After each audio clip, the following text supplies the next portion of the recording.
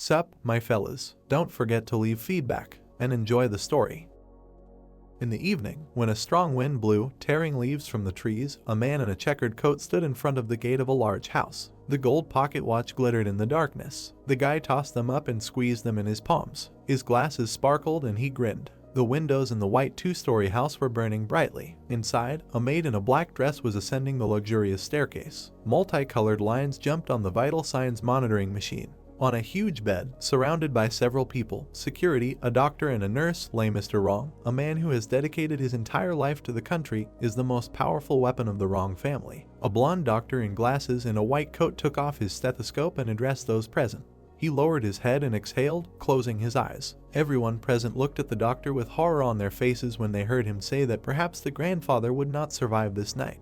The 98-year-old grandfather was lying on his bed with a ventilator connected. Suddenly, the wooden doors of the room swung open noisily. Everyone turned around sharply at the sound. The guy pushed the doors with both hands and pathetically entered the room. Wearing black boots and a long coat flowing, he strode towards the bed. A dark-haired guy wearing round glasses, dressed in a beige suit with a red striped tie under his coat, smiled carefreely and said that his grandfather had another 13 minutes and 19 seconds to live. Security guards in black glasses and suits sharply pointed their guns at the new arrival. A man in a brown sweater, pointing at the guy, screaming in fear, asked who he was and how he got here. The guy grinned sarcastically, took out a pocket watch on a chain and told him to speed up his time 100-fold. He brought the watch to his gray eyes, its black dial facing the others. The watch in the guy's hands made a sound. At this moment the room went dark. The armed guards froze with their mouths open. The rest of those present looked at them in shock, not understanding what was happening. Trembling all over, the man turned to the stranger and asked what kind of superpower he was and who he was. With a creepy smile on his face, still holding the watch on the chain in front of him, the guy said that he seemed to have scared them a little and, telling them to relax,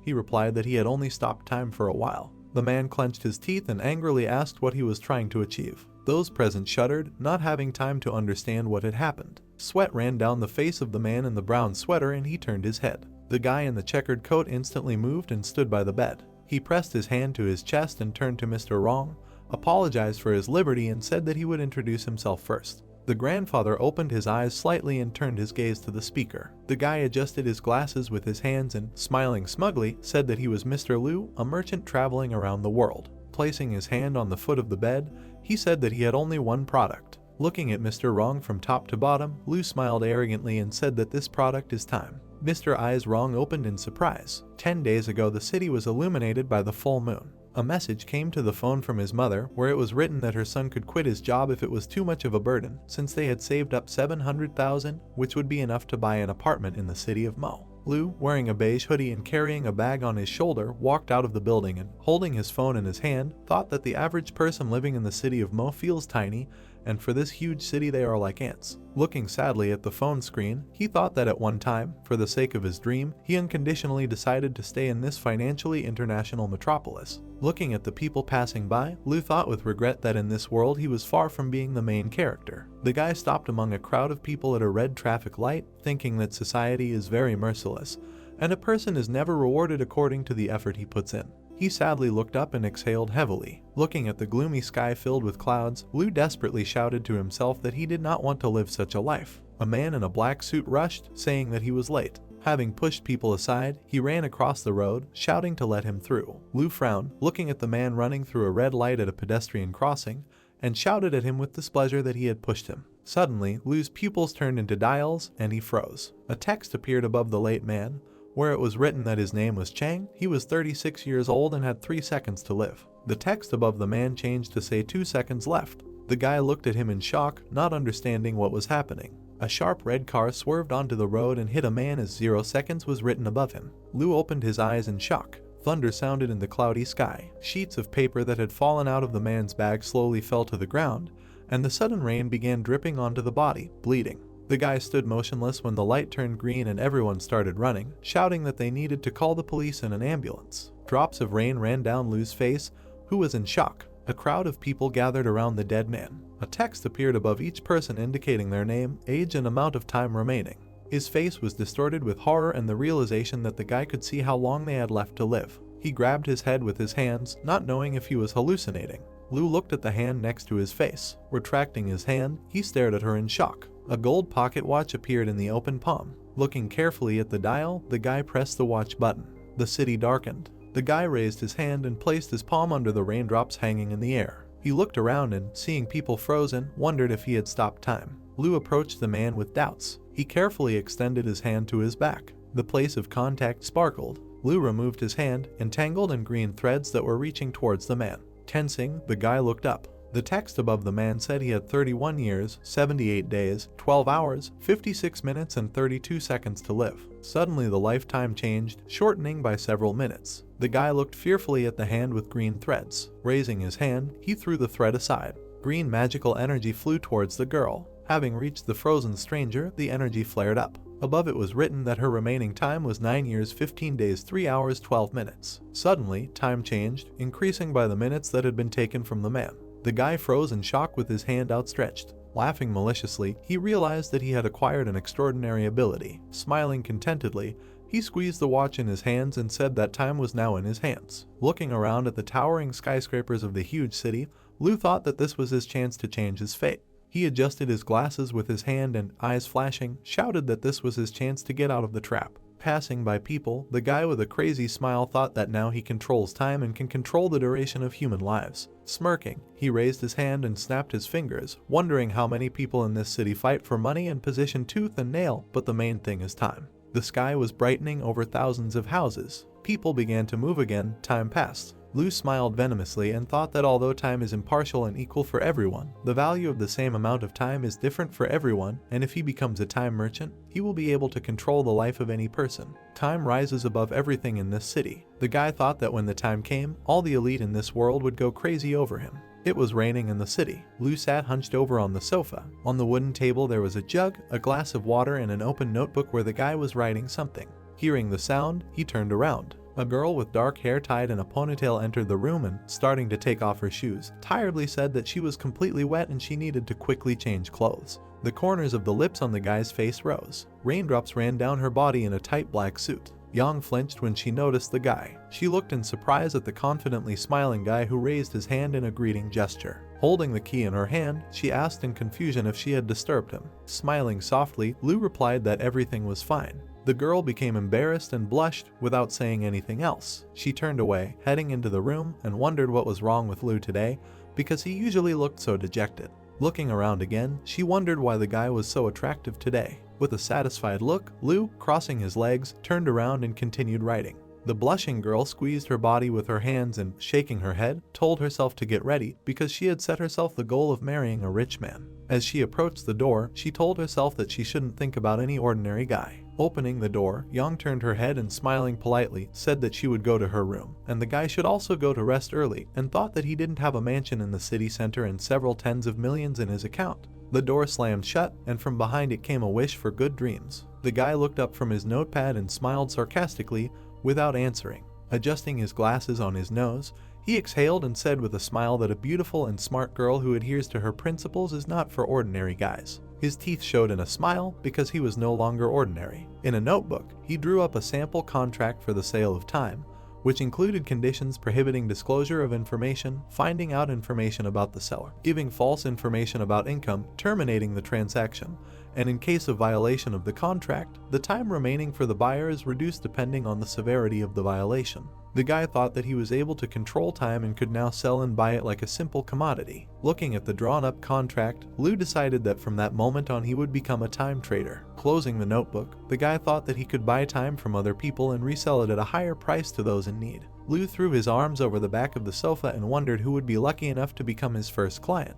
People were walking around high-rise buildings. A row of lanterns illuminated the street. The guy was sitting on a wooden bench. In his hands was a small black suitcase in which he had put almost all the necessary savings. He looked up, his eyes turning into dials. People walked down the street in an endless stream, and information about the time remaining to them appeared above their heads. Looking from one to the other, Lu wondered who his conditions would suit.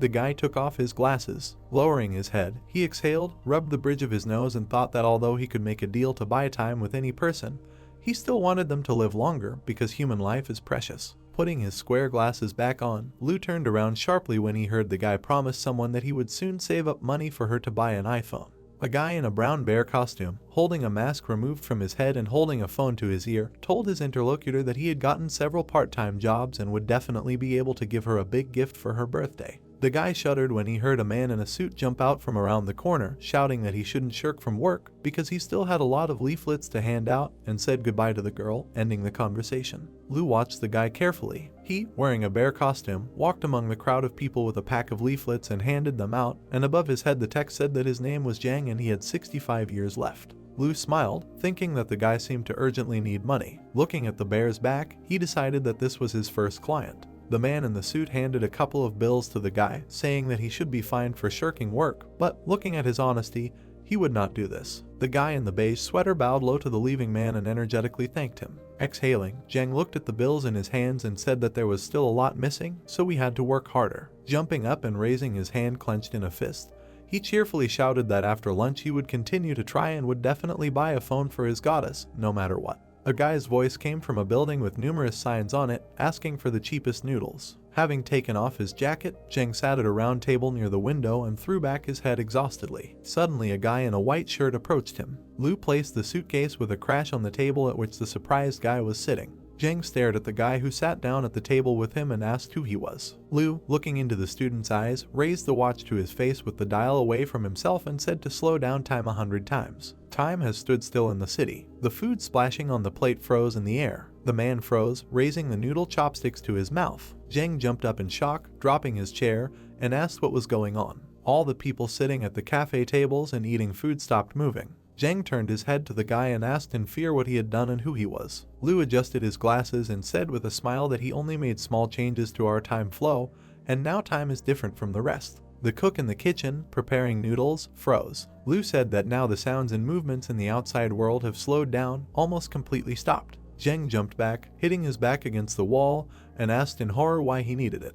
Leaning his hand on the table, the guy in the shirt stood up. Jang looked at him with fear on his face. Lou put his hand on his heart and introduced himself with a smug smile, saying that he was a time trader. The student chuckled nervously, saying that he had never heard of time traders and asking if he was sick. Lou looked at the guy with a grin. There was a clock hanging on the wall, with the second hand moving very slowly. Shrinking his whole body, Jang fell silent. The guy with glasses sat imposingly on a chair and, closing his eyes and raising his hand, turned to his interlocutor and said not to be nervous, saying that for countless years he wandered into this world to buy people's time, life expectancy, and to resell it those in need and those who have the opportunity. Jang looked up and warily asked how he knew his last name. The time trader exhaled with a grin. He raised his hand, from which red fire flew out. Red text appeared above the hand, telling Jang's name, age, and remaining time. The guy raised his eyebrows in shock. Resting his head on his hand, Lou said that it looked like the guy would live at least until he was 80 years old, which was a long life indeed. Looking greedily at the guy, Lou asked if he would like to sell him some time.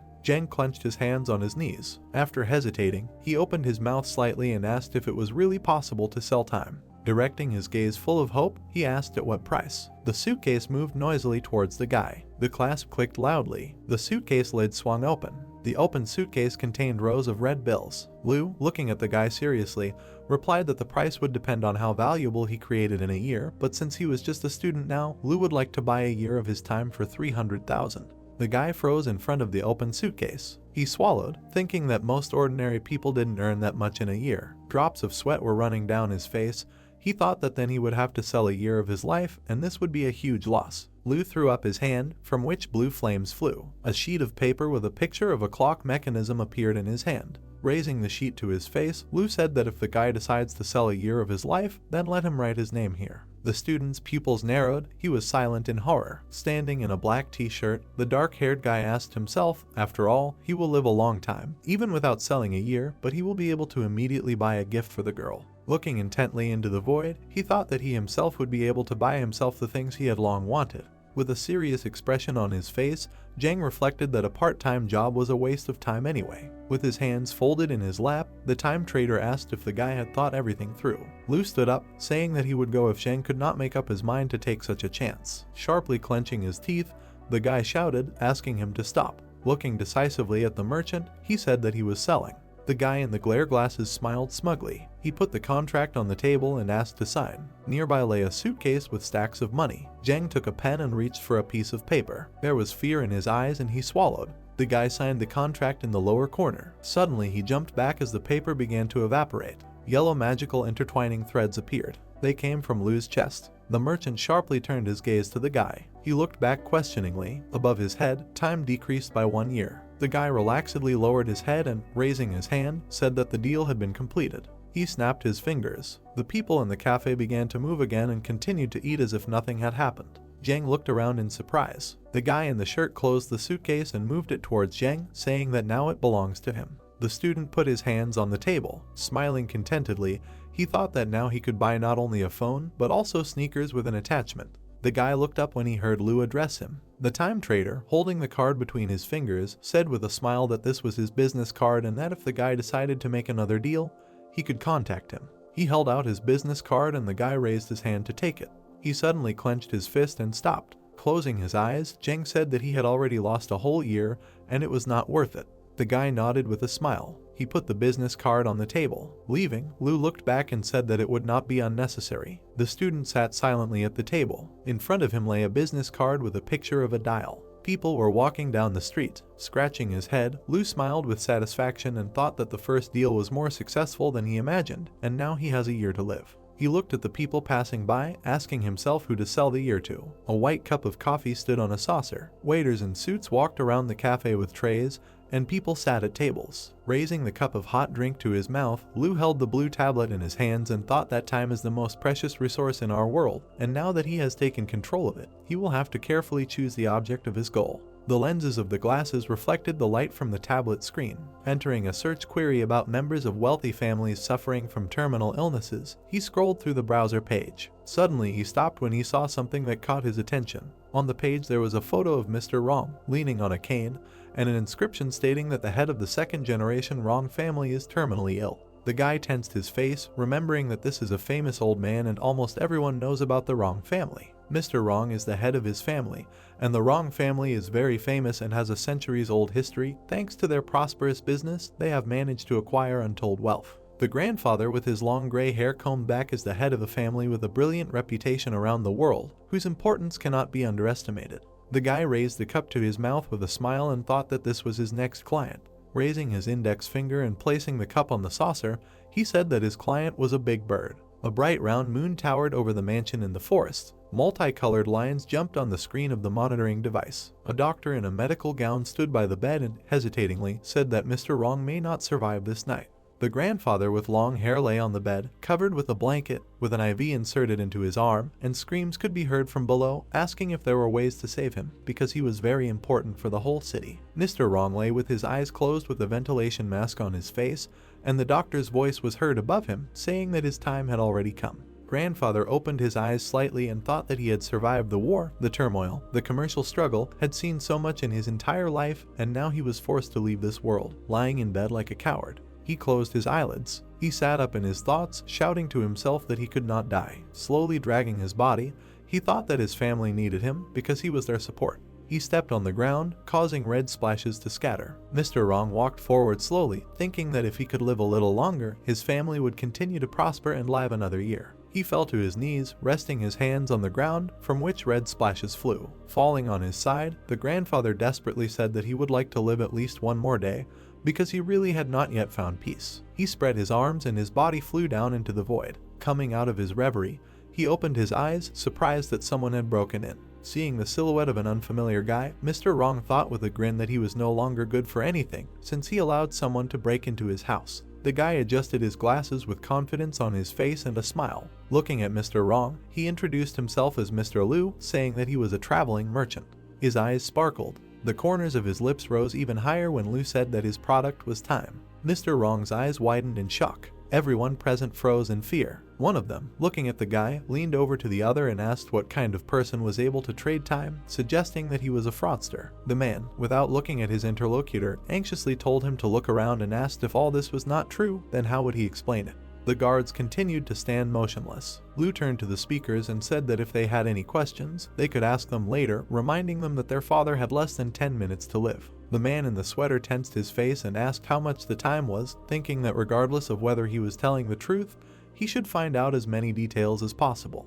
The guy raised his hand with the chain on which his pocket watch hung and said that each person in the same amount of time is able to bring benefits of different prices, and money is an intermediary and a measure of the value of life. The hands on the dial stood, and Lu said that 1 year of life is equal to 1/5 of the amount of everything valuable that the client created in a year. The man with suspenders, counting on his fingers, cried out expressively that, according to their income, it was 100 million, which is a huge amount. The guy grinned and sarcastically asked if such an influential family knew that no amount of money could buy time. Adjusting his glasses and removing the smile from his face, Lu said that essentially they were nothing more than a bunch of mere mortals. The man's veins bulged and he screamed angrily. The guy lowered his eyes and raised his hand with a hanging watch. The corners of the bearded man's lips drooped. Mr. S. Son's pupils Wrong's eyes narrowed in horror. The man with glasses opened his mouth. Sweat was running down the other's face. They saw red text saying that Mr. Wrong has 5 minutes to live. The head of the family turned his fading gaze. Looking down at him, Lu said that Mr. Wrong has wielded enormous power for decades, but time is merciless for everyone.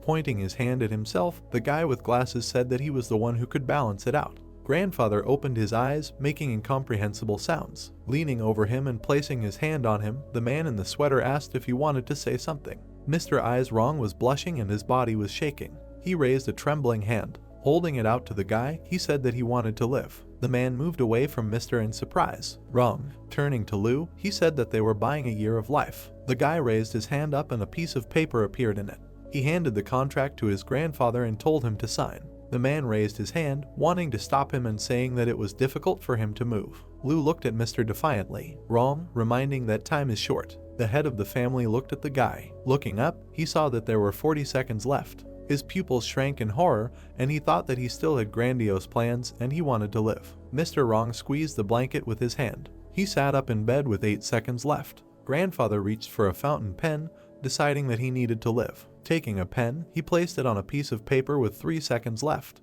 Everyone looked at him tensely. Mr. Wrong left a caption when the text showed 1 second. The clock hand moved. Breasts Mr. Wrong rose up, and magical energy flew at him. The man in the sweater raised his hand in fear. Mr. Wrong, surrounded by glowing particles of magic, opened his mouth wide. The particles flashed, lighting up the entire room. The guy smiled smugly, feeling his power. Mr. I's Wrong were glowing and the head was thrown back. Suddenly he bent over, breathing heavily. The inscription above him said that he had 365 days and 1 second to live. The shocked men looked at the text, seeing that his lifespan had increased. Mr. Wrong took off the mask from his face. He looked at his hand, not believing what was happening. Lu clapped and said Mr. Wrong is truly worthy of being the head of the second-generation family, and he admires his determination. The grandfather looked up at the guy in surprise. With his arms outstretched, Lu said with a smile that the deal was done. Voices were heard from the White House. The family members stood in front of their uncle, who was sitting on the bed. They asked how he was feeling. Mr. Wrong looked down. He couldn't understand how he felt. Grandpa opened his eyes wide and looked at his hand.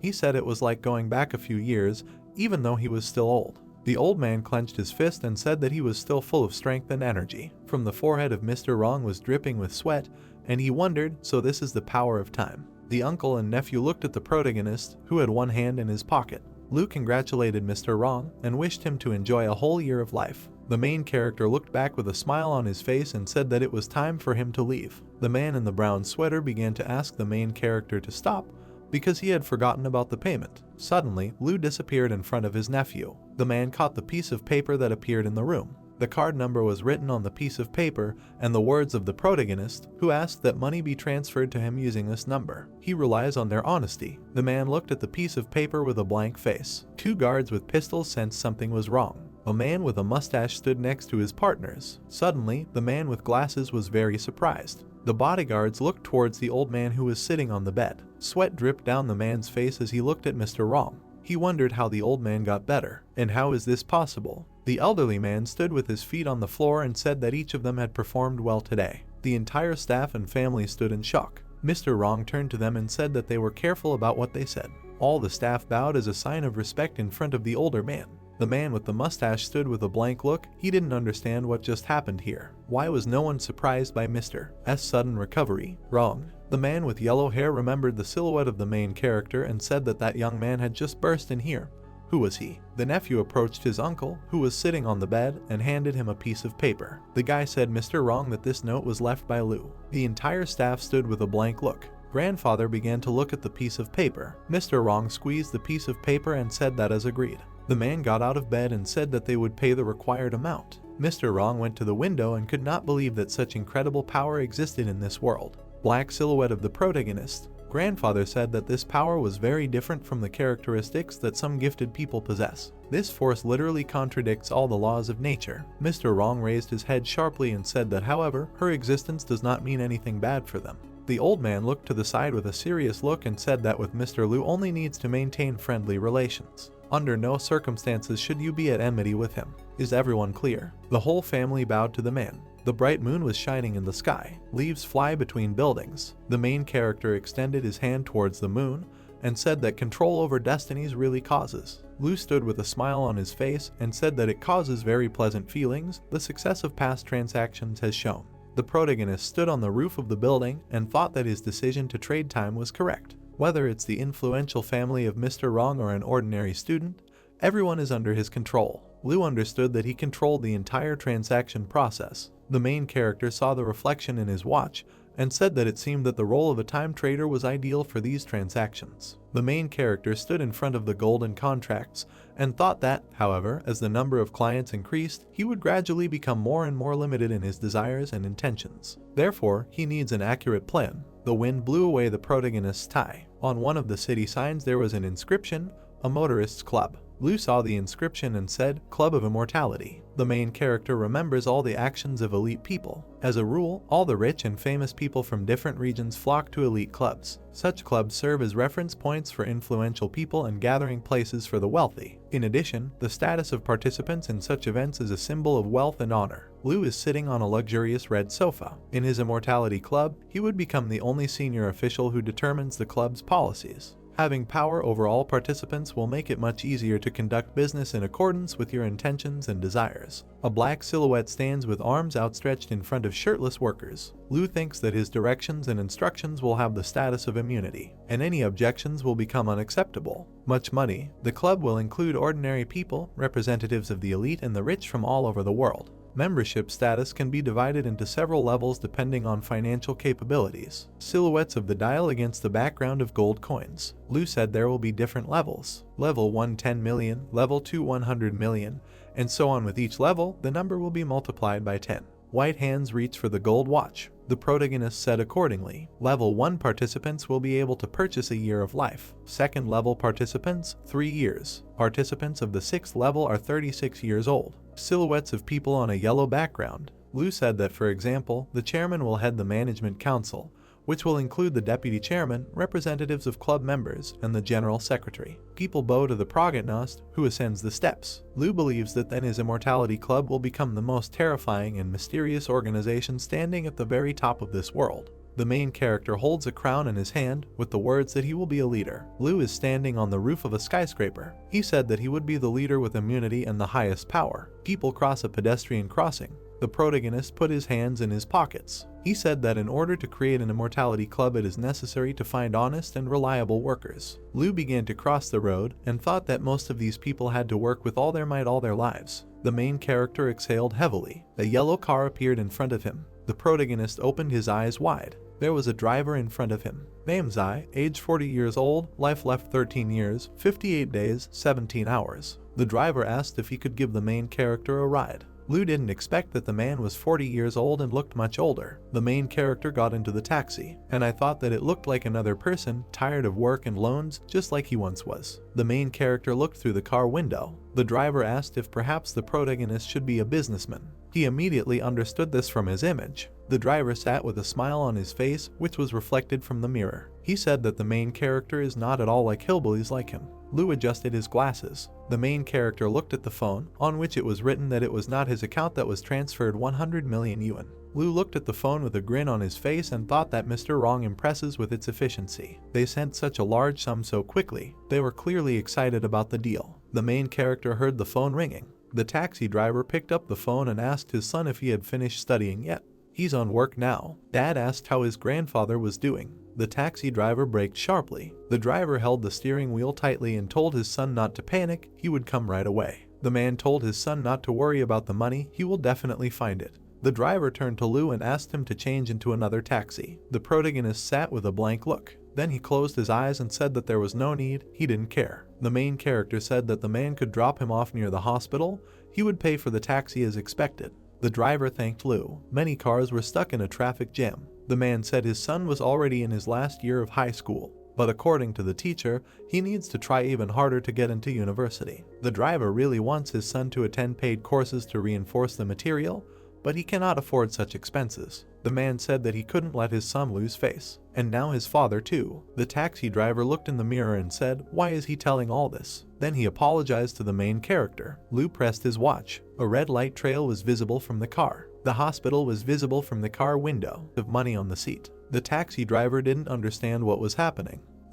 Tang stood with glasses and said that they were able to simulate a miniature of the Earth and go through each stage of the origin of life. Waiwen stood next to the main character and asked, "Is the plan feasible?" Professor Tang raised his hand and said that the genetic code of each of them determines everything in a person, creating spores whose evolution can be controlled using genetic coding technology is the prerogative of God. Anthony put his hands on his belt and looked at his colleague, who said that they should approach life with trepidation. Tang opened his mouth and said that, however, the creation of this kind of sandbox. The man looked, stood with a serious face and said that it was really possible. Waiwen looked ahead and asked, "Does it mean that when the right conditions appear, they will be able to create an environment suitable for the emergence of life in this sandbox?" Lu stood with a smile on his face. The girl opened her eyes wide and asked, "And then by accelerating time, will they achieve the appearance of microorganisms?" The main character looked at the girl, who said that by that time they, being the creator of the miniature universe. Waiwen turned her head and said that you can take time away from these living organisms. Lu, along with the professors, were shocked when the girl said that in other words, they will be able to produce their own time. A drop of sweat dripped down Anthony's face and he said it was crazy. Professor Tango closed his eyes and said that the plan was quite feasible. The main character leaned on the table and thought that the plan was very complicated, but having a first-class laboratory and bringing together specialists from different fields of science. Lu looked with a serious look and said that they still can add to this his ability. The main character imagined how he holds the planet. He said that an evolutionary process of 10,000, 100,000, or even a million years could be achieved in an instant. Lu smiled and thought that he would become the owner of a miniature universe. The protagonist stood against the background of a golden clock dial and said that he could take time from there like bread from his pantry. The main character strained his eyes and said that if they pull this off, Lu stood with a striped tie and said that he would become the owner of an infinite amount of time. Pocket watch against the backdrop of endless space. The main character thought he wanted his own miniature universe with an infinite amount of time. Lu adjusted his glasses and decided that he would call this crazy idea. The black silhouette of the protagonist spread his arms and said that he would call it Genesis Project. The professors and Waiwen looked at the protagonist, who said that he was now officially declaring. The protagonist stood in a suit against the background of the workers and said that the Genesis Project is now one of the main goals of the Eternal Club. Lu leaned on the table and said that until this project is completed, he will be the club's first priority. The girl and the professors stood in a row. The protagonist said that they must complete various tasks together to achieve this goal. Lu extended his hand and said that the Advanced Technology Project and the Life Engineering Project would tie for second place.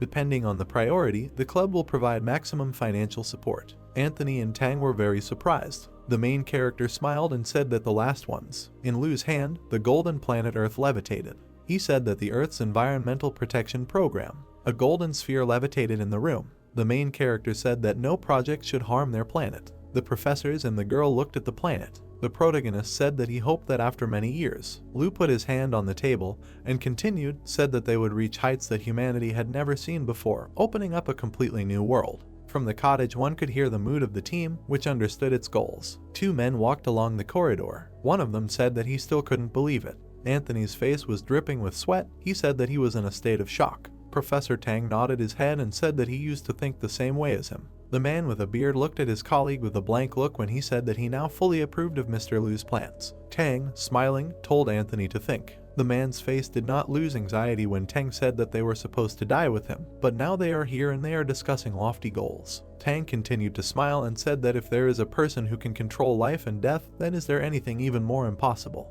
The professor watched with his brown eye, capable of controlling life and death. Anthony looked back as his colleague walked forward. The man understood that this Mr. Lu was on his way to becoming a god. The main character stood in front of Waiwen. The girl with violet eyes said that since she is now an employee of the club, does she need to now? Lu, smiling, interrupted the girl and said that she was different from these two professors. The main character said that she doesn't need to break ties with other people. Waiwen closed her eyes when the protagonist said that she needed to maintain the status quo. The girl said that she understood. Lu's smile never left his face.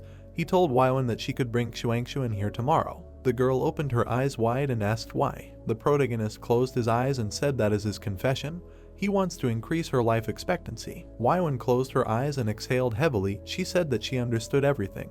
The main character sat down on the sofa and suggested that Waiwen sit down too. Lu said that he wanted to discuss the idea of their representative with her. The girl put a brown folder on the table and said that here is information about their old friends. Now they are the most important clients for them. Waiwen sat in front of the main character, who said that he was thinking about who to choose among them, but he became even more confused. The girl was looking at the documents when the main character said that she is now with us. I can breathe a sigh of relief. Lu raised his fist to his face and said that in the end, such things should be left to professionals. The protagonist asked Waiwen what she thought about this. Suddenly the girl fell into a stupor when she saw Mr. S photo. Wrong. The girl looked at the main character with a smile and said that she did not expect that he had connections with such people. Waiwen put down the piece of paper and said Mr. Wrong enjoys authority in relevant circles and his words carry weight. She said he was definitely the best choice among them all. Lu became sharply alarmed when Waiwen said that. However, the girl was sitting in a white shirt and said that in this situation it was necessary to meet him in person. She asked what Lu thought about this idea. The protagonist replied with a smile on his face that Mrs. Waiwen is approaching the matter more and more carefully. He said that from now on he would entrust such matters to her. The girl, smiling back, said that there were no problems. The main character stood with a confident face and thought that in the process of creating an eternal club, he must learn to delegate powers to others and be able to fully control important moments. Thus, he will strengthen his position. The protagonist sat imposingly on the sofa. He understood that then his workers would bring brilliant results in the future. Many men are sitting at a round table. One of them addresses his neighbor as uncle and then warns that the head of the Lai family will be holding a banquet in 2 days in honor of his birthday, and they have already been sent an invitation. A certain man takes a treat from a plate using chopsticks as he looks ahead with interest. He adds that Mr. Lu is more interested in the health of the main person at the table. A man takes a spoonful of soup. He says that this old man has been someone who cannot be reformed all his life. The man in the red suit smiles as he takes food from the plate opposite him using chopsticks. He assures that the chairman is probably very curious about what kind of miraculous medicine the head of the table is taking. The other person at the table frowns and opens his mouth. He asks his uncle if he should say no to the offer, then adds that Mr. Lu's identity is suspicious. The elderly man opens his mouth and brings the bowl to his lips. He claims that this should not be done, since in this case they may cause unnecessary suspicion. The man with gray hair raises and turns his head, puts down his plate and smiles calmly. He assures that if his partner is so curious, he can meet him. An unknown servant approaches the head of the table and hands him a gadget. He assures that they are calling the gentleman. A man with gray hair asks in confusion why he is receiving a call at such an early hour. He puts his hand with the phone to his ear. The man in the red suit asks who is calling him at the moment. He looks away in surprise and opens his mouth. The man says Ms. Tan's name. A man with gray hair holds a gadget to his head. He agrees with his interlocutor twice. The man turns his head back and looks carefully in a certain direction. He claims that he understands everything and says goodbye to his opponent. An elderly man ends a phone call when he presses some button on the gadget screen. The men at the food table look forward with interest. They call out to their uncle in unison. A man in a red suit sits down at the table and puts the phone next to him. He claims that Mr. Lu invited him to a meeting. One of the men at the table opens his eyes wide in surprise. He asks if this proposal is an assignment from the club. A man with gray hair looks down thoughtfully. He says that he does not know the answer to this question at the moment, but adds that the chairman wishes to speak with him personally. Another family member who is sitting at the table raises his hand in a vague gesture. He says in confusion that in ordinary situations the boss publishes the task in a special application, and also adds that this will be the first personal meeting between his uncle and Mr. Lu. The elderly man moves his eyebrows to the bridge of his nose and remains silent. One of the men opens his eyes and mouth wide in fear as his neighbor looks at him. This person asks if this visit is in any way connected with the Yunping and Yunan brothers, if the chairman is angry with their family, and if the same fate awaits them as Hanyang. This man flinches at the loud voice. The head of the table argues that this family member needs to learn to remain silent from his brothers and demands that he stop disgracing himself. The elderly man tilts his head down and frowns. He claims that he immediately handed over the recording of the conversation with the Chen brothers to the gentleman, so problems should not arise and, probably, The chairman had a new plan. The man sadly looks into the distance. He claims that the only way to find out whether this new pattern will be a blessing or a disaster for their family is to meet with the boss. Mr. Liu sits imposingly on the sofa. He tilts his head down and smiles slyly. Yanu points with his hand at a man in a red suit who is leaning on a cane. She turns to her master and claims that Mr. Wrong has arrived at the meeting place. The brunette rises to his feet and smiles good-naturedly. He addresses his guest by name and then adds that he came rather quickly since he expected them to meet after lunch. Waiwen and another girl in a yellow dress watch as the older man shakes the boss's hand. The man in the red suit claims that his family is always waiting for new news from the chairman, while the brunette even wanted to meet the older man.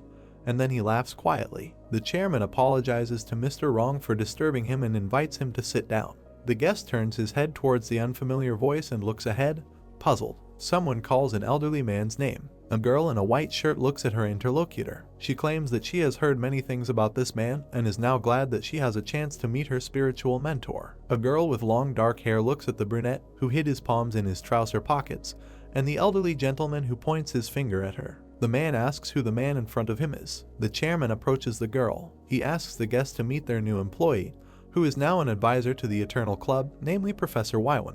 The man looks at his interlocutor with interest. He is surprised by the girl's position. She looks forward intently and smiles. Mr. Wrong argues that in the eyes of this employee you can see a huge amount of knowledge and experience, which is not typical for her young age. An elderly man smiles when he looks at a girl with long dark hair. The man addresses Professor Waiwen by her first name and claims that if she could become the chairman's advisor at such a young age, she has great talent. The girl in the white shirt is shy and claims that the gentleman is flattering her. The boss watches the acquaintance of Mr. Wrong and the new employee of the club. He argues that due to the specific features of the Eternal Club, its employees always arouse curiosity among clients, and adds that he can see an interesting couple in the dialogue, namely a representative of the younger generation, who has incredible intelligence and a rather calculating elderly man. Professor Waiwen looks ahead with interest. Mr. Liu thinks that their company should not make mistakes at this reception. Mr. Wrong smiles good-naturedly. The chairman also thinks that the employees of his company should also not forget about etiquette, since the ability to conduct a conversation is also a kind of art.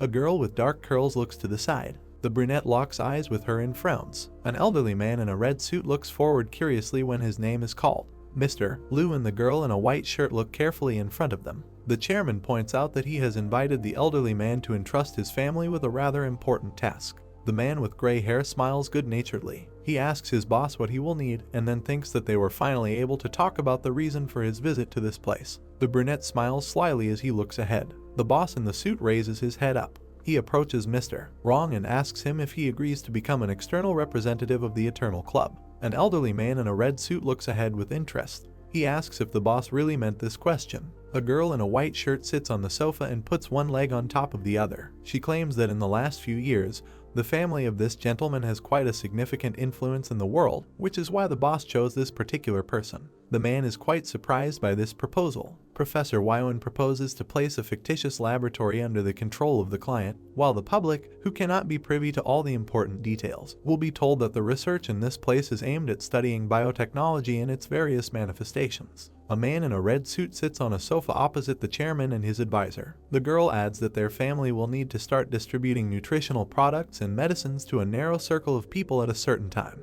She looks ahead seriously. Waiwen claims that these medications can prolong human life. Mr. Wrong opens his eyes wide in surprise. The professor adds that these drugs will be developed specifically in his laboratory. The chairman tilts his head down, puts his hand to his chin and smiles slyly. The elderly man looks down and thinks. He raises his eyes and looks decisively ahead. Mr. Wrong opens his mouth at the moment. He claims that he understood the instructions of the secretary and his boss. A man in a red suit rests his palms on a cane and smiles good-naturedly. He claims that such a business is strange and large enough that it will be quite convenient for him and his family. Professor Waiwen and the Eternal Club boss listen carefully to their client. Mr. Wrong says that Mr. Liu and a girl with beautiful long dark hair came up with this method for a certain purpose. A man with gray curls closes his eyes. He claims that he will try to guess the reason for this plan. The elderly man smiles contentedly and looks decisively ahead. He guesses that the chairman wants his family to take responsibility for some of the necessary clients instead of the main management of the club, in which case people will only get an appointment with Mr. Liu after careful selection,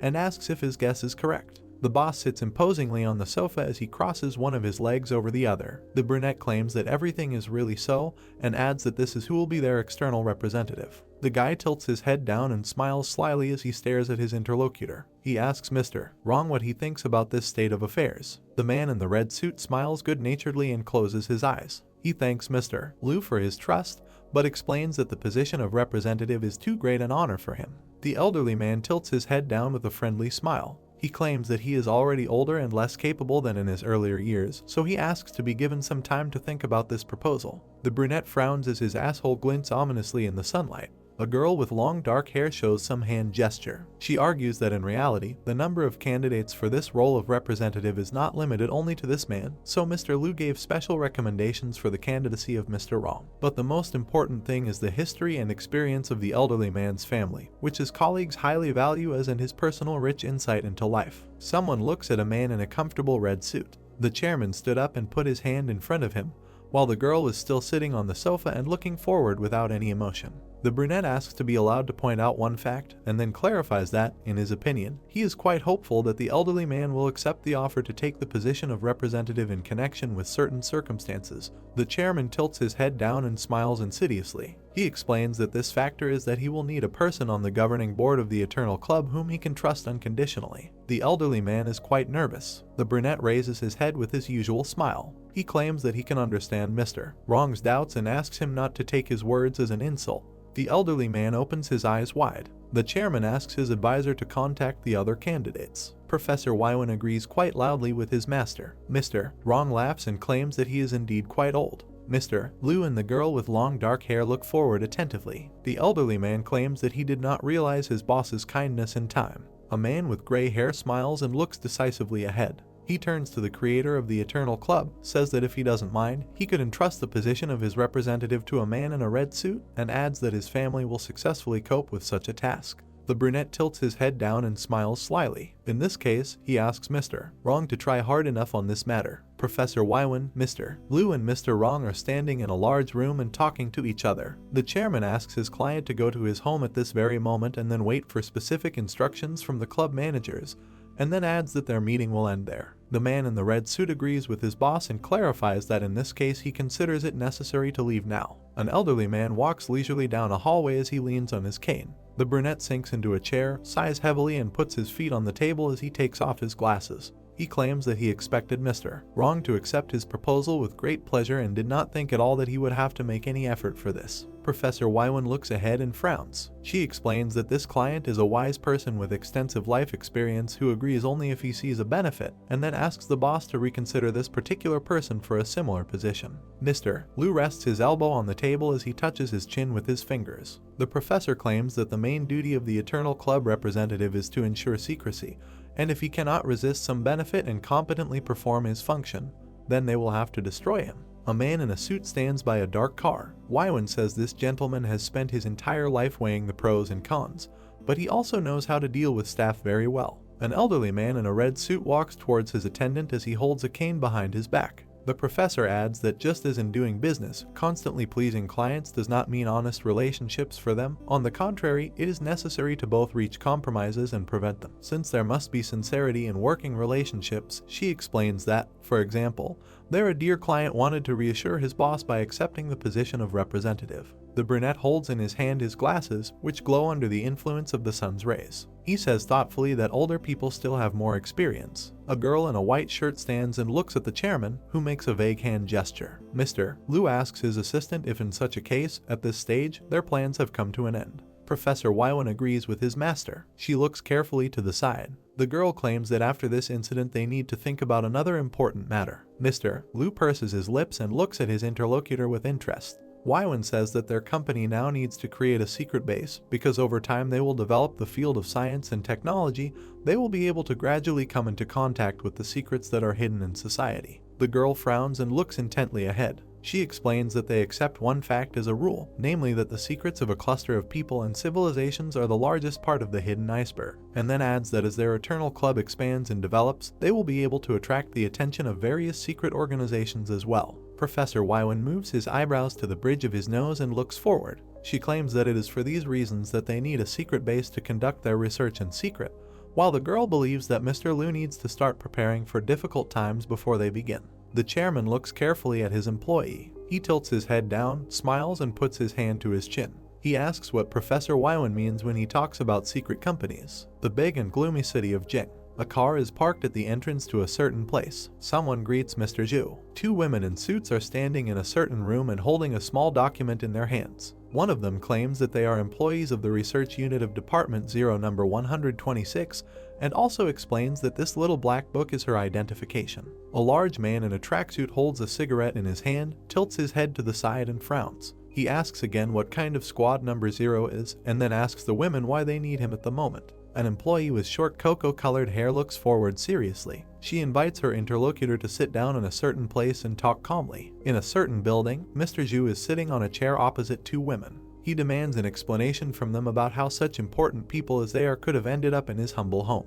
A man with disheveled hair leans forward as he holds a cigarette in his hand and frowns. He claims to be a citizen of his country who diligently follows the laws. A woman with an unusual hairstyle sits on a stool. She asks her interlocutor not to make excuses for their misdeeds since they came here for another reason. Her partner with short cocoa-colored hair smiles good-naturedly and nods. She claims that Mr. Zhu is currently an honest businessman. A man in a tracksuit leans on the back of a chair and takes an imposing pose. He asks employees of an important organization to listen to him and not interrupt, and then asks them what he owes them now. One of the women puts her fingers to her chin. She claims that they came to the man in order to pick up one thing, namely a certain video recording. The businessman opens his eyes wide in fear. He asks loudly which video the women in suits are referring to. An employee with short cocoa-colored hair looks intently in front of her and smiles slyly. She talks about surveillance footage that may have captured the murder of her interlocutor's younger brother. The man with disheveled hair is quite nervous. He mentally swears and wonders how these people knew about this incident and whether any person spilled the beans. Someone is speaking to a businessman when he suddenly flinches. She asks the person in front of her to stop pretending. A woman with short hair becomes darker and more intimidating. She asks her interlocutor if he is panicking enough in his heart right now. Zhu frowns and looks ahead when he hears the voice of one of the employees of the strange organization. A man with short hair is called by his first name. A woman in a suit with cocoa-colored curls rises from her chair and looks ahead with interest. She warns the businessman that if he continues to hide the circumstances of this case, he will definitely drag his entire family into this proceeding. Mr. Zhu purses his lips. He looks to the side and opens his mouth wide. He demands that his assistants bring the video recording. A woman holds a device in her hands that records the necessary video. She argues that this is a much better state of affairs and adds that it will be right for Mr. Zhu and his family. A man in a tracksuit looks at the employees of a strange organization. He says quite loudly that although he gave them all the information, he does not know what is contained in this recording, so it has no connection with him, and also tries to express hope for the work of law enforcement officers. A woman with short cocoa-colored hair turns around and stares at the businessman. She tries to convince Mr. Zhu to stop calming down since they just want to find out the truth. This employee smiles calmly. She claims that the affairs of this businessman are of absolutely no interest to them. A man in a tracksuit watches as employees of a strange organization leave his establishment. Mr. Zhu is shocked and horrified as he looks ahead. He reasons that the Yang case has attracted the attention of Department 0 and is glad that he managed to stop at the right time since he believes that it is really better not to conflict with these women. The man becomes more gloomy. He can't help but smile maliciously. A certain task is located in a big city. Mr. Zhu thinks that he does not need to take the necessary measures to achieve secrecy thanks to his new friends from the strange department. The unknown person says that Group B reports to the boss and adds that Mr. Zhu is concerned about the possible risk to his family, which is why the employees were able to obtain the necessary video recording without any problems. A black car is driving down the street of a big city. Someone assures that he will now send the fine to his boss. An unknown person is holding a phone in his hand, which made a certain sound. He claims this is strong evidence. Two human figures are visible on the TV screens. Some person adds that all that remains is to interrogate the witnesses. The employee, who has not yet revealed his name to readers, frowns as his hands are clasped. He asks the first, last name, age and profession of the witnesses. In interrogation chamber number 1 there is a middle-aged woman. He replies that her name is Ms. Chen, she is 45 years old, and also works as a janitor. In investigative cell number 2, there is a man with short hair. He states that his name is Dahai, his age is exactly 40 years, and he works as a taxi driver. An angry and serious man with dark hair opens his mouth as his glasses shine under the sun's rays. He assures the defendants that their organization has found out that several months ago a significant amount of money, namely 135 yuan, was credited to the account of these people, and then asks the people if they can explain where this income came from. Mr. Dai is trembling with fear. He claims that he signed some agreement and cannot tell, and also asks not to force him to do this. An unknown man puts his fingers to his chin in thought. He asks again what kind of agreement this is, and then gives an order to the employee in cell number 1. Namely, he demands that he ask the woman of neighboring years the same question.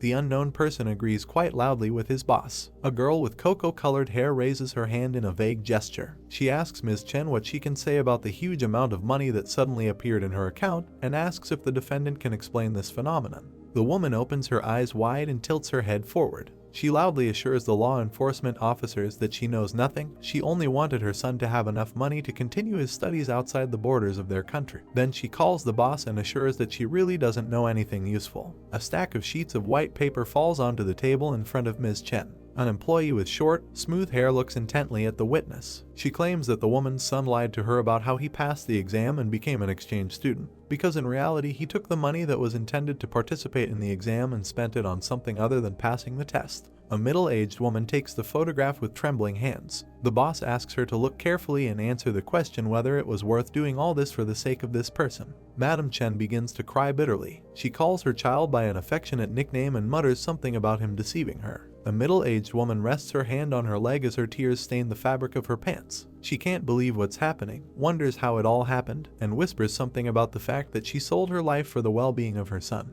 The unknown man, who is hiding in the shadows, clasped his hands in front of him. Mrs. Chen agrees to tell everything and claims that she will begin her narration from the beginning of this story. The unknown boss mutters something about how everything is going great. An SUV drove up to a large futuristic-style building. A man in a business suit was walking along a narrow corridor, with 2 more behind him. The man standing in the office turned around and looked at those entering. He greeted the man in the suit, calling him boss and saying that everyone had already gathered. At the conference room table, several people sat on large chairs and looked at the arrivals. The man stopped at the head of the table, greeted the others and introduced himself as Chuan Donglin, saying that he was the head of the Special Investigation Team top-level secret incident. The man looked at everyone through his glasses and said that although everyone was here before they started, it was necessary for everyone to sign a non-disclosure agreement. One of the men looked at him and asked again, the highest degree of secrecy, isn't that too much? The bespectacled man pointed his finger at the boss and said that he had no doubt that he was a capable man, but he must state that he had looked at all the reports. All the evidence showed that this was a common murder, and it was only a matter of time before this case was solved.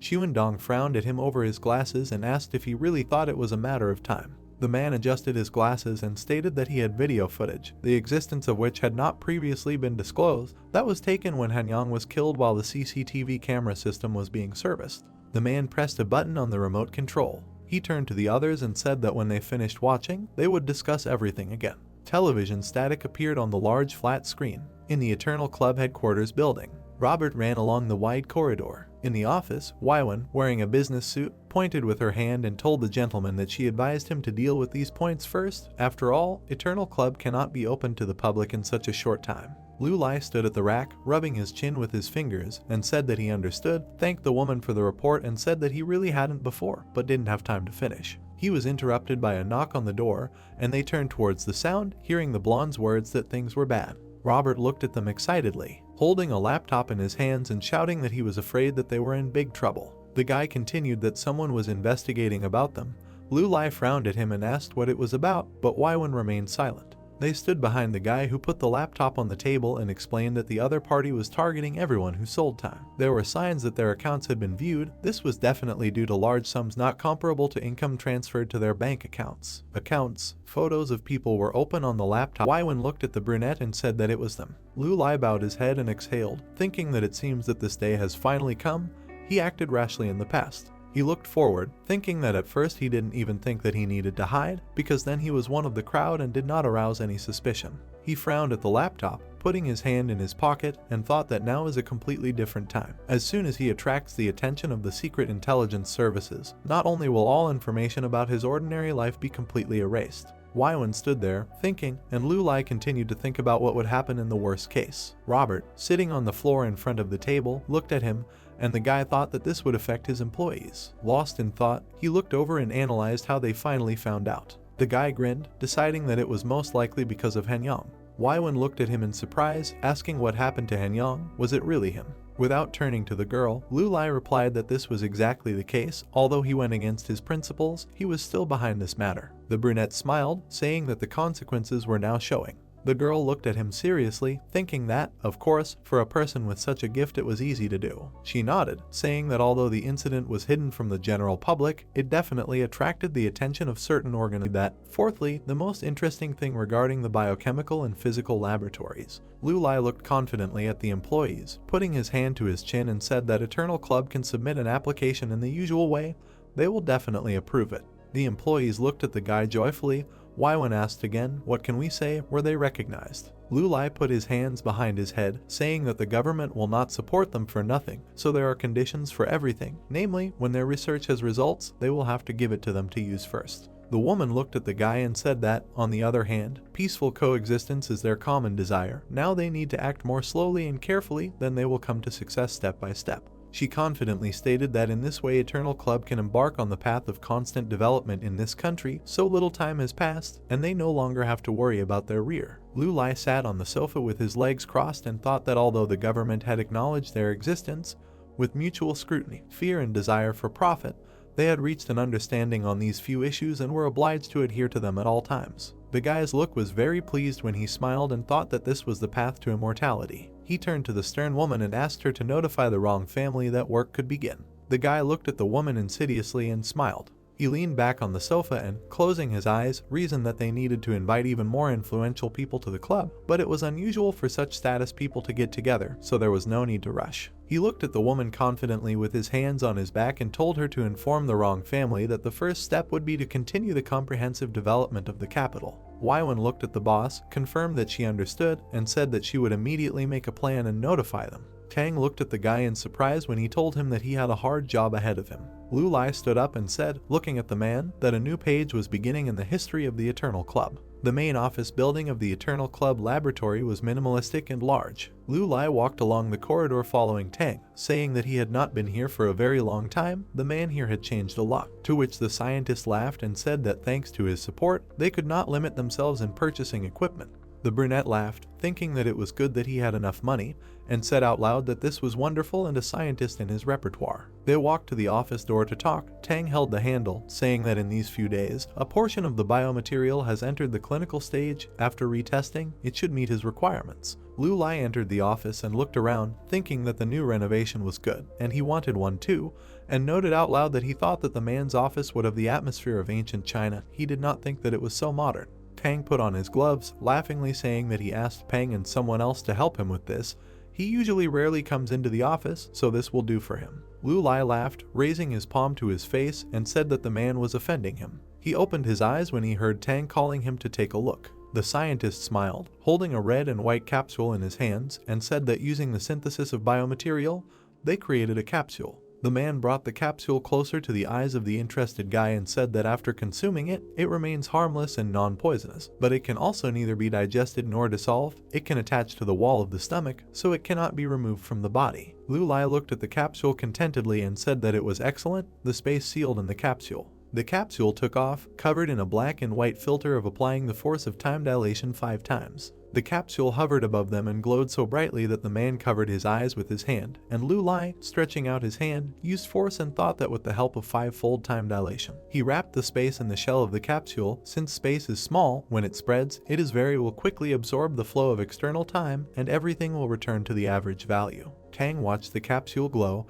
and the guy thought that he was absolutely not worried about him, but as far as the loyalty of other employees was concerned, relying on money alone was not enough. The shining capsule returned to the brunette's palm. He thought that he still needed some tricks up his sleeves. He imagined employees putting capsules in their mouths and thought that he would force important but distant members of the organization, as well as those in charge of trade secrets, to swallow these harmless and non-poisonous capsules. He imagined employees in business suits and thought that in normal times they would not affect the body in any way. The capsule inside the man glowed blue, and the guy thought that as soon as something similar to betrayal would happen.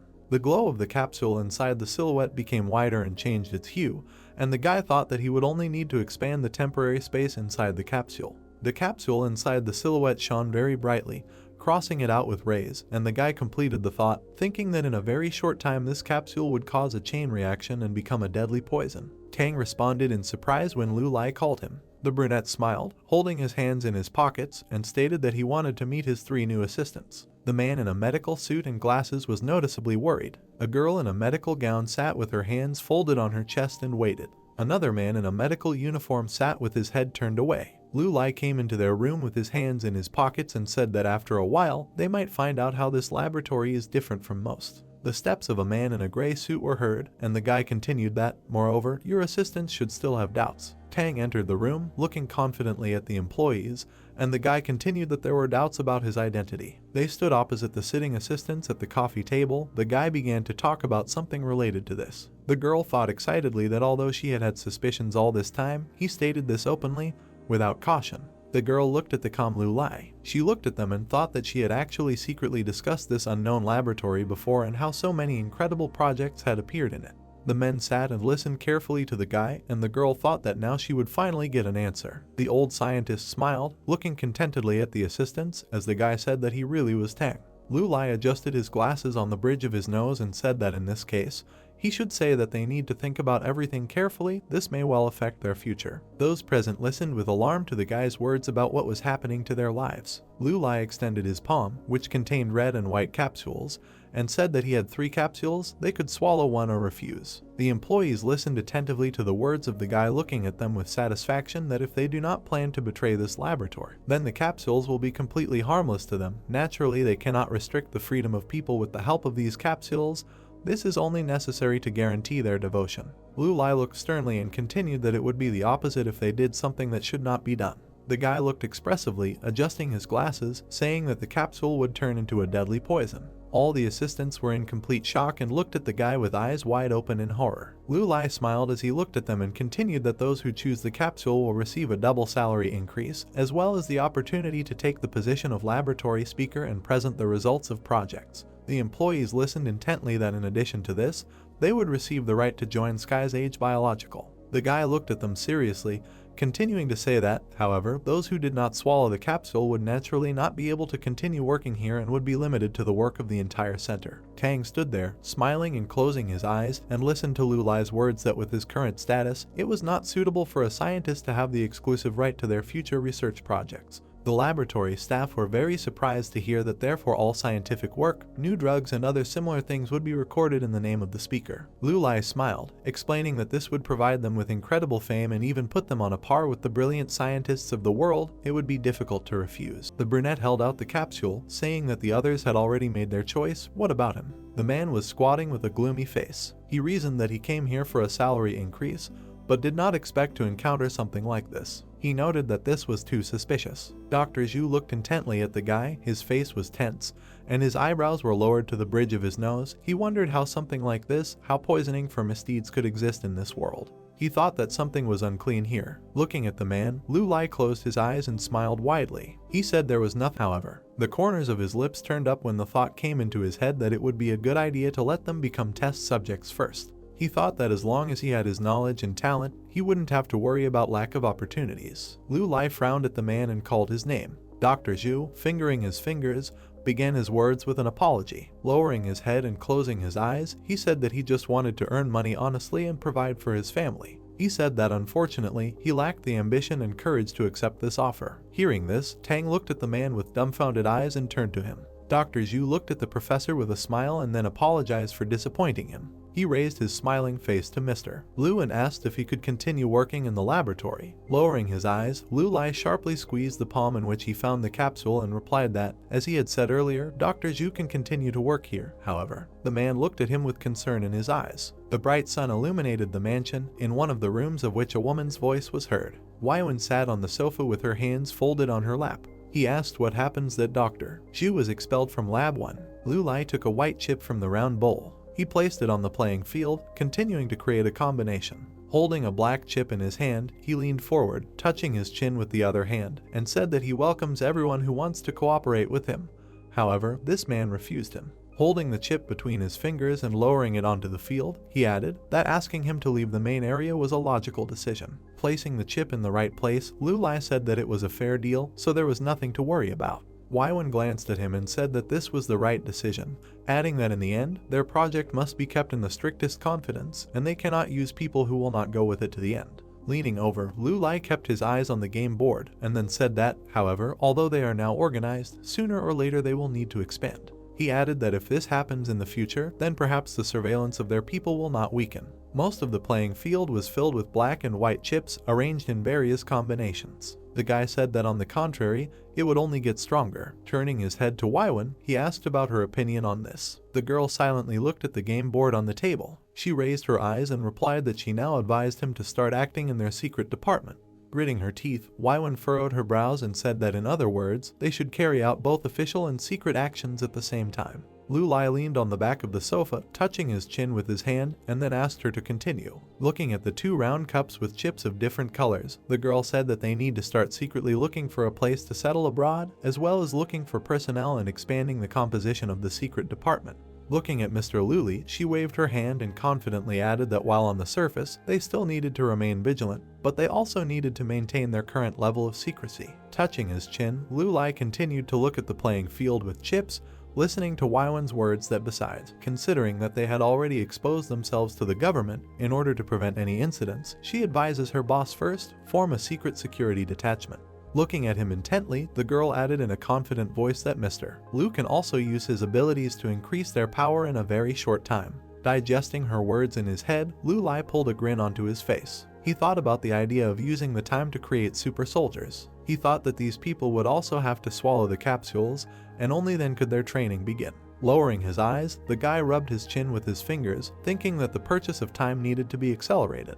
He looked at the clock that was seen on one of the walls of the rooms and thought that the increase in the amount of time he had was not only related to clients. He thought that now he was more concerned about that. Lu Lai rubbed his lips with the back of his finger, grinning and breaststroke a glance to the side. He thought that he was worried about the change in his own abilities. Waiwen, looking at Mr. Lu, straightened her back and said that she believed that it was time to let the wrong family accept new members. She added that when they realize their benefits, they will definitely help the club. Lu Lai looked a little surprised at the girl and asked if they were already ready. Looking at him with a confident look, Waiwen replied that with just one word from him, they would start this evening. Placing his hands behind his head, the guy smiled contentedly and replied that in that case they could start. A black car drove up to Rong Mansions. When the back door opened, a man's foot stepped onto the ground. Two elderly men got out of the car, one of whom, whose name was Ma Duan, had a beard, and the second Wang Zhenghua had a thick mustache. When they both entered the estate, they were greeted by the head of the family in a wheelchair. He greeted the two old men joyfully, noting that they had not seen each other for a long time. Mr. Rong in a burgundy suit greeted them with a smile on his face, and behind him stood an attendant, also smiling. The elderly man noted that several years had passed since their last meeting, and then asked how they were doing. Duan came closer to Wang and leaned towards his ear. In a whisper, he said that old man Rong looked too cheerful. The head of the family continued to smile sweetly, telling his old friends to quickly come into the house. He said that all this time he was undergoing long-term treatment, so he had a lot of time to think about his friends. Duan pursed his lips, wondering why he began to look better and completely stopped looking like a person with a serious illness. Heading towards his mansion, Mr. Rong said that he had prepared excellent tea for them. In response, the guests laughed and thanked him. After some time, they sat on sofas opposite each other in a spacious room. The head said that this tea was from his personal reserves, since he knew that he would have to look after it and could not bear the thought of having to give this tea to someone. He noted that, however, it is definitely impossible to save money for such a case. With his hands resting on his cane, Wang bowed his head and noted that he felt much calmer when he saw that Mr. Rong had become much more cheerful. He noted that he had heard news about his illness. In response, the elderly man exhaled noisily,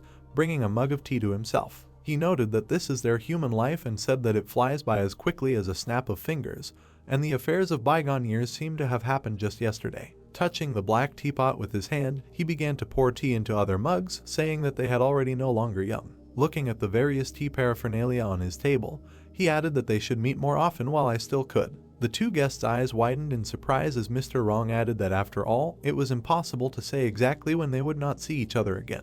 The older men looked at him with puzzled expressions, and Wang asked him what he was saying. He said that the man now looks so alive and will definitely live to a ripe old age. The guests froze in surprise when, in response to this, the head of the family only quietly chuckled.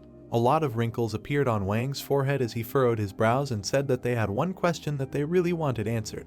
Mr. Rong straightened his back, holding a mug of tea in his left hand. He noted that they are like brothers with them, so there is no need to stand on ceremony. He said they could ask their question. A drop of sweat ran down the elderly man's face as he noted that they were already like 1 foot in the grave, and the head of the Wrong family was the eldest among them. Looking at the old man's calm face with puzzled eyes, Wang said that now he seemed to be looks much better than all of them, and they are very curious to know how he achieved this. Mr. Wrong put the mug on the table and asked if they wanted to find out in this way whether he could live a few more years. The corners of his lips turned up slightly when he told the guests that he thought they were thinking too much about it. The elderly men listened with concern in their eyes to his words that the children were simply taking good care of him, and then quietly added that there could also be such a thing as immortality. The head of the family stopped abruptly and laughed, saying that he was a little I started talking, and the whole reason is the strength of the spirit.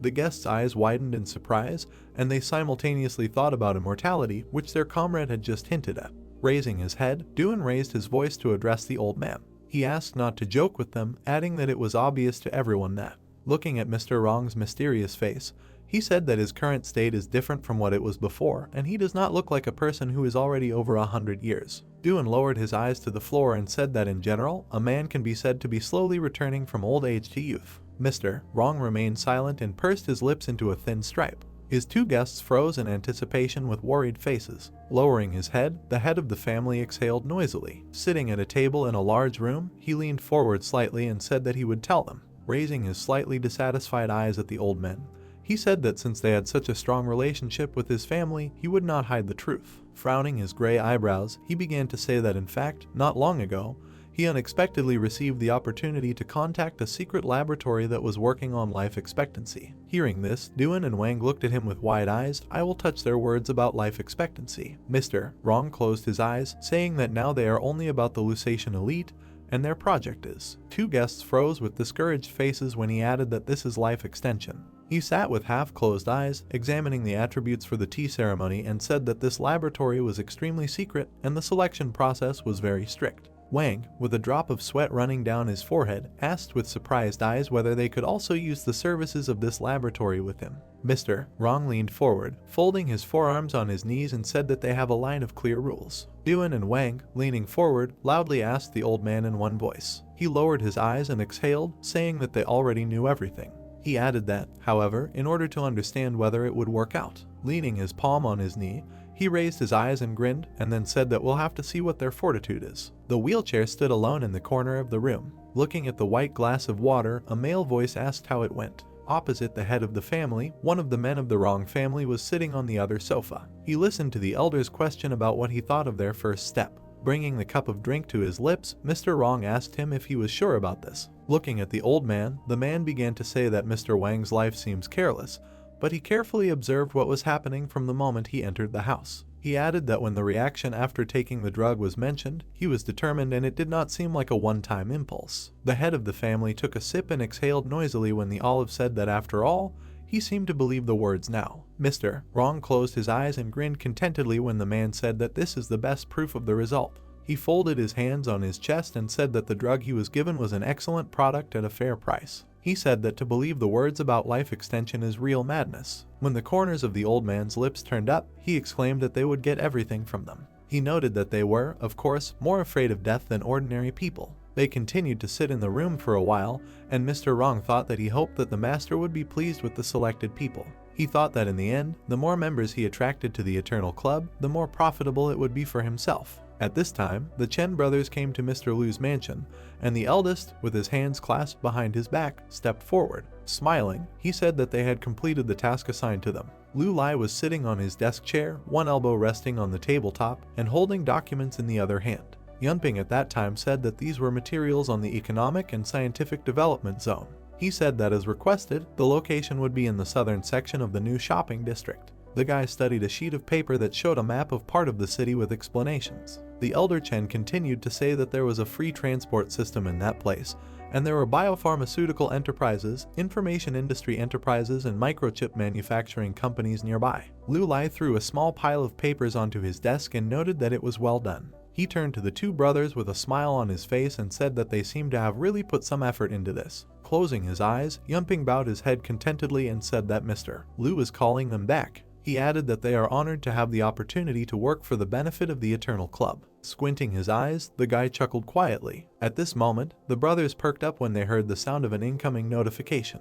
Their phones received messages from the Eternal Club that each of them received 1,000 points for completing a task for a beginner, as well as 200 points as an additional reward. They both cried out in surprise when they saw the next message, which stated that they, numbers 131 and 132, had been promoted to level 1 participants due to the task being completed. They looked at the screen with frozen, satisfied faces, exclaiming that even one task could promote an early participant, and that now they could buy 1 year of life again. Lu Lai smiled softly and clasped his hands together. He congratulated them on this event, and then added that in the future they should try harder for points. Looking at Mr. Lu, Yunping smiled with confidence in his eyes and asked him not to worry, saying that they are persistent people and will definitely not be lazy. Frowning his eyebrows, the guy grinned and briefly agreed with him. The brothers bowed their backs in front of the boss and said that in this case it was time for them to go. Lu Lai wished them a safe journey. The two men walked down the corridor of the estate. Waiwen walked towards them in a pencil skirt and black blouse. The girl walked past them, heading into the cabin. Yunan glanced to the side. Turning his head, he turned around and was surprised. Looking back, he turned to his brother and said that that girl seemed to work in television. He gave him a puzzled look when Yunping confirmed his words and said that it was Du Waiwen. Senior Chen closed his eyes and gritted his teeth, thinking about Mr. Lu. Opening his eyes under a frown, he wondered if this guy really had such wide connections. Lu Lai, who was standing at the eatery with books, turned around when he was called and asked what happened. Waiwen, who stood nearby, folded her hands on her stomach and smiled. She noted that it looks like there has been progress in the development zone. The young man touched the documents on the table with his fingers. He confirmed this and said that the brothers from the Chen family gave a great gift for their development. Standing half sideways, he looked at the girl with a sidelong glance with a weak smile. He said that Waiwen seemed especially excited today, and then asked if they had good news. The girl smiled back and said that there was news from Mr. Rong. She noted that he said he had persuaded several people to meet with him. While he rolled his glasses, noting that Mr. Rong acts very quickly, he raised his head as one corner of his lips curled up and said that their team was gradually expanding. With his back turned again, he turned his head back when the girl called him. Waiwen frowned slightly, casting a sidelong glance at the boss, and said that as they progressed, he should consider setting up a secret department abroad. Putting his hands in his pocket, Dolly addressed the girl by name. Turning to her, he tilted his head and grinned contentedly, and then asked if she really could read other people's thoughts. The sun was shining brightly in the sky above the club estate. While the corridors of the building were empty, Lu Lai said that following the successful development of laboratories number 1 and number 2, Dr. Yang and Dr. Yan had already prepared to publish their dissertations on these projects. There was a white mug of coffee on his desk, and he was saying in his head that Sky's Age Medical and Sky's Age Pharmaceutical were founded at the same time. At the same time, writing down information in his notebook, he thought that the merger of the Sky's Age Biological Technology Corporation, preparations for opening a branch abroad. Looking at the entries in the notebook, the guy thought that the third laboratory under the leadership of Professor Anthony was also completed. Leaving notes, Lu Lai leaned back in his desk chair and picked up a mug of coffee. He thought that as new businesses opened, Eternal Club was thriving everywhere. Bringing the mug to his lips, the guy thought that the result of the strategy that allows the Wrong family to represent the Immortality Club should be quite good. He also thought that it was necessary to speed up the development process in other directions. The young man closed his eyes, thinking that, however, if they began to expand abroad, they might encounter unforeseen difficulties. He watched as Zhang trained the newcomers in combat, thinking that he nevertheless had a ton of talented and competent people. He also watched Tang and Waiwen work, thinking that he had a loyal assistant with him. He also periodically saw fights between Peng and Robert occurring on his estate, which Yan Yu watched with displeasure. He thought that perhaps it was only a matter of time before the explosive development of the Eternal Club.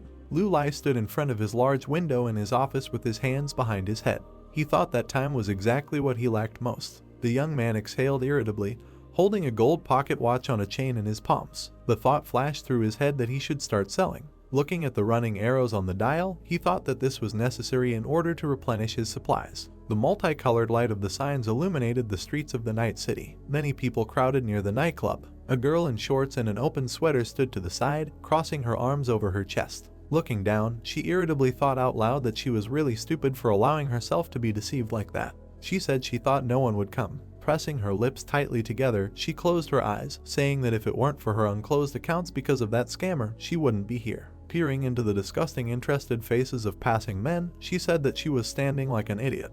The sound of footsteps was heard from the side. The girl exhaled noisily, saying that apparently she would have to combine several jobs. She turned around without much enthusiasm when Zhang Jingjing's name was not called. Lu Lai approached her with his hands in the pockets of his checkered coat and apologized for keeping her waiting. Holding her arms crossed over her chest and looking at the guy with suspicion, Jingjing asked how he knew his name. Lifting one corner of his lips, the young man raised his cell phone, as if hinting at an SMS, and said that he had come to meet her. The girl looked at him with an embarrassed look, quietly noting that he was very handsome. Lu Lai pulled a sly grin onto his face and asked if she had already decided whether she would sell her time to him or not. The flush girl, who was impressed by the guy's appearance, agreed without hesitation. After a moment, her face changed and her eyes widened in shock. Jingjing turned to the guy and loudly asked him to repeat what she needed to do. Lu Lai's gaze showed disappointment as he realized that she didn't know. He closed his eyes for a moment, thinking that he would probably have to use his old trick. He pressed the button on his pocket watch and it made a distinctive click. Time instantly began to slow down, covering the guy and girl with a light dome. Jingjing froze in surprise, her mouth was slightly open, and there was fear in her eyes. The girl saw that all the people around her had frozen and asked if they had all frozen. Lu Lai grinned slyly as the clock face flashed in his gaze. Dropping her bag, Jingjing jumped in place when she saw a huge sign in front of her, which stated her full name and that she had 56 years, 11 months, 23 days, 19 hours, 53 minutes, and 2 seconds to live. Looking at all this with shocked eyes, she could not utter a word.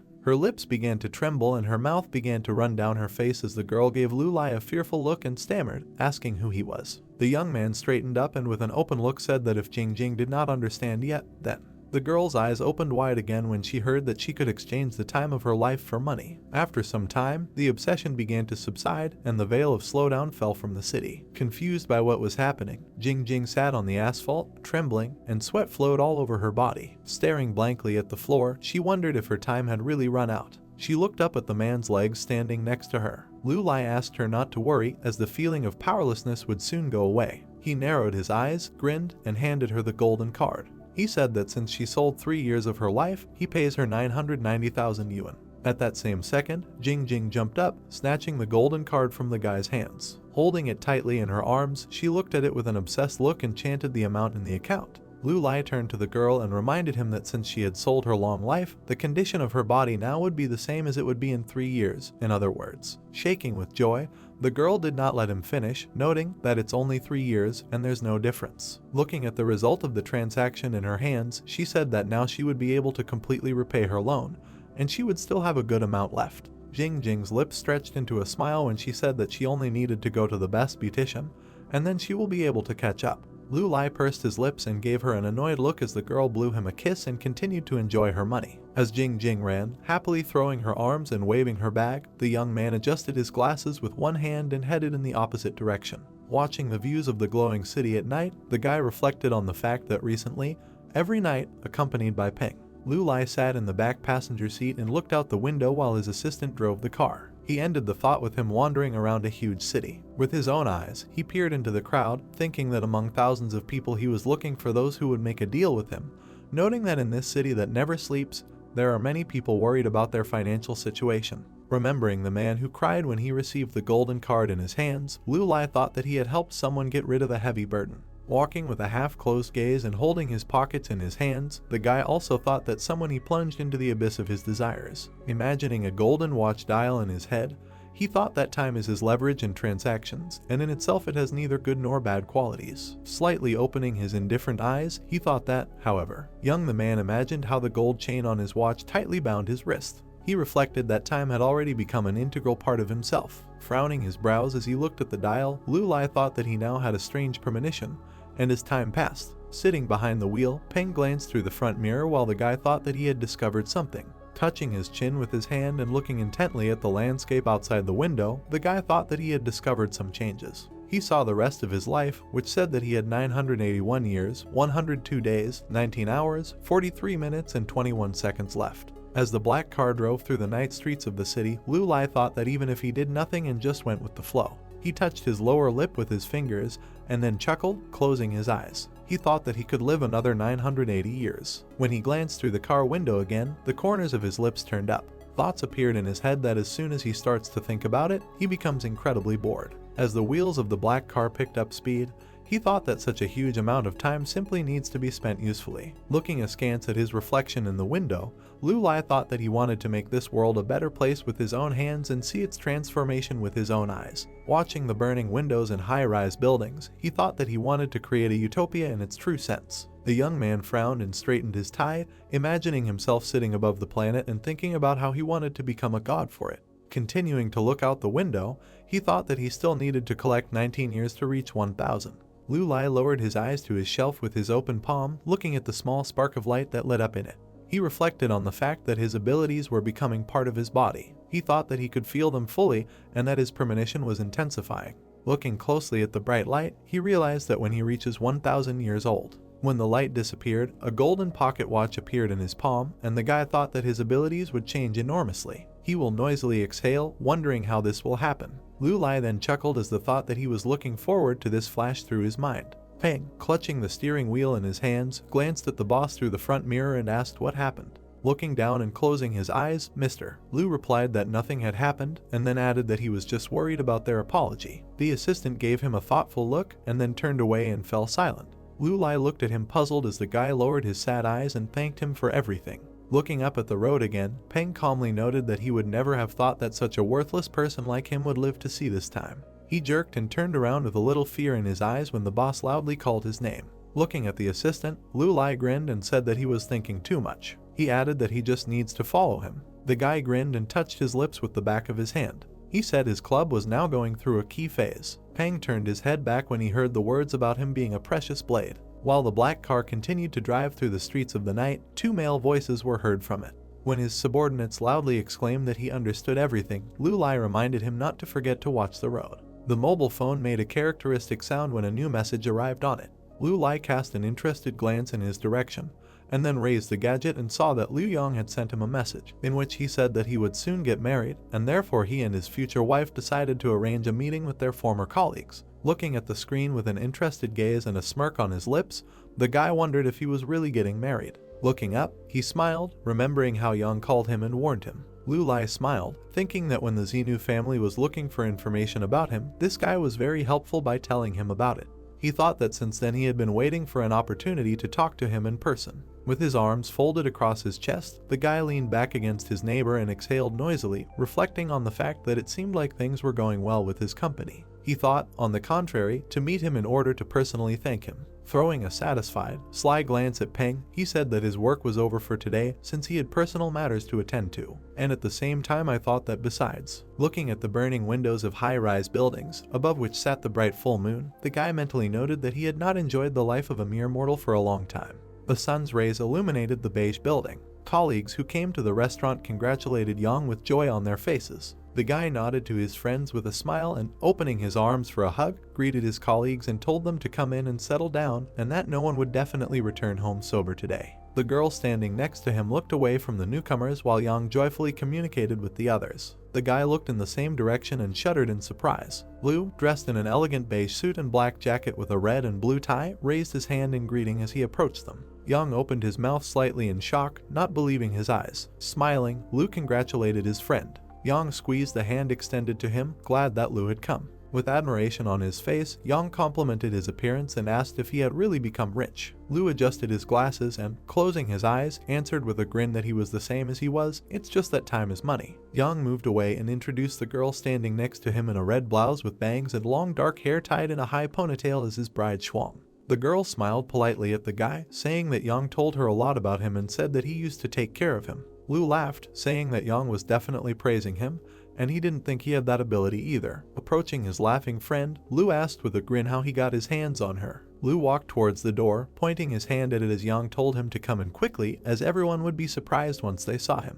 With his hands folded on his chest, the guy with a satisfied face said that this was his best friend. He looked in surprise at the blushing girl, who said that his friend was even nothing at all. Shuang put her head on the guy's shoulder and, closing her eyes with pleasure, said that after all, he does not live up to her fiancé. There was a huge number of different dishes on the table, and a toast was heard in the room, in which they offered to congratulate Yang on being the first to say goodbye to his bachelor life, and to drink to him. Several glasses, splashing yellow liquid, clattered loudly in the middle of the table. Those present raised their glasses to their mouths. The yellow cool drink poured down his throat. Lu put the empty glass on the table with a loud exhale, thinking that he had not drunk for so long, and now it went to his head a little. Suddenly a woman's hand appeared on his shoulder. A girl in a black dress with short red hair with a sly look asked the guy if he was really the Lu she knew, because he was not at all like his previous self. A man in a gray suit with a beard looked up at the guy, asking where he got rich after he quit, without saying a word. Lu smiled politely at Lin's former boss and replied that he now has his own small service business. Lin smiled, looking at the guy, and asked if he really earned much more than them, and, remembering that he and Yang had always been together before, he offered to drag his friend into his business. Lu tensed, thinking that he couldn't get along with his boss normally. The man with the rectangular glasses grinned, shaking his head.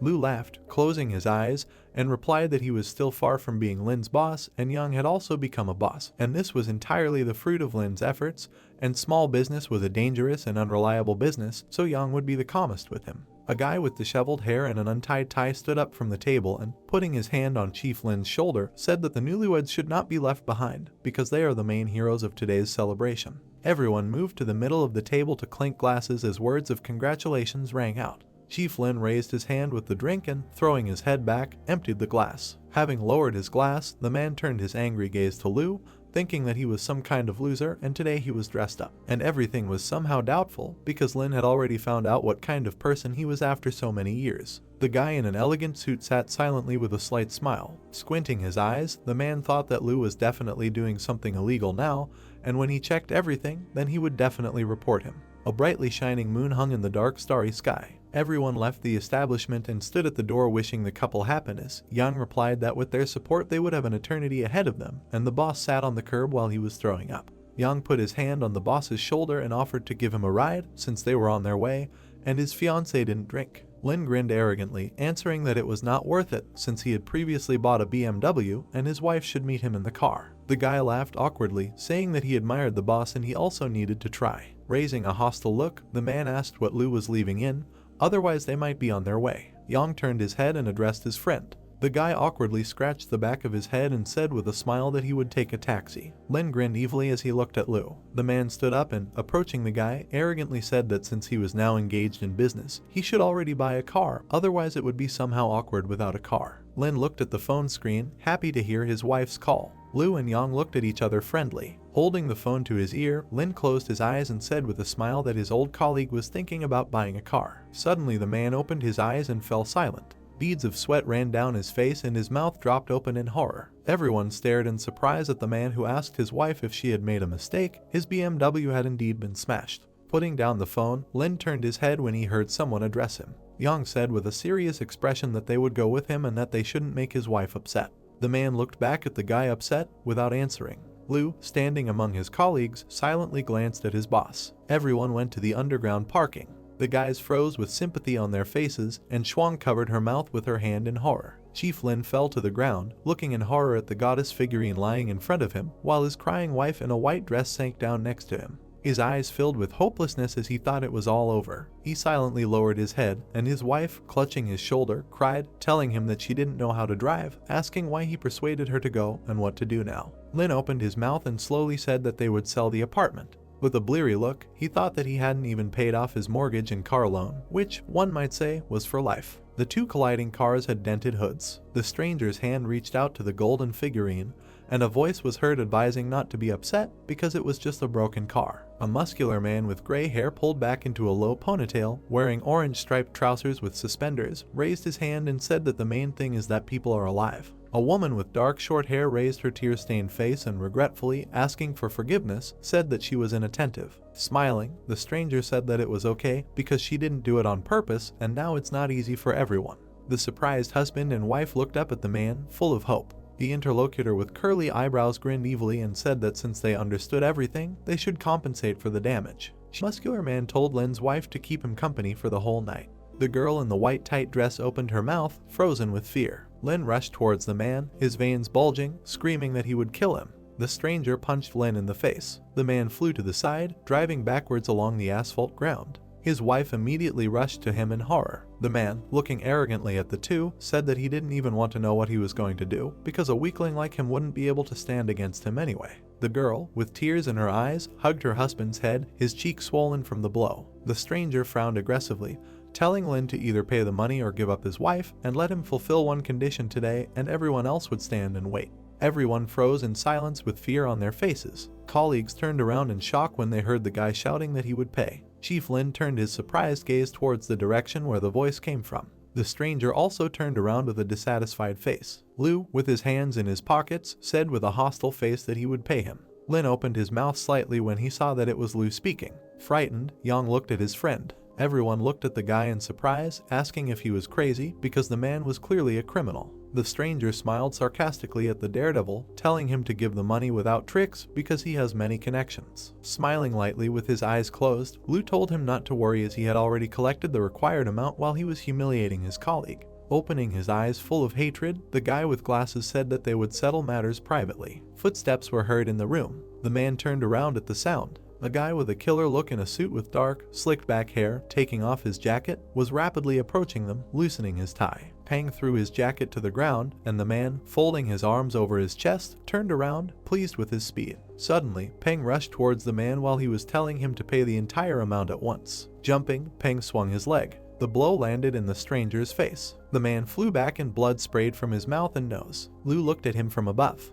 He threw his glasses on the table. They bounced off him, hitting the laptop, after which he asked how he could be calm, not knowing its limits. Xuandong walked to the window with his hands behind his back, saying that the current operation was an intelligence operation and was organized with the tacit consent of the leaders in order to find out more about this OOA. The girl looked at him silently and listened as he said that if they succeeded, then everyone would be happy. Looking into the distance, he said that, however, in case of failure, but without finishing the sentence, he chuckled. He exhaled heavily, adding that it looked like he wouldn't be able to hide this time. A man approached the security guard at the office door. He asked if Xuandong was there. A blue folder with documents lay on the table. The man sat on the sofa with his hands in his lap and said that it was a management decision and that he hoped he could sort it out.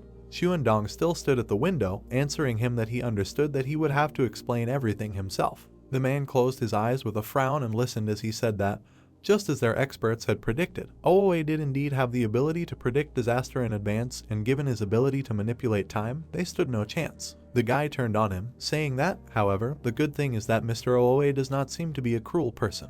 Xuandong stared sternly in front of him, and the man added that he predicted his thoughts and provided feedback without organizing more killings. Frowning, he said that this time he acted too carelessly. Xuandong, without turning around, said that his lack of discretion. He looked back, continuing to say that she was the reason why OOA was still alive. The man silently lowered his head. Looking down from the window, Xuandong said that now the bosses want him to hand over his work, that they will hold him accountable, and that he understands this. While observing the city, he thought that he had voluntarily entered into contact with the OOA, despite the fact that it would inevitably lead to disastrous consequences, but this time, he seemed to have figured out some of its secret. 2 soldiers came from the roof to help Zhang. Zhang looked very angry that he had been fooled. He ordered his boys to urgently catch up with Wang. Wang ran as fast as he could. He was very unhappy that he had no luck today, because he did not understand what brought these mercenaries to this place. Wang, with a confused and desperate expression on his face, continued to run forward without looking back. He understood that lately he had not even looked out again, made fake documents and paid only in cash. Wang ran barefoot, losing his slippers along the way. He didn't understand who might need him.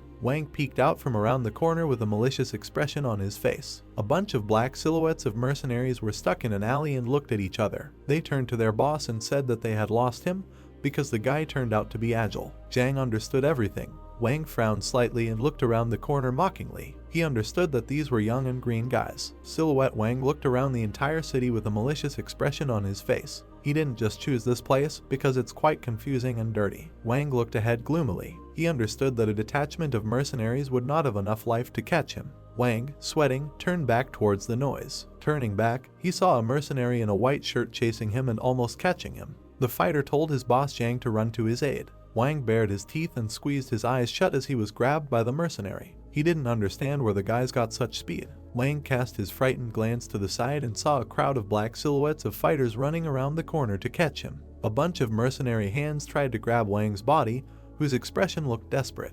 He was very angry with the guys. With a deft movement of his body, he bent down slightly and was about to run. In a somersault, Wang entangled himself from the hands of the mercenaries, who stood surrounded and held his t-shirt, which he had taken off. A naked Wang, wearing only shorts, ran as fast as he could as the mercenaries stood in confusion with his black t-shirt. The squad of fighters looked on in horror and confusion as Wang deftly ran away from them. They did not understand how he was able to escape, especially 1 against 4. The black silhouette of a man stood on a small passage above the ground and looked at the fooled mercenaries. The guy said that their plan to catch Wang failed miserably. The angry and dissatisfied mercenaries cast their contemptuous glances upward. The guy continued about how the 4 of them failed to grab one person, ironically joking that the 4 of them needed time to rest. This guy was Waylon, who crossed his arms and looked at the naive guys with irony. He noted that he once told the guys that they needed regular training, so now they quickly gave up and became exhausted. The guys in white shirts raised their heads up and looked at Waylon. They turned to Waylon with hostility, asking why he started being sarcastic. They also added that they were wondering why Waylon didn't try to grab Wang himself, because if he didn't try, then there was little point in his taunts. Waylon mockingly watched the guys, who looked at each other with embittered faces, as they understood that they were just making fun of them. Waylon told the guys that they deserve gratitude from the head of Peng. One of the guys raised his fist and said that there was no need to thank them because they were on different teams. Peng opened his mouth slightly and ironically thanked the guys for allowing them to leave small gifts. Waylon looked at the guys arrogantly, raising his head as the Zhang mercenary squad looked worried at such statements. Waylon noted that they would be grateful for the fact that they helped lure Wang's loot for them. Waylon lowered his head in mockery and raised his hand in gratitude, thereby giving an order to his boys. A detachment of Peng mercenaries in black suits stood on one of the elevated passages and watched a detachment of Zhang fighters. Mercenaries in black suits stood straight in a line and raised tin buckets near them. The fighters in white shirts tensed and realized that something was about to happen to them. They tried to tell their teammates not to do anything stupid. Waylon opened his eyes and raised his eyebrows. He told the boys that they would have to try the lollipop. Massive yellow liquid poured from the bucket straight down onto the guys. The Zhang squad mercenaries began waving their arms, trying to cover themselves from the sticky liquid, shouting the name Waylon in displeasure. At the same time, a shirtless Wang ran without looking back. Turning the corner, he tried to catch his breath as he was tired of running. He understood this was the first time he encountered such persistent guys. He felt that he couldn't stand it anymore. Wang looked ahead dumbfounded and sweating. He thought that, fortunately for him, if he only went out through the alley, he would be safe. Wang stood in front of a structure that was shrouded in canvas and wooden beams. At that very second, he became angry and waved his arms. He didn't understand where some kind of construction site had appeared across the alley he knew, because everyone was living well, and then they decided to change something.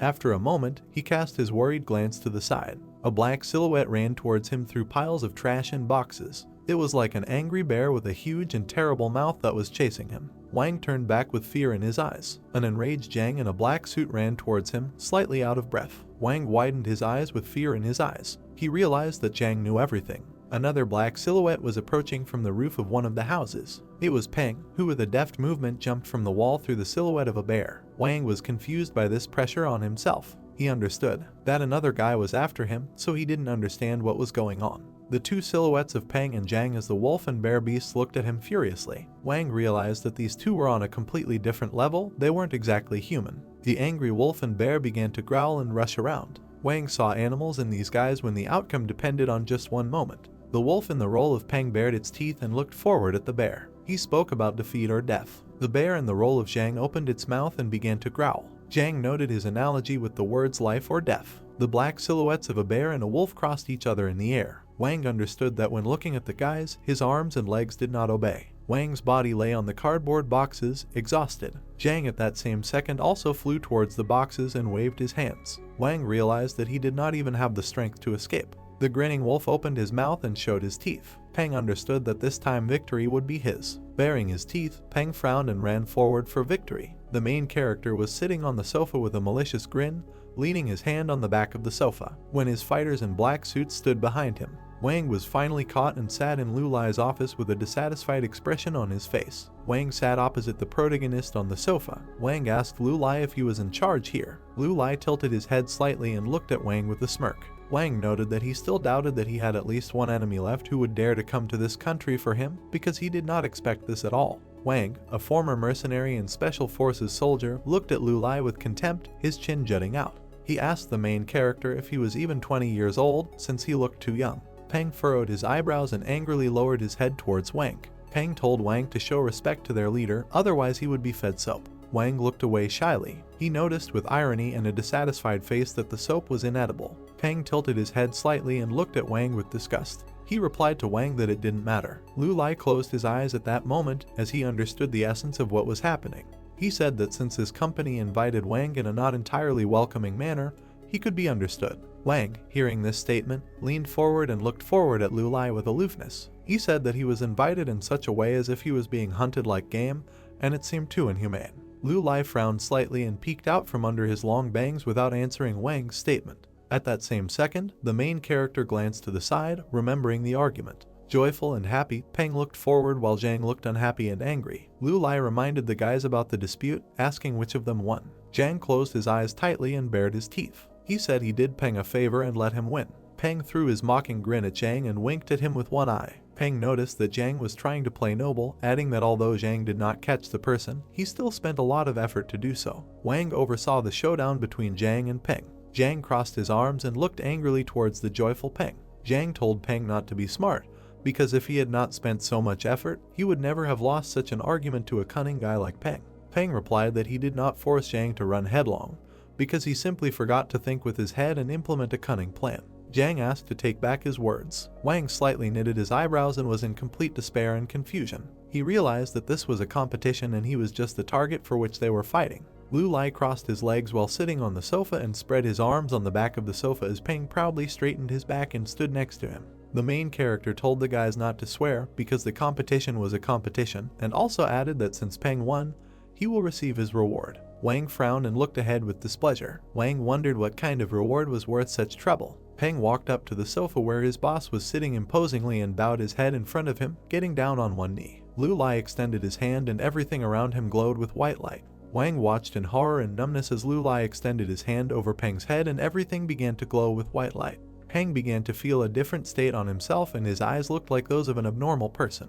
The protagonist knitted his eyebrows slightly and looked forward with anticipation as the blue silhouettes of people expressed their various emotions. Peng stood on one knee and illuminated everything around with white light. The characteristics of Peng's life came out. Age, 23 years old. Left to live, 20 years, 26 days, 10 hours, 18 minutes, 14 seconds. After updating his biological clock, another characteristic emerged. Age, 23 years old. Left to live, 25 years, 26 days, 10 hours, 18 minutes, 2 seconds. Peng came to his senses slightly and exhaled, continued to look at the floor in a bed position. Peng's lips said the words that he was fine and he felt everything. Peng smiled maliciously and frowned with satisfaction. He thanked his master Lu Lai. Wang watched everything that happened with a perplexed face. He was able to understand that Peng's lifespan had increased. Peng looked at Wang in confusion as Lu Lai sat on his sofa and crossed his arms, placing them on his leg. Lu Lai turned to Wang. Wang cowered in a corner and looked frightened. Wang began to clear his throat with his eyes closed and his hand over his mouth. He asked Lu Lai what brought him to that area in search of him. Wang sat on his couch opposite the main character. Lu Lai said that Wang returned to his homeland illegally to escape his persecutors, and according to his information, Wang had many different enemies. Wang put his hands on his knees and remained silent. Wang watched with confusion in his eyes as Lu Lai revealed the facts of his life. Lu Lai noted that what was interesting to him was that information about Wang's actions had leaked out a long time ago, as if through a sieve, thanks to his friends who turned out to be enemies. Wang knitted his eyebrows and put his hands on his belt. He said that he and his friends had been through a lot. Even when he and his comrades were walking on the edge of a knife abroad, the Lu Lai organization did not exist yet. Lu Lai lowered his head and continued to talk about this topic. Lu Lai pointed out that Wang was right and indeed the Eternal Club was indeed young. However, he could still guarantee the loyalty of his entire team because they did not engage in betrayal. Wang looked at the main character with displeasure. The protagonist rested his face on his hand, which he placed on the back of the sofa. Lu Lai said about Wang that he was a mercenary who got involved in a military conflict and was forced to return to a peaceful region, thereby building a logical chain. He also added that a person who has seen poverty and chaos is unlikely to become homeless of his own free will. Hiding all my life from my enemies. Wang looked at Lu Lai with a smirk. He replied that such a life suited him quite well, so he asked whether Lu Lai really allowed his subordinates to treat him like a dog. Peng was very angry at Wang's brazen statement. Peng called Wang an ungrateful person. Peng took out his sharp knife and Wang clutched his knees in fear. Wang closed his eyes and expected punishment for his words. At that same second, he opened one eye and watched what was happening. He leaned back slightly and watched in horror and sweat. Like a sharp knife hovered right in front of his face. Lu Lai's hand touched this knife. Lu Lai tried to take the knife away from Wang's face. The main character was holding a glowing Peng knife and, with his hand in his pocket, looked at Wang with contempt. He said that he didn't say anything unnecessary, so he replied that the choice to accept his terms or leave would still remain with Wang, asking him one last time. Wang felt pressured by Lu Lai's despicable and arrogant gaze. He understood that Lu Lai had unimaginable abilities and unbreakable trust, and besides, he had an amazing information resource behind him. He also understood that with its help he could start a new life, so he decided that he would work for him. Mr. Tang's black shoes appeared in the long corridor, along which he walked confidently. Tang was holding a black folder with documents in his hands. Tang left the building and was greeted by Yanyu. Tang noted that Yanyu appeared at 2 times. Yanyu stood by the black car that was waiting for Mr. Tang. Yanyu asked Tang why he left so early, because the cook was just preparing breakfast for him. Tang walked up to the car while Yanyu stood aside. Tang saw that Xiao Lui was driving, and he greeted him. Yanyu asked worriedly that Tang didn't even have dinner last night and suggested that he eat soon. Yanyu looked at Tang, who turned back at her with a dissatisfied face, clearly in a hurry. Tang asked Yanyu if he could leave right now. Yanyu was a little confused, but replied that it was quite possible. Tang opened the car door and began to get into it. Tang was clearly in a hurry and told the driver he needed to get going. Yanyu didn't understand what was happening. Yanyu looked out the car window at Mr. Tang with concern. She said that she could send a person to the kitchen so that Tang had eaten. Tang frowned and showed his teeth slightly. He replied that this matter was urgent and he did not have time to eat, since he urgently needed to see Lu Lai as soon as possible. Yanyu looked at Tang in shock after hearing this statement, and at the same second, with a tense expression on her face, replied that she understood everything. The main character stood on a high stone cobblestone, with his hands in his pocket, and examined the distant expanses of nature. The main character looked forward with an expressive gaze. He understood that with these 3 people he caught, the time spent on transactions would be significantly reduced. However, he was sorry that Dahua and Bayashin's physical attributes were causing concern. Dahua and Bayashin in white t-shirts were jogging and exhausted. Lu Lai understood that although the guys were not fighters, however, they needed to be able to protect themselves in case of danger. Lu Lai looked forward humbly. While in your thoughts, he understood that in the end, the guys would have to carry out transactions all over the world, where his hands could not reach since he did not have enough connections. Lu Lai turned to the side when he was called out. Yanyu put her hands behind her back and introduced Mr. Tang, saying that he wanted to talk to him as they stood on the sandy shore. The main character was slightly surprised and widened his eyes as he saw Tang looking very tired. Tang looked at Lu Lai with excitement and anticipation. Tang said that their life engineering project was doing very well at the moment. They went by car to their small house, where there were 2 more cars in the garage. Lu Lai rested one hand on his head and expected Mr. Tang to show him on his computer. Tang, wearing his glasses, reviewed very important conclusions about the project in his laptop. He said that thanks to the time acceleration that Lu Lai had installed in their laboratory, they were moving forward extremely quickly. Tang looked carefully and intensely at his monitor. When Lu Lai lightly touched his lip with his finger, Tang noted that from the infinite number of cells that mutate the virus,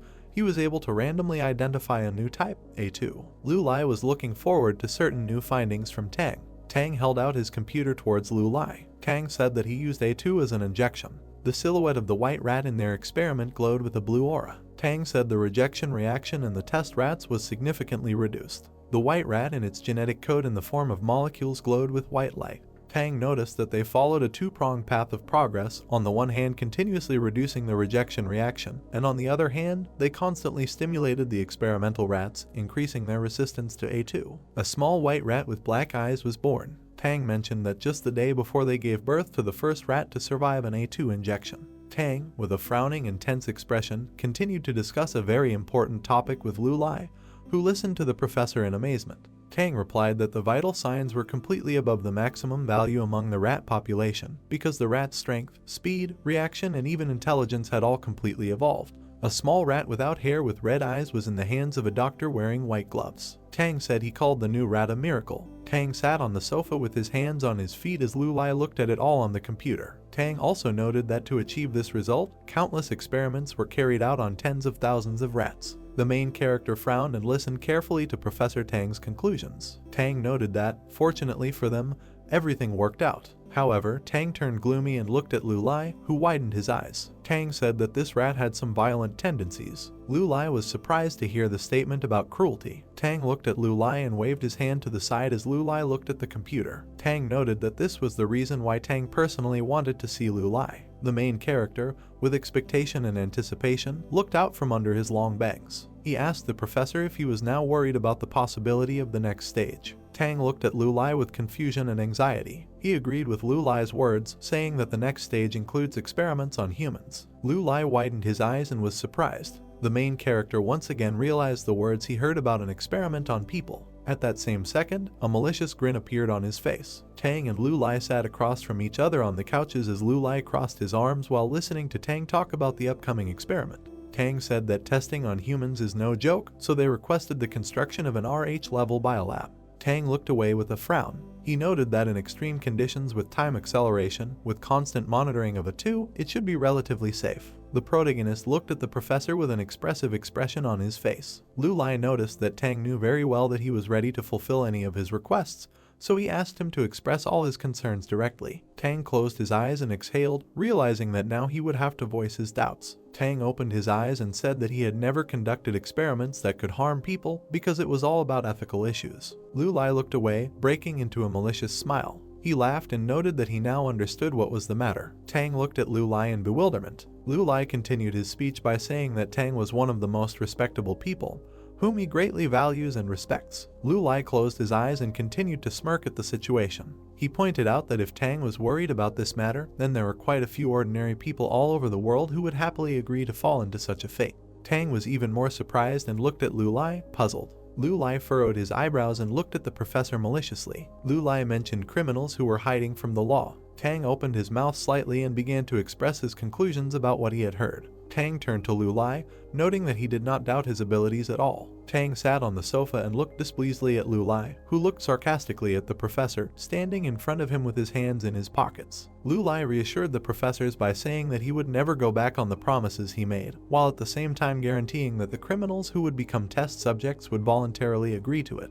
A black projector hanging on the ceiling displayed images on the screen. Robert mentioned that he organized a group of materials for general purposes. Robert raised his head and looked at the images of 3 people who were blurred. Robert said that according to Lu Lai's criteria, all the guys were the dregs of society. They were drug dealers, smugglers, swindlers of various violations. The main character, as usual, sat in his chair, cross-legged, and watched the image. Robert continued that most of them hide with impunity in disadvantaged areas, and the longest search period is 10 years. Robert stood at his desk and turned to his boss, who touched his chin with his hand. Robert asked with concern whether he was talking too much about criminals, adding that if it caused inconvenience, he could show ready-made candidates. At that same second, the main character furrowed his eyebrows and broke into a malicious smile, baring his teeth. He said that everything was in order and asked to send the materials to the Falcon Squad, adding that they could practice their skills in this way while accompanying the client to the deal. Lu Lai glanced back towards his top assistants. Lu Lai was interested to hear their opinions. Peng and Jiang were sitting on the couch in relaxed positions as Peng put his hands behind his head and crossed his legs, and Jiang leaned forward slightly. Peng just clicked, and Jiang noticed that Mr. Lu Lai could do anything because his hands were unbearably itchy. Lu Lai looked forward in slight mockery. He approached Jiang, telling him that he would be able to test himself in this matter since he was instructing him to do it.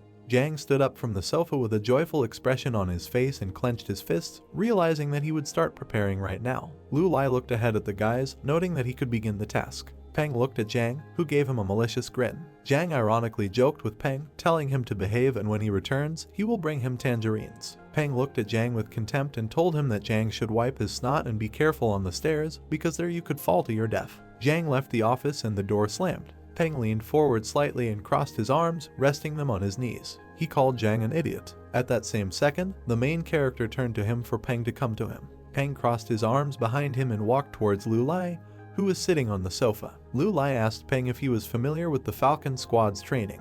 Peng knitted his eyebrows a little and looked down at his boss. He replied that he carefully watched instructor Jiang's every move and also took notes. The main character looked at Peng with a grin, who was slightly scared. Lu Lai's boss asked him if Peng was confident that he could regroup the squad and make it more secretive. Lu Lai looked at his assistant with intolerance. Lu Lai added that he needed to make this unit more secretive. Peng still didn't understand how he would do this, so he looked confused. At the same moment he frowned deeply and said that he would do everything. Peng stood away from his boss, who crossed his arms and legs. Peng reassured his boss by telling him that he could be relied upon.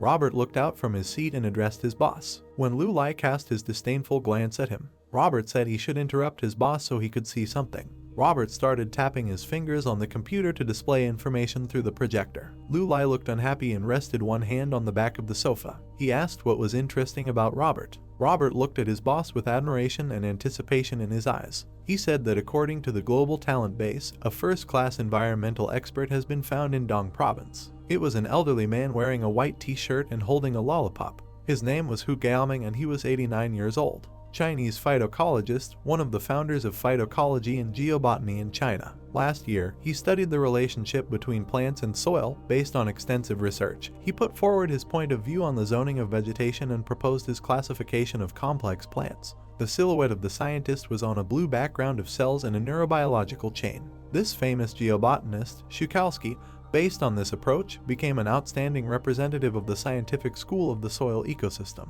With a glowing and joyful look, Lu Lai jumped up and looked at Robert. Robert looked at his boss with a malicious grin. He noticed that it was this person that Lu Lai was looking for in order to study environmental problems. Gaoming closed his eyes and bared his teeth sarcastically, making an excellent sign with a gesture. Robert added that this Gaoming was not inferior to Mr. Tang at all. Lu Lai looked forward in anticipation and amazement as Robert looked back at him with a malicious smile. Robert said it was level 10. Lu Lai was watching the Gaoming live broadcast on his phone, holding the phone in his hands. On this broadcast there was a chat with subscribers, to whom Gaoming told about a video that stated not about real peanuts, but about a plant called an Angelina. During the live broadcast, Gaoming was a little confused when someone from the side distracted him. Gaoming noted that students should trust science and suggested immediately banning those accounts created for the sake of marketing.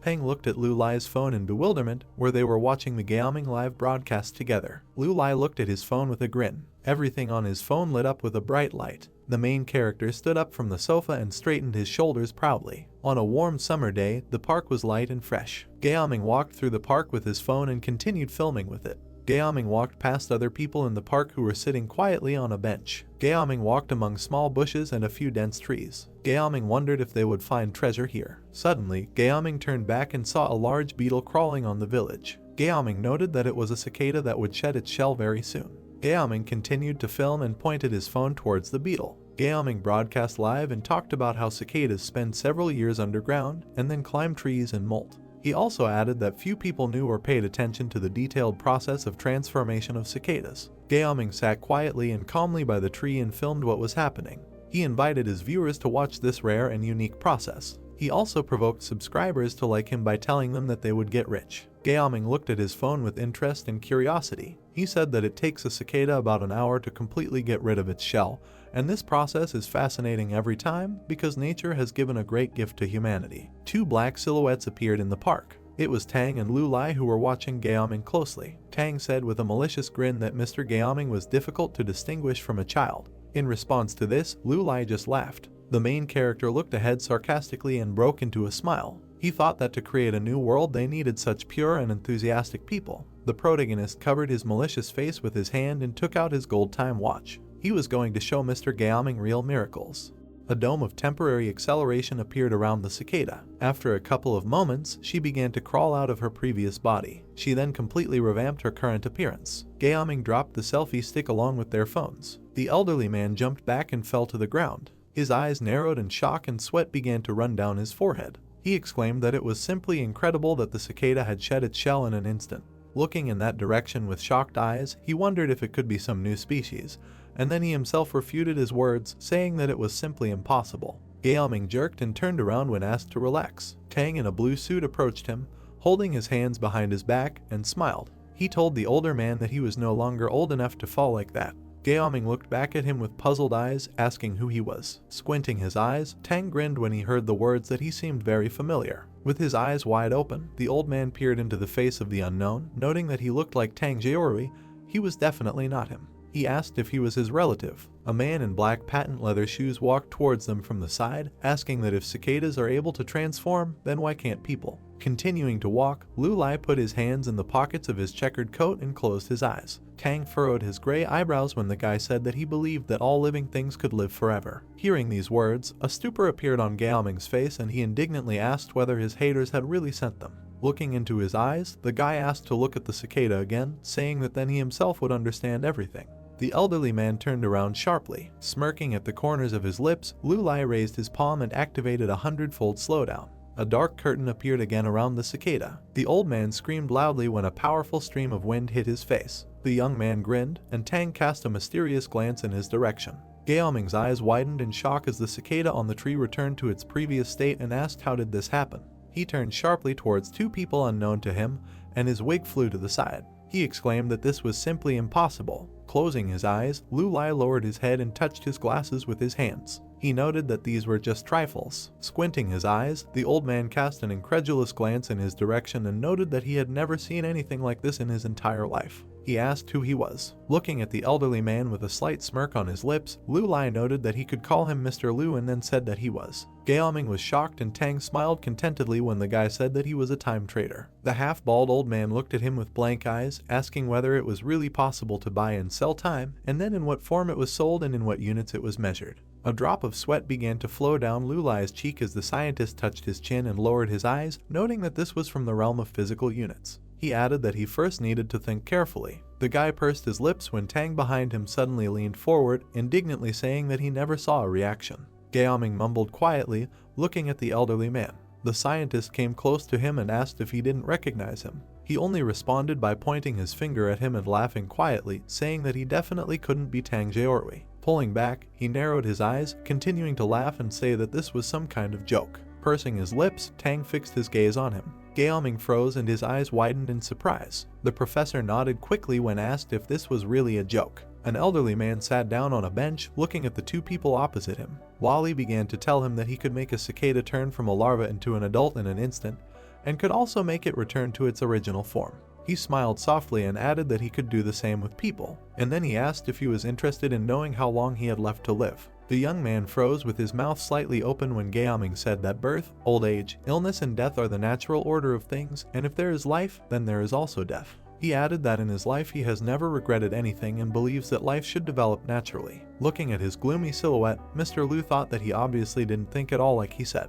The old man turned his head in his direction, puzzled. Mr. Lu slightly raised the corners of his mouth, saying that he wanted to be frank. He said that he has an eternal club and he needs an authoritative ecologist like him. He said that his job would be too. Gaoming froze, looking at him from under his brows, while the guy said that his job would be to create a completely new microscopic world together with Mr. Tang.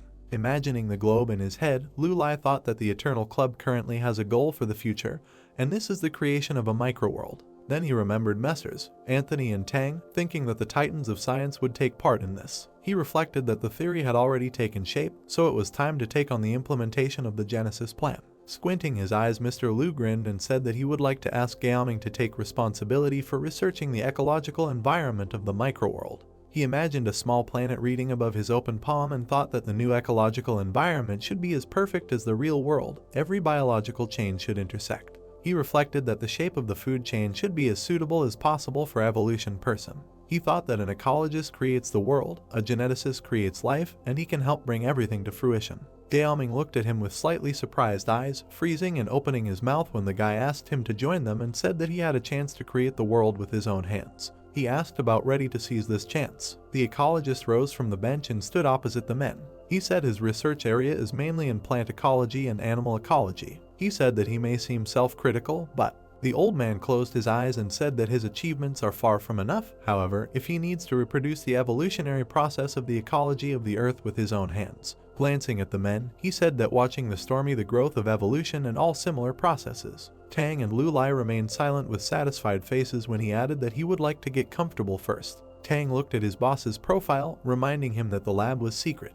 Mr. Lu, flashing his glasses, smiled and said that everything was fine. The professor was very surprised by such a reaction, and while Gaoming looked at him with surprised eyes, he wondered whether the boss really agreed without any doubts. The young man put his hands in his pockets, and the corner of his lips turned up. He said that since Mr. Gaoming had not yet accepted the gift of time, he should be honest with him. Shanghai, high-tech zone. Waiwen stood in the spacious, bright room with her hands folded on her stomach. She noted that everything was ready. Lu Lai walked up to the girl and smiled, thanking her for her hard work, and then said that he had made an emergency decision. The girl responded by asking if he. The two of them turned around with puzzled faces when a loud shout came from the side, asking them to wait.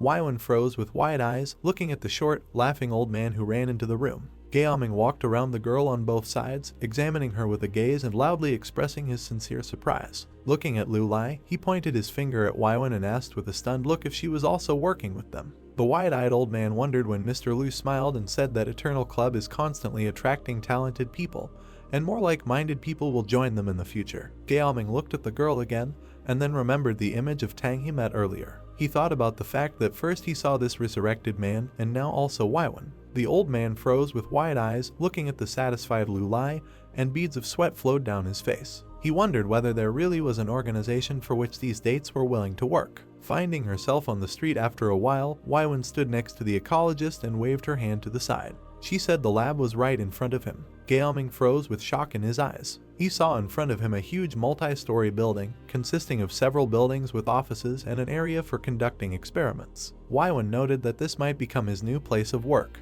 The environmentalist enthusiastically noted that this building was very large, and then asked whether Mr. S family even knew. Lu, how much money did he spend on this? The girl took him inside the laboratory and led him along bright corridors that looked like the inside of a spaceship. She said that as far as she knew, it was all thanks to Mr. S connections. Lu Gaoming asked if he did it all himself. Waiwen turned towards the old man and said that the most important thing he pays attention to is talent, since it is important for him that there is demand. When the large door to the medical room began to open, she added that then he would get what he wanted, having overcome all the difficulties. When the door opened completely, the ecologist froze, seeing in front of him a room with a high ceiling, which was littered with vegetation.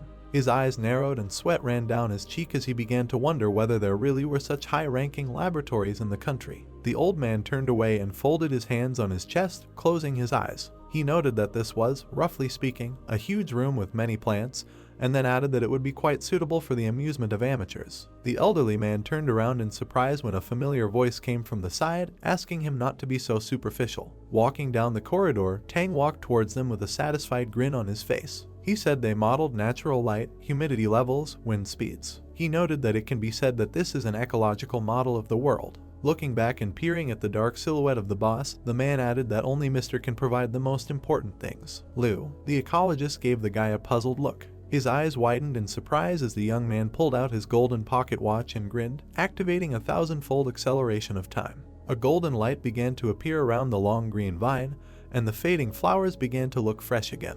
The vegetation was rapidly heading upward, almost reaching the high ceiling of the room. Seeing the clock face sitting, Lu Lai ordered him to stop. The ecologist stood with his head held high and his eyes wide open. Touching with his hand first the green stems and then the hard bark, he thought that this was simply incredible. He thought that now everything was visible to the naked eye, and since then during the incident with the cicada he was skeptical. Now, Gaoming lowered his head and literally looked into emptiness, and sweat flowed down his face. He began to think that if it was possible to expand this part of the forest to the whole continent, and then to the whole world. The old man's lips began to tremble. He imagined in his head a picture of himself running across a huge green leaf with a long red ribbon. The ecologist rejoiced at the revival of the global ecological environment and the fundamental solution to the world's environmental problems. Raising his head up, he closed his eyes and smiled widely. A happy blush appeared on his face. The elderly man happily thought that his youth would return. Lu Lai watched as the old man stood surrounded by green vines and stroked his face lustfully. While the guy and Waiwen standing next to him were shocked by such a sight, Tang, who was standing in the distance, quietly chuckled. He said that this is normal for him and that he has always been like this. Gaoming addressed Lu Lai by name, noting that he was not yet mature enough to communicate with him in a presentable manner. The old man opened his mouth and asked him to repeat again.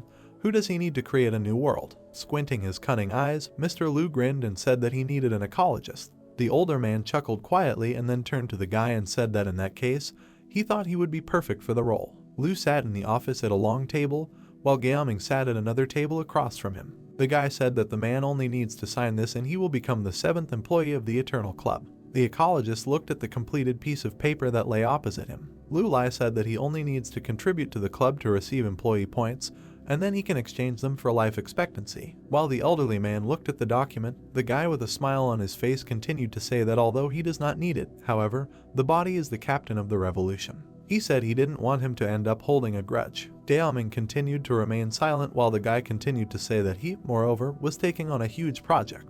The old man took a pen in his hand and began to write with it on a piece of paper. He said that he understood everything. When he jerked sharply while sitting on the chair, Mr. Lu grinned and said that this was his advance. With his eyes wide open in shock, The ecologist began to breathe heavily, thinking that he was experiencing a very amazing sensation. He thought that the fatigue had disappeared, and his legs and lower back seemed to be free of rust. The guy crossed his legs and put his hand on the table. He said that Mr. Gaoming was now part of his club. And at that moment the old man wondered whether this was really the peculiarity of the club's employees. Waiwen, who had been standing on the right side of the guy all this time, intervened in the conversation. He said that at the moment the Eternal Club is at the stage of secret development and is not subject to public disclosure. She said that in this regard he would have to give up his career as a video blogger and the attention of viewers. Lu Lai added that they would arrange everything for him later. The ecologist leaned back in his chair and closed his eyes. He said that he understood, and then added that pensioners are very bored, and at home you can only chat with the housekeeper. He said that she, however, does not understand anything at all about ecology, which prompted him to tell children about it on the internet.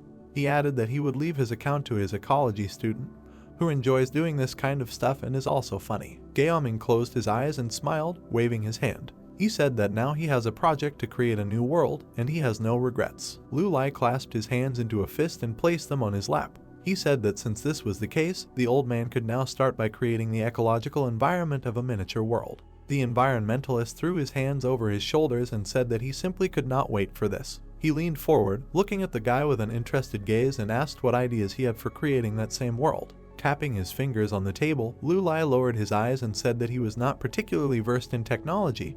However, starting is always difficult. He said that at first this world will be rough, but he pursues one single goal. The old man looked up at him in surprise when he said that all living beings in this new world. Leaning back in his chair, Mr. Lu grinned slyly, flashing his glasses, and said that they would become his time storage. After these words, the ecologist was shocked, and the guy continued to say that the dominant creature in this world should have low human intelligence and strong reproductive abilities. Lowering his head, he glanced at the old man from under his brows and added that also, high life expectancy. Gaoming looked at Mr. with a stunned look on his face. Lu, who adjusted his glasses and said that the lower the intelligence, the easier it is to carry out transactions. He said that it is necessary to reflect as closely as possible the causes and consequences of life and death on Earth for the continuous selection of the most suitable organism. The ecologist looked into the void with wide eyes, thinking that if this plan comes true, even if in miniature, however, ultimately it will be a world full of life. Imagining in his head a planet floating in space, he thought that this way of thinking is simply the most cruel and most rational for the ecology of the universe. He wondered if they in their world were not the same drop in the ocean in the eyes of the gods. With shocked eyes and a drop of sweat on his forehead,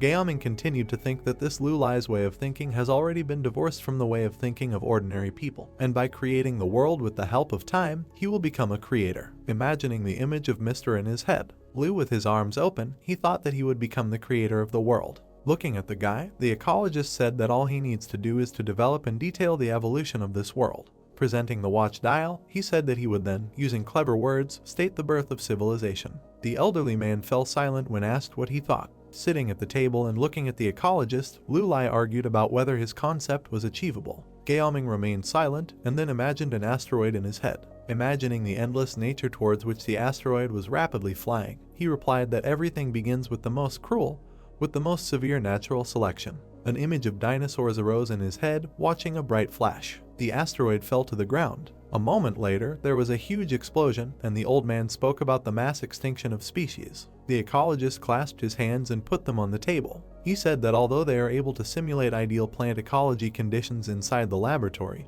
however, to achieve the goal, a place with an extremely harsh environment is required. Lu Lai looked at him with a thoughtful look and touched his face with his hand. He asked what then does the ecologist propose. The elderly man looked up at him and said that to create an ideal closed ecological environment, a place would be needed that would be much larger than this laboratory. Pursing his lips into stripes, Mr. Lu froze and thought that even if this is a miniature model that completely replicates the whole world, the laboratory alone will not be enough. The guy narrowed his eyes and grinned at one corner of his mouth. He approached Waiwen and said that their representatives abroad should start now. He said they needed a suitable location, noting that he didn't care how much it would cost. While he was laughing quietly, the girl looked at her boss and said that she understood him. Lu Lai sharply turned his gaze to her and asked how things were going with them. Waiwen turned to the guy and looked at him, saying that she constantly keeps in touch with Mr. Rong, and the other day he and Jikwin personally went to Thailand. While the plane was towering over the big city, she said that they were preparing to meet the King of Thailand, Marcus X.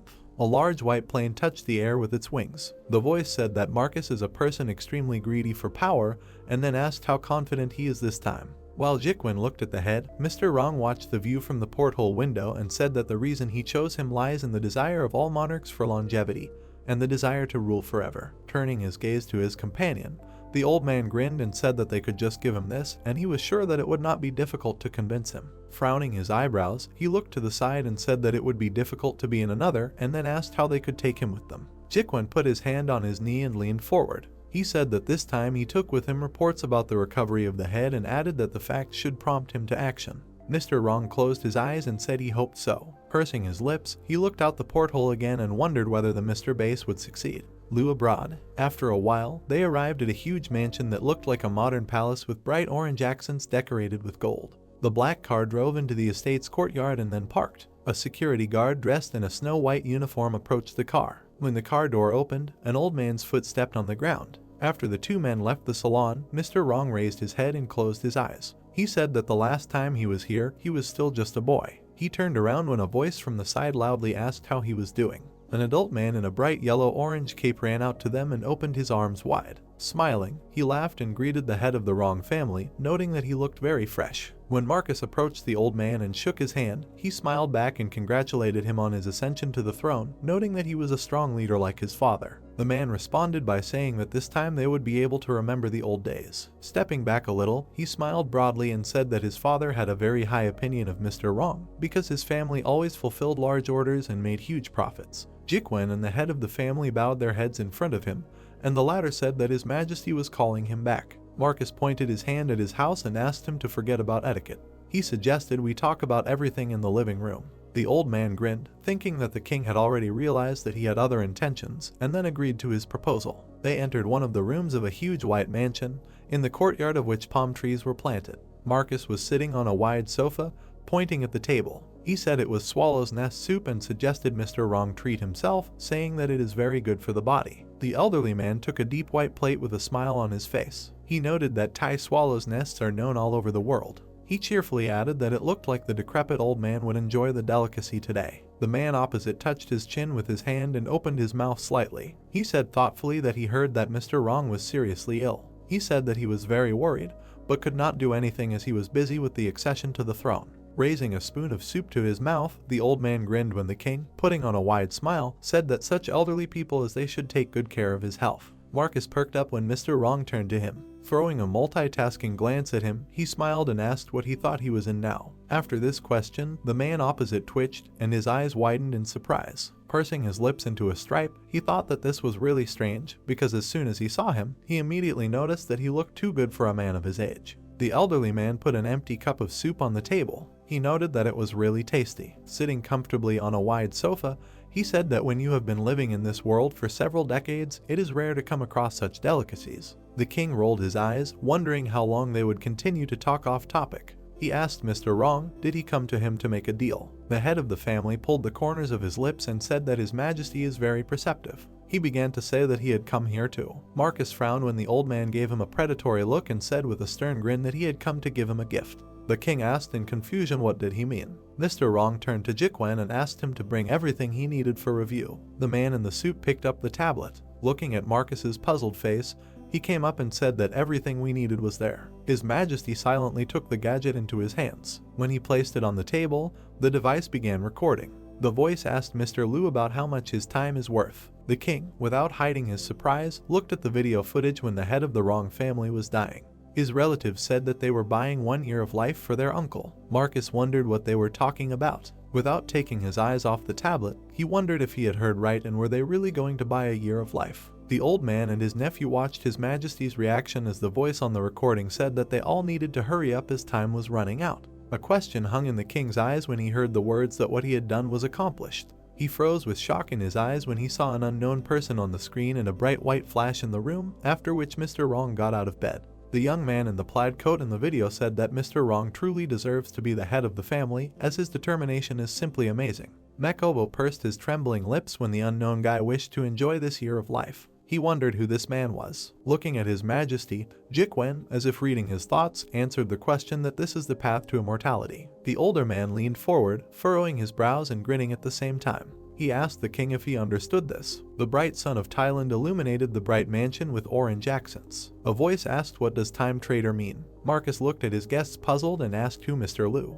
Mr. Wrong leaned back on the sofa and said that at one time he paid a fortune and 1 year of his life to avoid death. He added that in order for his family to continue its great existence, he paid for the 2nd year. The old man frowned and said in a confident voice that this deal was absolutely profitable. Leaning forward a little, he said that the reason why life is precious is because the value of life itself cannot be measured in money. Looking intently at the elderly man, the king pursed his lips into a thin stripe and thought that this was true, because the price of immortality is equivalent to how many opportunities you can get. Mr. Wrong perked up when Marcus stood up from the sofa and turned half sideways towards him, frowning his eyebrows. He asked if the same person founded the Eternal Club. He added that his personal doctor could give the head a full examination, since unscientific statements can only be verified scientifically. The old man froze, and Jiquan smiled contentedly when His Majesty said that if everything was true. Throwing lightly at his guests with an incredulous look, Marcus said that in this case he would personally go to China to visit this Mr. Liu. At this time, the midday sun was shining through the windows of Liu Lai Mansion. Pressed against the wall with his back, the guy crossed his arms and looked at the contract lying on the table. He thought that Hu Gaoming is employee number 7, his personality type is ISTP, and he is a cold-blooded observer by nature and carefully observes and records through impartial curiosity. One day, the guy watched him work together with Tang and Anthony and how the old man indignantly poked at the professor. He was thinking about how this ecologist is one of humanity's top-notch scientists, and his current ability rating is 10 out of 10. He looked at Gaoming's photos of different hairstyles on his head after advising him to develop his imagination. Flashing his glasses, the young man frowned, lowering the corners of his lips, and thought about the day when he would reward the ideal system of the ecological environment, and the profession suitable for him would be the head of the Genesis project of the Eternal Club. Liu Lai smiled slightly, imagining the many small planets. He thought that perhaps one day he would have countless miniature worlds. He imagined one of them on his open palm and thought that the time would come when he would be able to use the universe as a chessboard. Imagining a golden watch dial above her, he grinned contentedly, holding his crossed arms on his chest. The guy thought that then all living beings would become his pawns. When the soft sound of footsteps was heard, a girl in a gray office skirt entered the office. Ignoring her, Liu Lai looked at one point, thinking that there had been no news from the Wrong family for several days. Frowning his eyebrows, he thought that Marcus was a very important person, and he hoped that everything went well. Waiwen came closer, holding the phone in her hand, and stopped. With a smile on her face, she turned to her boss and said that the Wrong family was calling him. Throwing a glance at her, the young man remained silent. Putting his cell phone to his ear, he answered the call. Waiwen stood silently and watched as Mr. Liu, closing his eyes, went to the large window. He asked how things were in Thailand, and then said that it meant that the king had doubts. Liu Lai lowered his eyes and was silent for a while, and then turned his gaze to the side and asked what he was told. The guy listened silently to the answer and then smiled slightly, noting that he understood everything. With his back to the girl and one hand in his pocket, he said that he wanted to meet him in person.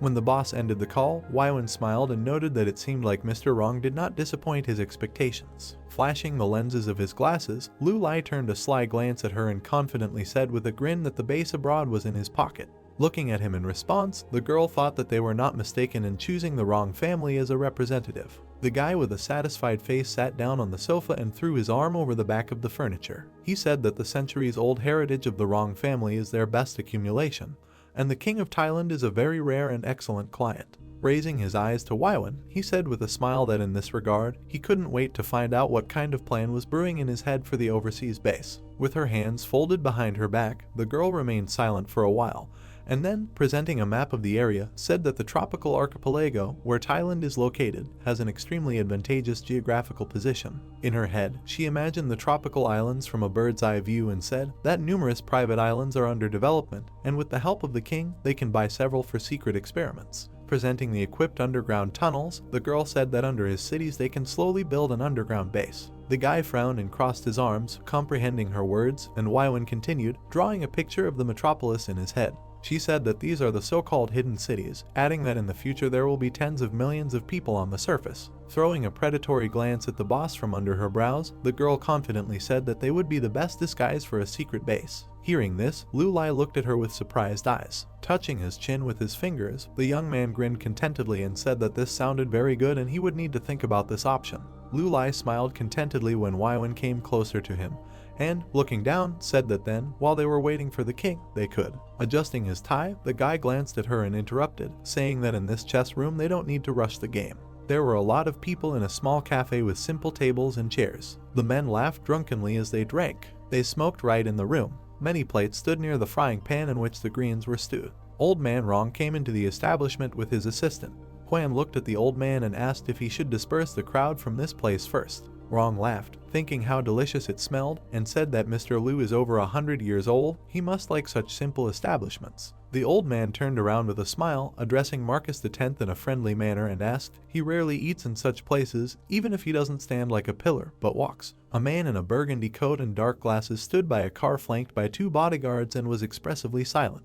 He looked displeasedly at Mr. Rong and thought that he was mocking him. He looked down thoughtfully, reflecting that when they studied here together, he had never visited such garden establishments. Mr. Rong waved his hand, saying Mr. Liu is already here, we need to hurry, and the man thought that is this old man from a respected family in league with this time traitor. He frowned, thinking that if this was true, then he was not such a smart person. The company, led by an old man, walked between the rows of tables in the establishment.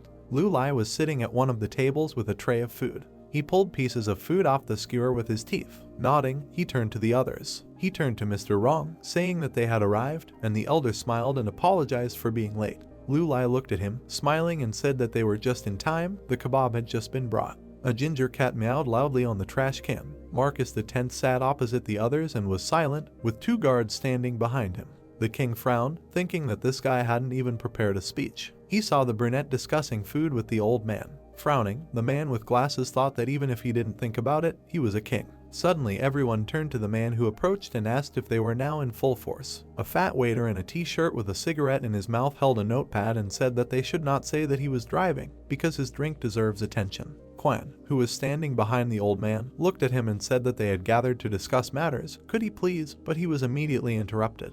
The waiter with a sharp movement threw his notepad on the table and shouted that this couldn't be done. He looked at the stern bodyguards in black glasses and said that they thought he didn't know what they were doing here. Only just yesterday 5 girls came to record mukbang. He emotionally said that he cooks everything himself, but there is no profit, do they understand? Seemingly decent people give everyone barbecue, they want him to go broke. Quan exhaled, wondering how this could happen, and the owner of the establishment shouted that all the profit rests only on alcohol, either let them order drinks or let them go to another place, and there is no need to push them around. Mr. Rong smiled at the man, telling him to bring him 4 mugs of beer, 2 at room temperature and 2 chilled. The specialties are very good, and if they don't finish eating, they will take them with them, and Lu Lai, who was chewing next to him, added that he would pay for everything. Marcus X frowned at this scene, thinking that he had forgotten, and the owner of the establishment accepted the order and asked to wait a little. Unable to bear it, the king took off his glasses and told Lu Lai that he did not understand at all what was happening and hoped that he would be able to explain to him. Lu Lai extended his hand with folded fingers and spoke of time slowing down 1,000 times. There was a loud snap of fingers. A large golden dial appeared in the air. Everyone present in the cafe froze, covered in a black and white time change filter. Marcus X jumped to his feet, not understanding what had happened. His guards spread their arms, covering the master. The man looked at everyone in shock. People froze and did not move, and the man asked, did all the people around freeze? He turned to the guy who called out to him. Lu Lai sat smiling and said to His Majesty, welcome to his temporary field. Marcus X looked at him in shock, thinking that this was just crazy. The owner of the establishment had just literally hung in the air, but this was definitely not some kind of trick. Lu Lai took the glass and said that they had something to discuss. The king listened to a guy who said that the great hermit lived in the city and the simple one lived in the village. The guy closed his eyes, saying that in other words, if you want to hide something. Among the frozen visitors of the cafe, only the table was not covered with a time change filter. The guy continued that it was necessary to hide it in the most visible place. He looked at the man and confidently continued that, for example, under the city. Marcus X looked at him in surprise. Then he smiled and asked if he really wanted to build a building right under one of his cities. Lu Lai nodded, closing his eyes and said, of course, he is the king, he personally has unlimited wealth. Then he opened his eyes and asked, but that's what he's limited to, right? The guy continued that they both don't have enough money to buy the things they want. The king listened attentively, looking at him. He was amazed to hear that the guy could make his future last. He looked at the man insidiously, saying that this included power. The king opened his eyes in surprise. The guy stood up, folded his hands on his chest, and confidently declared that the price he was offering was immortality. Lu Lai smiled insidiously, saying that immortality is the price he can offer. The king looked at him silently, pondering the proposal. Marcus X closed his eyes and said that it was very tempting, but he was the king. Looking confidently and placing his hands on his hips, he continued that he could not ignore the opinion of his people and the guy must understand this. Lu Lai leaned his head on his hand and grinned, saying that their cooperation with the king would not be limited to just buying land. The sound of thin heels was heard throughout the establishment. The guy said that the Eternal Club attracts talents from all over the world. The girl walked holding a blue folder in her hands, and he said that talents and technologies would help them take social development to a new stage. A girl in a skirt walked towards them. The guy said that with the help of foreign bases they would be able to complete various kinds of experiments, and by that time the pharmaceutical factory would reach the international level. Waiwen approached the guy, saying that she brought everything, and Lu Lai praised her for her excellent job. Marcus X looked at them in surprise. A thick blue folder appeared on the table in front of him and the brunette asked him to look through it. The man looked in surprise at the papers he held in his hands. Lu Lai smiled confidently, saying that this is just the first step towards the implementation of their master plan, but in practice, the scale will of course be much larger. He looked carefully at his interlocutor, asking what he thought. This is an opportunity for new jobs, as well as for fulfilling large foreign orders, a good addition to their cooperation, isn't it? Marcus X remained silent, carefully reading the information in his hands. He was silent, thinking about it. Then he smiled and nodded, saying that since that was the case, they would need to discuss everything in detail. He started to say that he didn't know, but the guy raised his hand to stop him and sneezed loudly, then apologized. Clearing his throat, he pointed to the woman standing next to him and said that he could contact Waiwen for details. Such issues should be resolved by professionals, right? The king's bodyguards looked at each other, thinking that such geniuses exist. Lu Lai looked at the woman with his hand on the table and told her to bring the contract. Mr. Wrong looked at the guy and whispered excitedly that the gentleman should not rush into the agreement. The old man said that now they had come to an agreement with him verbally. In his experience, discussing such things in a hurry does not end with anything good. Lu Lai smiled widely as he looked at him and said that he was definitely saying reasonable things. Waiwen brought the contract, and the guy pushed the sheet towards the surprised old man, saying that, however, this contract was intended for him. The gray-haired man looked at the text on the form. Taking it in his hand, he read that the price for 3 years is 0. His eyes widened in surprise. Lu Lai looked at him with a smile and said that Mr. Wrong performed very well and can consider this a reward for the work he has done. The old man shouted to Quan to give him a pen, to which the man quickly reached for his inner pocket. Marcus X looked at them in shock, not understanding what was happening. Mr. Wrong signed his name in the corner of the page, saying that 3 years would be enough for his physical condition to enter a new phase. Mr. Wrong adjusted his glasses. Gold glowing dials appeared around him. He said that the deal had been completed. The man leaned over, closing his eyes. Suddenly a glow appeared around him, the wrinkles on his face, forehead and lips smoothed out, and he immediately began to look much younger. Marcus X jumped to his feet, amazed by what he saw. Mr. Wrong looked much younger even from the back. The king looked at him, his mouth open in surprise, and thought that the man had become younger. He grinned, thinking that was great. The man clenched his fist, thinking that stopping time was still in doubt. He looked at them carefully, thinking hard, and thought that the rejuvenation of the head of the Wrong family left no questions. Lu Lai sat relaxed. Behind him was the image of a white and gold antique watch. The man thought, looking at him, that this is a miracle. This man has divine power. Lu Lai looked at the king smiling. The king nodded to himself and looked at him, thinking that he would definitely make a deal with him. The cafe patrons present had returned to their own time and were noisy with conversation and food. Mr. Wrong laughed, glad that he was younger, and told Quan to bring more drinks. The man looked at him worriedly, asking, but what about his health? The head of the family was warming up, bending over with his arm outstretched, and said that it was okay. Besides, he had an appetite. He should definitely get drunk with Mr. Liu, and thought I was ready to drink a whole box. Marcus X applauded. He smiled widely, spreading his arms, and said that today it was a revelation for him. Who else would have the chance to see this? Lu Lai shook his head, smiling, and told the king that it was nothing. The man, smiling broadly, ordered his bodyguard to go find the owner of the establishment and say that he was lucky today. He was going to honor Mr. Liu. The man thought that he seemed to have met a great friend today. Lu Lai looked at him confidently, saying that obedience is the best sign of respect, and he himself thought that he had succeeded. A loud cry of Mr. could be heard from the establishment. Wrong, who demanded to bring him more drinks, and the excited words of Quan, who asked him to slow down and offered his help, to which the old man laughed and said how long he had wanted to try this. Continuous loud laughter echoed along the street. It was already dark outside and the neon sign outside the establishment turned on. There were many empty plates and alcohol bottles on the table. Marcus X shook Lu Lai's hand.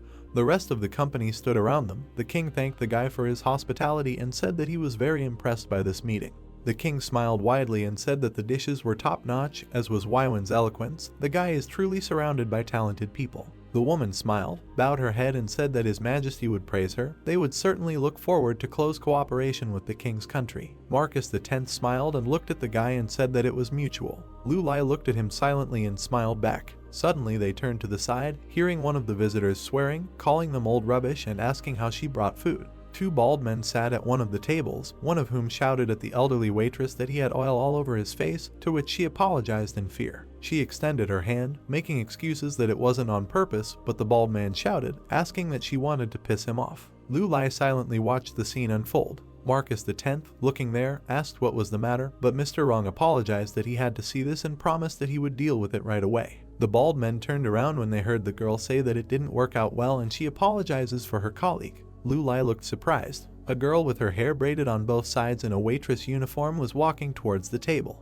The men looked at her carefully. One of them asked why such beauties work in such a diner. The woman in surprise called out her name Yuki, and the girl confidently blocked her with herself and said that they would not bother them anymore. She would just pay their bill and ask for an apology. Would that be okay? The man asked, "Will he pay?" He turned to her sternly and asked if she thought they were unable to pay for the food. The girl remained silent excitedly. The head waitress waved her hands, coming forward and said that it was her own fault, and the girl here was just working part-time. It was completely her fault. The men looked at her angrily. The woman fell silent in fear. One of the men grinned, saying that so be it, it's just a trifle, everyone can make mistakes. He looked sternly, adding that he would like the girl whom he called a wench to have a glass with them, then they would completely forget the mistake of the stupid old woman. The girl listened to this in amazement, and the man giggled disgustingly. Yuki lowered her head, saying that she could drink alcohol if they calmed down, and everyone was happy. The woman covered her mouth with her hand in fear, thinking that she wouldn't do anything. They were bastards. The girl's gaze flashed with anger, and she continued that she saw right through them and called them dirty animals. The men fell silent in shock and surprise. Lu Lai smiled and chuckled contentedly. The bald ones got angry, shouting that they had made concessions to her. She was mocking her and they would beat her now. Mr. Wrong turned to his assistant, who answered yes, ready to stand up for the girl. Quan turned around after hearing the words that this was not necessary. Lu Lai smiled and Waiwen assured Mr. Wrong that he doesn't need to worry. Lu Lai chuckled as he looked at her. The woman looked at the boss and continued that this girl will not get hurt today. Yuki looked at the offenders sternly, clenching her fists, shouting that it was a free account or nothing. The men screamed, wishing her death. The girl bit her lip and thought about a plan of action, a counterattack and a blow to the jaw. The men with a fierce look clenched their fists and ran towards the girl. She closed her eyes in fear, telling herself that she could do it. Lu Lai, looking at her, applied a 50-fold acceleration of time. Yuki screamed. The men grinned, saying that she thought that, but did not have time to continue. A powerful blow landed right in the nose of one of them. The second looked at it in surprise. The man flew far forward between the rows of tables and fell to the floor with a crash. Chairs fell and were swept away by the shock wave and landed on the floor. The man opened his mouth, missing teeth, and lay beaten and covered in blood. The second man looked at him in shock, not understanding what was happening. Suddenly a fist flashed in front of his face. From the force of the blow to the jaw, the second man flew high into the air. He even had a tooth knocked out. Yuki was very surprised by all this. All visitors to the cafe, including the guy and his partners, silently watched this fight. The man was lying on the ground. The girl looked at her hands in surprise, thinking that it was strange. Were they so weak or was she so strong? Lu Lai grinned as he looked at her. It was dark outside. Not only the sign of the establishment was on, but also the lights in many of the windows. The visitors stood up from their seats, looking at the girl in shock, and thought what happened. The girl beat up two thugs. Is it true? Was it a setup? The head waitress looked at Yuki in surprise, asking if she was okay, to which the girl confidently placed her hands on her hips, laughed and said that she was okay. Recently she had been practicing freestyle fighting, and the woman asked her again, "What recently?" The men were lying on the floor, badly beaten. The girl, pleased with herself, smiled and said that she thought that they just liked to mock the weak. They looked formidable, but in reality they were absolutely helpless. The woman answered her that in any case, she was still very young and she should be more careful, and the girl giggled to herself and told her not to worry. Lu Lai, turning slightly, watched their dialogue. In the yellow building of the Eternal Club headquarters, Lu Lai sat at the desk in his office and read the paper in his hand, humming. there was information about the girl. In the photo there was a woman, next to whom were 2 little girls, and in the other, Yuki herself, who was touching her glasses with her hand. The guy read that her name is Shen Yuki. She is 26 years old and comes from Sichuan province, grew up with her grandmother and 2 younger sisters, has a reserved and firm character. The girl is an employee of the city's Hope Rising enterprise and receives a monthly salary of 12,000. Robert was sitting on the sofa and eating kebabs, and Peng came up from behind and, leaning on the back of the sofa, asked who bought the kebabs, to which he received the answer that Yan Yu. And what? Lu Lai read the information that in order to provide for the family, he does part-time work with an hourly wage. Peng looked askance at the blonde who was chewing diligently and asked why he was eating them so joyfully as if they were bought for him alone. The blonde, without stopping chewing, said that if he was jealous, then let him say so, should he really feed him. Lu Lai was surprised to see that the information was over and asked again, "Is that all? So little?" Peng, with a kebab in his hand, sat next to Robert, who had fallen asleep on the sofa and, turning to the gentleman, replied that this was all the information that could be obtained. There was nothing special. The guy thought that he was very tired and hungry. Lu Lai looked at the papers, saying that everything was indeed completely normal. Peng looked at the boss, stopping chewing when he heard that he would have to disturb him again, to which he replied that there was no problem. Lu Lai stood near the table, adjusting his glasses, and told the guy to go and buy a gift suitable for the girl, to which the security officer asked in surprise what he was doing. He looked confused, listening to the instructions that you need to approach this carefully. You need to create a sense of surprise. You don't need to overdo it, but you don't need to be modest either. In general, the guy will figure it out on his own. He turned to his boss, inspired by the idea of giving a military shovel, a very practical thing, but was refused. Lu Lai approached him and said that so that he would not embarrass himself, he had better consult with someone, and the guy, sulking, thought about why he did not like the military shovel. Rubbing his chin, the guy thought about who he could consult with, and the image of Yan Yu appeared in his head. Lu Lai silently looked at Peng, who exclaimed that the boss would rely on him and believed that everything had already been done. The guy ran out of the room, and the brunette shouted after him so that they wouldn't say it was from him. Lu Lai looked after him gloomily and thought that he did not expect that Peng would have such problems with this. With his hands folded across his chest, the guy turned to the blonde and asked how the job he entrusted him with was going. Robert was sleeping with his arms and legs spread out on the sofa and his mouth wide open. Lu Lai called him by name. The guy woke up with a grunt and asked incomprehensibly, "Who?" Lu Lai sat down on the sofa opposite and asked how things were going with Zhao Dahua and his squad. Robert grimaced, stretching his neck, and thought how he could fall asleep. It looks like he was lying on his neck.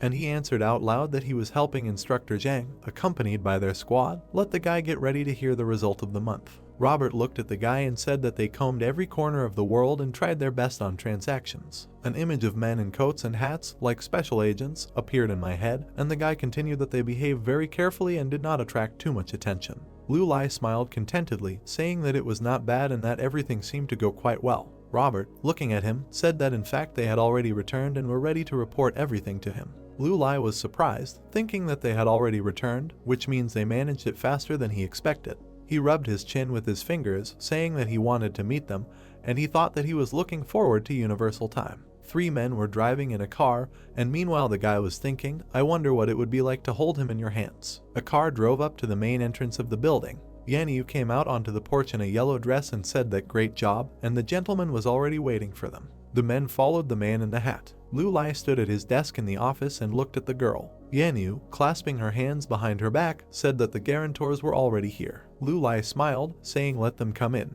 With a stomp, the men entered the office. They stood in front of the table, and the man, who had already taken off his hat, said that they were back. Lu Lai said it was great as he looked at them, a golden dial flickering in his eyes. Red inscriptions appeared above the men. The man with long ponytailed hair was named Dahua, age 46 years old, 23 years, 10 months, 18 days, 23 hours, 30 seconds to live. In parentheses below the information appeared that he had 1603 years. The man with the mustache who took off his hat was called Bayashan.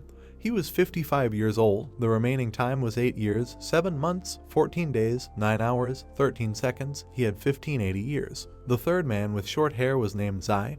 He was 40 years old, had 32 years, 8 months, 23 days, 15 hours, 22 seconds to live, and had a year of 1821. Lu Lai smiled widely, saying, what does it look like? He looked at the men and continued that this is the time received by the guarantor. Lu Lai sat in a chair that was like a throne with a round back and said that they had done a great job. The men looked at him, red inscriptions glowing above them with information about the duration of their remaining life and the time received. Bayashan thought that he was feeling the pressure again and said that they had come to report the results from the work. Lu Lai looked at them carefully, analyzing that this last line of numbers must be the result of their transactions. The guarantors looked at the gentleman seriously. Lu Lai grinned and noted that it seems that their agreement with him does not allow men to use this time, it can only be transferred to him. This is wonderful. He looked at the red inscriptions and thought that judging by the amount of time collected per month, the daily income of each of them was more than 50 years. The guy grinned, thinking that they really had no equal in deals. He looked at the man with the scar on his face and thought that Zai had a lot more time than the others. With his lips slightly curved in a grin, the guy looked at the man and, analyzing, thought that according to his assessment of his personality, human life is indifferent to him and he enjoys any manifestation of struggle.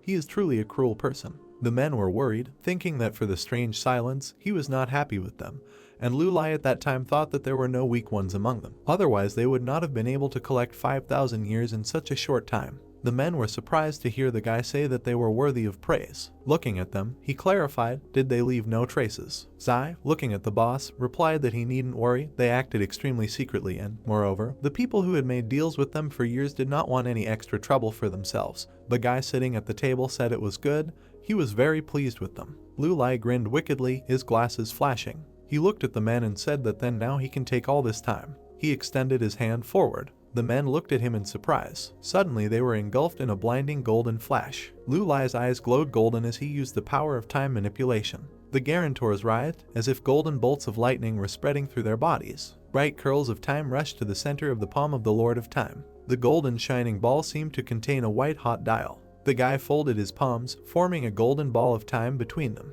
The numbers in the inscription changed rapidly. With a rustle, the time value changed. A red inscription with his name Lu Lai appeared above the guy himself, which reported that his name was Lu Lai. He was 27 years old. He had 29 years, 89 days, 21 hours, 3 minutes and 55 seconds left to live. The brunette spread his arms to the sides, dials hovered around him, a red inscription above him, and a bright halo seemed to appear above his head. He looked forward, listening to his feelings, and thought that this was it, this feeling when he had more than 5,000 years in his hands. Bayashin looked at the gentleman excitedly and asked if he was okay. The guy did not answer, smiling greedily, but he himself thought, what does this huge number mean? He clenched his fist, thinking that even if he gave up everything, he would continue to live. Silhouettes of historical figures appeared in my head, then a bird's eye view of the city and then houses from above. The guy looked seriously and thought that the history of China goes back about 5,000 years. Some 2,000 have passed since the beginning of our era. In the following millennia he could become immortal, who would observe the rise and fall of civilizations. Now his remaining life exceeded 5,000 years. The golden pocket watch began to glow and sway. The guy listened to the sensations and thought that his abilities were again having some strange reaction.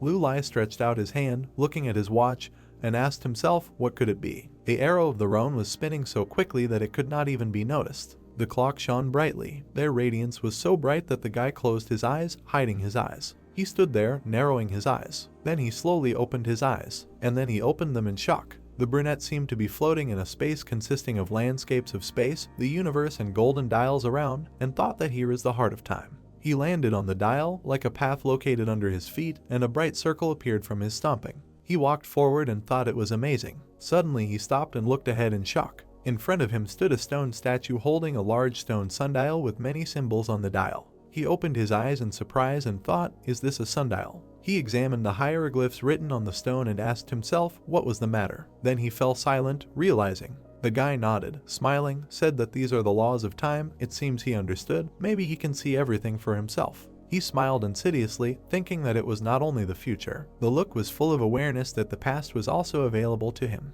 The guarantors stood quietly in front of the guy and could not understand what was happening. Someone said that they could not squeeze out a word. Someone whispered that he was not angry. Maybe it's worth asking him. The guy stood in front of them with his eyes closed, not hearing the man's whisper that he was telling the eldest among them to ask. Bayashin got ready and began to say the guy's name. Suddenly, Lu Lai exhaled a long breath. The guy opened his eyes, calmly looking at the men. The employees stared at him in surprise, thinking that he had woken up. Lu Lai sat down in the chair at his desk and nodded with a smile and said that everyone had done their job well, he would reward them as promised. Dahua bowed and chuckled embarrassedly, telling the guy not to rush. It was an honor for them to work with him. Lu Lai looked at them, continuing that the first thing he wanted to do was warn the men.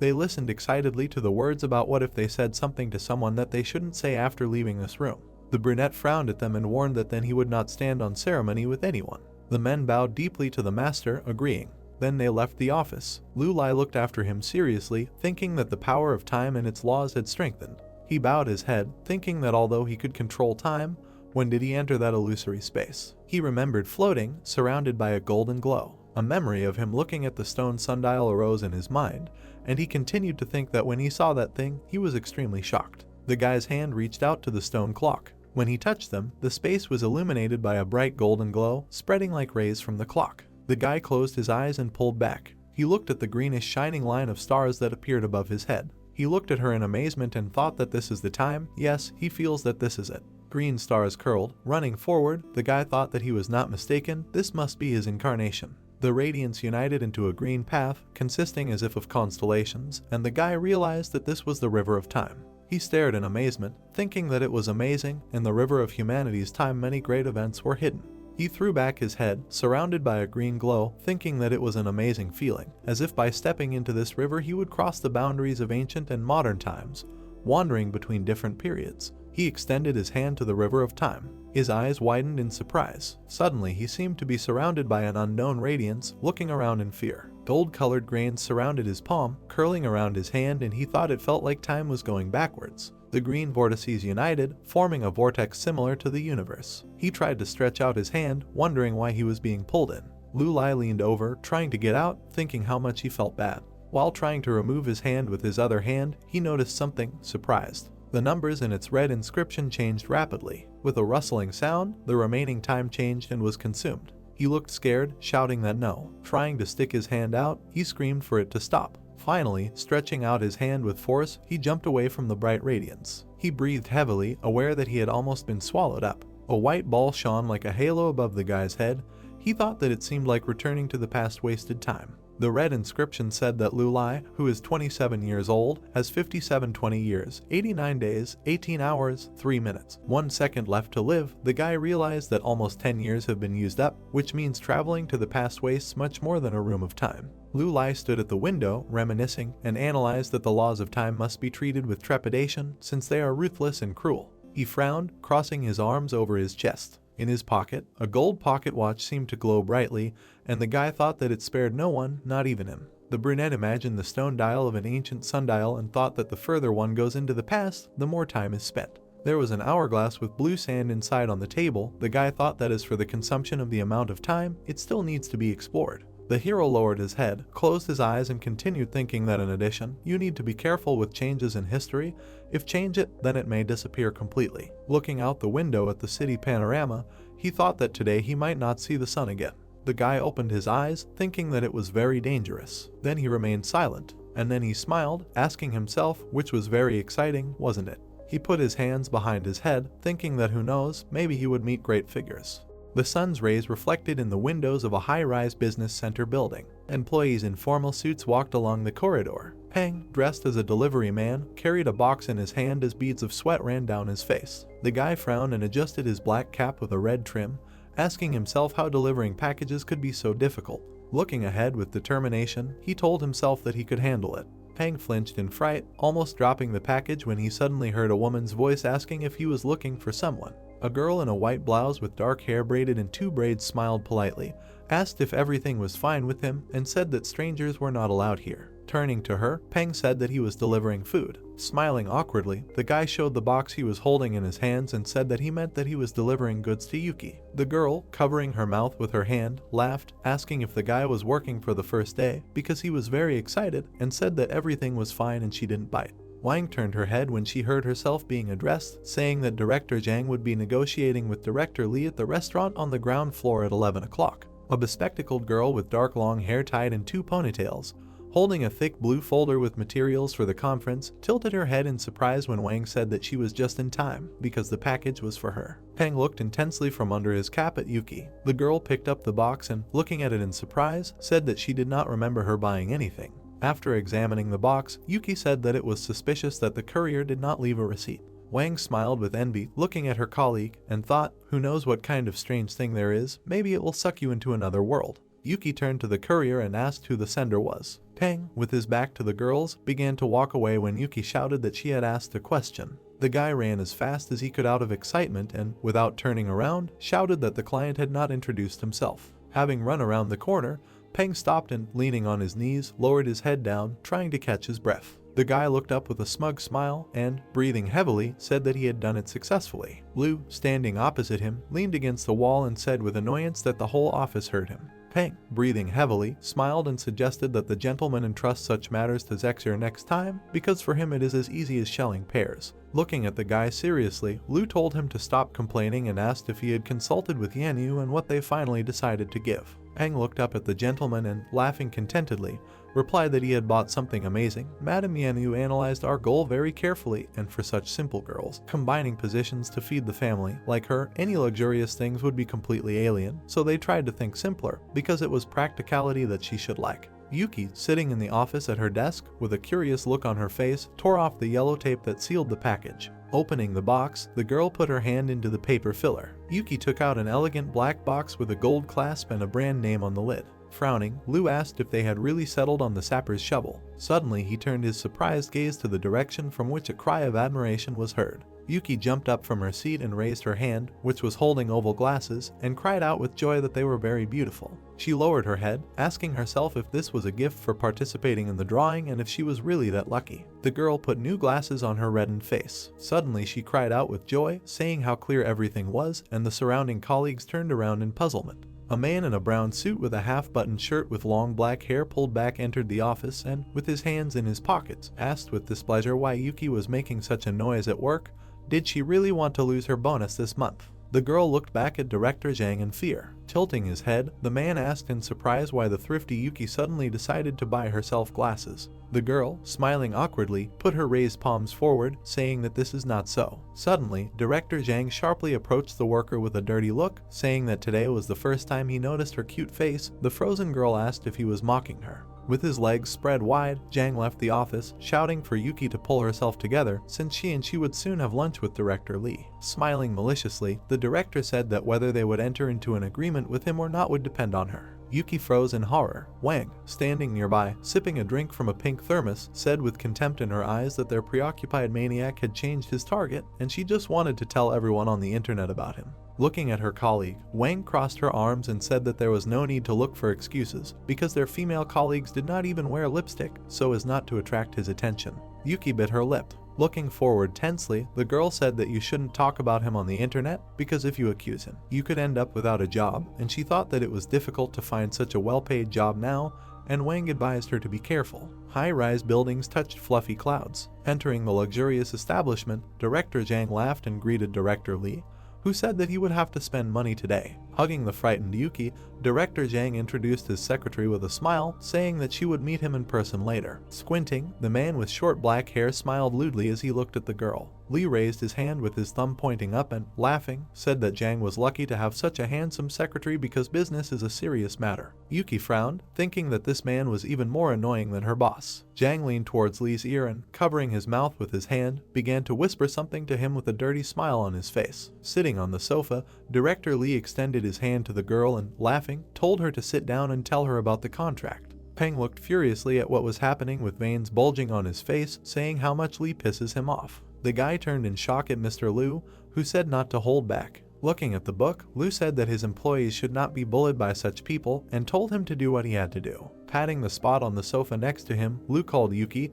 who was standing calmly, to sit down. Looking down at the girl with a grin, Zhang hurried her along. The black-haired man stared at Yuki. The girl in the tight suit began to sink onto the sofa. The man put his hand under her buttocks. Peng's pupils shrank with hatred. The girl looked at the man in surprise. Zhang opened his mouth in shock. Lee's hand and fingers were twisted in an unnatural position. The man opened his mouth in horror, and beads of sweat ran down his face. He threw his head back and raised his legs, screaming in pain. Zhang's eye twitched and he asked, screaming, how it happened that he broke his arm. The girl opened her mouth in puzzlement, not understanding anything. Lee clenched his teeth as his face dripped with sweat. Everyone sitting in the restaurant looked at the man, and he shouted to call an ambulance. Peng looked at him with contempt and asked that although this gave him pleasure, it was not too cruel. Holding a gold pocket watch in his hand, Liu bowed his head and said indifferently that such people do not need hands. Heading towards the exit, Peng looked back at the screaming men. Yuki looked up at the guys leaving. Peng blushed with embarrassment. The girl opened her mouth in surprise. Looking at the retreating back of the guy in the black suit, she thought that this was the courier and asked herself if this was a coincidence. Peng's voice was heard on the street, saying that the gentleman seemed to have noticed this girl. Lu lowered his head with a smile and said that such a capable and modest girl is ideal for the Immortality Club, asking what Peng thinks about it.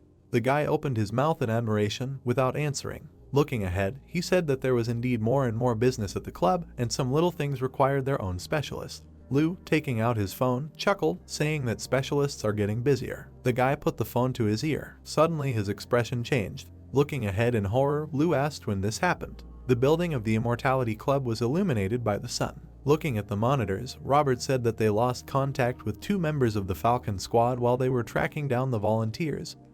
He carefully checked the equipment, but did not find anything strange. Besides, there are no communication obstacles in the range, and he has a suspicion that another organization must have noticed them and decided to retaliate.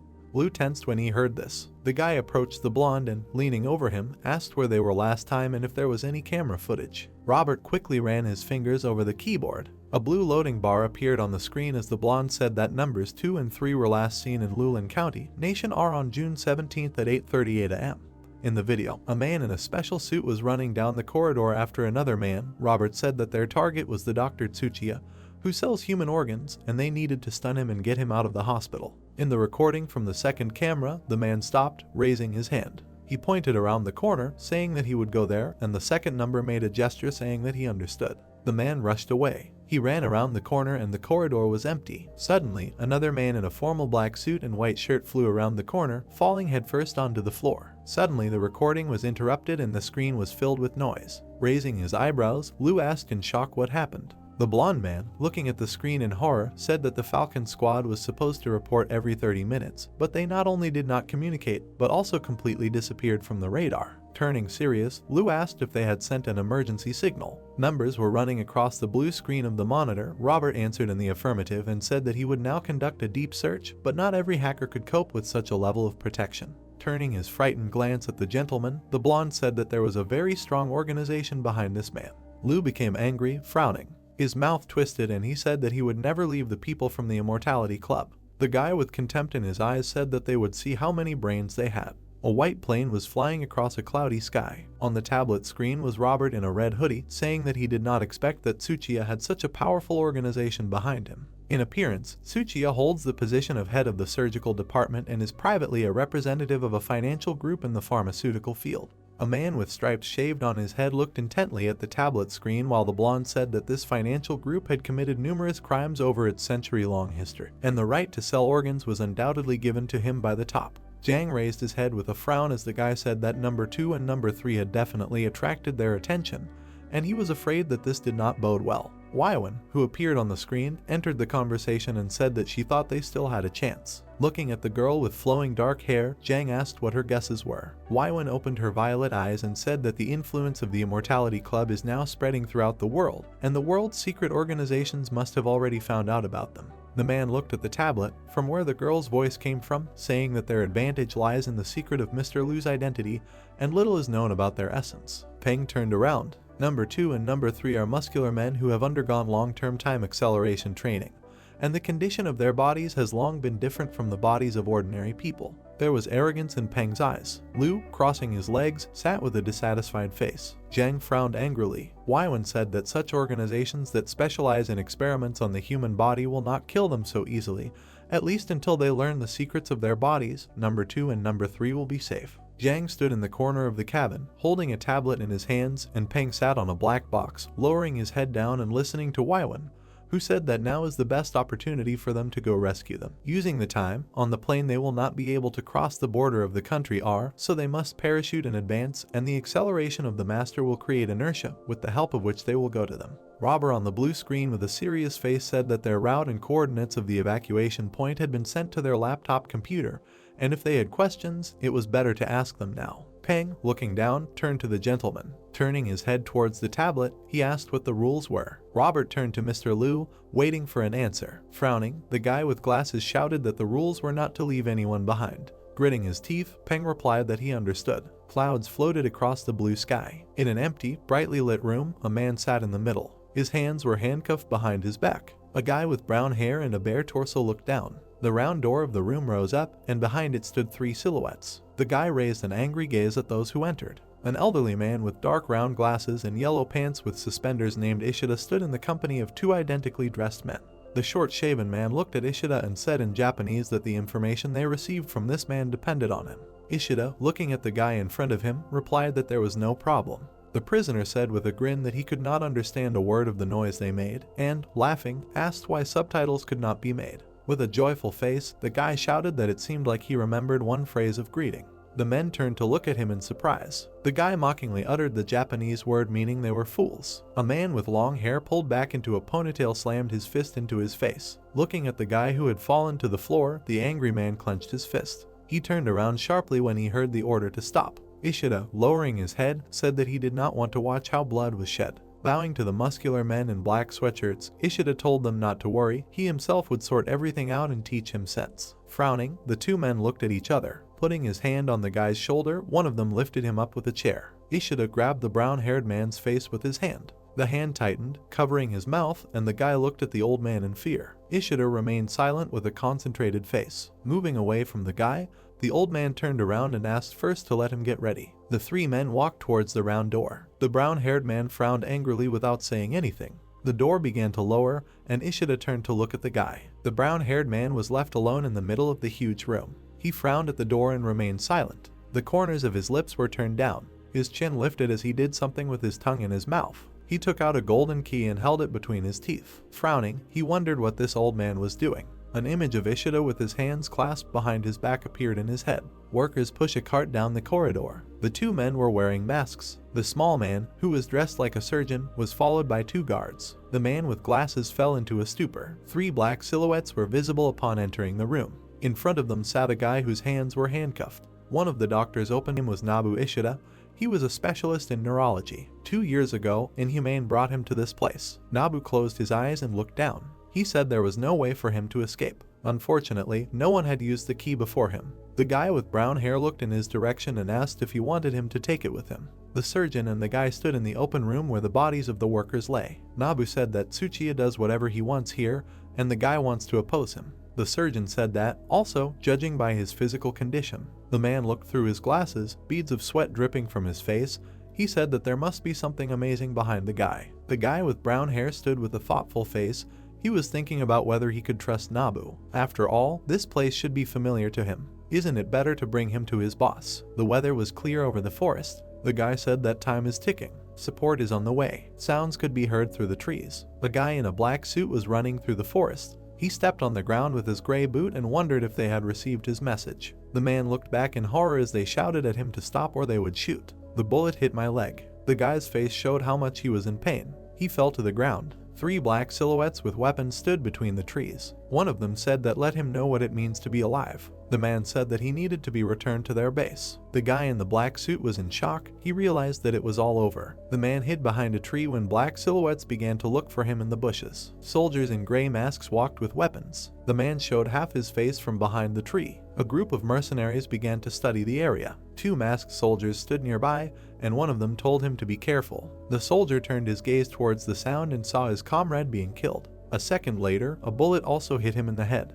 The black-haired man was shocked when the mercenaries began to hide behind the trees, shouting that the enemy was attacking. The machines did not stop working. The masked soldiers began to die one after another because someone started shooting at them from behind. The man began to look fearfully from behind the tree. Dead bodies of soldiers lay on the ground. 2 black silhouettes with weapons were visible from the smoke. Jiang and Peng stood with weapons. It was clear from the guy's face that he was glad to see them. Big metropolis. There were people sitting at the station. The main character in the glasses was with Robert. The guy with yellow hair took out his phone. He looked at Lu's back and said that a message had been received from Peng and Jiang.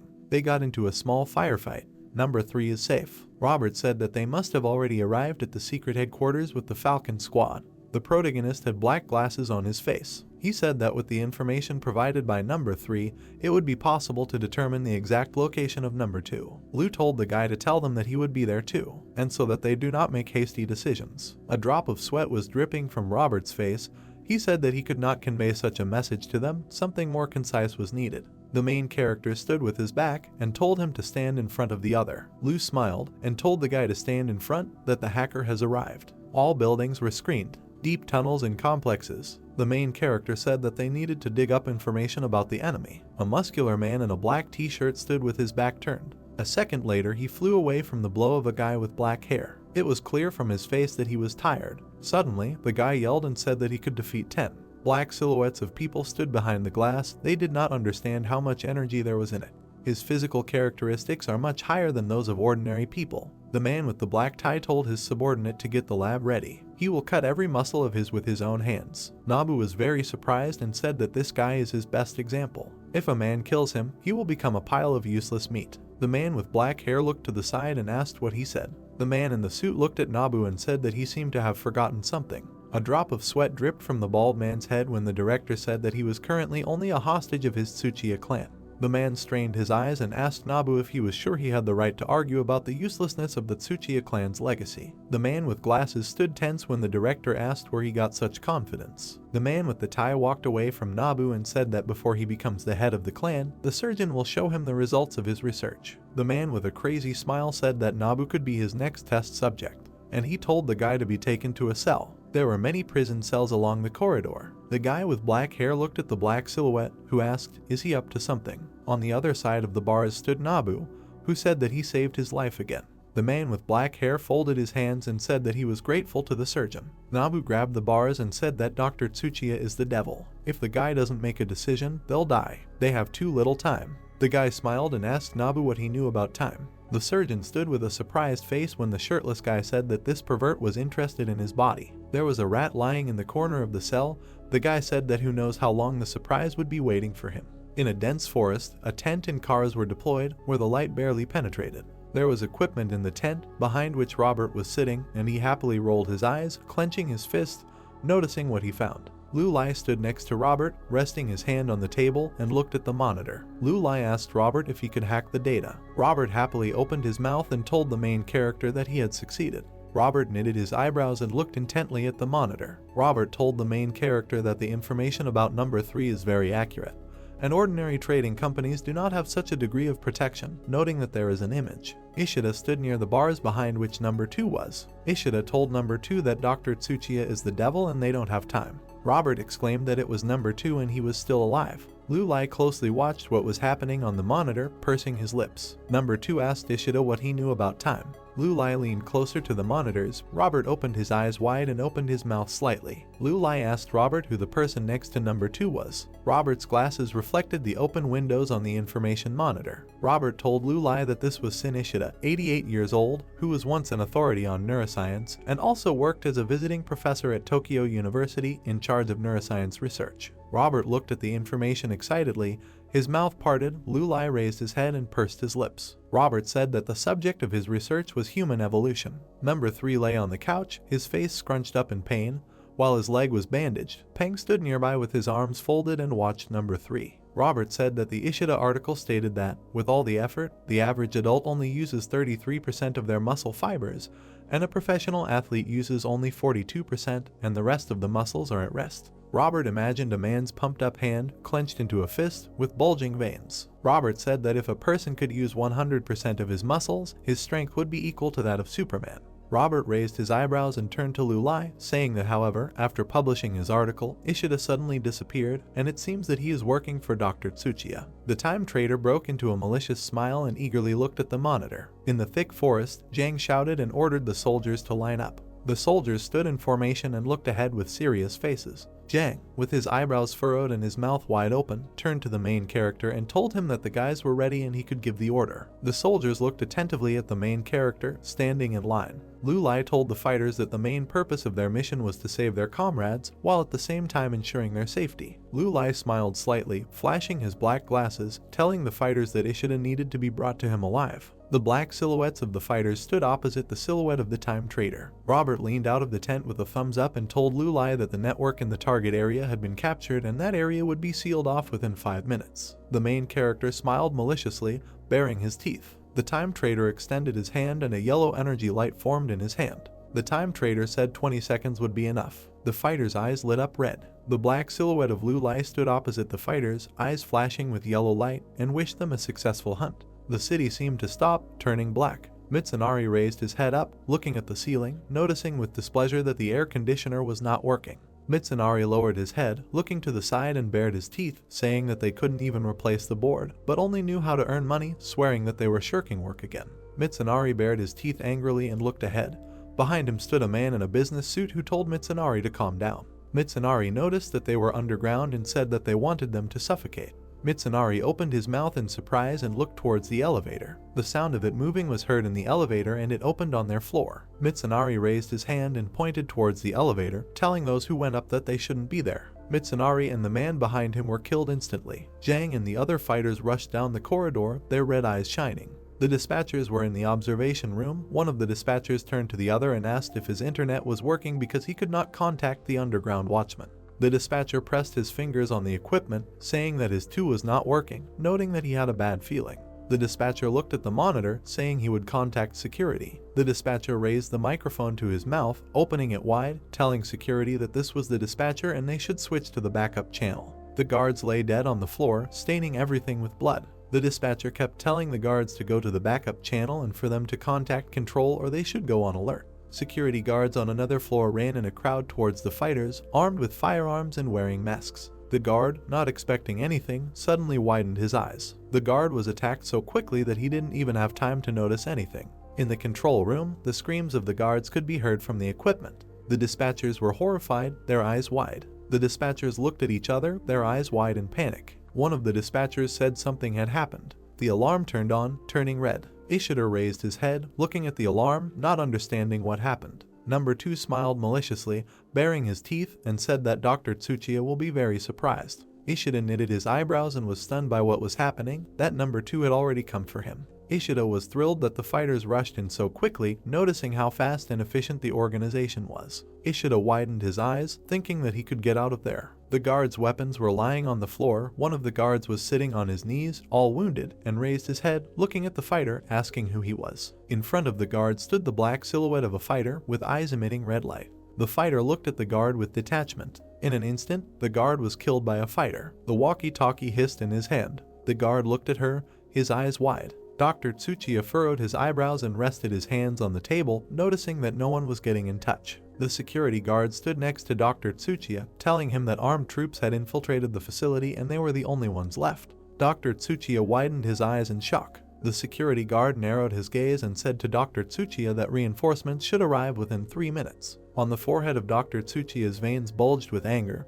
He pressed his lips together, thinking that this was some kind of joke, that even the defense of the Doctor clan. Tsuchiya could not withstand even one invasion. Dr. Tsuchiya bared his teeth, looking down with contempt. Dr. Tsuchiya was at a loss that his comrades came for the test subject, saying that this was nonsense, because people from the head patrol were under his command. Security guards stood in front of Dr. Tsuchiya, looking at him with a serious expression. One of the guards narrowed his gaze and suggested Dr. Tsuchiya clear the facility, because the enemy's strength exceeds human boundaries. Dr. Tsuchiya began to slam his fist on the table over and over again, and showed his teeth, clenching them furiously, saying that this was simply unforgivable. Dr. Tsuchiya widened his eyes, causing them to become bloody, and remembered image number 2. Dr. Tsuchiya wondered how they could create superhumans before them. The guard stared at Dr. Tsuchiya, clenched his fists. Dr. Tsuchiya narrowed his eyes and lowered his eyebrows, telling the guards that they needed to find the test subject and leave. The guard looked at Dr. Tsuchiya, frowned, and asked what to do with Ishida. Dr. Tsuchiya looked from under his brows at the guards, knitting his eyebrows. Dr. Tsuchiya bared his teeth and looked angrily in front of him, telling the guards that people disgracing the Doctor clan,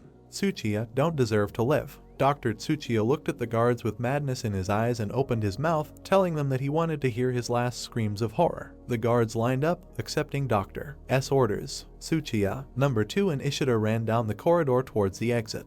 Ishida, slightly out of breath, opened his mouth slightly, asking number 2 if his comrades were strong like him. Number 2 opened his eyes wide and smiled maliciously, telling Ishida that there are guys who are more handsome in terms of data. Ishida had an idea and he widened his eyes, looking at the back of number 2's head. Ishida was surprised that number 2 was not the strongest. The round door from the corridor was closed. Ishida walked up to the door and leaned his hand against it. Ishida said that apparently Dr. Tsuchiya decided to clean up the facility. Ishida stood at the door, trying to figure out the password, noting that it was the only way out. Number 2 raised his head, arms outstretched, and noticed the entrance to the ventilation. Number 2 smiled slightly as he called out to Ishida and looked at him, asking if he was claustrophobic. Ishida turned around and opened his mouth, looking at number 2. Ishida raised his head, looking at the ventilation, and asked that he should crawl through it like rats. Number 2 closed his eyes slightly and smiled sarcastically, saying that they had no choice. The door suddenly began to move, and the guys turned their attention to it. A small gap appeared in the door. Ishida smiled widely and joyfully, saying that Dr. Tsuchiya couldn't think of a better password, noting that it was only 6 zeros. Suddenly, something pierced Ishida's shoulder, and he opened his mouth in surprise. Ishida looked at his shoulder, holding out his hand to it, and was very surprised by what he saw. Ishida pulled out a white dart from his shoulder, holding it in his fingers. The security ran into the corridor. Doctor appeared behind the guard. Tsuchiya was holding a gun in his hand and waving it. Dr. Tsuchiya told Ishida that it was a neurotoxin that he himself had developed, and he still had half an hour to enjoy the torment. Ishida looked at Doctor excitedly. Tsuchiya, who smiled bloodthirstily, baring his teeth. Number 2 turned around and looked at Ishida in panic. Dr. Tsuchiya broke into a crazed smile and widened his eyes, telling Ishida to die. Ishida was knocked off his feet and collapsed on the floor. Ishida's nose began to bleed and sweat dripped from his face. Number 2 turned to Ishida in fear, his mouth slightly open. The guards pointed their guns at the guys. Number 2 looked at the guard, baring his teeth and widening his eyes. Dr. Tsuchiya smiled contentedly and ordered the guards to kill the guys. Number 2 closed his eyes and clenched his teeth, thinking that now he would definitely die. Ishida was exhausted and blood was pouring from his nose and mouth. Dr. Tsuchiya smiled bloodthirstily and looked at the guys. Peng, in an accelerated state, attacked the guards, leaving behind only red lines. All the guards were killed. Dr. Tsuchiya stood in the middle of what was happening, holding his hands behind his back and wide-eyed. The guards suddenly fell to the floor. Dr. Tsuchiya was surprised, widening his eyes, not understanding what happened. Dr. Tsuchiya lowered his gaze, looking down and widening his eyes. Breast Dr. Tsuchiya was pierced through with a knife. Number 2 and Ishida were surprised at what was happening. Peng stood behind Dr. Tsuchiya, stabbing his knife into his chest. Dr. Tsuchiya widened his eyes in horror when he saw Peng's gloating smile and thought that he was a demon. Peng pulled his knife out of Dr. S. chest, Tsuchiya, and kicked him in the back. Dr. Tsuchiya fell to the floor, bracing himself with his arms and legs and raising his head, begging for mercy, bursting into tears. The lifeless body of Dr. Tsuchiya fell completely to the floor, bleeding. Ishida sat on the floor next to Dr. Tsuchiya and looked at his body. Number 2 smiled broadly, delighted to see Peng, who was in an accelerated state, looking menacingly ahead with his lips pursed. Number 2 noticed that Peng was in this state and asked him if the big boss was with them. Ishida was on his last legs, bleeding, not understanding which big boss he was talking about. Peng noticed Ishida, looking at him with a serious look. Ishida somehow held on, breathing heavily. Ishida stood up slightly as Peng suddenly rushed towards Ishida at high speed, causing Ishida to get scared and back away. Sunlight filtered through the trees, slightly illuminating the protagonist's small base. Robert turned to Lulai and smiled widely, baring his teeth. Robert told Lulai that the Falcon Squad had sent a message that the mission had already been completed and they were on their way back. Robert looked at the main character with confusion. Lulai looked serious and looked at the floor. Robert opened his mouth slightly, calling out to Lulai. The fighters returned and were in the tent. Sitting in front of them was Ishida, who was slightly shaking. Ishida looked at the time trader from under his brows, barely holding on, and said that it seemed to him that he was in the kingdom of the dead. Lulai walked up to Ishida with a pathetic expression on his face, putting his hands in his trouser pockets. Ishida looked at Lulai with his mouth slightly open and asked him what it must be. He is the big boss. Ishida stood up slightly and moved forward, eyes wide, surprised that the time trader was so young, and that he had already managed to unlock the secrets of human evolution. Ishida became worse, coughing and blood began to spray from his mouth. Ishida told Lulai that he had a lot of questions for him, but he had no time left. Ishida smiled maliciously, baring his teeth, noting that he would die from his own poison, and it must be karma. Lulai walked up to Ishida and sat down on one knee, leaning slightly towards him, and smiled maliciously, narrowing his gaze. The time trader furrowed his brows slightly, and looked out from his glasses to look into the eyes of Ishida, who widened his eyes. Lulai told Ishida that he seemed to know very little about time. A golden treaty appeared in the air, with the image of a dial. The time trader pursed his lips and stared at Ishida, who widened his eyes in surprise and opened his mouth slightly. Ishida opened his mouth in surprise, thinking that this was the great secret of the power of these people. Lu Lai stood in a relaxed position, smiling slightly and looking at Ishida, recalling images of the people who work for him. Lu Lai told Ishida that his club has incredible minds, tough and strong soldiers, prudent advisors, and their goal is to create a beautiful world that will be the crown of the evolution of life, adding that he is lucky. Ishida looked at Lu Lai with his mouth slightly open and his eyes widened in bewilderment. The time trader knitted his eyebrows and narrowed his gaze, grinning maliciously. Lu Lai told Ishida that he was exactly what he needed. Ishida had a contract hanging in front of his face and looked at it in bewilderment. Lu Lai told Ishida to join them. The time trader smiled maliciously, narrowing his eyes, and told Ishida that this was not just a contract, but also his saving talisman. The time trader waved his hand in the air with a pathetic expression on his face, and information about Ishida appeared above his hand. Name: Shin Ishida. Age: 88 years old. Left to live: 4 minutes, 58 seconds. Lu Lai remarked, telling Ishida that in the end, he had nothing left to live. The time trader bared his teeth in a malicious smile, telling Ishida that he was not forcing him, and the choice was his. Ishida knitted his eyebrows, hesitating slightly. Ishida looked at the rest of his life, his eyes wide in panic. In Ishida's eyes, the black silhouette of Lu Lai sparkled with its menacing gaze and broke into a malicious smile. Ishida thought that the main character was able to change life expectancy and called him not just a man, but a god. Ishida smiled contentedly, baring his teeth, and said that it seemed he had no right to bargain. Ishida looked at Lu Lai from under his brows with a serious look, telling him that he was joining. A golden dial appeared in the air, the forest turned black and white. Robert sat with an irritated look. Lu Lai smiled benevolently. Ishida raised his palms and looked at them, puzzled. Ishiguro was surprised that the numbing sensation from the poison had disappeared. Ishida joyfully raised his hands up, clenching them into fists, and exclaimed that his body had come to life, and this was just a real miracle. Robert grimaced his face with displeasure, looking at Ishida, telling him to change the record already, since he was already tired of it. Ishida suddenly fell silent, pursed his lips and slightly widened his eyes, lowered his hands down. Lu Lai turned to Robert, smiling slightly, and told him that Ishida was now their colleague and asked him not to be so harsh with him. Robert turned to his computer with dissatisfaction. Jang entered the tent with a serious look, showing his teeth slightly. Jang told the main character that the guys are ready. Jang furrowed his brows and opened his mouth slightly, telling the time trader that as soon as he gave the power, they would get down to business. Lu Lai turned his head towards Jang and looked at him, not understanding what business he was talking about. Jang told Lu Lai that she needed to cover her tracks. The main character raised his eyebrows and opened his mouth slightly, then smiled slightly. Lu Lai furrowed his eyebrows and smiled maliciously, telling Jang not to bother as they would ignore it. Jang was taken aback by what he heard and opened his mouth slightly. Jang pursed his lips and turned behind him. Lu Lai smiled contentedly. Pang told Jang that they should not be afraid to leave evidence, even corpses. Pang leaned his back against the tent at the entrance, folding his arms across his chest. Pang told Jang that this could be a good intimidation tool. The time trader adjusted his glasses with his hand, smiling maliciously, and turned to Robert, looking at him seriously. Lu Lai told Pang that this was not a bad idea, noting that there was something, however, and turned to Robert, saying that he wanted him to destroy all the research data on the enemy server for all time. Robert raised his hand to his head, smiling wickedly at Lu Lai, and told him that he was a professional at this and would not leave a single hair. Lu Lai turned his head to the side and looked behind him at Ishida, asking him if he minded. Ishida raised his eyebrows and widened his eyes, then bowed his head, holding his hands on his knees, and thanked Lu Lai. The main character smiled contentedly, holding his hands in his pockets. Robert sighed dissatisfiedly, narrowing his eyes, telling Lu Lai that he was quick-witted. Huge white clouds floated over the dense forest. Lu Lai told the guys that they were coming back. Jang ordered everyone to line up.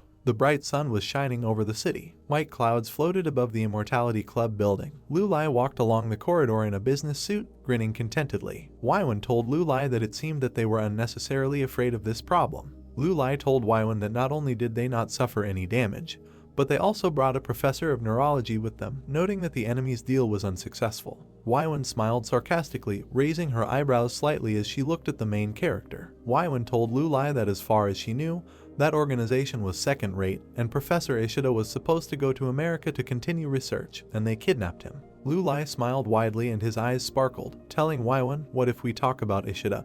Then every cloud has a silver lining," adding that as soon as he sees Tang, he will immediately be inspired. Waiwen looked at the time merchant with a serious look, saying that even though his power has no limits, it is still in the future. Lu Lai interrupted Waiwen, turning his back, and asked her that she was afraid that he would become arrogant from success. Waiwen furrowed her brows and narrowed her eyes, telling Lu Lai that they couldn't even be sure that they were stronger than those people, and their level of technology could far surpass modern society in many areas. The main character squinted and smiled slightly, saying that there are too many secrets in the world. Waiwen lowered her head slightly, looking from under her brows. The main character told Waiwen that there is always a bigger fish, but for each there is a remedy. Waiwen walked behind Lu Lai along the corridor. Lu Lai told Waiwen that now they will find out what kind of fish is behind that organization. Waiwen looked at the time trader with concern and seriousness, telling him to remain vigilant. Lu Lai stood with his hands in his trouser pocket and smiled widely, telling Waiwen that he knew and would be careful. The sun illuminated the building of the Immortality Club.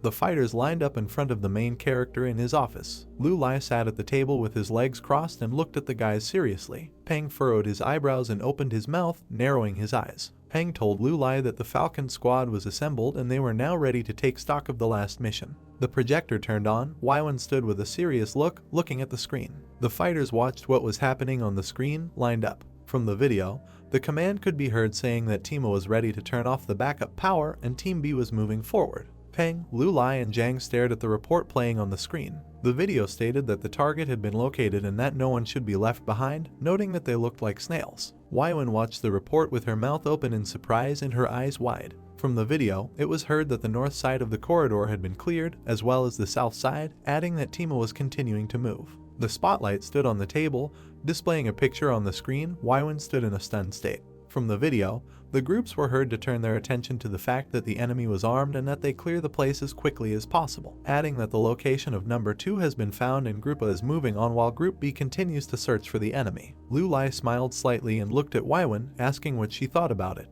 Waiwen opened her mouth slightly and closed her eyes, knitting her eyebrows. Waiwen asked the protagonist for forgiveness, saying that she told him he was arrogant, but she didn't mean it. Waiwen opened her eyes and looked at the time trader seriously, continuing to say that the enemy's combat power was not even close to his. Waiwen leaned over with her eyes closed and told Lu Lai that she was too rough with him. The main character leaned back in his chair, closing his eyes, and told Waiwen that her words meant a lot, because even according to mythology, the gods were destroyed by their arrogance. The main character opened his eyes and looked at Waiwen with a malicious smile, telling her that it was thanks to her that he decided to take stock and look at the results. Waiwen looked at the time trader with a relaxed face. Lu Lai held a gold pocket watch in his hands. The soldiers stood in formation with serious faces. The main character said that after all, if he didn't have the power, then his soldiers wouldn't have such an advantage with all their power. Lu Lai closed his eyes with his palm up and told Waiwen that she was not only reminding him, but the entire club to move forward with caution. Lu Lai opened his eyes and smiled contentedly as he looked at Waiwen, telling her that he was grateful to her for this. Waiwen didn't expect to hear this and widened her eyes, then bowed her head, closing her eyes, and told Lu Lai that it was her responsibility. Waiwen gazed at Lu Lai with a searching gaze. Lu Lai knitted his eyebrows and narrowed his eyes, his glasses flashing. Waiwen noticed that Lu Lai was no longer the same person she met the first time, and there was nothing left of his former tenderness. The fighters turned their heads to the side and looked to the side with a serious expression on their faces. Waiwen lowered her eyes slightly, looking down sadly. Waiwen thought that Lu Lai was now performing the tasks of a leader on his own, but she still had a feeling that while his powers were getting stronger. Waiwen imagined Lu Lai standing with his back to her, his hands in his trouser pockets. Waiwen thought that something was gradually disappearing in him, but could not understand what it was. Light from the window made its way into the office. Zhang told the fighters that if they messed around, they would go home, and told Lu Lai that if he was done, he would take the guys away. Lu Lai exhaled heavily and leaned back and closed his eyes, telling Dahua, Baoshan, and Wang that they could come in. The guys entered the office, and Lu Lai adjusted his glasses with his hand, smiling maliciously. The guys looked menacing. Baoshan bowed slightly, holding his hands behind his back, and told Lu Lai that they had come to him with a report. Lu Lai slightly tilted his head and smiled as he looked at the guys, telling them that this time they showed up a few days early, and it looks like they are gradually getting the hang of it.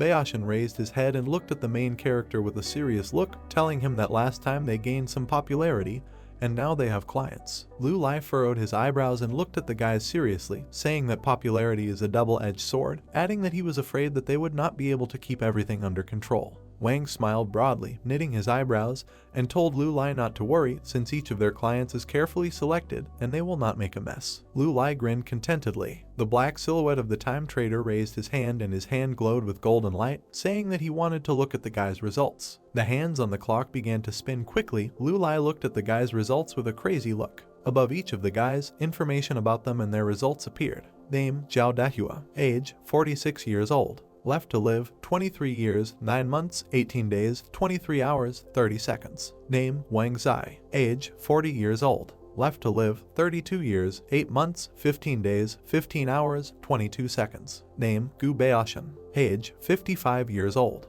Left to live: 8 years, 7 months, 14 days, 9 hours, 12 seconds. Lu Lai smiled widely, baring his teeth. Lu Lai looked at the guy's results with a concerned look, thinking that this was what he needed. The weather was clear above the Immortality Club building. The main character was sitting at his desk, contentedly looking at the guy's results. Name: Zhao Dahua. Age: 46 years old. Left to live: 23 years, 9 months, 18 days, 23 hours, 30 seconds. Name: Wang Zai. Age: 40 years old. Left to live: 32 years, 8 months, 15 days, 15 hours, 22 seconds. Name: Gu Baoshan. Age: 55 years old. Left to live: 8 years, 7 months, 14 days, 9 hours, 12 seconds. The time trader narrowed his eyes and raised his eyebrows, smiling sarcastically, looking at the guys. Lu Lai told the guys that they had harvested a really good harvest compared to last time. The guys stood in front of the main character, bowing their heads, smiling contentedly. Lu Lai told the guys that their efficiency had clearly increased. Baoshan closed his eyes and told the time trader with satisfaction that they had become smarter. Lu Lai was surprised and looked at the guys in bewilderment, his mouth slightly open. Baoshan told the main character that they had united into an Immortal. Baoshan turned his head towards Dahua, who smiled sarcastically. Baoshan told Dahua to let Lu Lai take a look. Dahua put lottery tickets on the table. Baoshan looked at Lu Lai from under his brows and grinned bloodthirstily, telling him that, like in a regular lottery, the buyer receives a cash prize, however, in return they ask for a few months of life. Lu Lai presented green banknotes flying in the air. Baoshan said that the value of the prize is different, so you can win a different amount. Lu Lai picked up the lottery ticket and looked at it with interest.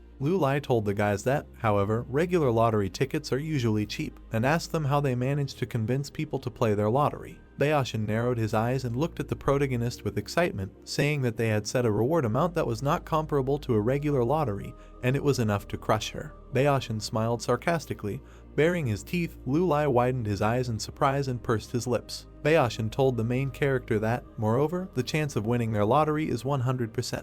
Lu Lai imagined a crowd of black silhouettes of people raising their hands in the air. Lu Lai thought that compared to the millions they had spent before, they had created a business with the least cost and large income. The time trader put his hand on the table and looked at the guys with a serious look, pursing his lips. Lu Lai thought that the guys managed to pull off such a thing, and if you keep everything under control, you will get an excellent business with large sales and low costs, noting that it is professional. The guys smiled broadly and contentedly, their eyes widening.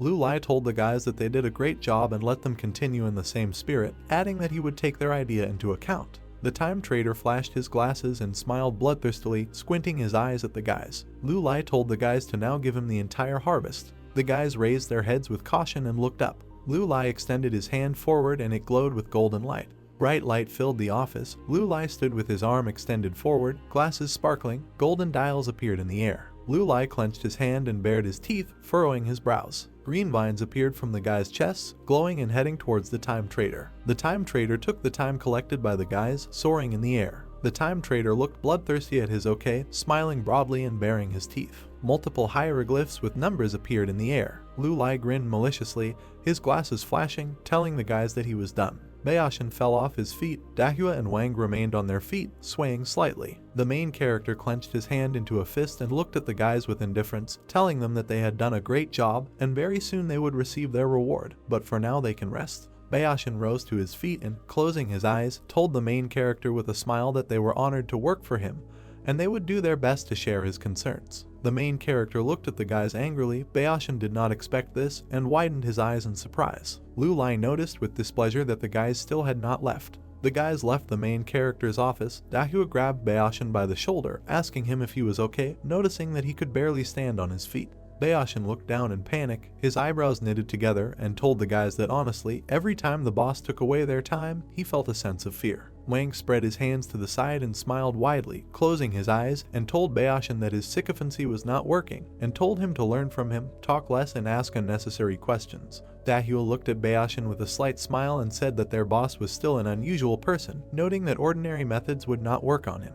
The guys walked along the corridor, bright sunlight came through the windows. Wang told the guys that he knew a good restaurant and suggested that the guys go there because they needed to relax. Bayashin agreed and said that he turned pale. Lu Lai stood in the middle of the office, clenching his hand into a fist. Clenching his hand into a fist, Lu Lai looked at her with a malicious smile and opened his hand, which shone with a golden light. Lu Lai looked at the information that appeared in front of him. Name, Lu Lai. Age, 27 years old. Remaining to live, 10,032 years, 29 days, 12 hours, 20 minutes, 36 seconds. Lu Lai smiled bloodthirstily and looked straight with a mad look, thinking that he had finally managed to collect 10,000 years. A strong current of air appeared in front of Lu Lai, which began to suck him in. He raised his hand in front of him, covering his eyes and squinting one eye. Lu Lai that there was no one in the office. Waiwen was very surprised, her eyes widening and her mouth parted. The white dial floated in the air, the hands on it were spinning at incredible speed. Lu Lai floated in the space of the river of time, widening his eyes in surprise, noticing that he was drawn into the river of time.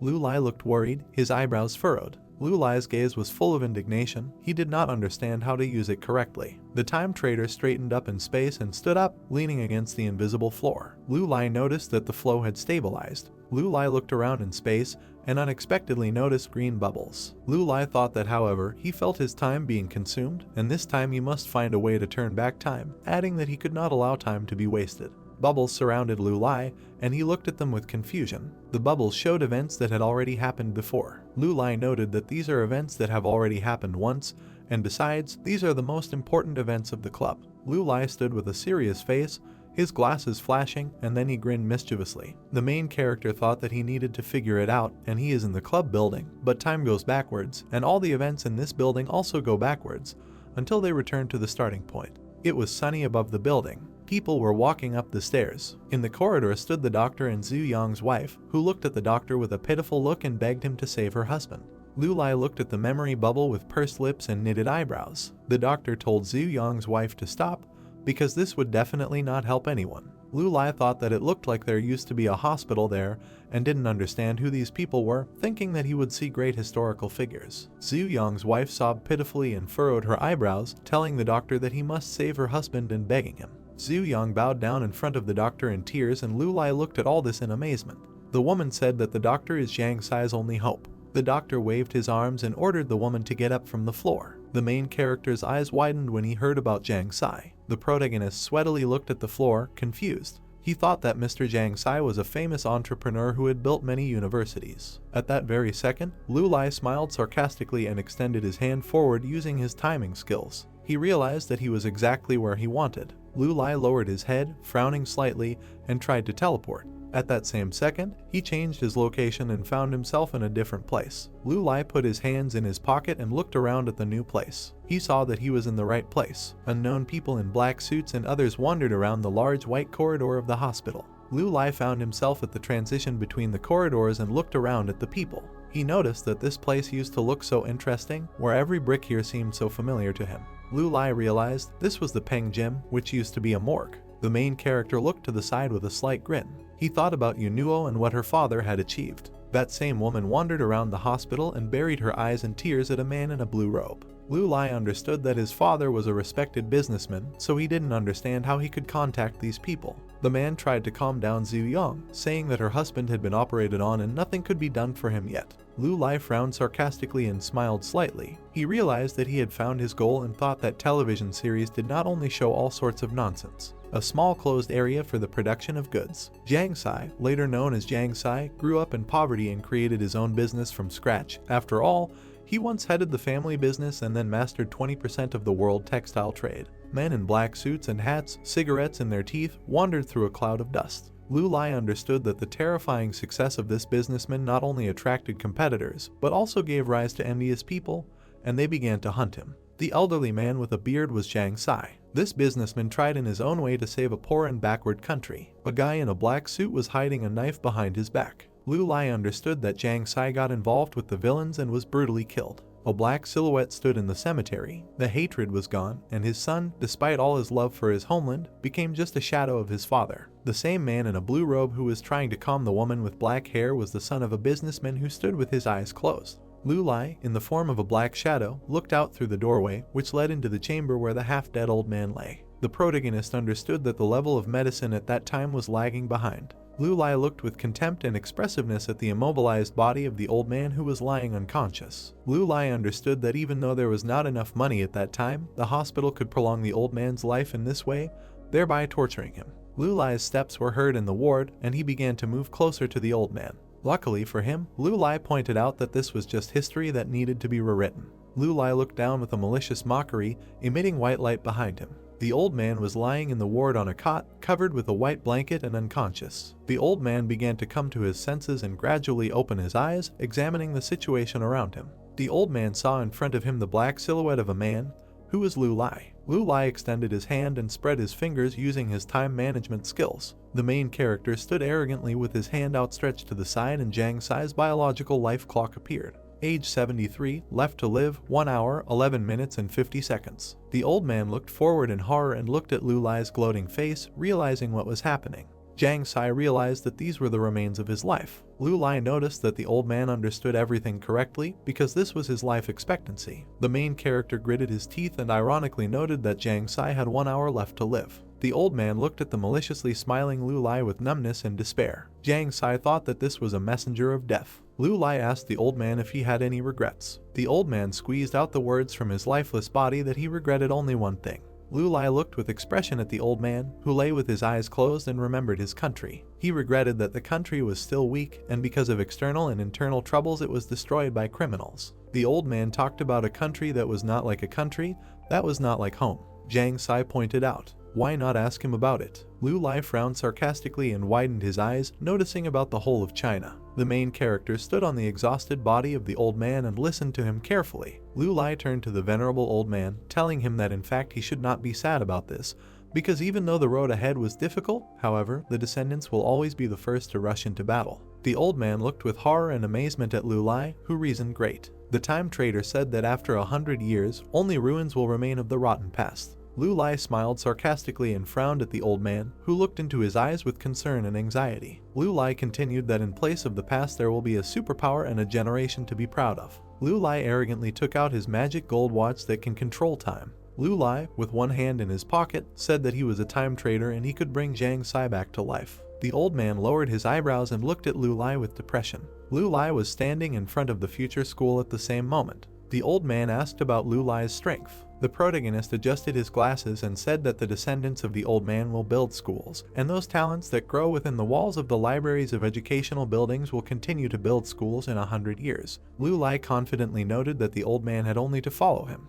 Lu Lai lightly touched his face with his hand and looked at the frightened old man with arrogance. The main character told Jiang Sai that he can grant him immortality, and when the time comes, he will be able to see with his own eyes the huge changes in his homeland. Lu Lai lowered his head slightly and looked forward expressively. The time trader noted that the road ahead still has some bumps. The time trader stood in front of the old man's bed with his hands in his pocket. Lu Lai asked Jiang Sai if he dared to witness all this with his own eyes. Lu Lai looked at the numb old man boldly and confidently, realizing that he would still be able to take his toll. The old man opened his mouth slightly and remarked in bewilderment about the 100 years that Lu Lai mentioned. Lu Lai extended his hand and held his golden magic watch in it. Lu Lai pointed out to Mr. Jiang Sai that no matter what he chose, he would still be dead by then. The time trader looked contemptuously at the old man, who looked at him in horror in response to the statement he heard. Lu Lai leaned his body against the wall and, with his hand raised, twirled the gold watch in his palm. Lu Lai said that the old man might think about his proposal, but not for long, since he had little time left anyway. The old man looked confused and did not understand where to go, as he felt pressure on himself. Jiang Sai looked at Lu Lai dejectedly and asked him what would happen to his family. Lu Lai stood unwaveringly at the wall and waited for a clear answer from Jiang Sai. The old man looked ahead sadly, sitting on his bed under a white blanket. He noted that since ancient times the problem of loyalty to the state and respect for the family has remained unresolved, so he must die. The old man lowered his eyebrows and humbly looked at Lu Lai, feeling broken and in pain. Jiang Sai replied that the messenger of death stole 100 years for him and wanted him to do something for Lu Lai. Lu Lai looked at the old man with displeasure, realizing that he was a time trader, and left the old man no choice. Jiang Sai looked into the void with a devastated look. He noticed that Lu Lai could hardly be useful if he needed money. Lu Lai smiled sarcastically and noted that he did not need the money. The old man widened his eyes and looked at Lu Lai in a daze. The time trader noticed that his plan included the point that the old man would continue to live. Lu Lai lowered his head and straightened his red tie with ironic ridicule. The main character noticed that in 100 years he would need Jiang Sai's talent in his field of business because he wanted the old man to join his eternal club and help him create a completely new world. The old man grabbed his white sheet and squeezed it. Jiang Sai replied that instead of dying so easily, he wanted to watch his ill-wishers and enemies die. The old man looked with enthusiasm and hatred at Lu Lai, who was awaiting a decision. The old man really wanted to get even with his enemies, so he said that Lu Lai's plan must come true. People of that time calmly walked along a Chinese provincial street during the daytime. In the hospital corridor, people were walking around their offices as Jiang Sai's wife cried to the man. His wife cried into his vest sobbingly when the man said that there was nothing he could do to help his father. Suddenly, someone's steps were heard in the corridor. Jiang Sai's wife, with tears in her eyes, and the man turned towards Jiang Sai, who greeted his wife, calling her an old lady. The rejuvenated Jiang Sai came closer and looked at his wife with a joyful expression on his face, putting his hands behind his back. Jiang Sai asked his wife not to make such a sad face. Jiang Sai smiled sarcastically and closed his eyes, slightly knitting his eyebrows. He added that there was no need to be sad over some old man. The stunned nurse and Jiang Sai's wife looked at the rejuvenated and full of strength Jiang Sai. His wife widened her eyes and did not believe what was happening. She ran up in sweat and horror to her satisfied and grinning husband. She waved her arms to the sides in shock and did not understand how he became so younger and fresher. She did not understand how he became like this and considered him a ghost. With delight and peace on his face, Jiang Sai grabbed his wife's hand and placed it on his cheek. To prove that he is a living person, Jiang Sai said that she can touch him and understand that he is definitely human. Jiang Sai's frightened wife and the rejuvenated old man himself looked at each other with opposite emotions. She didn't understand how this was possible, but Jiang Sai decided to defuse the situation. Tears of joy and despair flowed down his wife's cheek. Jiang Sai immediately extended his hand to her face and wiped away a tear. Jiang Sai hugged his wife, pressing her to his chest. The beloved woman Jiang Sai opened her mouth and widened her eyes, from which tears flowed like rivers, because it was difficult for her to imagine that this was possible, and until recently the dying old man had turned into a rejuvenated, strong man. His wife grabbed his hands once more and pulled away slightly to look at her husband and see if she was crazy and if this could be possible. At that same second, she closed her roaring eyes and pressed herself against her husband's body. The black silhouette of the protagonist watched the reunited couple, who stood in an embrace. Lu Lai looked at what was happening with awe and warmth. At that same second, the time trader frowned and lowered his lips, clearly angry. Lu Lai sat on a bench in the park and looked around the expanses of the city of the past era in which he found himself. He understood that he could now calmly observe the era of that time. Jiang Sai walked along the embankment in a black suit and a black hat along with a suitcase. The lush green trees in the park absorbed the rays of the clear day. Lu Lai looked forward as Jiang Sai stood nearby. The main character noted that Jiang Sai had already prepared everything for the plan, noting that his wife would live to be 97 years old. The time trader added that when the time comes, he will allow Jiang Sai to visit his wife. Lu Lai and Jiang Sai decided to take a walk in the park. Lu Lai put his hands in his pocket and looked at the black silhouette of Jiang Sai,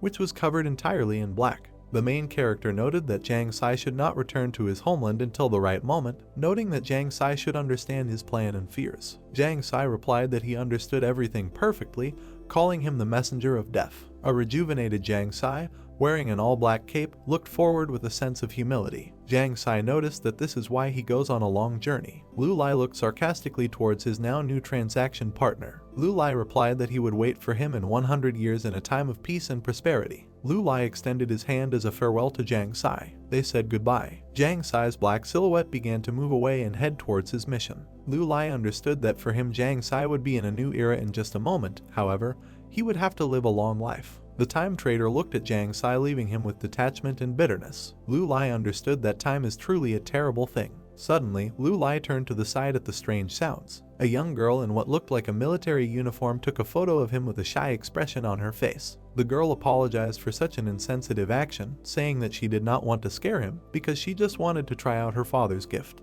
Lu Lai closed his eyes and broke into a malicious grin. He understood that he did not belong to this time and space, so it was difficult for him to say who could be truly frightened by his portrait, so he replied that everything was fine. Suddenly, the girls and Lu Lai's stunned gazes fell as the man furiously kicked the little boy, pushing him against the wall. The angry guy was screaming about how this little guy dared to rob him. Noting that the guy seemed tired of living, A little boy, covered in bruises and beatings, covered himself with his hands while lying on the ground. He asked for mercy and begged not to beat him. Lu Lai stood behind the disgruntled girl, who told the bully to stop beating the boy. The main character, deciding to show his masculine nature as a protector, grabbed the hand of the girl, who looked at him questioningly. Lu Lai told her not to worry. Lu Lai frowned deeply and angrily looked forward at the unfair fight taking place. Lu Lai was going to punish the offender himself. The same guy who beat the boy looked at the main character with contempt and arrogance. The guy noticed that Lu Lai did not poke his nose into other people's affairs, and it would be better for him to worry about himself. The time trader tilted his head forward slightly and looked expressively forward at the bully. Lu Lai said that he would be the first person in this era to be killed. Suddenly, Lu Lai widened his eyes and felt something was wrong. Lu Lai's silhouette fell into the river of time, similar to outer space. Lu Lai didn't understand why he fell into this river again and why he came back. Lu Lai floated in space upside down and looked at his gold watch, which gave him strength. He realized that this return could be due to the fact that he had violated the direction of someone else's time and realized that he should have learned the rules better. The night city was illuminated by thousands of bright lanterns and lights when Yuki stood on the bridge and talked on the phone. Yuki talked to her grandmother and told her that she did not need to send anything because she lived in abundance and had everything. Yuki rested one hand on the handrail and held the phone to her ear with the other. Yuki said on the phone to her grandmother, so that she can keep the goodies for herself and not worry about her because she can take care of herself. Yuki leaned forward slightly and examined the night pond. Yuki said that it was time for grandma to go to bed, so she decided to hang up and end the conversation on a good note. Suddenly, Yuki glanced to the side and saw the black silhouette of a man. Yuki widened her eyes and looked at what was happening in shock. Yuki's silhouette glowed with a bright white light as everything around her became a black space and all the people were frozen in time. She didn't understand what was happening to her. Suddenly, Yuki cast her questioning glance at the white light behind her. A luminous silhouette appeared with its arms outstretched to the side. Yuki looked at what was happening in shock, her eyes wide and anticipating future events. The silhouette of the main character appeared in front of her with his arms outstretched and his head raised. Lu Lai crossed the river of time to this place with his eyes closed. Little by little he began to open his eyes and examine what was happening. Lu Lai stood in his suit with his hands in his pocket as Yuki looked at him fearfully. Lu Lai knitted his eyebrows and looked sarcastically towards Yuki, whose expression showed that she recognized Lu Lai. Lu Lai asked if Yuki remembered him. Yuki looked around and watched in bewilderment what was happening around her as time seemed to stand still. Yuki asked the main character if he did all this because time seemed to stand still. Lu Lai adjusted his glasses, touching his face with his hand. Lu Lai apologized for his actions and said that he was afraid of scaring people, so he decided to take such measures. Yuki looked at the time trader with concern and asked about his measures. Realization dawned on Yuki and she looked at Lu Lai in a daze. Yuki furrowed her eyebrows and looked at the protagonist angrily. She asked Lu Lai if he was helping her secretly. Lu Lai crossed his arms and smiled sarcastically, pretending that he did not understand what was being said. Yuki recalled her past unpleasant moments, which she was able to sort out. She recalled that when she hit an unpleasant scoundrel, her blow force significantly exceeded her own. She also remembered the moment when she was sitting in a restaurant, there was another bastard pervert whose arm was mysteriously broken. Lu Lai looked forward with pride and admiration, listening to Yuki's stories to himself. Yuki also added that all the strange things convinced her that someone unknown was helping her behind her back and it was Lu Lai who was nearby every time. Yuki looked at Lu Lai resentfully, her eyebrows furrowed. Yuki noticed that Lu Lai had now shown her his superpowers and realized that all these actions were definitely on Lu Lai's part. The protagonist with a malicious grin grabbed his protruding chin with his hand and grinned. Lu Lai blurred in malicious mockery. He mentioned Yuki's sensitive mind, noting that it was not bad. The time trader stood in front of a frightened Yuki. Lu Lai noticed that Yuki had understood everything correctly, but he really couldn't watch how those scoundrels used their power to oppress their subordinates. Yuki realized that this was Lu Lai's way of confessing. Lu Lai tilted his head forward with a sly expression on his face. He said that now those same scoundrels would not dare to offend her. Yuki closed her eyes with a dissatisfied and arrogant expression and exhaled air to the side as Lu Lai looked at her in bewilderment. Yuki said that she actually lost both her jobs after those very incidents. However, she was still grateful to Lu Lai for her help. Lu Lai looked to the side questioningly against the backdrop of the night city. Yuki reasoned that everyone was talking about how it was easy to make money in a big city, and after all, girls didn't have to rely on their strength. The silhouettes of Lu Lai and Yuki glowed with white light as the entire night city froze in time. Lu Lai looked at Yuki with a sarcastic expression and asked her what was wrong with public opinion. Yuki raised her eyebrows in anger and began to speak her mind loudly. She screamed that this was idiocy, not an opinion, because the girls studied diligently in their modest cities, and then moved to big cities and thought that their knowledge and experience would change their destiny so that their families could live happily. Yuki immediately calmed down and humbly looked forward. She expressed a beautiful phrase that time slowly takes away a person's beauty, but it cannot take away many years of life experience. Lu Lai closed his eyes and smiled slightly. He noticed that Yuki said a very interesting phrase. Lu Lai and Yuki were leaning against the handrail of the fence. Lu Lai asked Yuki if she had found a job. Yuki closed her eyes and sighed.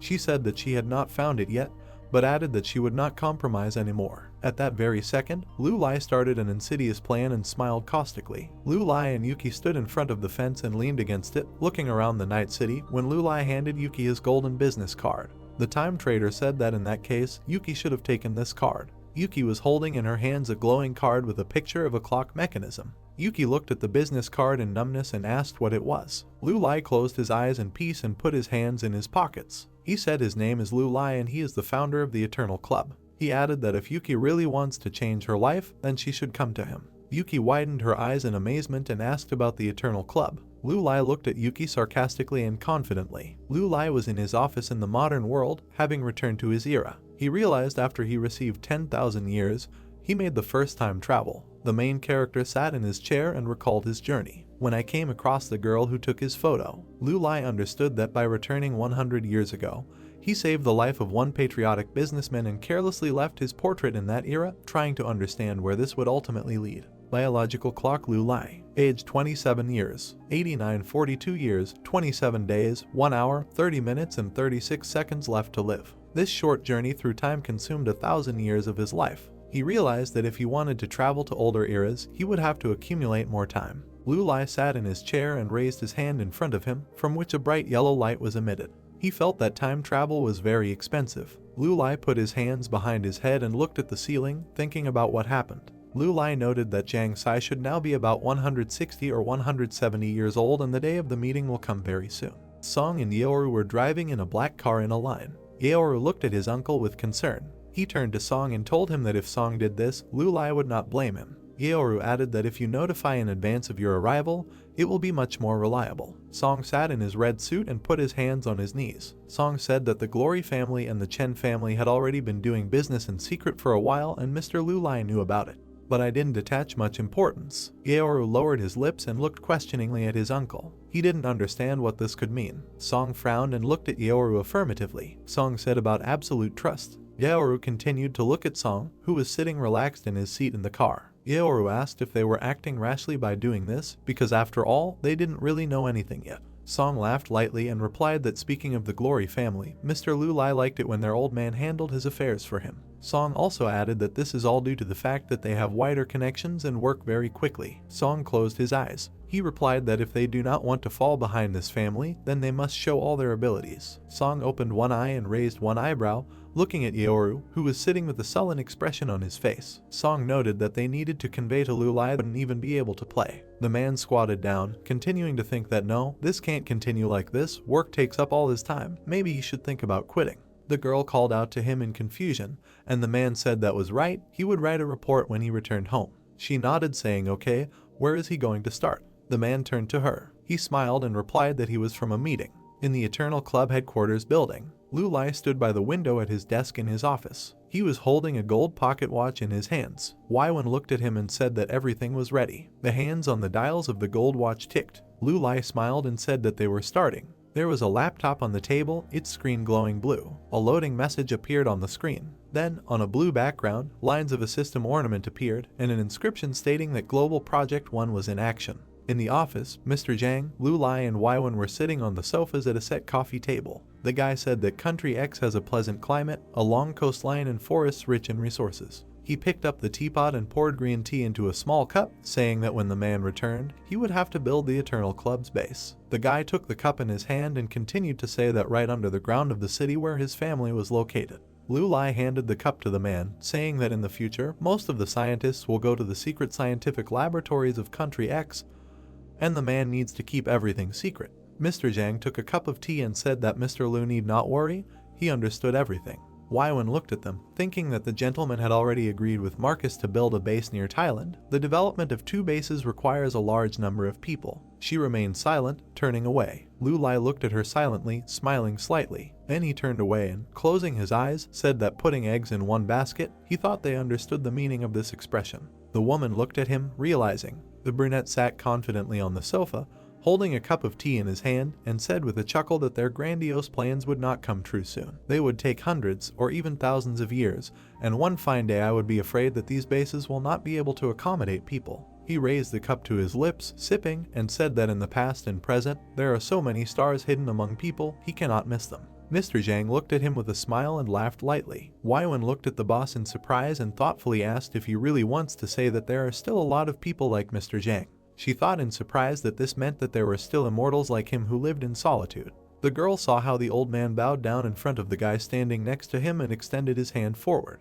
The old man's figure lit up with a bright radiance from the power of time that Mr. used. Lu and the girl thought that they were living alone until the gentleman invited him. The woman looked ahead thoughtfully, wondering what era the gentleman himself was from. Her gaze was very focused, while she thought, what kind of person is he, since people respond to his call? Lu Lai was surrounded by a glow of power, the light of which was reflected in his glasses. Mr. Zhang was sitting on the floor by the sofa, and round balls of power were flying around him. Lu Lai looked at him with a confident smile and declared that he completely entrusted the affairs of Country X to him. The man bowed, saying that the gentleman need not worry, he will definitely live up to his expectations. Lu Lai thought that at the moment all his plans were just notes in a notebook. He looked down at the man, thinking that he must find a way to freely move along the river of time, because he wants to come into contact with the talents of the past and fill the Eternal Club with them. He looked at his palm, thinking that in order to realize this, he clenched his fist and finished his thought by saying that his abilities must evolve. The lights were burning brightly in the long corridor of the headquarters. Lu Lai stood in the corridor and a ball of time power glowed brightly above his palm.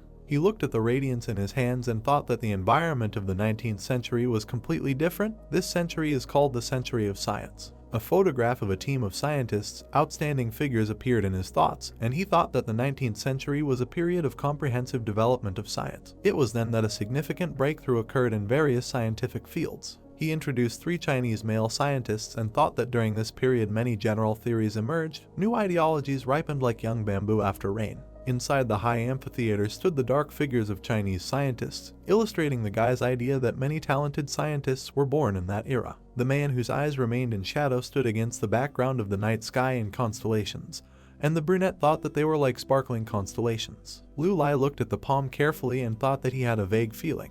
He remembered the winding road of the river of time stretching into the distance, and thought that after his time reached 10,000, a strange connection appeared between the flow of the river of time and his time. He was holding in his hands a gold pocket watch, the dial of which shone black. He was focused and his watch glowed golden as the merchant used time acceleration. A huge flash appeared in front of him, blowing his hair as he sped up time 10,000 times. The huge luminous circle had a fairly clear outline, and many lightning bolts appeared around it. A red sign appeared that said Lu Lai, age 27, had 42 years, 8 days, 3 hours, 20 minutes, 35 seconds to live. The guy grinned cheekily, saying yes. Suddenly, the numbers on the inscription began to blur, changing rapidly. As a result, the inscription about the remaining life of 27-year-old Lu Lai said that there were 42 years, 3 hours, 20 minutes, 35 seconds left. The brunette stared in shock at the inscription. Smoke swirled around the brunette, and the guy thought what happened. He held his trembling hand by the wrist with his other hand.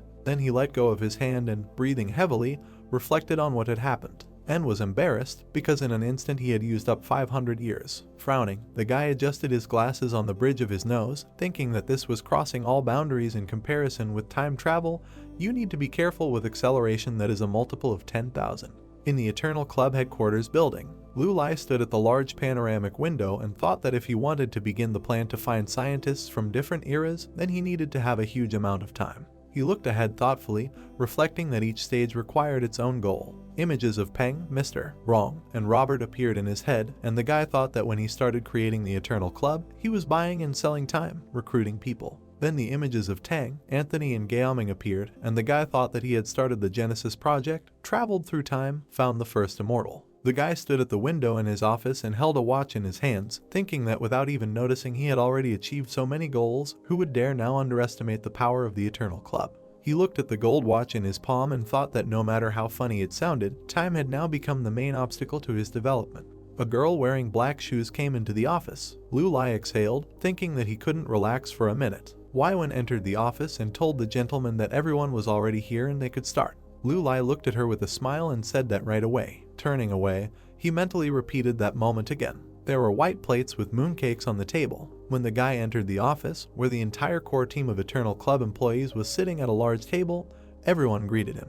Lu Lai stood in front of them, Waiwen stood behind them, and said with a smile that today they organized a meeting in order to discuss great goals with them. Lu Lai looked at everyone with confidence and stated that they needed to make every effort to achieve the goal. The employees looked amazed at the guy who announced that this was a Genesis project. Tang looked at the guy with encouragement, thinking to himself that this is great, they will finally get down to business. He looked at the guy with a slight smile and thought that until that moment he, Gaoming and Anthony were only building hypotheses, but they were all just theories. The man's eyes showed determination as he thought that they would now move on to practice. The guy touched the table with his hand and said that today for the first time they officially convened the commission to create World Number 1. Lu Lai looked at the staff, saying that he had thought carefully and decided to create the miniature World Number 1 in the laboratory of the city in Country X with the support of the laboratory in the capital. The brunette, looking at the others, continued that at the same time it is necessary to build an auxiliary laboratory near the capital of Thailand. Lu Lai pulled apart parts of the blinds on the window with his fingers, saying that next to the main laboratory there would be a laboratory for researching the genetics of earthly creatures. The team of employees looked attentively at the guy and listened to his words that, moreover, laboratories for studying plant ecology would be located at both bases.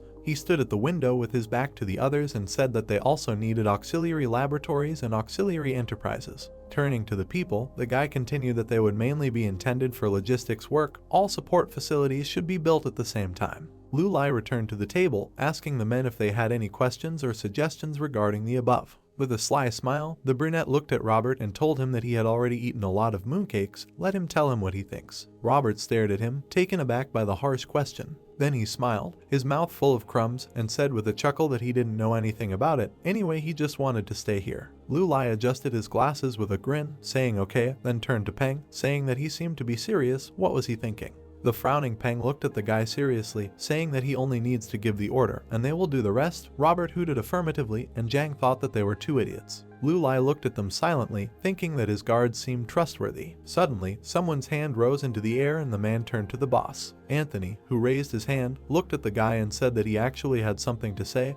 With his permission, Gaoming, sitting next to him, chuckled inquiringly. Suddenly he leaned over sharply, blocking his indignant colleague, and started babbling that his opinion could wait, but he needed to find out about the location of the laboratories. This needed to be decided first. Anthony looked decisively at the boss, saying that the laboratory should have an angle for the uranoscope. This is extremely important. This is what he would like to say. Gaoming looked at the man with displeasure, saying that he had done all the calculations, so he should be the first to speak, to which the bearded scientist shouted that he knew more about astrophysics. While colleagues were arguing, Tang said with a grin that they were both busy for now. Can he ask a question? To which he heard an indignant question.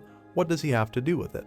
Lu Lai closed his eyes gloomily, listening to the indignant cry of the scientist about what it means. What does he have to do with it? He understands everything better than his interlocutor. Peng folded his hands on his chest and whispered to Robert that they seemed to be full of energy, to which Robert, who was lounging on a chair, said that, what is he saying? It's like he's watching an old man's drama. White clouds swirled above the club building. Yuki looked intently at the building, thinking that it was here. She examined the facade and the columns, thinking that this place was gorgeous no matter how you looked at it.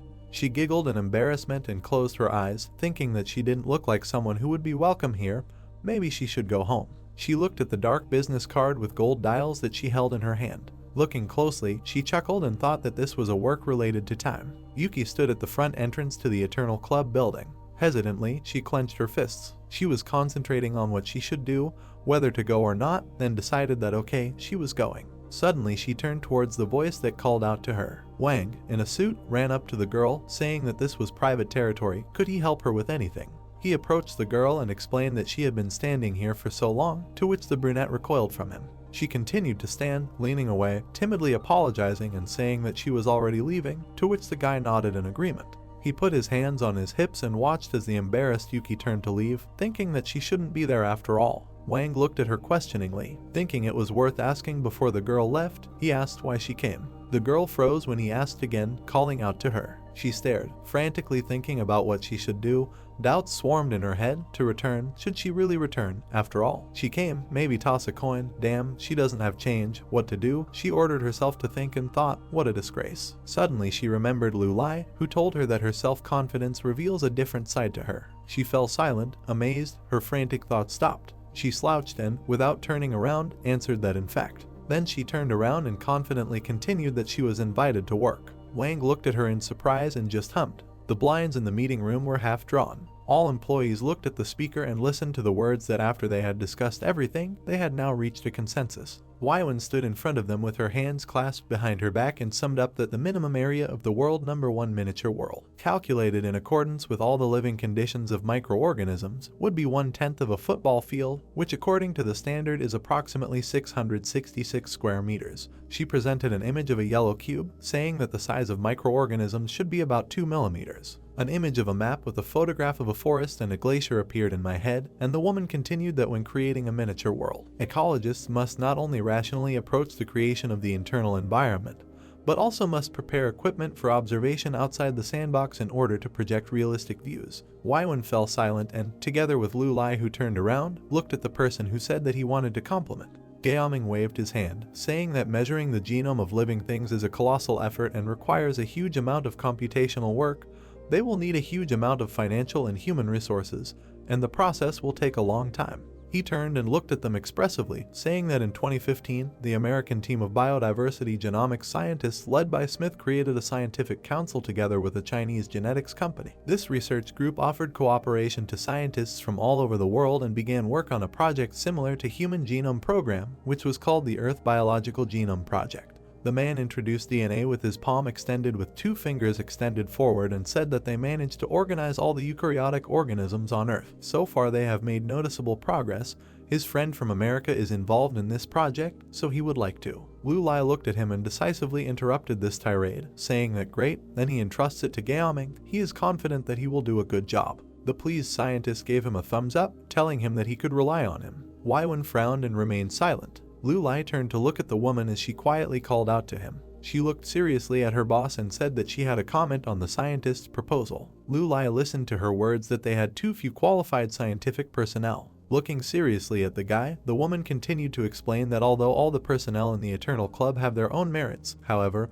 when it comes to the comprehensive organization of work, perhaps even she could not cope. Lu Lai scratched his chin thoughtfully, listening to the brunette's words that, moreover, all the key processes of creating a miniature world based on a preliminary model will take place in different laboratories. Lu Lai looked at her confidently, saying that they were in no hurry. Besides, today they had only established the organizing committee and told them to trust him. Anthony and Gaoming stared at the guy in surprise, and Tang smiled contentedly when they heard the words of the guy who said that their organization will grow step by step not only with modern scientists. Grinning, he added that it was the same with the scientists of the past. Waiwen looked at him in shock and remained silent. Lu Lai leaned his hands on the table and told his colleagues that he would now announce the tasks for each of them in creating world #1.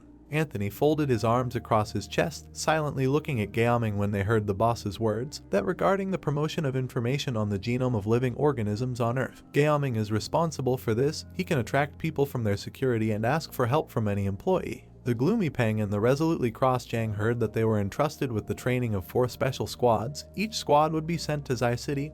Everything should go perfectly. Looking confidently at the employees, Lu Lai said that starting is always difficult, so he suggests everyone to start acting now. When creating a miniature world, those in charge of each stage should cooperate closely. A loud responsive agreement with the gentleman was heard from the window of the building. Among the trees there was a question about how the training was going. Peng walked along the path next to Lu Lai and replied that everyone is trying hard, progress is progressing rapidly. Zhang even increased the intensity of his training. Lu Lai turned to the guy and said with a grin that he was asking about those he trained in secret. Peng froze in fear. He then smiled, saying that they have the spirit and perseverance, but they have a hard time with such time acceleration, so the difference between Zhang is noticeable. Lu Lai laughed with his arms crossed and told the guy not to worry. He he would fully support him if he needed time. Suddenly the guys fell silent, looking ahead questioningly, hearing the address to Mr. Liu. Yuki walked in front of Wang, waving her hand with a stupid face, and said that she had arrived, and she mentally repeated to herself not to be nervous. She has nothing to be afraid of, she needs to imagine that she entered the store, everything is fine. The sun's rays were visible among the tree branches. Liu Lai walked with Yuki along the path and said that he was glad that she thought about everything very quickly. The girl turned to him and said that in fact, she came to prove something to herself. Liu Lai looked at her with a smile and assured her that she had made the best decision in her life. This was a 1 in a million chance. Yuki froze in surprise, looking at the guy who called her to follow him. He would introduce her to their affairs. There were 3 scientists standing in the lobby of the building, actively discussing something. Seeing the gentleman, they turned to him, and Anthony said that he had come. Liu Lai walked around the room with his hands in his pockets and said that he saw that they were full of enthusiasm, but let them not forget that they should alternate between work and rest. Gaoming came close to the guy and said that he needed to go to America to hire assistants. He already had candidates. Anthony came up from behind and said that he also needed new people, asking if they could talk to him. The men turned to Tang, who put his hands on his hips and sternly told them not to dare to go too far. Having passed them, the scientist approached the brunette, saying that they were putting too much pressure on the master. Did they forget how old they were? Liu Lai explained with an awkward smile that he actually wanted to introduce someone to them. Suddenly Tang threw his hand on his shoulder and said that his laboratory was terribly short of people. What would he say? Would he help him out of old friendship? He turned to Anthony, who was holding Gaoming, shouting that he was a cunning fox. What a cunning fox! They were going too far. I had never seen such an impudent person in my life. Liu Lai gloomily listened to their cries about where so much enthusiasm suddenly came from. Why yesterday he was not so decisive. The second shouted that he was snapping and told him to shut up, and Liu Lai wearily turned to Gaoming and Tang and asked them to calm down. The men stopped arguing and turned to the brunette, who sternly called out to them. Liu Lai pointed his palm at the embarrassed Yuki, saying that he wants to introduce Shen Yuki, his trainee secretary, to them. He invites them to gather their thoughts and share them with her. The girl looked at the brunette in surprise, asking if he had already hired her. Liu Lai smiled, scratched his cheek, and said that they were very difficult, so let her consider this her test task. Yuki looked at him worriedly. In the office, a girl and 3 scientists were sitting on yellow sofas opposite each other. The men were making noise, vying with each other, talking to the girl about what he wanted to say. You know, the final results of the research are very different. The other said that he would start first and asked if she was taking notes. Gaoming, Anthony and Tang spoke at the same time while looking at her. Yuki blushed and frowned. Suddenly, holding the laptop on her lap, she loudly shouted for them to speak one at a time. Then she realized and gasped in fear. The men fell silent, looking at her dumbfounded. The trainee secretary smiled embarrassedly, waving her hand, and told the respected scientists that she had just started work and knew nothing at all. She believed that they would tell her important points, but they all interrupt each other and she could not make out anything. The men froze, listening to her words that it would be better for them to discuss everything in order over a cup of tea, because according to Mr. Liu, then they have enough time, men will definitely achieve their goals. Tang laughed, saying that they were really in a hurry, and explained that they were working on a very large project and were therefore worried. Anthony, smiling, confirmed that this was true. They must really be creating difficulties. Yuki breathed a sigh of relief. There were 3 cups filled with tea on the table. Gaoming enthusiastically said that they needed the help of Robert Winthrop, a professor of cytology. Tang and Anthony also told the girl the details, and she thought that she was hearing many terms for the first time, and many projects seemed very expensive. Yuki typed quickly, tapping her fingers on the keyboard, and thought that this is really how ordinary days go in the Eternal Club. She looked carefully at the monitor and thought that she saw Mr. S abilities, Liu, which she probably shouldn't have seen. She turned her gaze to the men and thought that all these old men, are they also some kind of important persons? Then she closed her eyes resolutely, telling herself that okay, no matter who they were, as a secretary she had to take notes. Her fingers tapped on the keyboard again, and the girl finished her thought that she shouldn't ask unnecessary questions. She turned in surprise at Liu Lai, who said that he could see that she had quickly gotten used to it. The guy came up behind him and looked at the monitor, asking that Yuki had recorded all the professor's requests, and then noticed that everything was perfectly put together. Not a bad job. Liu Lai read what was written carefully and said that he understood their requests. Turning to the men sitting on the sofa opposite, he said that, however, he had a few questions. With his hands folded across his chest, the brunette asked whether it is possible to influence the rate of cell division using existing scientific methods and technologies, and whether it is possible to grow biomacromolecules at a division rate several times higher than the normal division rate in Miniature World No. 1. The men looked at him in surprise, thinking about the guy's question about how quickly they could, with their level of technology, select organisms whose speed is higher than that of humans, and if the miniature world was already in acceleration mode, then how would its time acceleration affect it? Lu Lai looked at the men confidently, saying that they should think about these questions, and added that he hoped that they would quickly find answers to them and report them to him. Tang looked at the gentleman in amazement and thought that this was the first time he had asked such specific questions. Smiling confidently, the scientist concluded that it seemed like the gentleman had really changed. Yuki and Lu Lai stood opposite each other in the corridor. The girl timidly folded her hands and asked for forgiveness, saying that she absolutely did not understand what the professors were talking about and only wrote down everything they said. The guy with a kind smile joked about authoritative old men, adding that even scientific experts do not understand them, and what can we say about her? However, she writes everything down very clearly. These words pleased the girl. She embarrassedly lowered her gaze and smiled. Raising her head, she asked in confusion if he really understood everything.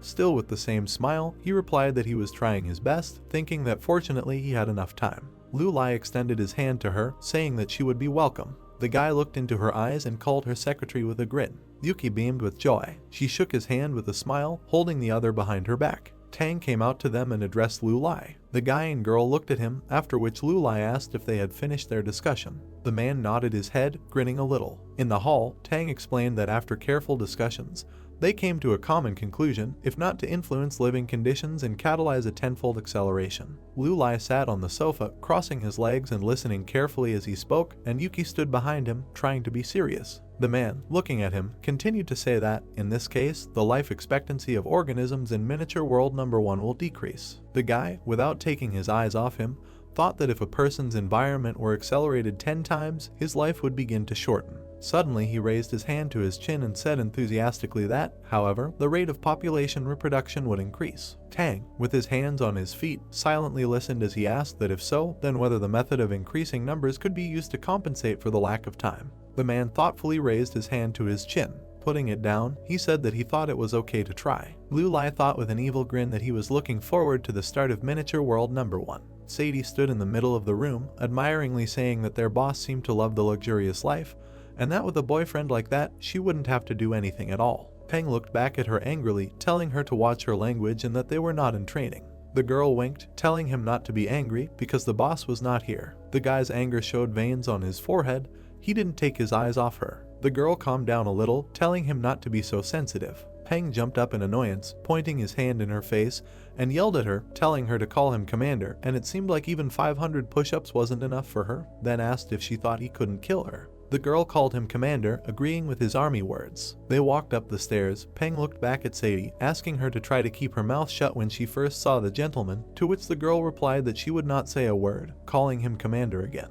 Peng entered Lu Lai's office, asking if he could disturb him. Tang and Yuki were also in the room, looking at them, and Lu Lai asked if anything had happened. Peng and Yuki looked at each other in surprise. Sadie stood behind the guy. Suddenly, Yuki jumped up to him, pointing at his face.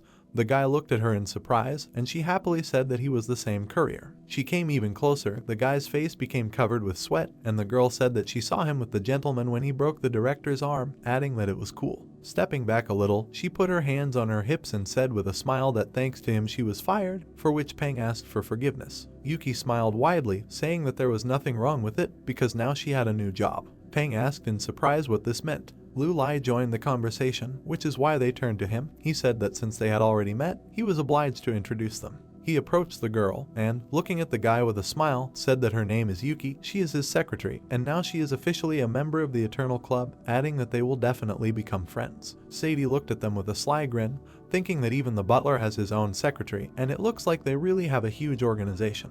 She looked at Tang, who was smiling at her, and thought that he must be Mr. Lu Lai himself, and that was exactly how she imagined him, adding that from his look, it was clear that he was not an ordinary person. Lu Lai interrupted her thoughts by asking who she was. Suddenly, Peng took her by the shoulder, lowering her down to bow, and said that this was Sadie, number 1 in the secret squad. She looked at the guy in shock. The girl looked at the smiling Lu Lai, asking herself if he was a master, why he was not old, and if he was an imposter. The boss, with his hands in his pockets, stood opposite them and said that he did not at all expect that the girl would take first place, and that recently he had been busy with business, so he had not been able to get acquainted with the whole squad, after which he asked how they were progressing training with time acceleration. Suddenly he was interrupted by Sadie, turning to him. Lu Lai looked at her in surprise. She frowned and said with a smile that she had come to discuss a matter with him. The guy listened to her in confusion, after which he smiled sarcastically, asking her what she was talking about. The girl, looking into his eyes, said that, to put it bluntly, he wants to become his guarantor. Lu Lai looked at Peng angrily. The guy, standing at attention, said that he didn't tell her anything. Sadie said with a smile that this is so, and Captain Peng's team is strict with this, adding that she found out about it on her own. These words interested the guy. She closed her eyes, saying that during training she was lucky enough to meet several senior colleagues from the Falcon Squad. Their tasks include accompanying and guarding 3 mysterious gentlemen around the world as part of their trading enterprise. Lu Lai interrupted her and, crossing his arms, said that no one from the Falcon Squad could tell her this, and she herself would not have been able to figure it out either. The girl grinned maliciously, saying that he was right, and in fact, Mr. Gu Baoshan himself told her about this. A drunk man sat at a table full of empty bottles of alcohol, and the girl added that a few flattering words and a couple of bottles of beer helped her find out what they were doing. Lu Lai lowered his head in irritation, holding the bridge of his nose with his fingers. Peng looked away guiltily. He looked at her angrily, thinking that she was very cunning and that Gu Baoshan was an idiot. The girl added with a smile that that's why she came to ask him to appoint her as a time guarantor. Lu Lai looked back at her irritably. He smiled and said that her brain was working well. In an instant his mood changed and he frowned angrily, asking why he would hire a man who would do dirty tricks behind his back.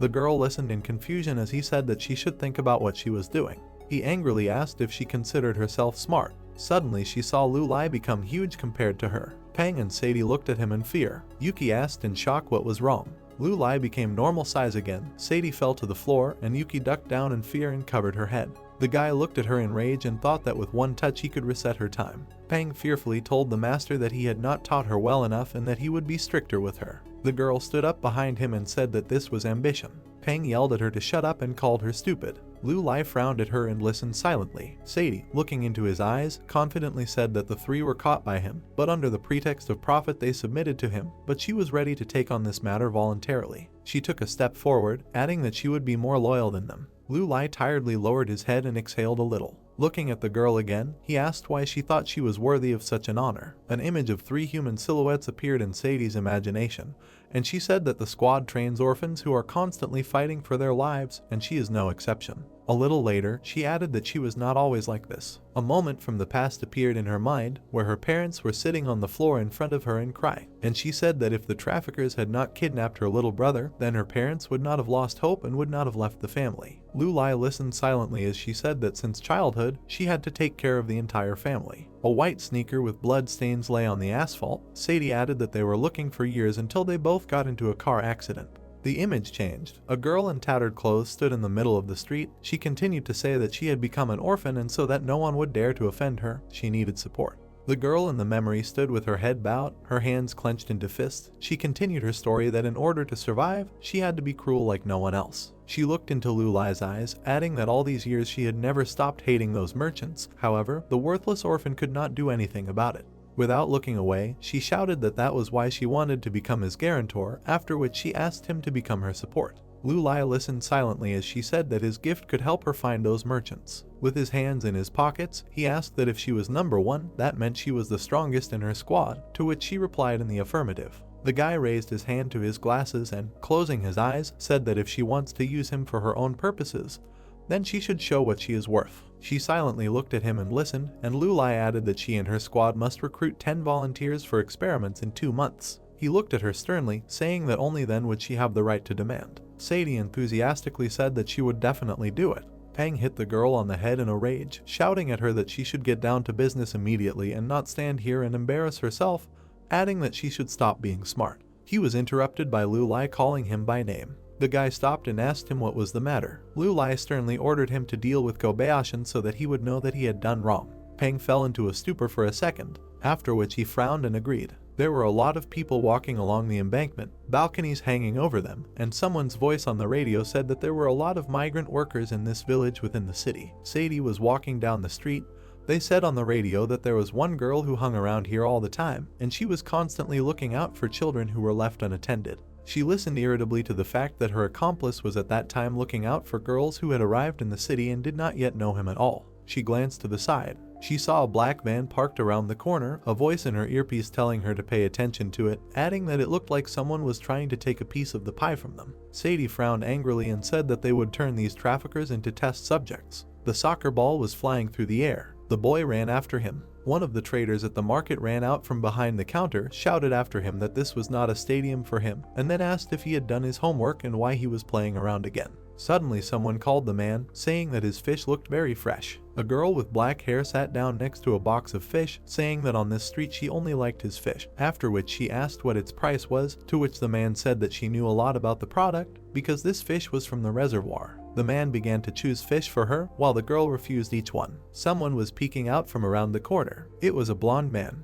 He was watching a boy playing with a ball. Suddenly the boy turned in his direction. The man approached him angrily, calling him a bag of money. The boy froze in fear. Sadie approached the man from behind and addressed him, which scared him. She asked if he knew where there was a nanny agency nearby. The man quickly turned around. He saw a girl looking at her with a stupid smile and holding a switched-off phone in her hands. She said that her phone was dead and she couldn't even open a card. The man shouted at her in irritation, asking where she came from. Suddenly he fell silent thoughtfully, looking at her. The dark-haired girl standing at the counter glared at him while the merchant asked her if she should put in some gallbladder. They looked at each other and nodded to each other. The man's hand trembled. He picked her up, pointing behind Sadie. The girl turned around in confusion and he said that she needed to go in the opposite direction because the agency was there. The next second, a dark-haired girl grabbed her hand. She approached her, saying that they were exactly in the same direction, to which Sadie asked in disbelief if this was true. The girl approached her and asked in a whisper if she had recently arrived in the city, because this street was very dangerous. She turned her gaze to the leaving man, adding that he could do anything to her and that it was very dangerous here. Sadie said with a smile that in that case it would really be better for her to go with her, and the girl said that she shouldn't be afraid because she is local. They walked between two high-rise buildings. The girl said that people in the city have now become sisses and demand a certificate from the Nana's health,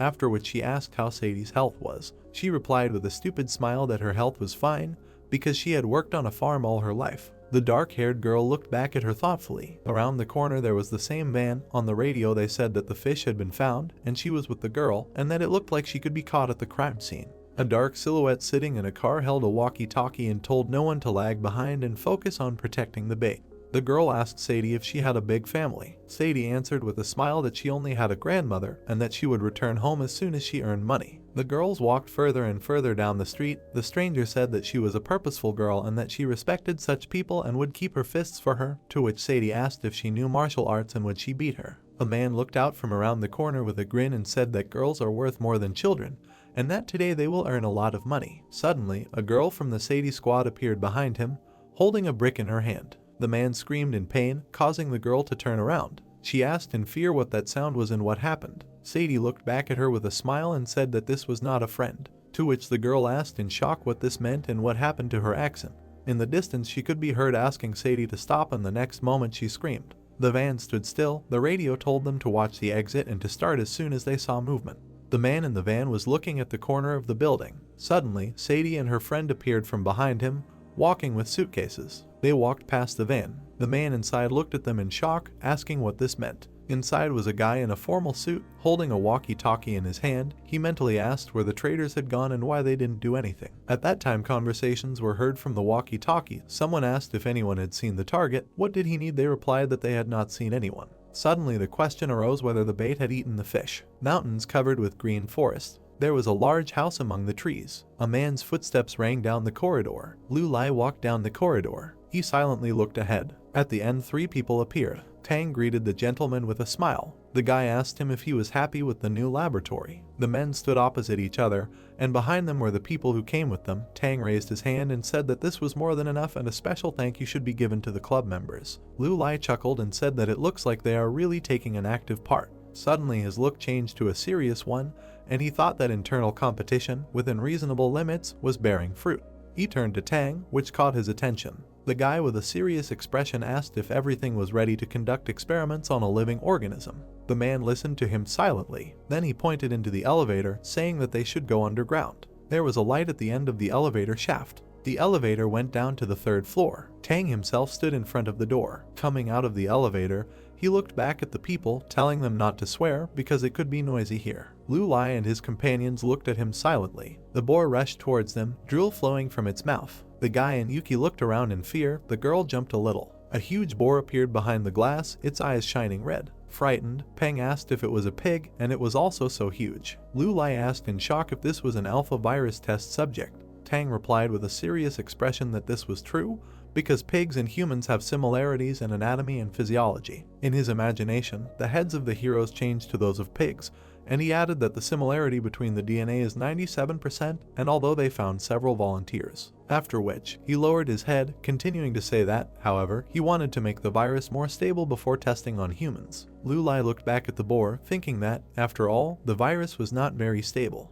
The pig looked at him in rage. Lu Lai awkwardly asked if he was still alive. Suddenly the boar squealed. Tang calmly replied that his body was still alive, although most of his brain was already dead. They looked at the pig through the glass, crossing their arms, and Tang added that, although he is sensitive to sound, the black silhouette of the boar was visible to them, and the man finished the sentence by saying that, however, in fact, he is trying to attack any vibrations around. Tang looked at them in confusion, asking if it looked like a zombie, after which Yuki asked what would happen if it bit her. The man, standing with his back to them, replied that the principle is similar, and after a bite it can start rotting, which can lead to death. These words amazed the guys. Tang, frowning, added that although he would not become a zombie, the results of research on the alpha virus on rats were unsatisfactory, and now, when they began testing on a larger living creature, they were faced with failure. He looked at the boar standing behind the glass, adding that if they wanted to move forward, they needed to continue the comparative analysis. Lu Lai listened silently to the man with his arms crossed, and thought that if this was true, then precautions would have to be strengthened, and Peng would have to send well-trained soldiers there. He looked at the man with a serious expression,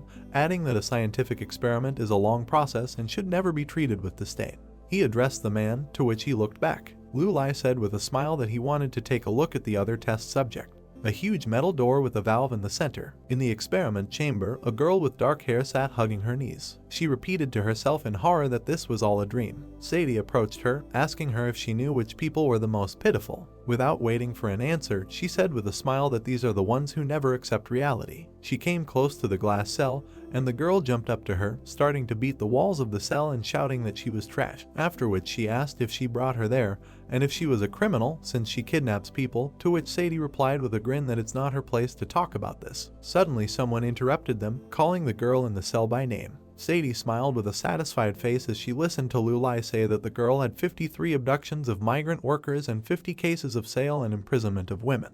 The girl, after hearing what she heard, looked scared. The guy came closer with a smile, adding that it was these atrocities that brought her there. The girl looked at him with frightened eyes. She began hitting the glass, shouting that she admitted guilt and asked to be transferred to a real prison. Lu Lai said with a grin that it seemed like she had misunderstood him, because prison would not wash away her sins. After hearing this, the girl recoiled in fear from the wall. Lu Lai and Sadie watched with evil grins as the girl asked in horror what it meant. Mrs. Zhao retreats and gets quite scared. She asks what volunteer status means. Mr. Liu tilts his head down and smiles slyly. He claims that in this case they will be able to conduct an experiment on the woman. She looks ahead, dumbfounded. She mumbles something about the experience. A middle-aged woman looks up when she is terrified. Sadie and the chairman look at the cell in which the frightened Ms. Zhao is imprisoned. She screams that she doesn't want things to develop this way. The middle-aged woman fell to her knees and trembled with fear. She demands to be released from this space, and then explains that she has been able to earn a lot of money over the past years, which she can give to these people. The boss sighs heavily and closes it.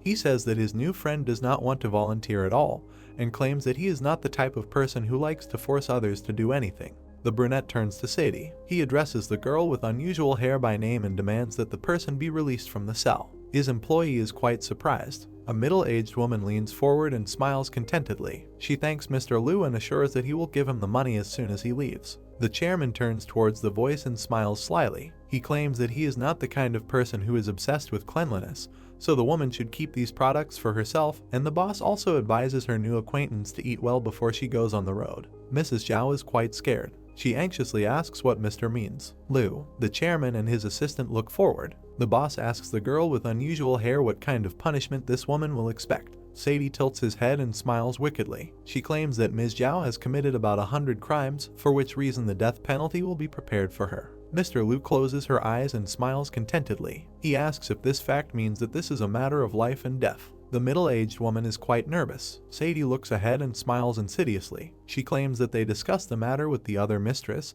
so a few deaths would be more than enough. The chairman turns his back to his new acquaintance. He laughs quietly and asks himself what he should wish for this woman. Ms. Zhao is in a state of horror. Mr. Liu wishes her a happy death. A middle-aged woman, who is confined in a certain space, and Sadie watches the founder of the Immortality Club leaves this room. He orders his assistant to remove the woman from the capsule and claims that this is a waste of resources. His subordinate agrees quite loudly with her master. Lady Zhao drums on the wall of the space in which she is confined. She asks the chairman to wait and then claims that she does not want to die, does not want to leave, and dreams of extending her life. The woman opens her eyes wide in fear. She remembers the status she was offered. Ms. Zhao becomes more gloomy and wide-mouthed. She claims that she will volunteer. The brunette turns around at the voice of his new acquaintance and looks forward without any emotion.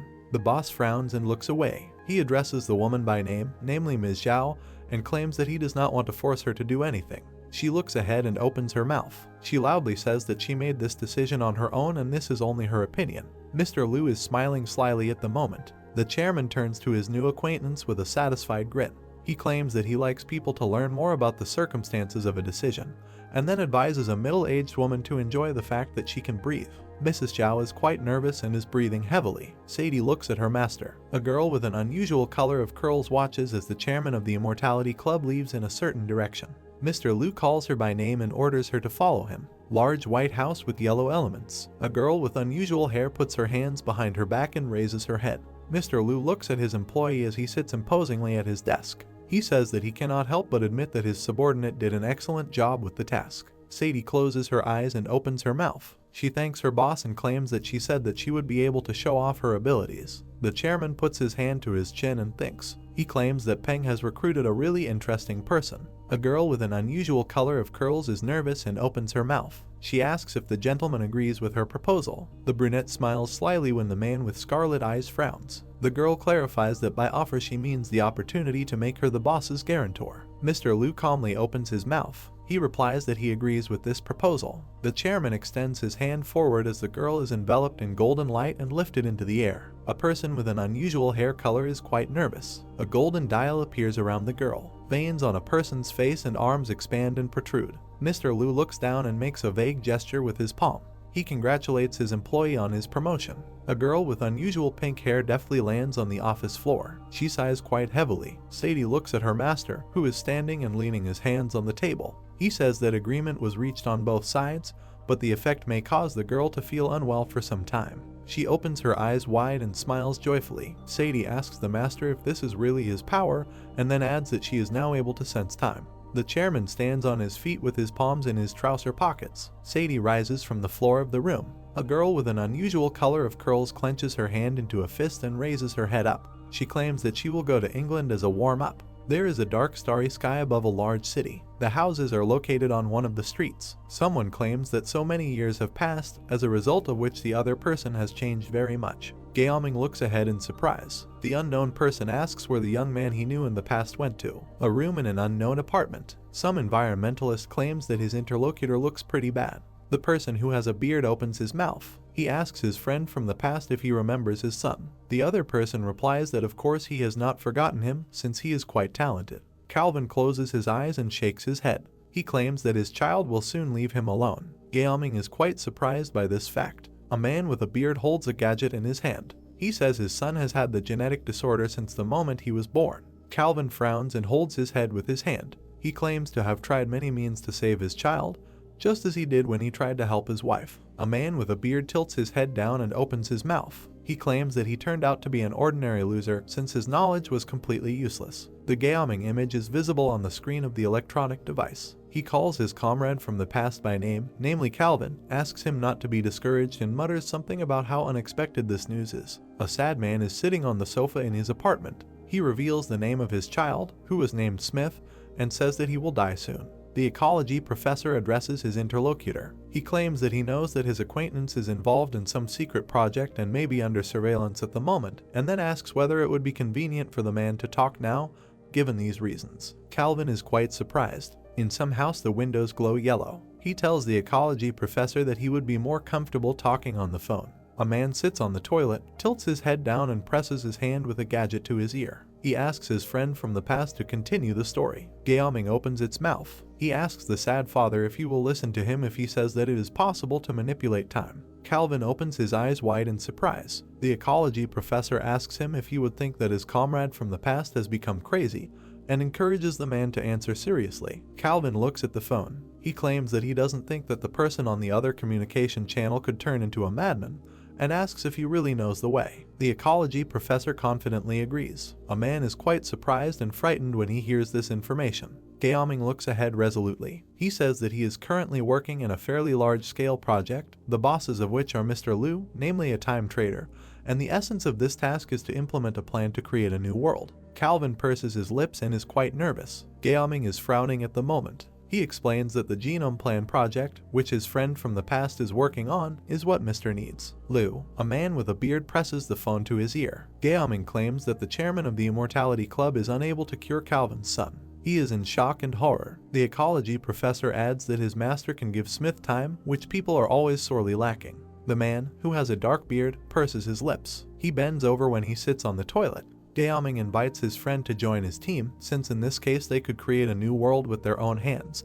He fervently assures that this creation will be a redemption for all humanity and will allow a new round of development. Calvin looks down sadly. The man looks up decisively. He asks how much is this Mr. Liu can give time to his son. Gaoming tilts his head down and looks to the side. He replies that it is enough for Calvin to find a way to cure his child. The man presses his hand with the phone to his ear. He claims that the chairman of the Immortality Club has the ability to create new life and can save them from death. Calvin is sitting on the toilet in the restroom. He sadly says that at the moment his son is in trustees, so he cannot go away and leave him alone. The man tilts his head down and frowns. He looks away and opens his mouth. Calvin argues that if the chairman needs his skills, then let him first get his son out of the situation in which he finds himself. The man with the beard looks decisively in front of him. He assures that in this case he will be ready to swear his life to this savior. The ecology professor thoughtfully removes the phone from his head. Gaoming is next to Mr. S. desk, Liu. He claims that this is exactly how the situation developed. The chairman of the Immortality Club tilts his head down and looks forward with interest. He asks his interlocutor if his story means that Calvin will join them if they can save his son. The ecology professor looks up. He agrees quite loudly with his boss and asks him to think about the fact that this man has achieved enormous success before he was 30, and he has also sequenced 1.5 million eukaryotic organisms around the world. The brunette closes his eyes tiredly. He smiles and nods his head. He notes that it is impossible not to admit that Gaoming's friend has the courage to make vows that endanger his life. He squints and looks ahead with interest. He asks the ecology professor how bad things are with Calvin's son. Gaoming and Mr. Liu are looking in a certain direction. The chairman calls one of his employees by name, namely Peng. The young warrior stands and breathes heavily. He stops. A man stops at the desk of the founder of the Immortality Club. The boss asks him a question about how his squad's training is going. Peng responds quite loudly that their new employees have a great attitude, which is why circumstances are turning out for the best. The young warrior tilts his head down and frowns. He claims that they have undergone 8 years of training and have reached the level of special forces, and at the moment they are at the peak of emotions and are waiting to be given a task. A man with dark hair looks forward decisively. He claims that he still has some problem. The chairman turns his head at the sound of the voice and looks with excitement. He asks if this problem is serious enough. The young warrior becomes more gloomy. He says that new soldiers lack Jiang's confidence and toughness, which is why these people are not on the same level as experienced soldiers. Mr. Liu frowns and purses her lips. He wonders if these students are truly lacking this factor. Peng is surprised when he looks at his boss. He states that he admires his employee's ability to evaluate the various details of the big picture, and then notes that he has become much more experienced. Mr. Liu raises his head and looks ahead. He contemplates the possibility of imposing a double-time acceleration on these personnel, and then wonders whether this action will make up for the lack of combat experience. The brunette lowers his head and looks down tiredly. He thinks about how muscle memory and experience are different things, and then considers giving them more different tasks. Peng responds to his boss's voice. Mr. Liu claims that he has an errand for his employee. The young warrior agrees quite loudly with his master. The chairman spreads his arms wide and leans on the table with them. He claims that his subordinate needs to escort an important person. Mr. Liu rises from his seat and looks down seriously. He says that it is necessary to bring him secret materials from the research institute. The young man is quite surprised. The founder of the Immortality Club states that this task is no longer an easy task, and then asks if this is suitable for new fighters to gain combat experience. Peng trembles with anticipation and smiles. He frowns and becomes more serious. He addresses his master quite loudly and assures him that this matter will soon be completed perfectly. In one of the cities of America there is a certain private book. Patients and healthcare workers walk along the hospital corridors. The guy is pushing a cart and humming a song. A man with short cocoa-colored hair has headphones in his ears. The electronic device in the ear makes sounds. Someone asks his interlocutor a question about when he can leave this hospital, and then complains that he is bored in this place since the nurses took his console. Calvin asks his son to relax and calmly wait for the moment when he gets better, and he will definitely buy him a new console. Smith lies on the bed as he is hooked up to medical equipment. He claims that this electronic device was from a limited edition, and says that if a father wants to buy it for a boy, then it is called PlayStation number 5. The man, who has a beard, smiles good-naturedly and nods. He agrees with his child. Smith turns the other way. He mutters something about how these words are a lie until he acquired the item for him. The door to the room creaks open. A suspicious guy with short cocoa-colored hair enters the patient's room. He turns to the boy, assures him that he needs to rest, and then turns to the middle-aged father and informs him that the time for the premises has already ended. The health worker closes his eyes and smiles. He argues that Calvin does not need to bother the patient at this time. The man reluctantly agrees with this statement. Smith looks at Calvin and the medical worker. A man with a beard asks his son if there really isn't enough time for fun, then adds that it's time to get to work. The boy reluctantly agrees with his parents' conclusions. A man and a boy bump fists. A middle-aged father says goodbye to his son until tomorrow. The boy leaves his dad for a day. Car parking near the hospital building. Calvin looks quite annoyed. He trembles with anger and clenches his teeth. A man with a beard swears indecently. Someone is walking through the parking lot. Calvin looks up when he hears a strange sound. Waylon and his other colleague are standing next to the car with bags. A guy with a shaved head addresses a gentleman named Calvin, and then claims that they are Mr. S. subordinates, Lou. He tilts his head down and looks forward seriously. The man explains that they received orders to escort his son.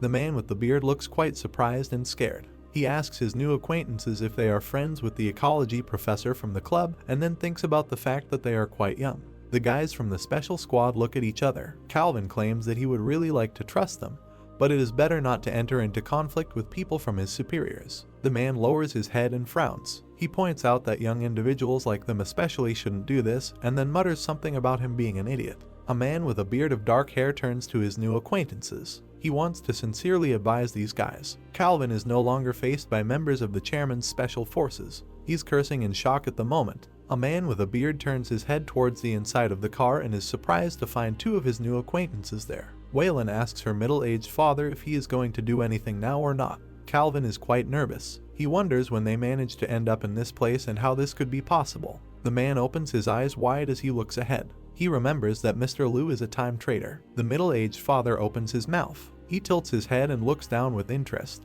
The man says that the ecology professor from their club said that their boss could extend his son's time, and then asks if this is true. A man with disheveled black hair leans forward and opens his mouth. He demands that Calvin stop talking for the moment, and then warns that if they are not wanted here, they will leave, but the man will pay for their first-class plane ticket back. Waylon looks forward seriously and smiles slyly. He claims that they came here to discuss some plan, but they have very little time. The man with a beard of dark hair is silent. The car is still in the parking lot. The fighters warn their boss client that he will soon receive a fake email and will need to use it to direct the spotter to the wrong target. The wheel of some car. New acquaintances of the middle-aged father explain that at this time they are pretending to be bodyguards who were hired to accompany their interlocutor's son. The man is quite nervous. He asks the fighters if everything will really be that simple. The guy with the scar on his cheek smiles. Calvin states that although their opponents do not have superpowers, they have spent a lot of resources training their people. Waylon frowns and tilts her head down. He says that it is for this reason that it is necessary to strictly adhere to this plan, because otherwise it could end quite sadly for their rivals. A corridor in some hospital. Calvin walks in a certain direction when all the paramedics look closely at him.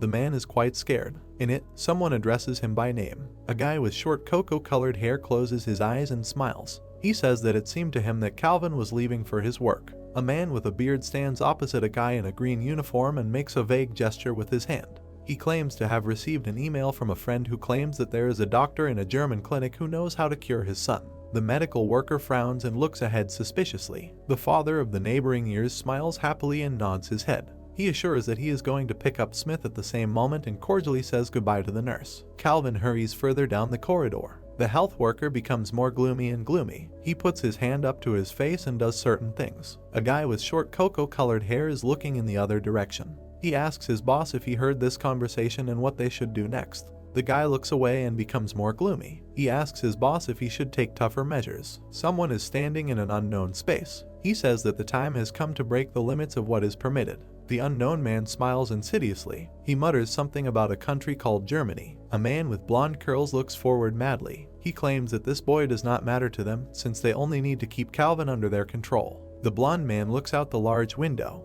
He claims that for him the trick that his employee is about to pull off is quite interesting. Two people who serve in a special detachment are standing in a hospital room. Smith asks if the place he will be arriving in is actually Germany. The boy sits on the bed and points his finger at the guys in strange uniforms next to him. He asks questions about whether he will go alone and whether this is true. Calvin smiles good-naturedly and closes his eyes. He gently addresses his child and explains that in this place he can be cured and they cannot lose such an opportunity. Smith looks at his father with interest. The man claims that these strange people will protect him along the way. The boy is laughing quietly at the moment. The patient folds his arms across his chest and looks at his father. The boy claims that all people know that airplanes are considered one of the safest modes of transport. Calvin mutters something unintelligible. A man with a beard looks ahead in surprise. Waylon and his colleague and middle-aged father stand around Smith's bed. The cocoa-haired health worker smiles good-naturedly. He notifies Mr. Calvin that the company has checked the mail and he can safely send his son for treatment to this country. A man with a beard of dark hair becomes more gloomy. He claims this is wonderful news. The guy opens his eyes and mouth wide.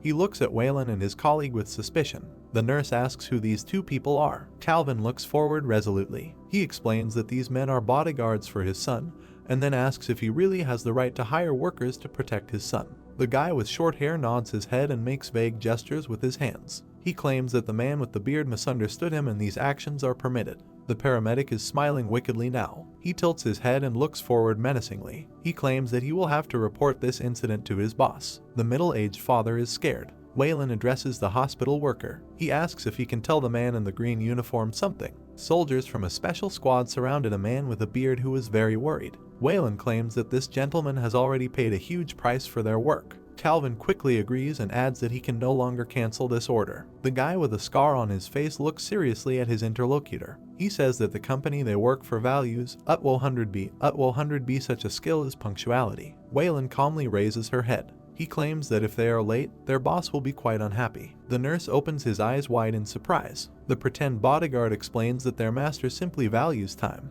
A man with a beard of dark hair is in a state of horror. He thinks that the fighters said all this in vain, since people from this company do not respond to threats. A guy with short cocoa-colored hair spreads his arms and smiles. He claims that he was simply misunderstood and reminds that they are in a free country where no one can restrict human freedom. The nurse frowns and smiles insidiously. He says that he only wanted to warn them that the company would provide them with a special bus to the airport. Waylon and his colleague are calm at the moment. Calvin is quite scared. He looks in horror at a man with disheveled black hair who behaves completely normally. He claims that this development of events will be very good, due to the fact that he is not quite used to transport in this country. The medical worker closes his eyes. He assures that in this case the EU needs to fill out some important documents. Smith, Calvin and their false bodyguards watch as the hospital assistant leaves. He closes the door to the room from the outside. The guy becomes more gloomy. An unknown person is in an unknown space. The health worker asks him what they should do in this situation. This individual claims that the sick child is the only way they can keep Calvin at bay.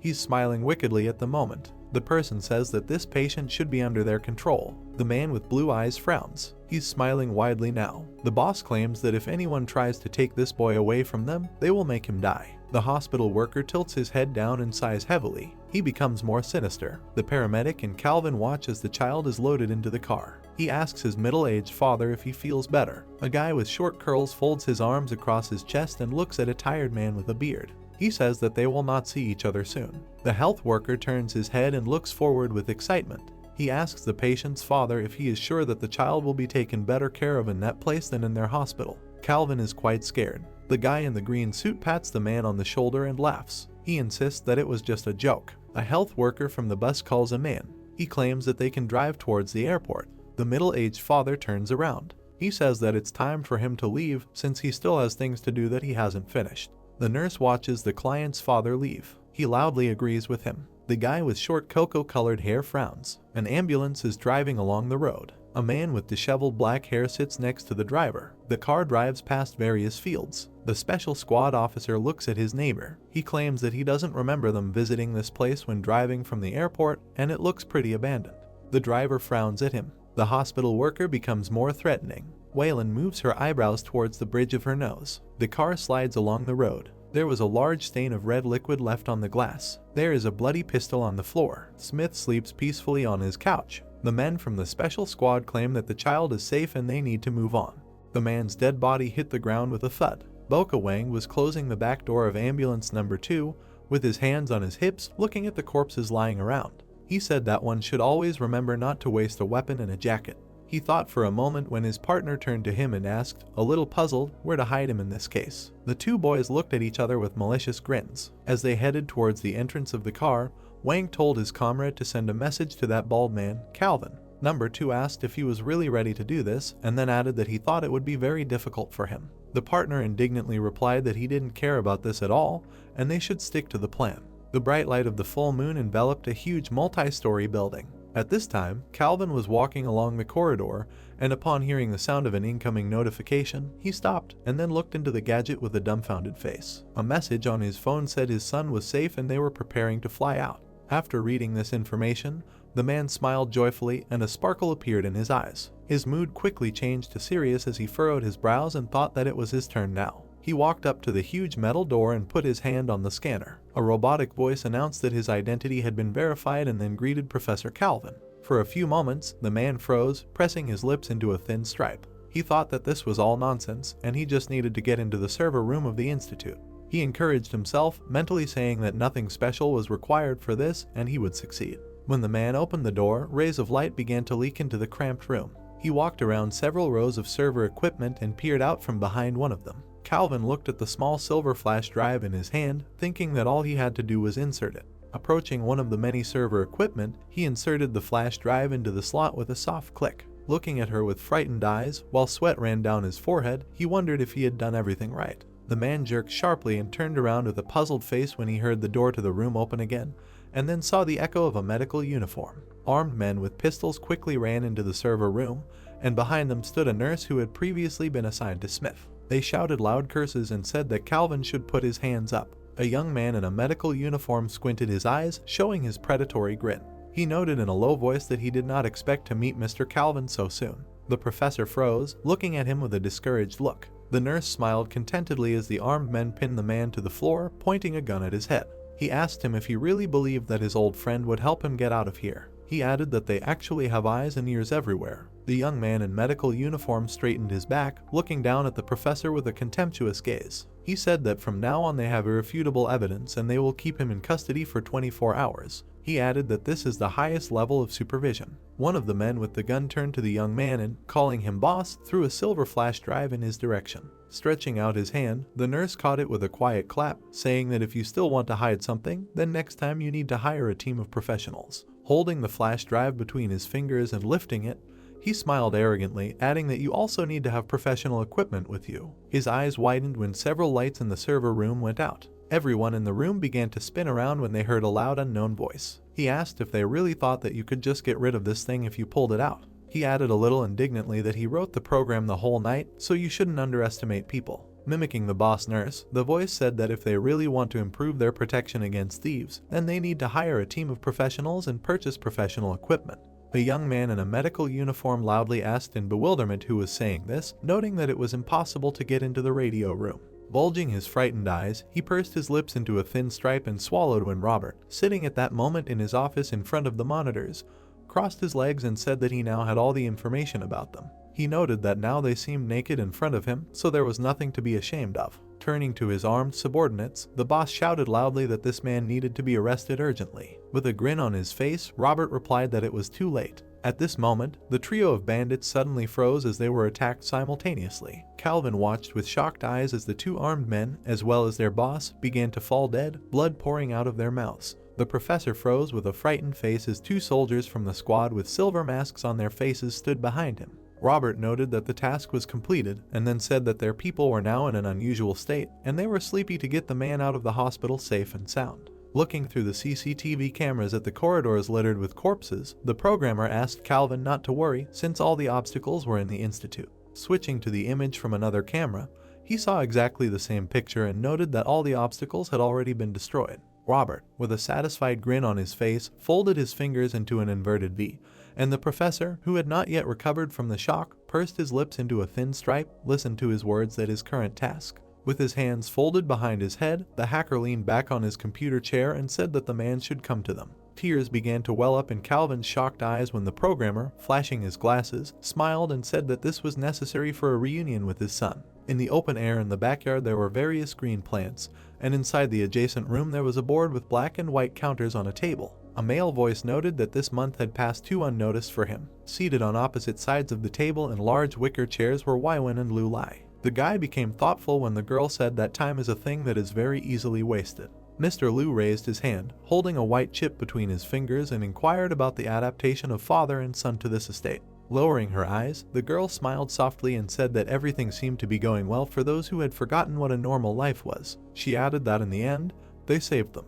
The young man touched his chin with his fingers and grinned, turning up the corner of his lips. Still smiling, Waiwen closed her eyes and began to tell her that in Country X, work had been completed on the main laboratory, the Flora and Fauna Ecology Laboratories, and the Genetics and Cytology Laboratories. Looking up at her boss, she began to tell her that the world historian Walter Urey suddenly disappeared missing due to mysterious circumstances. The famous mathematician Callie from Country G also disappeared. She said that the best cell biologist of the country Y. Heyman and the famous engineer of the country M. Bernard were missing. Lu Lai leaned back in his chair and smiled broadly, noting that they were in good spirits all around. Waiwen narrowed her eyes when the boss said that he had one more question. The guy and the girl gave each other sly smiles. Mr. Liu asked how many organizations are interested in them around the world. The girl replied that it was a lot. Looking at the young man with a satisfied face, she added that especially since they started inviting many specialists, and even organizations of your rank decided to play with fire. She also noted that they were, of course, excited. A dark image of several fighters in dark cloaks standing on the roof of one of the tall buildings appeared in her head. She said that in order to maintain their worldwide status, the secret squad makes every second count. Waiwen said that she should point out that the boss's secret squad is very effective and capable of keeping people at bay. Lu Lai closed his eyes and smiled contentedly when the girl, raising her hand, held a black chip between her fingers and said that they had moved from darkness to light, but they still wanted to know more about them. The guy laughed in response and crossed his legs, saying that he didn't think that Waiwen would still remind him to be careful. Looking at her from under half-closed eyelids, he adjusted his glasses when the girl closed her eyes and said that it had come to the point that, from the point of view of the Eternal Club, various kinds of organizations and structures were not something worth fighting against. She added that they were better off focusing on creating a new world rather than worrying about someone else's nagging. The girl smiled softly when her boss noted that she had become more confident. They both turned to the side when a woman's voice came from the side. Lu Lai saw Yuki approaching them, who was dressed in a business suit and holding a clutch. She said that there was news from the laboratory, and then began to tell that Ishida and Professor Anthony had made new progress and were making it to demonstrate to the boss. Squinting his eyes, Mr. Liu smiled and agreed to go have a look, thinking that today was some kind of sensational day. From the mansion verse, Yuki could be heard suggesting that he change his clothes since they were going to the laboratory, which the guy immediately rejected, noting that it was not necessary. In the laboratory, he saw two black electronic bracelets with small screens. Ishida, with a wide smile on his face, said that these were energy balance bracelets designed by him personally. Lu Lai, accompanied by Waiwen and Yuki, leaned over the table with interest and asked about what energy balance is. The joyful Ishida beckoned them with his hand, inviting them to follow him. As everyone followed him through the high corridors, the old man said that when he was young, he discovered that the average person uses only 33% of his muscle mass. He turned to the others and smiled, adding that professional athletes are only able to use 42% and noted that this was very interesting. With one hand in his trouser pocket, Lu Lai lowered his eyes and adjusted his glasses with his free hand, noting that this was due to the fact that the electrical signals sent from the brain to the muscles weakened during the transmission process. He also noted that this means that the muscles are not able to fully receive the signal. Ishida silently looked at the boss for a couple of moments, and then suddenly rushed towards him, which surprised the guy. The scientist noted with admiration that Mr. Liu said everything correctly, and then asked if he was also studying this scientific field. Lu Lai started to mutter something in response. After some time, they watched the training of one of the fighters, who had suction cups attached to him for scanning. Ishida began to say that this is why they developed this bracelet. He said that by producing low-frequency electrical signals, it imitates the activity of neurons and also excites muscle tissue at rest. He imagined the muscular skeleton of a person in his head and continued to say that this bracelet increases the strength, endurance, speed, and flexibility of a person. He added that this can be called the first step of a person in becoming a Superman. While Lu Lai was looking at the small electronic bracelet in his hand with interest, Ishida walked up to the red pair with a smile on his face. "Mister," Lu asked, "could such a small thing really do this?" The scientist in response to this asked if the boss wanted to test it himself, and noted that he had prepared a pair specifically for this. The two of them turned their heads upon hearing a woman scream and saw Yuki with her hand raised. The girl screamed joyfully that she wanted to try to give the boss the opportunity to voluntarily try it out. Having put on the bracelet, the secretary clenched her teeth, covered one eye and clenched her hands into fists. Lowering her head, she felt a flow of energy through her body and then suddenly opened her eyes. She thought she felt as if energy was permeating her entire body. Hitting the floor with her black heels, the girl quickly moved forward. When she walked up to the pair and hit it with her fist, there was a small explosion and it burst into all pieces. Yuki took a couple of steps back with a dumbfounded expression on her face when she saw what she had done to the pair. Turning towards her boss, she smiled nervously and pointed at the mess, asking if she would now have to make up for all this. Ishida smirked further when he saw Lu Lai's dumbfounded face with her mouth slightly open.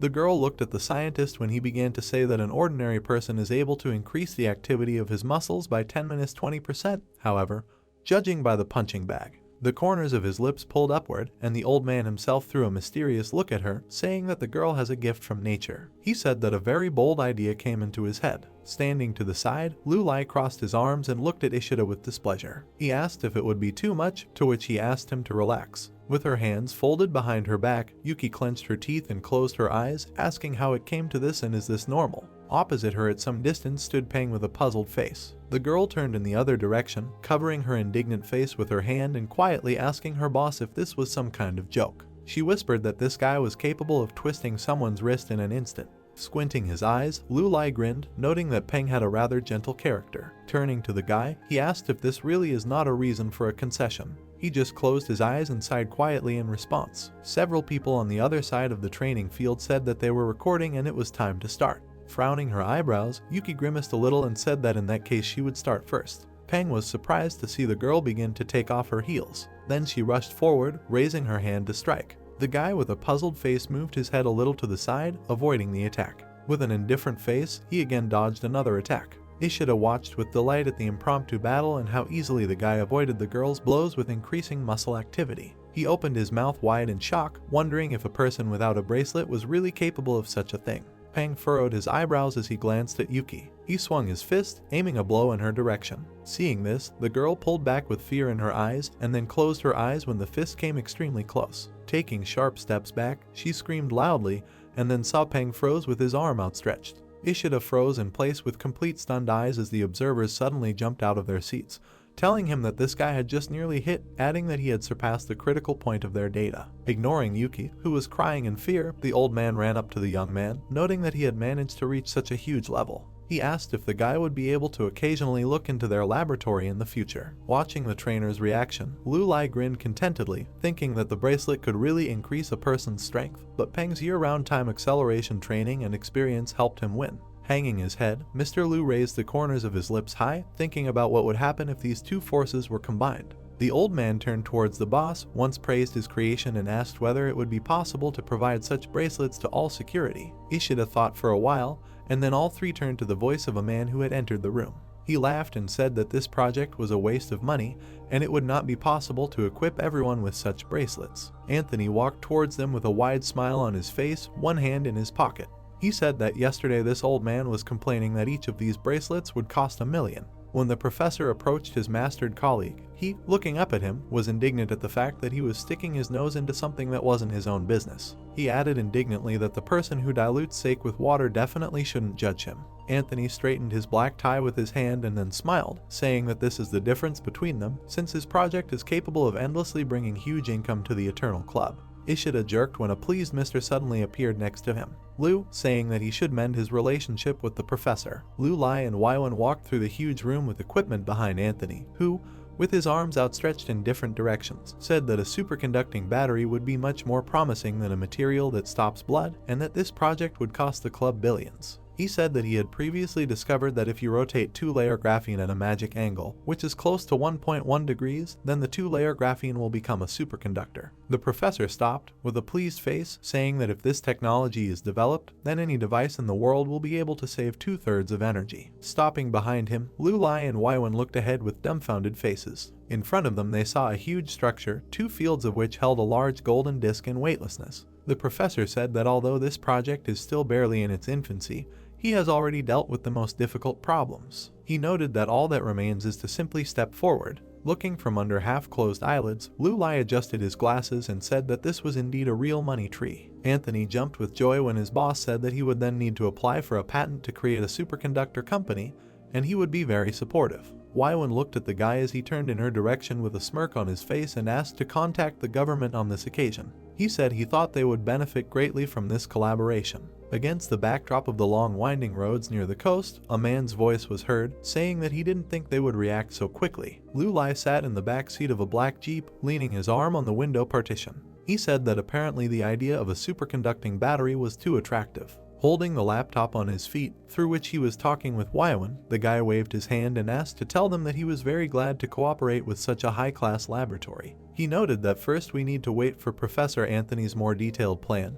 and for now the girl must begin completing the following tasks. Closing the lid of the laptop, the guy threw it to the side on the seat. Peng, who was driving, looked at the boss through the front mirror and noted that the plan seemed to be going well. Lulai, whose hair was blown by the wind, leaned his head on his fingers and answered positively. He said that with room temperature superconductivity technology, they will be at least 30 years ahead of the rest of the world. Peng stopped in front of the entrance and a man outside, dressed in a business suit, began to show him the further direction of movement with his hands. The guy behind the wheel noted that the guys were very lucky to go to the base, and then added that it looked very peaceful here. Lulai put his head on his fist with a soft smile and said that these guys cannot even appreciate what they are risking their lives for. When the small ship set out to conquer the water surface, he said that this is only a small part of their great goal. He looked at the green land, thinking that the #1 World Creation Research Institute was located on a private island purchased by Jiang Sai. Looking at the fighters who stood near the cars, he thought that the purpose of his visit today was. Lulai, with his hands, smiled shyly and said that her brother was a fast learner. The girl sat opposite the man who was chewing bread and looking at him with interest, asked if he could tell about what happened then. He really interrupted the British,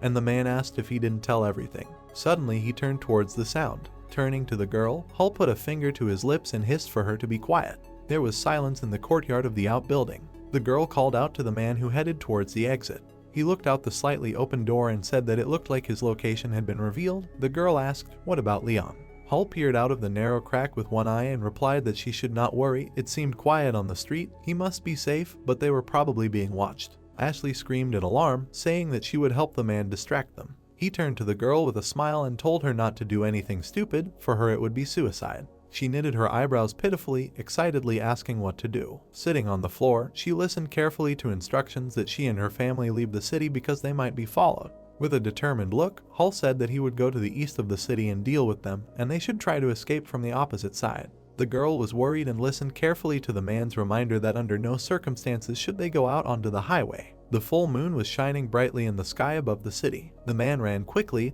jumping from roof to roof. The fugitive did not know that the muzzle of a gun was aimed behind his back. The soldier with a scarf over his face peered into the sight. Hull turned around as he ran, surprised to see a shot hit the roof next to him. 3 uniformed soldiers ran after him, telling each other to run faster. This bad man is there. The blonde hid behind the edge of the roof and looked out from cover. He extended his hand and fired, hitting one of the pursuers. A soldier with blonde, collected hair, pointing at the criminal, shouted to surround him and not give any mercy to the dirty dog, and in response he heard a cry of agreement. The soldier was surprised to hear a voice asking, "Did his mother say the same thing last night?" The guy and a girl were walking along the street of a small town in the light of a bright full moon. The man was holding a gold pocket watch in his hand. Yuki looked at the guy questioningly, saying that their target seemed to be in trouble right now. Wasn't he going to help him? Lulai looked contentedly, saying that this is a very interesting character. They will watch him first. Moreover, the time of his death has not yet come. A star was burning brightly in the sky with a full moon. Along the road, a white horse and rider galloped quickly among the hills. Hull turned around and said out loud that they had broken away from the pursuit. With a satisfied smile, he turned to the horse, saying that he runs well. His new friend must be glad that he stole him. Grinding flour is not at all suitable for him. The man turned around, noticing something behind him. He peered carefully at the hills. He didn't notice anything and frowned. Turning his body back, he still continued to look back. Suddenly, a bullet suddenly slips past his shoulder. Out of surprise, the man falls from his horse. Among the hills, figures of soldiers with guns appear. Hull, sitting up on the ground, swore. Suddenly, the horse grabbed the surprised man by the jacket, and with force he pulled the gasping man up, lifting him from the ground. Shaking its muzzle, the horse threw the man into the air, and he glanced back, checking that it was falling exactly on his back. Hull, stunned by what had happened, lay flat on his horse, facing backwards. Suddenly, his eyes flashing fiercely, the horse quickly rushed forward. Behind them came the screams of the pursuing soldiers, demanding to stop and telling each other to grab him. The alarmed man turned to the stallion, giving commands for him to speed up. The horse snorted, eyes sparkling, and the veins on its muzzle bulged from tension. With its rider screaming in fear, the horse jumped over the 3 soldiers in one fell swoop. The soldiers, who did not expect this, looked at him in surprise. Finally realizing, they shouted after the criminal that he was running away. One soldier pointed his finger at another, ordering him to light a fire to convey a message. With a loud stomp, the horse quickly ran forward. Hull grinned, saying that it looked like he now owed the horse a glass of beer, although judging by his character, he only drinks strong drinks. Suddenly, the horse stopped abruptly, tucking its hind hooves and leaving a trail behind it so that the rider's nose hit it. Covering his nose with his hand, the man asked what happened. Why did he stop? The horse snorted and looked at him gloomily. The blond man with traces of blood on his face looked back in surprise. He leaned over, hugging the horse's neck, and asked, looking back, did he feel something? What was there? Suddenly, accompanied by a loud cry from the rider, the stallion galloped again. Riding among the hills, the man said that he had to admit that this was truly an amazing horse. The beast headed towards a tree in front, under which a small bush grew. The man said that this tree stood out too much, they could not hide here. But the horse simply began to chew the leaves of the bush. Grabbing the horse by the mane and ear, Hull shouted indignantly that he was making fun of him. They were on the run now. He would have understood if it had been a mare, but he was lured by a bush with berries, and he thought that the animal was as intelligent as a man. A guy and a girl stood on one of the hills and watched this scene. Yuki smiled, saying that this guy is strange. With a smile, he told Lulai, who chuckled, that the man did not look reliable. She looked at the guy, who replied that she thought he had real abilities. Looking at the man seriously, he continued that he was just a little unlucky. Hull squatted next to the horse, saying that he was probably too rude. He asked his friend if he was full, because they needed to run quickly. Looking at the horse chewing leaves, the man continued to reason that he must be alone. He knows that there is a herd of horses of an exotic breed. There is a very high demand for them.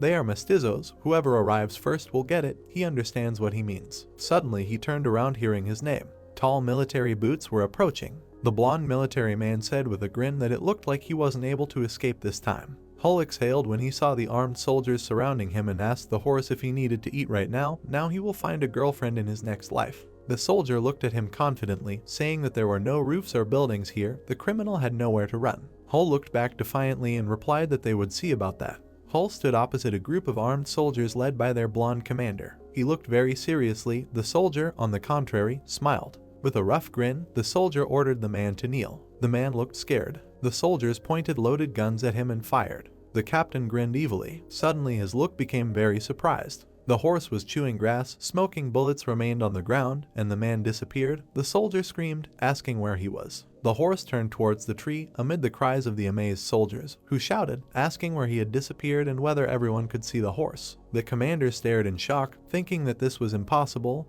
absolutely impossible. He was sweating with excitement, thinking that it was impossible to dodge the bullets. One of the soldiers approached the horse from behind. He put his hand on the horse's croup. The man sighed dreamily, closing his eyes. The horse looked at him angrily, and he hit the impudent man with force with his hind hooves, throwing him back. The soldier's teeth flew out from the force of the blow to the face. The horse reared up, frightening the soldiers, who shouted that he was furious and that they should retreat quickly. Kicking hard, the horse scattered the screaming soldiers, and quickly rushed away. The surprised soldier told the commander that the hit soldiers had died. The commander clenched his teeth angrily, saying that these two were birds of a feather, and cursed. Turning to his subordinate, he growled that he was ordering them to be caught up immediately. Dawn began to be seen in the forest among the hills. The sun illuminated the treetops. Hull was sitting on one of the thick branches, thinking that he had almost died, but something was wrong. Stretching out his hand, he thought that those scoundrels could not have moved so slowly. His eyes widened in realization as the man realized that he was the one who had become faster. He remembered how quickly he ran away. Smirking, he dismissed the thought, deciding that it was nonsense. He thought that they had just gotten very drunk yesterday. Suddenly he turned towards the sound. His white horse with a fierce muzzle was rushing towards him. He stopped right under the tree where the man was sitting, and he suddenly plopped down right on his butt. The tramp of soldiers running up was heard. They stopped, surprised, saying, "Wait a minute, this is the same horse." They looked at the back of the sitting horse, wondering out loud what she was doing here and why she was sitting motionless. This was strange. The horse glanced sideways at them. With a sharp movement of his hoof, he hit the tree with force. The surprised soldier decided that she had gone mad again. But suddenly Hull fell from the branch from the blow. The commander saw him and shouted that it was Hull, ordering him to be captured. Suddenly, unexpectedly, a silhouette approached his face. The soldiers looked there in surprise. Illuminated Hull stood with a knife in his hand, and behind him lay the bodies of defeated soldiers. The man looked at his palm in surprise, thinking that no, it didn't seem to him. He really became very fast. What was happening to him? Yuki looked out from behind the tree and said that the man seemed scared. A gold pocket watch appeared. Lu Lai turned to the girl and said that he would get used to it. He only sped up time twice, something that he would have to face in the future. The guy looked at the determined blonde with a knife in his hand and concluded that this would be much crazier. The sun was rising over the small town. There was a gallows hanging on a wooden pole. The soldier was leading a girl whose legs were shackled. The girl's hands were tied behind her back and a bag was placed over her head. As she climbed the steps to the gallows, a soldier angrily shouted at her to go faster. The commander stood at the rope, spreading his arms to the sides, and said that he believed that he was speaking in a language understandable to everyone. Any harboring of a criminal automatically makes you an enemy of the British. Residents of the city, who were driven to watch the public execution, gloomily listened to the captain's words that it seemed that he had overestimated them, because they were the descendants of exiles and slaves. The blonde gloomily continued that they don't know what gratitude is at all. He turned gloomily. A bag was torn from the girl's head. It was Ashley. The residents repeated her name in fear, recognizing her.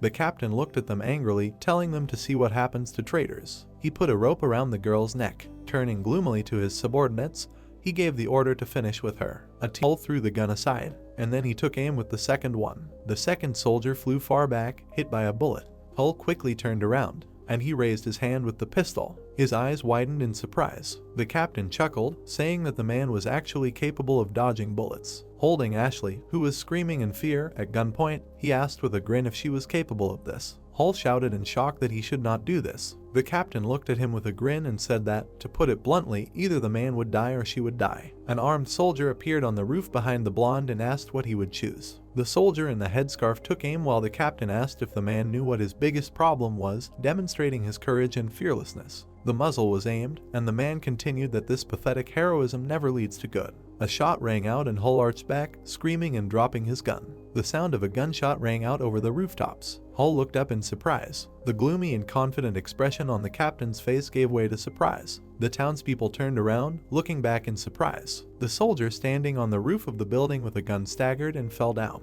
With a loud thud, he fell headfirst to the ground. The captain asked in astonishment what was happening, and Ashley, standing at the gallows, was also surprised. Around the corner of one of the houses stood the figure of a man with a gun. One of the residents looked sternly at the captain. Hull turned around and thanked the man named Leon with a smile. Ashley covered her eyes from the loud scream of the captain, who shouted that they dared to shoot at a British soldier and called everyone non-entities. Hull rushed forward with blazing eyes. The head of the soldier grabbed the girl, pinching her neck with his forearm. Suddenly, a fast Hull ran at him, who literally knocked the gun out of his hand, grabbing the frightened girl in his arms. Lot of impact, the captain's entire face was crushed with a dislocated jaw. With a crash, he fell to the floor. The captain stood up, blood running down his face. He turned his head, looking at the man. Hull stood on the gallows platform, confidently holding a surprised Ashley in his arms. The soldiers and townspeople looked at him in surprise. The city men discussed it in surprise, saying that this is Hull, its speed is great, how is this possible? The bloodied captain turned around after hearing his words. Hull shouted angrily, addressing the townspeople with words that they were turning their houses into hell. These bad people were taking their crops.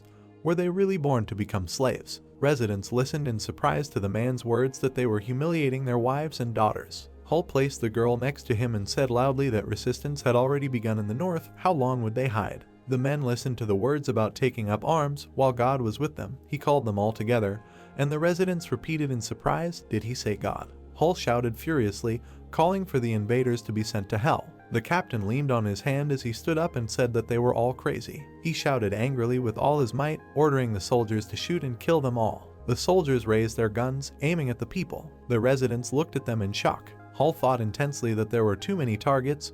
He wouldn't make it in time. He quickly ran, thinking that he needed to stop them. Shots rang out from all the guns. Hull looked amazed as he ran up. Suddenly all the residents froze, as if covered in a black and white filter. The man stopped in surprise and asked what was happening. He looked up in surprise. The silhouette of a man in glasses descended in the sky in a radiance, holding out his hand. Lu Lai smiled contentedly and, exhaling, said that he had time. With a stomp, his feet touched the ground and Yuki landed next to him. They stood opposite the man, who recoiled from them in shock. Shocked, he asked who they were. Yuki, who was standing behind the boss, translated, saying that he was the one who was helping him. Lu Lai looked at him and said that at the same time he was testing him, he hoped that the man would not mind. The brunette calmly looked at his interlocutor, saying that he was very impressed with his fighting skills, observation and leadership qualities, and said that he had the talent that he needed. Hull looked sideways silently. Bullets froze in the air, and he said this was also the result of his help. Lu Lai slightly bowed his head and asked if the man wanted to become the king here. Hull looked at him in surprise. He looked down thoughtfully and said nothing. Then he raised his head and began to say that he. Lu Lai looked at him from under his glasses, anticipating. Hull looked at him decisively and finished by saying that he refused. Pursing his lips, Lu Lai looked at Hull with a puzzled face when he heard his refusal. Coming closer to him, the blond man smiled, put his hands behind his head and said that if he wanted to recruit someone, then he better go north. Corners of lips, Mr. Lu stretched out in a satisfied grin when the man with a scar on his face, smiling, said that he was just an ordinary deserter and was not suitable at all. He froze in surprise when Lu Lai asked what does an ordinary deserter mean. The guy looked at him with a sly look, saying that he once led a protest and even burned down the colonists' warehouse, noting that this was definitely not an ordinary deserter. When Hull heard these words, his eyes opened wide. Lu Lai lowered his eyes and looked at his palm sparkling with bright light, above which a moment later a golden pocket watch appeared. He said he had done a lot of preparation before looking for it.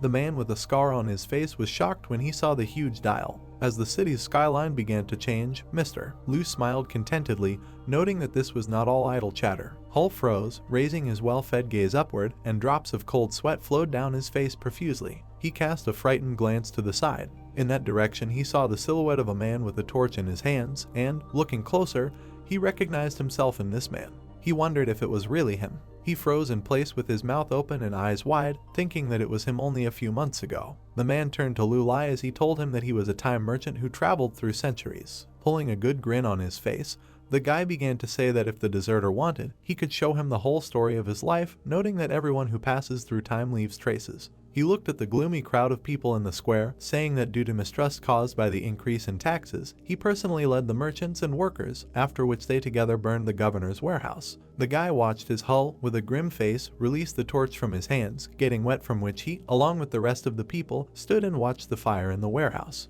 The scarred man lowered his head and pursed his lips into a thin line as he listened to the merchant's offer to temporarily continue his illustrious career in the north. Covering his eyes, Lu Lai told him that he could become a leader and strategist. He looked up at him with his stern gaze and asked that maybe he wanted to end up here, being just a fugitive. Without raising his gaze, Hull calmly asked whether he would be of any use. Looking at him from under his brows, the guy grinned and asked if he would regret such a life. The scarred man with a gloomy face replied that he was just an insignificant person, and the greatest contribution he made was. He sat down on the stairs next to one of the buildings and lowered his head, saying that this contribution was just some kind of sabotage, and in comparison with all the great figures, his ideals are simply ridiculous. Remembering himself, sitting in a flowing cloak on the signs of the establishment, he began to say that he always firmly believed that God is the same to all people, but if someone deprives their freedom, then he frowned and pursed his lips, ending his thought with the words that they can only return her themselves. Hull recalled how, with his hands on the table, he stood surrounded by others like himself, saying that he would meet many people,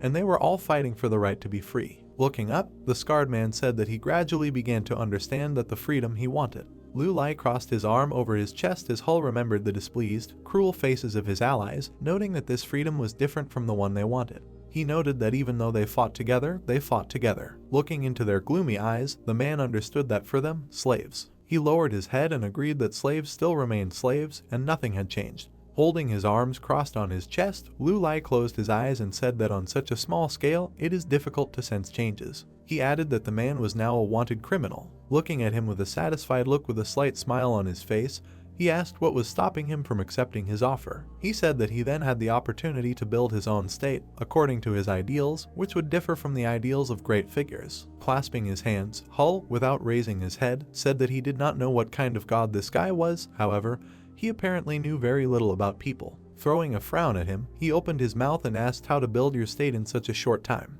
He added that he had absolutely no confidence in this matter. Lu Lai waved his hand and pressed his back against the wall, noting that the man had excellent leadership qualities. He said that's why he found it. The man with the scar grimaced in surprise and wide-eyed and wondered when the time trader, with a smirk on his face and darkened eyes, said that he also had time to invest in it. The corners of Lu Lai's lips curled up, and a smile stretched across his face as he talked about giving a man 200 years and his task. While Hull listened to his words, cold sweat flowed down his face, and in shock was visible in his eyes. The excuse of time said that his task would be to create a free state on this land, adding that he would also have to secretly help the wallpaper and find talents among them. Covering his eyes, the guy smiled sweetly and asked him not to worry, noting that time is not a problem at all. The blonde Briton looked at the floor with empty, frightened eyes, and blood flowed from his nose and mouth in small streams. Stuttering after each word, he noted that that man was faster than a bullet. While he continued to repeat this, a man with a gun in his hand was holding him by the scruff of the neck. In an irritated voice, he asked if the Briton had really gone crazy and started talking to himself.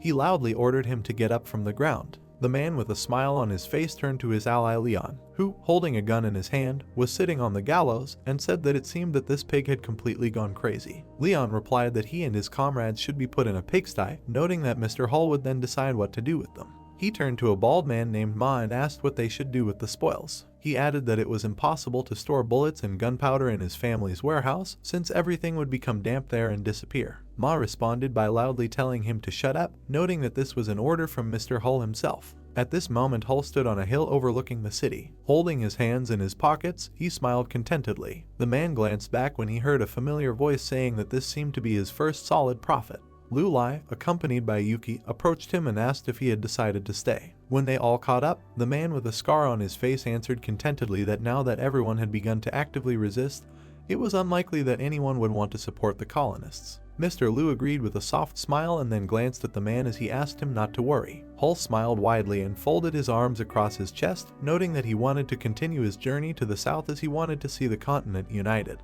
Looking at the view from above, Lu Lai put his hand into his pants pocket, believing that he already had certain plans for the future. He asked him to trust his heart and take action. Hull's eyes showed a little fear as Mr. Liu turned his gaze to him and said in a serious voice that, however, he was not finished with him yet. Looking at him sideways, the guy noted that when all the dust settles, he should remember their agreement. Holding his arms crossed over his chest, the scarred man grinned, and then, looking up with confidence, stated that there was no need to worry about this since he would keep his word, because in the end, raising his head, he saw the mark of his life, which stated that Stephen Hull had 246 years, 11 months, 4 days, 15 hours, 3 minutes, and 12 seconds to live. He waved his hand, looking at Lu Lai, and noted that what he told him about the future meant that divisions and conflicts would still exist even though they lay the foundation of history here. The time trader closed his eyes and lowered his head as the man asked if their efforts would not be in vain if conflicts did not disappear in the future. The guy straightened his shoulders and raised his head, noting that this question has already been rethought by humanity many times, however, so far he cannot answer it.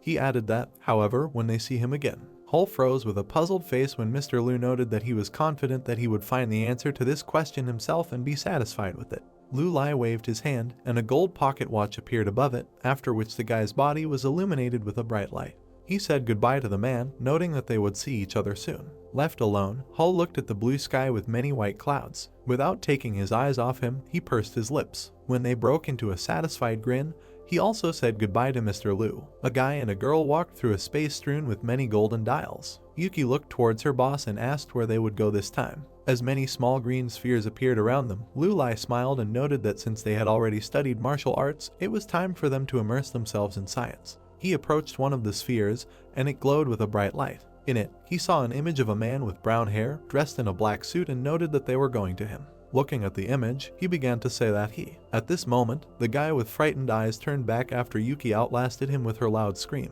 A girl with round eyes and an open mouth nervously said that she knew this man. Imagining a dark silhouette in her head, she lowered her head and said that it was Ampere, and that he described the electrodynamic theory. She added that she had seen him on the cover of a physics textbook. Pursing her lips, the girl with dumbfounded eyes thought that at that time she had spent a lot of effort studying physics and now she had such a chance. With a nervous smile and a tense face, a vein bulging on her forehead, she turned to her boss and loudly began to ask whether she would really see him real and alive. Standing near the bright light, Lu Lai looked at the girl and asked her to keep up with him, since he did not want to look for her ossified remains. Lowering his head, he smiled and began to adjust his glasses, noting that since she was so inquisitive. Keeping one hand in his pocket, he raised the other up, after which a huge golden dial appeared. He said that they would definitely meet. When they moved around France in the late 18th, early 19th centuries and saw cityscapes, Mr. Lu agreed that they would meet with this big shot. While all the houses were immersed in the darkness of the night, a light was burning in one of the windows of the huge building.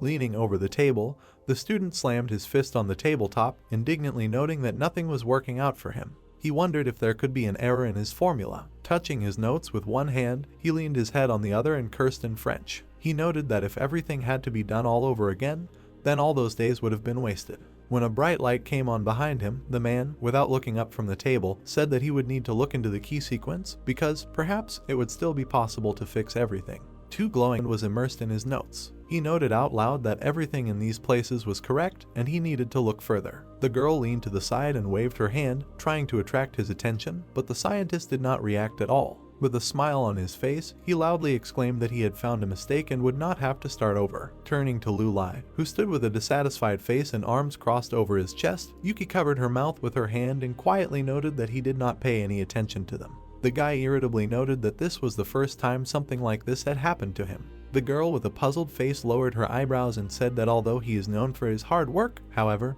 this is too much. Looking at him, Mr. Lu pursed his lips, noting that all these people famous in ancient times are too strange. They jerked in shock and froze, wide-eyed, when a man's voice loudly ordered them to be silent. Bending over the table, Ampere, without turning his head in their direction, said that he didn't care whether they were ghosts or vampires. The main thing was that they didn't touch him now. He added that he would talk to them when he finished working. Lu Lai looked at his subordinate with a puzzled expression as she waved her hands and smiled nervously, answering in French that she didn't mind and were willing to wait.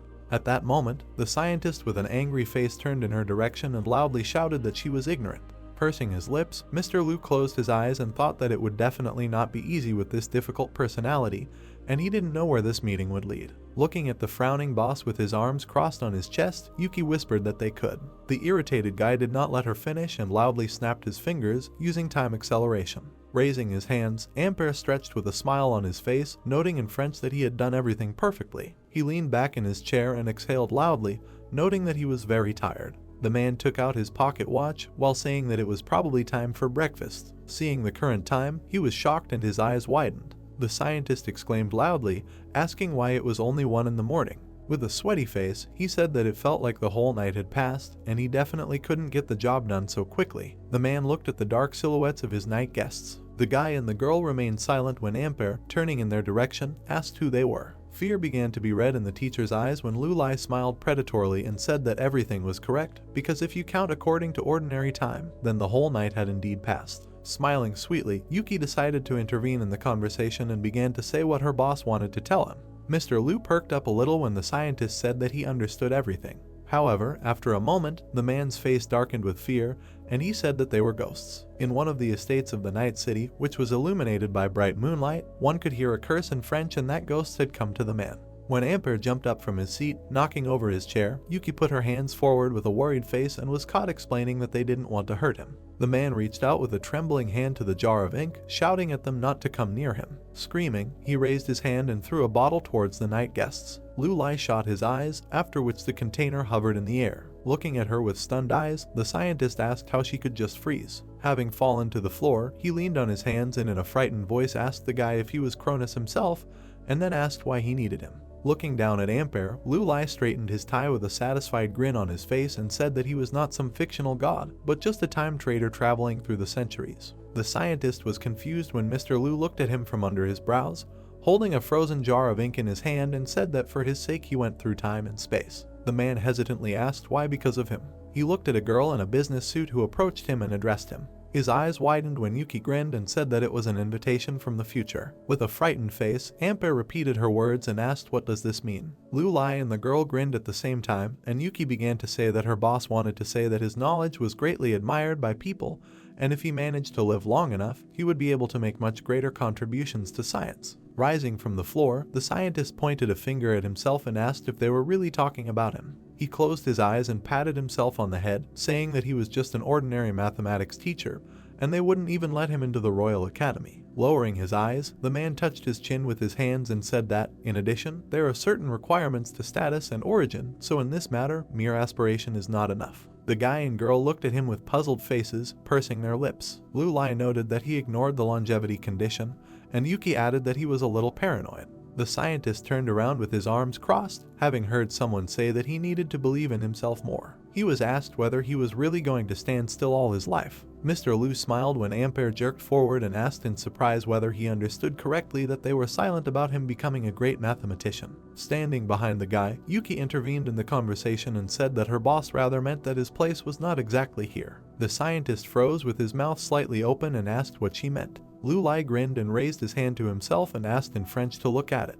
The guy snapped his fingers. A drop of sweat ran down the frightened face of the man with round eyes. A small green sphere flew up to him, in which he saw a modern metropolis from a bird's eye view. The guy and the girl frowned at him with satisfied grins, while the scientist's face showed shock and confusion. He looked at the huge towers and the plane flying over the city. Then he saw modern people looking at their phone screens. Ampere looked at the changing images with his mouth wide open and his eyes wide open and said that he simply could not believe it. Yuki folded her hands on her back and said with a small smile that these joys reflect key moments in the future where he will have to show his ideas to the whole world. The scientist could not tear his shocked gaze away from the images, noting that the future was simply unimaginable. The girl closed her eyes and lowered her head, saying that he would not be the only person invited to the Temple of Time. She asked him to introduce. The man lowered his head, listening not to the words that he would be able to work with great historical figures who made enormous contributions to science. She added that this alone should be enough to impress him. Arching one eyebrow, Ampere asked with interest whether he could really work even with the fathers of mathematics. Looking intently at his dumbfounded face, Lulai crossed his arms over his chest and at the same time as Yuki answered him in the affirmative, adding that if he himself wants it. The girl smiled and said that everything can come true. With a darkened gaze and a sly grin on her face, she looked at the scientist, who still could not come to his senses after what had happened. She asked if he agreed to join them. Lowering his empty eyes, the man froze and noted that they had been joking for a long time, and then asked questions about the future and the possibility of seeing other people. He turned sharply to his overnight guests and loudly shouted indignantly that he could never refuse such a thing. Nodding contentedly, Lulai extended his hand and noted in French that this was simply wonderful. Yuki said with a smile that now her boss will add 200 years to his life and he will be contacted in the future. Hearing about so many years of life, the scientist was stupefied. The girl added that for now he could enjoy longevity, and the guy said that he could consider it a privilege of his employees. Lulai grinned and waved his hand, causing a small glowing ball to appear above his palm, and then he extended his hand forward. The scientist twitched when he was engulfed in light, after which information appeared above him that Andre Marie Ampere had 38 years, 11 months, 4 days, 12 hours, and 50 seconds to live. Flashing his glasses, Lulai furrowed his eyebrows and cast his gaze at him. Yuki told him to take his time with an indifferent face. The guy looked with a satisfied grin as the numbers in the remaining Ampere time changed with great speed. A bright white light completely engulfed the man, lifting his feet off the floor. A few moments later, Lulai leaned forward with a shocked face. He saw that all the indicators of the remaining time remained the same, with the exception that only 2 years of schooling had been added. Sharply turning his stunned face in his direction, he wondered why only 2 years. He wondered if Ampere was lying on the floor, propped up with one hand and holding his head with the other, noting that his head was very dizzy. Mr. Liu thought it was as if something had stopped him. His pupils constricted and his mouth opened in surprise. He wondered if this was the wrong person. The guy looked with a shocked look at the incomprehensible scientist who was rubbing his head. He wondered if something had stopped him while trying to rewind time. He thought that he had never encountered anything like this before. Lowering his eyes, Lulai touched his chin with his hands and tried to understand what the problem was. He wondered if even he could not resist this force. He looked blankly and clenched his teeth when space began to distort. The frightened Parka turned back. He saw Yuki kneeling in front of Ampere, who had lightning circling around his body and screaming loudly. He asked with concern what was happening. With fear in his eyes, the time trader rushed forward and shouted to his subordinate, telling her not to touch him. Yuki walked away from the man with a gloomy face and the boss covered her with his hand. He said that time had a strange effect on his body, and it was possible that a backlash might occur. The girl asked him what this meant. Lu Lai watched with wide eyes as the scientist's body convulsed as bright lightning sparked around him. The man suggested that this electric current must be creating a barrier to his time. He noted that apparently Mr. Liu is too low a power level to resist this current. The guy thought about what low level means. Lowering his eyebrows, he frowned and began to think that just as mountains have different heights, so do people, and if we talk about the successes of Ampere in the history of mankind, then it was he who stood at the origins of electrodynamics. Anticipating how the drawings were changed into microcircuits, he thought that all subsequent generations were guided by his research, which influenced all further achievements in the future. Pursing his lips, Lu Lai with an irritated look imagined the dark silhouette of a scientist in his head, and thought that although he was not the only one who worked in this direction, however, if we talk about his level, then he can certainly be called a great figure. While Ampere, sitting on the floor, looked at his hands, the girl turned her calm face to her boss and screamed loudly, asking what should they do. Scientists noted that he doesn't seem to be in pain now. Covering his eyes, Mr. Liu sighed and then put his hand forward, using time transfer again. Time, like an arrow, flew towards the man. As she approached him, it was as if an invisible dome had been created around him, from which time jumped in the other direction. Holding his hand in the air, Lu Lai looked at him with a blank face, thinking that he seemed to be really well protected. He thought that if he wanted to get such a great figure, looking at the frightened scientist, from whom he asked what they wanted to do with him, Mr. Liu thought that he would have to pay a much higher price than he expected. The corners of the young man's lips turned up, and he said that since everything turned out this way. Yuki turned to her boss with a sad, gloomy face and quietly asked if it could be that they were now facing a ghost. The guy replied that now with her look she reminds him of a ghost much more. Looking at the puzzled Ampere, he crossed his arms and proudly said that she need not worry since her idol will not die. He noted that, apparently, the other side was not satisfied with the price he proposed. Arching one eyebrow, Yuki glanced towards the boss and asked who was on the other side. Shock appeared on her face and her eyes widened as Mr. Liu replied with a soft smile that this is the very law of time. The man on the floor looked at them with a puzzled look, thinking that he did not understand at all what language they were speaking in, and that he had a bad feeling about all this. With his brows furrowed, Lu Lai flashed his glasses and grinned, saying that everything is obvious, since Mr. Ampere is different from other figures, and time seems to attach great importance to him. Looking at Mr. Liu, Yuki asked if it turns out that the law of time wants to stop them. Raising one corner of his lips, the time trader calmly replied that this was not entirely true. With a satisfied face and crossed arms, he turned to his subordinate and said that it was increasingly looking like the law of time wanted to hold an auction. Pursing her lips, the girl looked at him with widened eyes with a puzzled look. Lu Lai, his glasses flashing, looked at the pocket watch in his palm and said that it was time to find out what was going on. He looked at the dial of the watch in his hand, saying that he was wondering what trump cards time had hidden up his sleeve. A bright yellow light shone through the lenses of his glasses as he pressed the button. The hand of the pocket watch began to move at great speed. After a moment, Yuki looked around, alone in the room. She wondered where her boss and Mr. Ampere had gone. She screamed loudly, saying goodbye to leaving her here alone because she wouldn't even be able to find a job. In the temporary space strewn with clock dials, a bright light erupted. Among the white light, Lu Lai appeared with his eyes closed. He opened his narrowed eyes and looked at the space in front of him. A bright light shone around the guy, everything was strewn with stars. Raising his eyes, he saw Ampere, who was in a large green sphere. In a frightened voice, the scientist asked in French what was happening now and asked for help. Looking at him with calm eyes, Mr. Liu replied that this was a temporary measure. He turned around in surprise when he heard a sound behind him. From a large yellow dial on the floor came many small green spheres. A massive light silhouette with horns on its head and rings around its wrists began to appear from the watch. Flashing his glasses, Lu Lai turned in that direction and noted that it was very good that he was doing a conversation. He stood in front of a huge creature, along whose long body the universe was depicted, and above his shoulders there were two golden dials. The guy said that he was ready to join him. He raised his head up, looking at the creature and invited the Time Lord to talk. Looking at his shining eyes, he grinned, showing his teeth and said that he needed that person. After that, he looked at the terrified face of the scientist in the sphere. The Time Lords bowed their heads. Looking at him with a steady, calm gaze, Lu Lai asked him to name his price. The creature moved its hand to the side, and a glowing ball appeared above it. The hand on one of the dials began to glow, and the bright light began to expand. While his hair was blowing in the air, Mr. Liu looked at the approaching flash with a frown on his face. There he saw Ampere giving a speech in the future, how he communicates with other scientists and lies contentedly in a pile of papers. Ampere pressed herself against the wall of the sphere with a dumbfounded face, asking if it was him. He asked what kind of witchcraft this is. Lu Lai answered with crossed arms that this is not magic at all. The scientist froze, eyes wide open, when Mr. Liu added with a grin that it was just time. As the Time Lord waved his large arms, behind him, many hands on dials were spinning at high speed. The creature cast a sharp glance towards the guy, which made him confused. His body stopped obeying and began to rise upward. The Time Lord looked at how the guy's body caught up with him. A bright flash appeared from his chest and began to push Liu Lai aside. The young man pursed his lips into a stripe and closed one eye, trying to understand what this strong pressure was. His mouth dropped open and his eyes widened as he realized it was time. Suddenly, the glass of his glasses began to crack. Parquet began to grin, wondering if this powerful force was the price offered by the Time Lord. Raising his gaze to him, he thought that, apparently, the ruler attaches very great importance to the future achievement of this man, and if so. His eyebrows frowned, and a satisfied grin spread across his face when he thought that he simply had to show the firmness of his intentions. A golden pocket watch appeared in Liu Lai's palm,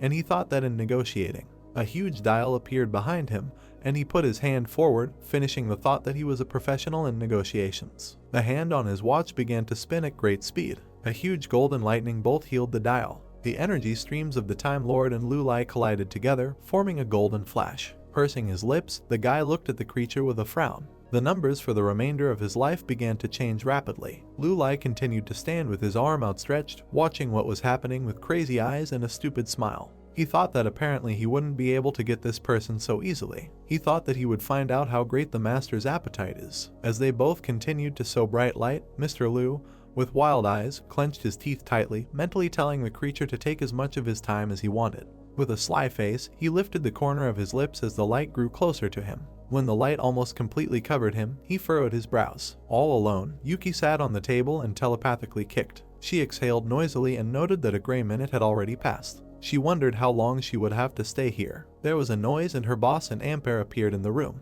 The girl with a joyful face turned towards Liu Lai with a smirk on her lips and loudly noted that they were finally back. Looking down, the guy reached out with his hand to his broken glasses. He said that he had an amazing experience, and as for the scientist, he looked at the unconscious man lying on the floor and noted that 200 years of his life had cost him hundreds of thousands of commissions. When Yuki heard this, her face darkened and her lower jaw sank down. She indignantly shouted that these were huge losses and asked whether this was too high a price. Taking off his glasses, Liu Lai lowered his eyes and walked past the worried assistant with a soft smile. He said everything was fine and it was just an investment. He then noted that it was time for them to leave. The girl asked if they would leave so easily. Looking at Mr. Ampere on the floor, she asked how they could leave without saying goodbye, because what if the scientist thought that he dreamed? Mr. Liu furrowed his eyebrows and raised his head upward when his biological clock appeared above him.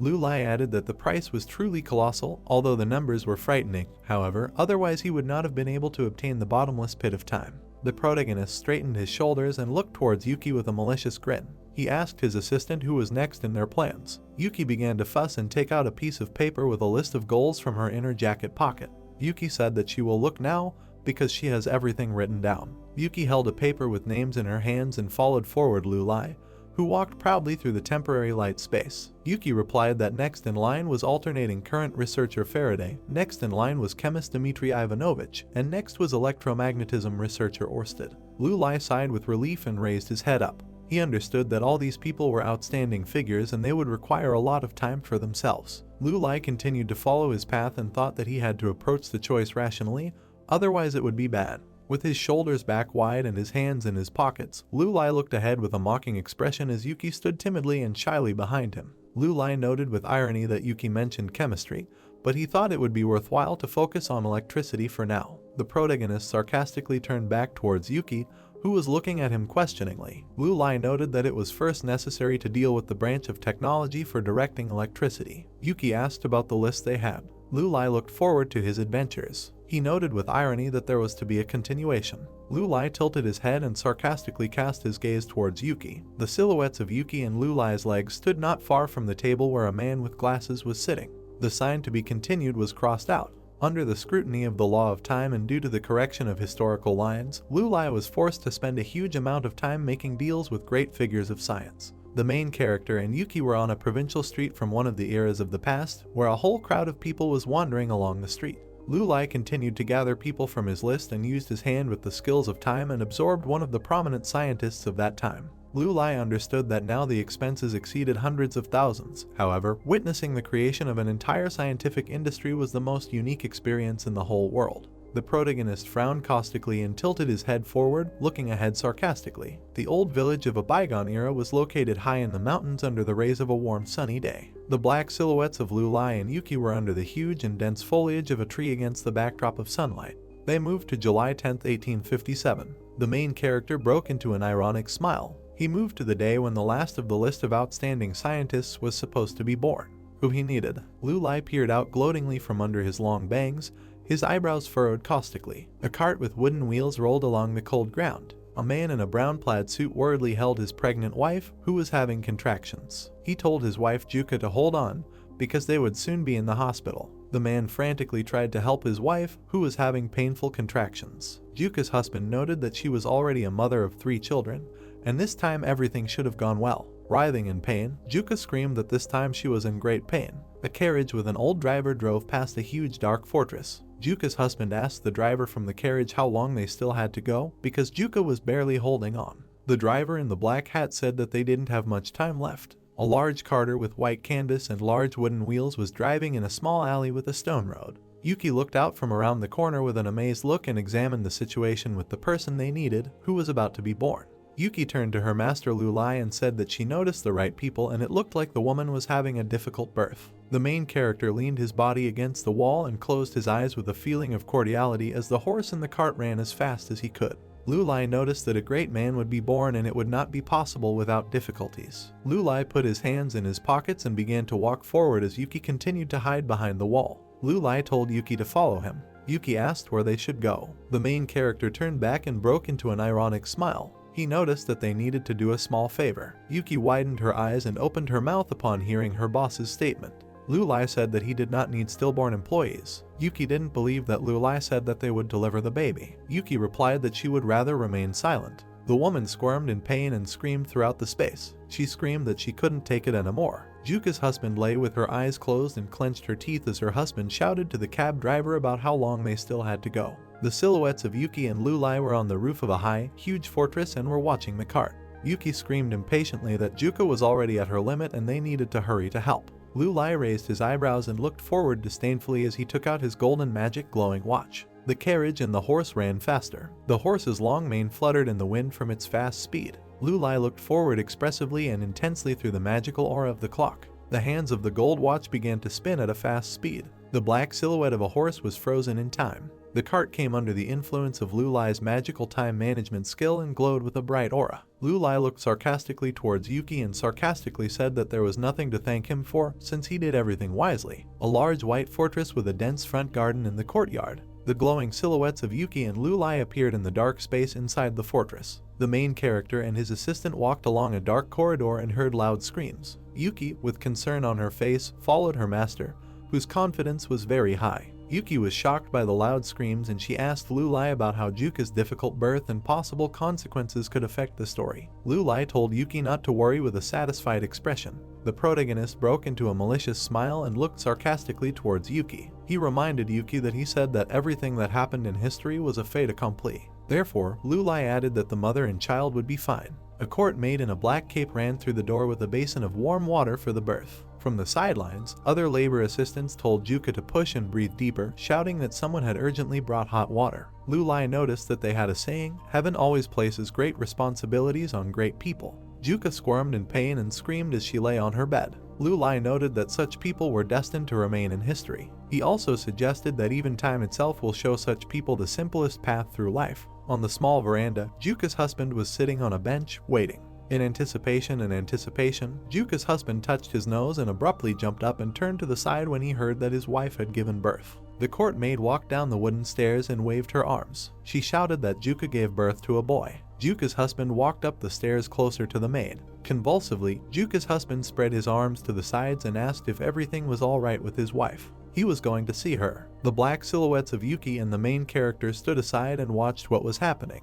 The maid said to follow her. Yuki looked at her master with enthusiasm. Yuki breathed a sigh of relief and said that Lulai was right, because Juka and her son were fine. At that same second, Lulai lowered his head with his eyes closed in a grin. He turned to his assistant, saying that they had to hurry. Yuki's eyes widened when she heard Lulai's order. The main character straightened his shoulders proudly and looked to the side insidiously. Lulai said that they need to check. Exhausted and tired after giving birth, Juka lay in her room under a blanket with her son. The little boy lay on his mother Juka's chest with his eyes closed. Juka's husband entered the room through a wooden door to check on his wife after giving birth. Joyful Juka pressed her son to her chest while sitting on the bed. Juka was happy and thanked God that everything went well, so she told her husband that he could meet his son. Juka's husband looked at his son with inspiration and trepidation in his soul. Juka addressed her son, introducing him to his dad. Juka's husband said their son had her eyes. Juka said that when their son grows up, he will be as strong as his dad. The black silhouettes of Lulai and Yuki stood through the wooden bars behind the wall and watched what was happening. Lulai looked expressively through the wooden lattice into his magical yellow temporary eye. Information appeared above the little boy in the form of a biological clock. The name was unknown. Age, 5 minutes, 87 years, 4 months, 16 days, 4 hours, 8 minutes and 12 seconds left to live. Lulai saw all the information about the boy, but understood that they haven't given him a name yet. Juka and her husband raised their heads when 2 maids entered their room. The courtiers said with joy in their eyes that according to established practice, the father must choose the name of the newborn. Pleased with his fatherhood, Juka's husband held his son in his arms and looked at him with love. He thought about what to name his son. Lulai stood aside and watched, guessing that the name should have been Ian. 3 cards appeared with the biological characteristics of life. Name Louis, age 6 minutes, 87 years, 4 months, 1 day, 4 hours, 7 minutes, 45 seconds left to live. The name is Garrett, age 6 minutes, left to live 66 years, 1 month, 12 days, 8 hours, 7 minutes, 15 seconds. Name Michael, age 6 minutes, 99 years, 1 month, 25 days, 18 hours, 1 minute, 13 seconds left to live. Yuki looked questioningly towards her boss. Yuki asked that the name the baby's father gave had nothing to do with who they were looking for, so she assumed they might have made a mistake. The protagonist smiled slightly, looking at the floor. He understood that the child's name was still uncertain. Lulai took out his gold watch and Yuki looked at it in surprise. Lulai said that Yuki took the lead here. The black silhouettes of the maids and Dina and her husband were frozen in time in a dark space. Yuki glowed with a bright light and with fear in her eyes looked into the room where the guys were. The timid stamping of Yuki's feet was heard in the room. Yuki frantically entered the room where everything was frozen in time along with the black silhouettes of the maids. Yuki shyly and embarrassedly walked through the black frozen silhouettes of people in the room. Yuki came close to Juka. Yuki opened her mouth and whispered in Juka's ear. Juka widened her eyes and furrowed her eyebrows. Juka's husband, holding the child in his arms, looked questioningly at his wife along with 2 maids. Juka said the name Tesla. Juka's husband laughed ironically, not understanding what his wife said. Juka looked down in fear and horror and said that someone next to her said the child's name Nikola Tesla. Juka's husband put his hand on her shoulder and tried to calm him down, while Juka was in shock and sweat. Tesla's father turned to his wife and thought that she was overtired and noticed that Michael was the most suitable name for the child.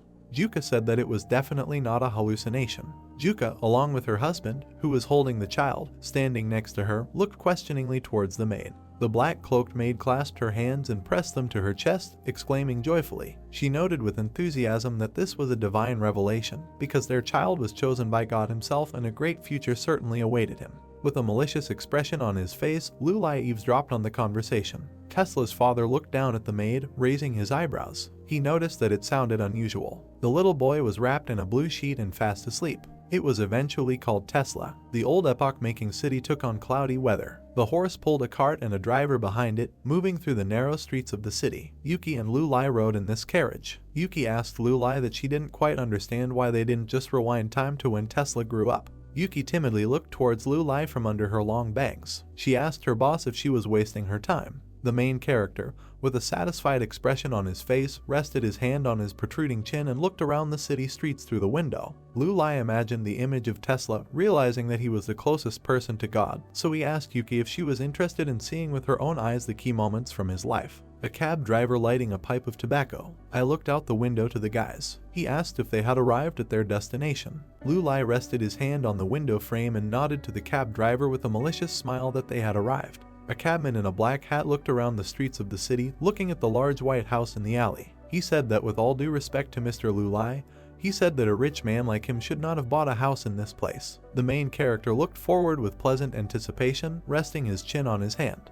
He understood that this place more than suited him. Juka in a white apron stood next to her husband, who was sorting through things while sitting on the ground. She turned to him, asking when they would move. The Tesla father in a white t-shirt said that he understood everything, but added that the recent work environment did not bode well and he hoped that he would not be fired at all. Juka, along with her child and husband, turned their attention to the newly arrived guests. They watched as Lulai and Yuki stood outside their new home and settled in.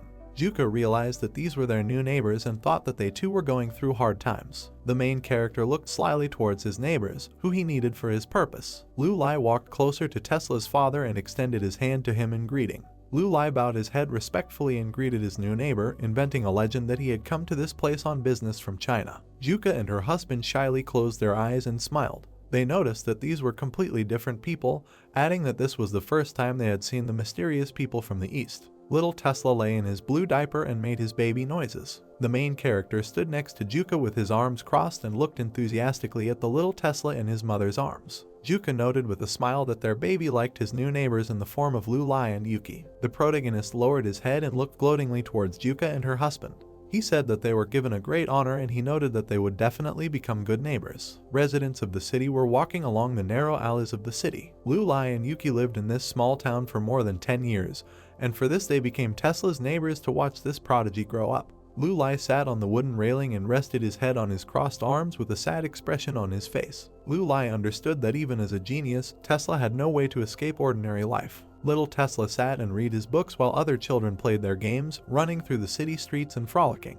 Lulai understood that being constantly absorbed in something is the same as being lonely. The main character ironically watched the smoothly growing Tesla. He knew that being a genius was not easy at all. Tesla's fearsome father crossed his arms under the cover of a full moon night as he stood outside his home. Tesla's father watched as his son returned home late at night and was about to enter the house. The terrible father angrily and arrogantly bowed down before his son, who was hiding books behind his back. Tesla's father told him not to hide junk behind his back. He also added that Tesla should have apologized for that I was late for dinner and my mother's soup was already cold. Bright yellow light leaked from the windows of the Tesla house late at night. Tesla and his father were sitting on a wooden dock near the river. He asked his son Tesla why he was wasting precious time studying such useless things. Tesla closed his eyes with a frown, clearly angered by the statement as his father sat next to him and discussed his future. The father reasoned that their family had not had the best of times and Tesla should follow in the footsteps of its father. Tesla humbly looked down and cast his questioning glance towards his father. He noticed that going to the village and working as a teacher when his father followed in the footsteps of his grandfather. Tesla asked his father if this was what he really wanted. The father got angry from such impudence and looked at his son offended. He said Tesla, so that he should be careful in his statements. After all, he just wanted his family not to starve. Tesla immediately frowned and began to express his point of view on this matter when his father widened his eyes and listened attentively. Tesla said he really enjoyed studying electrical engineering because it was the future of science and technology, so he wanted to create inventions that would change the world. Tesla's father moved his mustache and asked about his son's words that he should change the world. Tesla's father began to rise from the dock and Tesla looked questioningly at his father. My father noticed that only great people thought this way. Tesla was just the son of an ordinary teacher. The father walked away from the wooden dock as Tesla continued to look at his father questioningly. His father walked off the wooden bridge towards the illuminated street. My father told Tesla to throw this thought out of his head because he wouldn't repeat it twice. Tesla had nothing to say because he was afraid of contradicting his father. Tesla sighed sadly and looked gloomily towards his departing father. Tesla understood that this was the case every time he wanted to prove himself. Tesla was looking at his books and valuables when a black silhouette of a man began to approach him. Tesla didn't understand how they could throw away their dream. Yuki asked Tesla about what seemed to be some difficulties. Yuki stood over Tesla with her arms crossed. She asked Tesla that this time he also could not come to an agreement with his father. Tesla looked forward with heartache and said that his father could not understand him yet. Tesla grabbed his bag of stuff. He noted that he could pick up these parts again, even though it took a whole year. Yuki sat down on the dock next to Tesla and rested her hands, looking into the bottomless empty space. She said she had an idea. Yuki winked at Tesla and said that they had an empty attic at home, so it could work as a secret Tesla warehouse. The moon was shining brightly above the city in the pitch darkness. A joyful and inspired Tesla exclaimed. He was very happy that they could allocate a whole warehouse for him and he could use it, having asked in advance whether Lulai would be against such an idea. Yuki continued to look at Tesla with enthusiasm and joy. She ironically noted that it was precisely Mr. Lulai's idea and added that he had a very high opinion of him. The dim light of the lantern barely reached the wooden slatted pier. Tesla replied that Mr. Lulai was so kind and asked Yuki that he wanted to know something. Yuki said he can ask anything. The silhouette of a boy in a black cape appeared on the barely lit road. Tesla asked Yuki if she had enough magic. Yuki pretended that I didn't understand. Tesla noted that there were rumors that they didn't age at all. Yuki ironically noted that Tesla could do the same, he just needed to do 100 squats and 200 push-ups every day, and also needed to eat more bananas, because they were very healthy. Tesla was sitting next to Yuki on the pier and turned towards the boy who began to enter the pier. Tesla noted that this theory did not sound very convincing. Yuki smirked ironically that the witchcraft theory didn't sound any more plausible. Tesla tensed slightly and raised his eyebrows, looking to the side. The guy in the black cape grabbed the Tesla pouch and started running away. Tesla realized that he had been robbed and he looked furiously towards the fleeing thief, who looked out from under his hood. The city was shrouded in the blankets of pitch darkness. Tesla was screaming for someone to catch this thief. Under the glowing full moon, the thief dumped the Tesla items out of the bag. The red-haired thief held a large gear in his hands and looked at it in amazement, slightly despairing. He didn't understand. What should he do with these treasures, because it was a heap of rubbish, and he realized that he was out of luck. The thief sadly rested his head on his crossed arms. He realized that this time his foray was not successful. The thief sat on the cold ground with his eyes closed, despairing that he would be able to eat properly that day. The thief sadly looked into the void, realizing that if he did not find food, he would die. The little boy with red hair raised his head hopefully and looked at the glowing moon. He turned to God and begged him to open his eyes and help him. Two black silhouettes towered over the unsuspecting thief. The main character and his assistant looked at the thief with contempt. Yuki crossed her arms and said that this boy was the thief. The exhausted and tired thief lay on the cold ground and sighed heavily. A worried Yuki came down to him and disturbed him. She tried to bring the boy to his senses. Yuki looked at the thief in shock. At that same second, she looked in numbness at her boss, who looked unshakable. Yuki screamed in alarm that the boy had a fever. The protagonist looked through his magical temporal eye at the exhausted boy lying on the cold ground. His biological clock said that this boy was 10 years old and had only 8 minutes and 4 seconds to live. Yuki held the little boy in her arms with a feeling of pity and heartache as Mr. Lulai stood unwaveringly behind them. He noticed that this guy was a little tramp and he was very weak, which meant that he would not last long. Yuki, in panic and anxiety, turned to her boss, who did not show that this situation bothered him in any way. Yuki screamed that the guy had a high fever and needed to be shown to the doctor urgently. She tried to call out to Lulai, who remained silent. Yuki looked anxiously at Lulai, who looked at what was happening indifferently. The main character noticed that all this was useless and this guy only had a few minutes to live. In sweat and hysterics, Yuki opened her eyes and turned to her boss. She asked him if he could prolong his life, because 8 minutes should have been enough to save his life. Lulai turned back towards Yuki and the thief despicably and mercilessly. He replied with disdain that he was not interested in this tramp, because he was more interested in the bag of parts. Throwing his indifferent glance to the side, Lulai said that Tesla's time is his time. Lulai furrowed his eyebrows and looked back indifferently. He said that moreover, they travel through time and for every second spent in this era of the past, they pay an inflated price. Yuki looked at her boss with resentment and pity,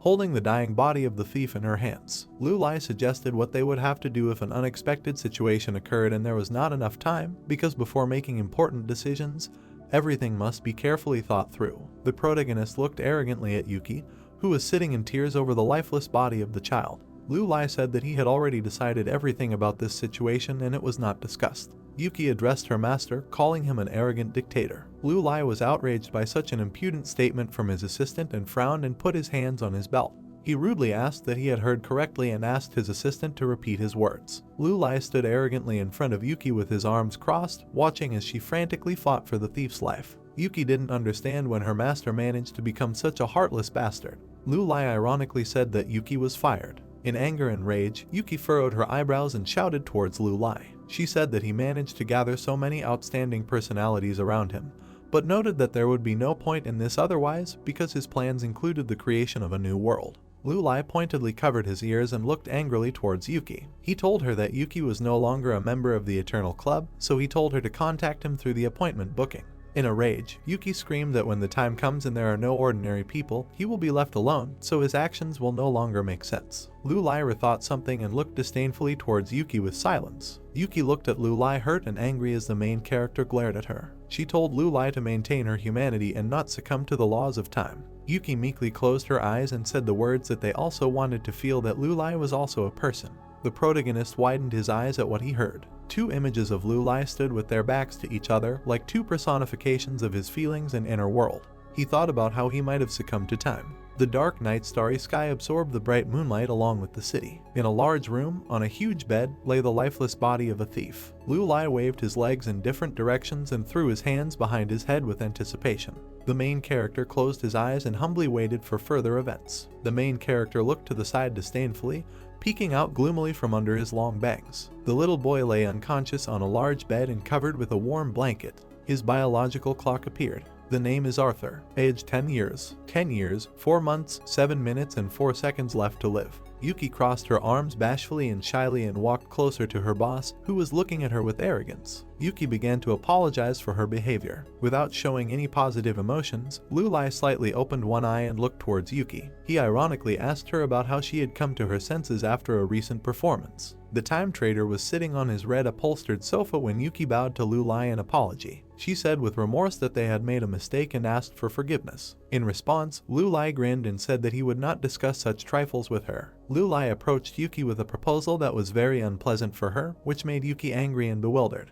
Lu Lai noticed that the niece's younger cousin of the woman who cleans the Eternal Club was getting married, so he told her that Yuki would be in charge of cleaning Pang and Robert's rooms next month. With a dissatisfied face, Yuki replied that these two guys were dirty. Arthur began to come to his senses and gradually open his eyes. Yuki and Lu Lai turned their attention to Arthur's heavy size. Yuki immediately jumped up to the boy with a joyful expression on her face. She asked Arthur about his health and well-being. Arthur was surprised where he ended up and widened his eyes in horror. Realizing that he was trapped, he immediately jumped out of bed and rushed to run without looking back to the door. Lu Lai watched the escape taking place with a grin. He sarcastically joked to Arthur that he wanted to run away without gratitude. Arthur's body flew into the air and he began to wave his arms in panic as Lu Lai used his magic and made the boy's legs freeze. Arthur didn't understand what was going on and tried to scream for help. The time trader, along with Yuki, who was in confusion, watched what was happening.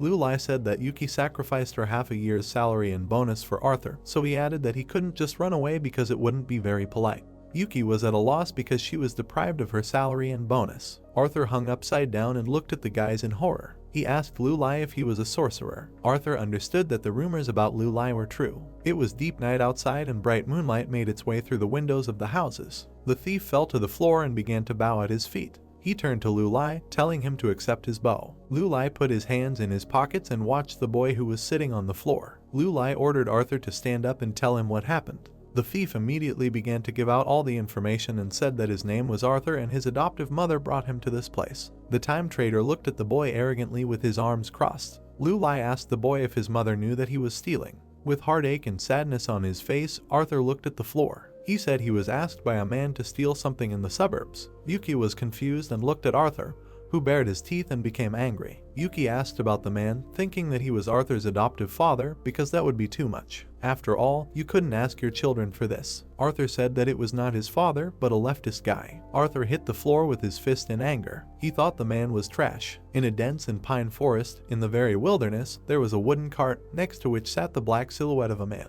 The same disgusting man that Arthur spoke about was sitting on the cold ground, leaning against the wheel of the cart and lighting a cigarette. This man was angry that Arthur had not yet returned, thinking that this weak boy had died along the way. The man in the hat turned to the side with arrogance. He ironically noted that Arthur and his mother were both useless. The angry man looked with contempt at Arthur's adoptive mother, baring his teeth with a cigar. He addressed her rudely, asking when he should expect dinner and how long he could sit hungry. Arthur's bruised and battered foster mother looked at her angry lover with a feeling of depression. She said that they were running out of flour, so she was going to go collect plants in the forest, adding that she would return soon. Her man immediately stood up and advanced towards her in anger, causing her to fall to the ground. The man noticed that he knew that she would go instead of plants to look for her son Arthur. The man in the hat kicked a woman lying on the ground in the face, baring his teeth and looking at her with contempt. He called her an easy woman, saying that he was very hungry and thirsty, so he would not allow her to bully her. Squeezing a cigarette in his teeth, he said that Arthur would not dare to eat him, so he was going to finish off his adoptive mother, wishing her death. In the dense forest, the screams and cries of an angry man were heard, who wished her death and kicked her. An angry and cruel man, clenching his fists, looked with arrogance at the half-dead body of Arthur's adoptive mother, whom he himself beat. Having found the last strength in herself, she whispered that this man helped Arthur since he was mortally ill. In rage and anger, the man grabbed his adoptive mother by the neck and brought her closer. He noted that if Arthur died, he would be only happy, because to be honest, lately he had already been thinking about finding a replacement for them. The man slightly came to his senses and looked with wide eyes at his adoptive mother, who was bleeding. The man fell slightly into shock, continuing to hold the lifeless body of his adoptive mother. He told her not to play dead and said he would spare her life so she could cook him dinner. The man was about to stand up when he let go of the woman's lifeless body. He clicked and realized that he had gone too far. The man stood up and looked back at the lifeless body of Arthur's adoptive mother as Lulai watched the whole event from afar. The man noticed that before she didn't care about these beatings, but now the wolves can handle her lifeless body. Offended and frowning, Lulai watched this beating from the side, hiding behind the trunk of a thick tree. Through the dense dark forest, the bright light of the night moon barely penetrated into the depths. The foster mother was sitting near the tent and sewing things. Arthur crawled out of the tent, half asleep. He asked his mother what she was doing. His mother, in horror and panic, put her finger to her mouth, indicating that Arthur was quieter. The adoptive mother was sewing things from old scraps of clothing when Arthur looked at it all, his eyes wide. The foster mother said that Arthur should continue to lie in the tent because he had a fever. She added that she stole some things to make clothes for him. She was also very afraid that that man would see and ruin everything. Arthur looked at his mother from behind with fear in his eyes. She replied that sooner or later this man would have shown up anyway, realizing that this was their fate. Arthur did not understand what his mother said and why she accepted such a fate. Arthur got out of the tent and was about to approach his mother. He told her that today he met an Eastern sorcerer, noticing his strength. Arthur added that this gentleman would help them get rid of the vile man. Arthur spoke with enthusiasm about this acquaintance, looking at his mother. The adoptive mother asked about the sorcerer, saying that there was no witchcraft in the world. Arthur said with joy to his face that this was all true, because he could bewitch him with just one look and his legs stopped obeying him because he was floating right in the air. Arthur understood that it certainly looked like real witchcraft. A plate of porridge flew towards the ground. The angry, disgusting man shouted that this porridge was disgusting and asked for sausages for dinner. In addition, the drunken vile man, holding a bottle in his hands, could barely stand on his feet. He noticed that Arthur ate it all. The same boy with red hair opened his mouth in horror. He said that he didn't do anything like that. The vile man looked arrogant from under his hat. He said that Arthur was a born thief and a deceiver. His foster mother noticed that this man ate everything himself last night. Slightly confused, the man looked puzzled. He noticed that he had definitely forgotten. The man began to walk forward through the carriage. He forgot that he was actually able to eat it all by himself. The man began to rummage through the things in the cart when Arthur looked frantically at his mother. Arthur suggested that his mother urgently run away while the man was not looking, and they would find the very sorcerer who promised to help him. The man found a whip in the cart and took it out when the mother already understood what awaited them. The foster mother noticed that they had nowhere to run. Baring his teeth, the man swung his whip. Mom noticed that this man was devoid of reason. Mom looked humbly and slightly smiling at her son, who widened his eyes in shock, realizing that a lash was about to arrive. The man struck with all his strength the whip on the back of Arthur's foster mother, who covered him. Arthur rushed to protect his mother and covered her body with his, waving his arms. Arthur screamed that he did not dare to touch his mother and stopped beating her. With tears in his eyes, Arthur shouted that he would still go and steal. With arrogance, the man peeked out from under his large hat and looked at Arthur's frightened gaze. He replied that there was no need for that.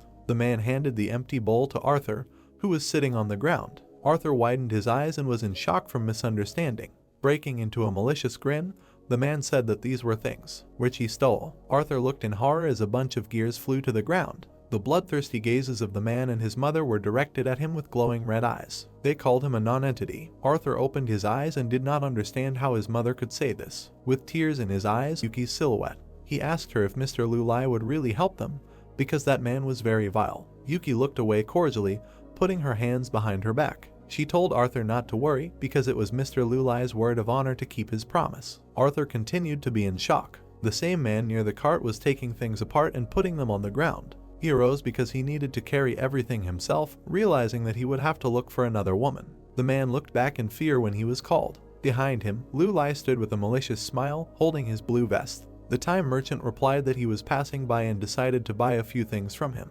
Lulai put his hands in his pockets and stood in front of the man who was near the cart. The man asked what a guy unknown to him with a very strange accent was doing here. Lulai ironically replied that he was still practicing. The man looked angrily towards Lulai, who was smiling sarcastically. The man, baring his teeth, said that he was not selling anything, so the stranger should move away. He also added that the stranger should mind his own business. The vile guy thought that if the stranger saw everything, it wouldn't be very good. Lulai just grinned in response. The main character lowered his head and smiled ironically, looking to the side at the man. Lulai said that Arthur's adoptive mother was no longer breathing, so he suggested a more adventurous idea to make money than feeding her body to the wolves. The lifeless body of the adoptive mother, along with bruises, lay on the cold ground. The vile man asked about the idea of earning money and asked to repeat the words of Lu Lai. The man in the hat widened his eyes and looked in amazement towards Lu Lai, who ironically lowered his head with his eyes closed. The man, not believing what he heard, asked again, saying that the stranger wanted to exchange the corpse for money. The man bowed his head, putting his hands on his belt, and began to laugh maliciously. He didn't understand who could spend money on a dead person. The protagonist smiled sarcastically and showed his white teeth. He replied that he had friends in the city who were studying medicine, so he added that they were generous when it came to fresh corpses. The man thoughtfully grabbed his chin and looked ahead, stunned. He recalled that there were similar cases, but did not believe in them, citing nonsense. The main character came closer to the dead body of the woman, when a vile guy was watching it all from the side. Lu Lai ironically noted that this guy had not heard or seen much else in this life, so it was not surprising. The time trader looked with annoyance at the lifeless body of Arthur's mother, trying to count her biological clock, instead of which there was white light. He realized that there was no information about her. Lu Lai bowed his head sadly, realizing that she was dead and there was no way to help her. Lu Lai looked contemptuously towards the man and said that he was taking the goods. In bewilderment, the vile man widened his eyes and raised his hand, not believing that he would now be paid generously. Lu Lai threw towards the vile man payment with a gold coin, which the man carefully examined in his palm. Not believing his eyes, the man looked at the gold coin, realizing that it was too generous a reward. The main character with crossed arms looked arrogantly towards the man who mutilated the woman's body. Lu Lai said that this vile guy overdid it and inflicted 2 severe injuries on the body, which could affect his future trade. At the same second, the man checked the gold coin for authenticity, trying to bite it with his teeth. With confusion in his eyes, the man came closer to the main character, who smiled sarcastically and stood with his arms crossed. The man understood the essence of what was happening and asked Lu Lai about it.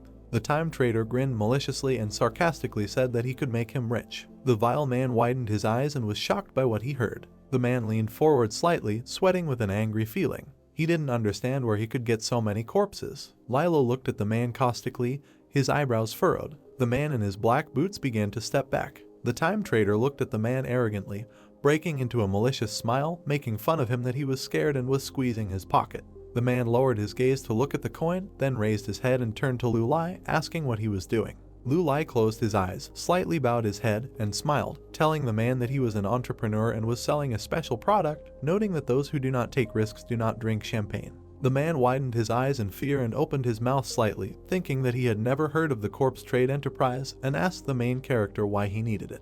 Lu Lai smiled bloodthirstily. The time trader squinted and knitted his eyebrows and looked at the man. Panic and wariness were visible on his face. Lu Lai told the man that it was because he was a very honest businessman. The vile man smiled wickedly. The man looked at Lu Lai with an insolent expression, baring his teeth. The man asked the time trader what his share would be, since he would be taking a big risk and 1 coin would not be enough. The time trader folded his hands on his chest, closed his eyes, and bowed his head, smiling. Lu Lai told the man that for every special item he would give him 1 coin, and if the item was in good condition, he would give him 2, adding that for the rest of his life, he would give him 1 gold coin. Every month, the time trader smiled mockingly, closing his eyes, and told the man that he would have to work hard. The man spread his hands to the side, clenched them into fists, and smiled widely, baring his teeth, and looked down with a crazy look. The man told the main character not to worry, as he would not let him down, adding that he already had suitable candidates, and one of these days he would deal with them. The man clutched a gold coin in his hand and looked back at the time trader with deceit. The man thought that he would not allow the time trader to taunt him, and when he found out about the supplies, the time trader would be because if Mr. Lu asked them for something, then they need to do it. Squinting, he turned his gaze to the crowd. The smiling man with long black hair tied into a ponytail seemed to him similar to a man he had met before. Looking at him intently, Rong thought that if it was really him, then it means that Lord Lu not only extended their lives, but also rejuvenated them. He opened his eyelids wide, looking hungrily at the young people. The foreigners were heading towards the motorcade, and Rong wondered if he could earn this favor, would he also be like them? General Yu looked into his eyes. Rong flinched when a tall man approached him and asked with a smile if he was a descendant of Jizong, and if he remembered him, to which Rong asked, "He is the 88th, Mr. Yu." The man laughed loudly, throwing his head back, and said that he had a good memory, just like his ancestors. Rong thought with horror on his face if it was really him. Drops of sweat were running down his face, and he asked how old he was now. Yu grinned, closing his eyes, and said philosophically that this is all the time that Mr. Lu gave him. Who remembers this, because such things are forgotten when you live for so long. Mouth Mr. Rong grimaced in surprise, and he thought that Yu really spoke like an ancient being.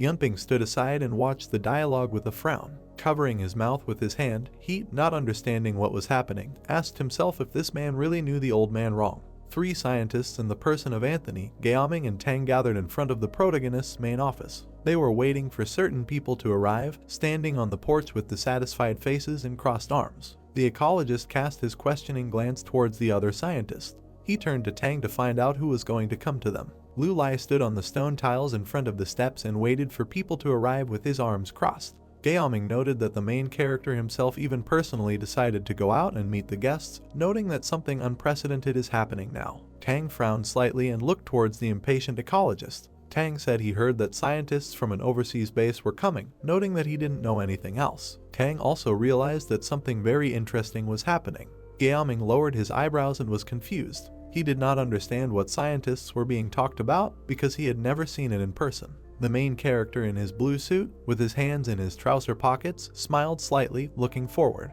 The guard noticed that the motorcade had arrived, so Lu Lai told them to open the gate. A bunch of black cars in a motorcade drove up to the house. Gaoming raised his eyebrows and looked at the arriving cars with surprise. A whole stream of black cars drove up close to the porch of the main building of Lu Lai. Mr. Yunping came out of the yellow car with a malicious grin. He turned to the protagonist, saying that they had not seen each other for a long time, and he completed the task assigned to him. 3 professors with gloomy faces stood behind the main character and stood waiting for the events to take place. A gloomy Gaoming with crossed arms noticed that task number 3 was about several people, and Yunping also boasted about it.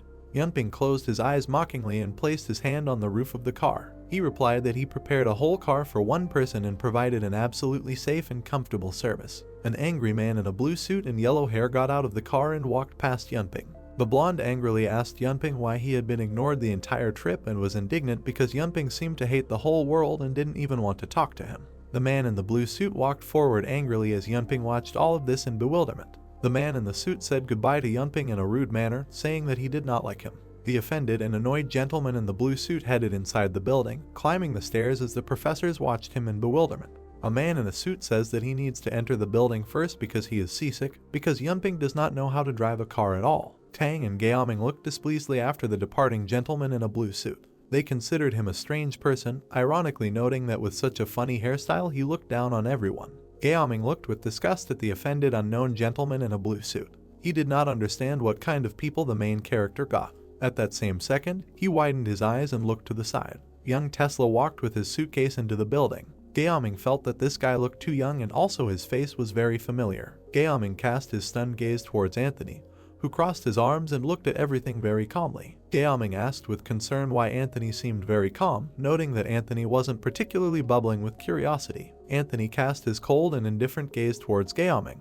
Anthony said that sooner or later they would find out all the details anyway, so there was no point in fussing. Gaoming watched as Anthony walked forward. Anthony added that he advises Gaoming to calm down. A gloomy and despondent Gaoming stood on the steps when Anthony came closer to the main character and stood with him in the same pose with his arms crossed. Anthony asked Lu Lai who all these people were. The protagonist, blurring in a malicious mockery, looked towards Anthony. He asked if they knew the names of these people. Lu Lai understood that now their mouths would open in surprise. Lu Lai ironically looked at the stunned faces of all 3 of his professors when a joyful Tesla approached him. Lu Lai introduced Tesla to the professors, the same famous scientist. The professors' faces were understandable. With arrogance, Lu Lai furrowed his eyebrows and adjusted the frame of his glasses. He noticed that the man in the blue suit was Mendeleev. Anthony, Gaoming and Tang's faces looked dumbfounded and very surprised. Tang asked about the name Tesla, when Tang asked about Mendeleev, noting that he also created the periodic table of elements. Rom, along with Anya, who stood behind him with a malicious face, looked forward along with Zhang, who smiled sarcastically. Anna said that she admired the fact that the main character was able to amaze even scientists with his answers. Zhang added that Lu Lai knew how to plan hundreds of years in advance. Tang approached Tesla with admiration and amazement, who looked at him dumbfounded.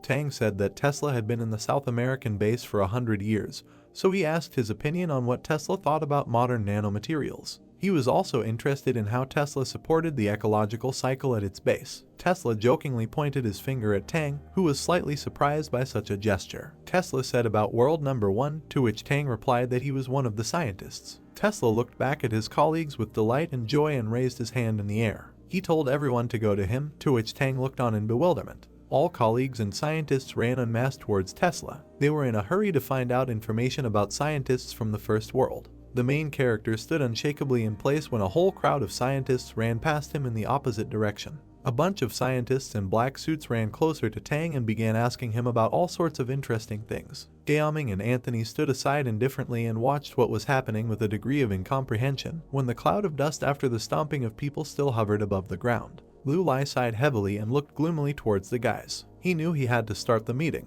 The students sat in the assembly hall and, wide-eyed, looked in amazement at the screen where a flying quadcopter was shown. They believed that it was a miracle and the angels of the god Lu Lai descended from heaven to earth again.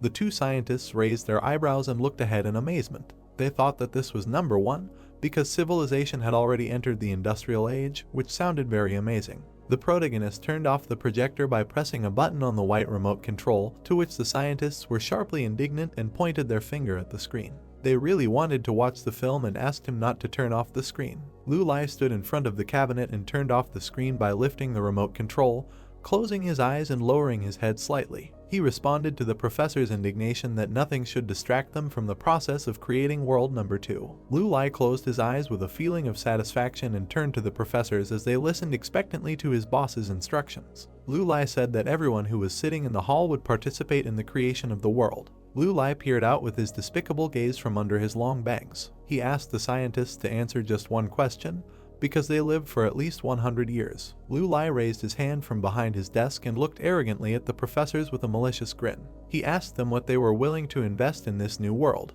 The main character came out from behind the cabinet and came closer to the turned-on blue screen, moving his hand to the side, on which it was written that this was a conference of the Immortality Club. At the same moment, Lu Lai crossed his arms and looked ironically towards the professors. He said that he now gives the floor to the professors. The scientists sat in their places in black suits and waited for further events. The main character lowered his eyebrows slightly and looked sarcastically towards the scientists. He joked that someone should tell him the results of 100 years of research in 5 minutes. Cries were heard from the audience that all this was impossible. Lu Lai looked into the hall in surprise, putting his hands in his pockets. Mendeleev, with disheveled hair, sat in the middle of the hall and all the scientists turned to look at him with amazed looks. Mendeleev said that they had just learned about the miniature world and now many things shocked them, adding that now their own achievements seemed worthless. Baring his teeth with a dissatisfied face, Mendeleev closed his eyes. He was very annoyed by this conclusion. Tang looked at Mendeleev in bewilderment, who grinned slightly. Tang noted that if he was not mistaken, then Mendeleev should have worked in a thermonuclear fusion laboratory. Mendeleev replied that Tang said everything correctly because many had an idea about this project.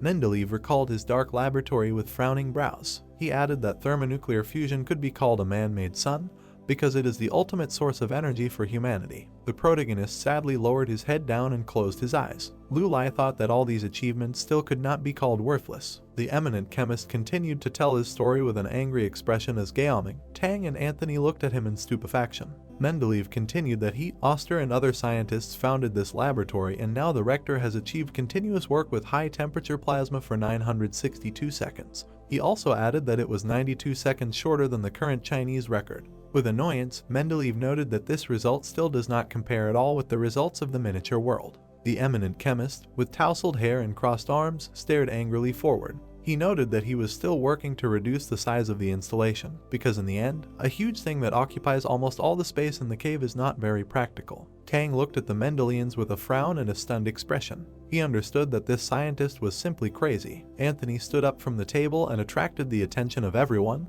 including the main character. Anthony, sweating, lowered his head and noted that if it was possible to reduce the size of the installation, then such technology would be ahead of this world not just by 100 years, but by as much as 200. Anthony looked forward expressively and intensely. He replied that I also wanted to join the team. Lu Lai slightly moved his lips to the side and smiled sarcastically. Mendeleev looked ahead gloomily with furrowed brows and continued his theory as Anthony listened to all this with a dumbfounded look. Mendeleev said that they can cooperate and apply this technology already in world number 2, creating, for example, a real artificial sun. Lu Lai lowered his head and closed his eyes with a slight mockery. He added on his own that world model number 1 was essentially a continent. However, after listening to the results of their research, he came up with a more adventurous idea. Lu Lai, in his usual pose with his hands in his pockets, looked with a grin towards the scientists. He said that this time the creation of their new universe would begin with the creation of a star. The scientists looked at their boss in shock and amazement. At that very second, the scientists looked forward with enthusiasm towards the boss, clearly interested in this theory. They whispered to each other that this was a wonderful idea about the universe and the creation of the world. Scientists are wondering how they can simulate radiation in an artificial universe, adding that in the future it will be possible to use the resources of the small universe to replace our own. Ampere closed his eyes and blurred his face with satisfaction. He noted that he just wanted to acquaint scientists with the artificial gravity project. Lu Lai put his hands on his belt and closed his eyes, smiling. Everyone understood that as soon as their boss made a proposal, everyone immediately decided. Ampere cleared his throat and began to enthusiastically tell his theory, standing in front of the cabinet.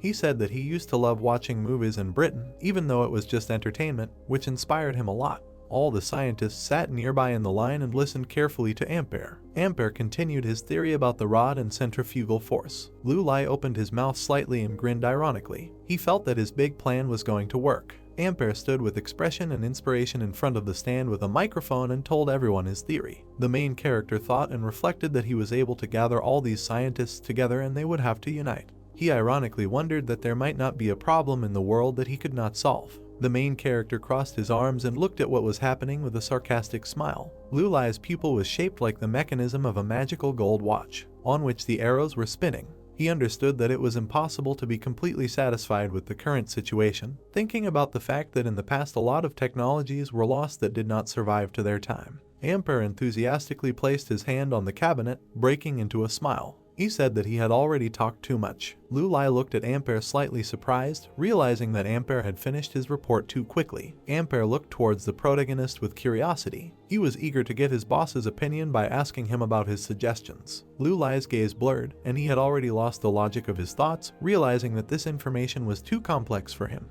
He replied that he did not have any proposals of his own, so he said that they would implement the ideas of scientists, and they did not have to worry about the costs of research. The scientists looked questioningly and perplexedly at the boss. They realized that Lu Lai had already decided and thought through everything, noticing his organization and competence as a boss. Lu Lai raised his hand to his mouth and cleared his throat lightly with his eyes closed. He asked the scientists if there were anyone else willing to come forward with their ideas. The hand of Tesla appeared in the space of the hall, and he timidly and confidently stood up from his seat. He said he had ideas. The time trader looked in bewilderment towards the ads, which was walking to the stand to speak. Lu Lai ironically thought about the fact that Tesla had a fake mustache, because of his youthful appearance, Tesla always put on his mustache. When I spoke publicly, to appear more convincing, scientists began to whisper among themselves about Tesla. One of the gray-haired scientists commented that Tesla looked too young, to which another scientist replied that Tesla had over 1,000 patents for inventions. With a mischievous grin, one of the scientists looked at the Tesla as the other white-haired scientist looked away. The dark-haired scientist added ironically that most of Tesla's patents were not implemented.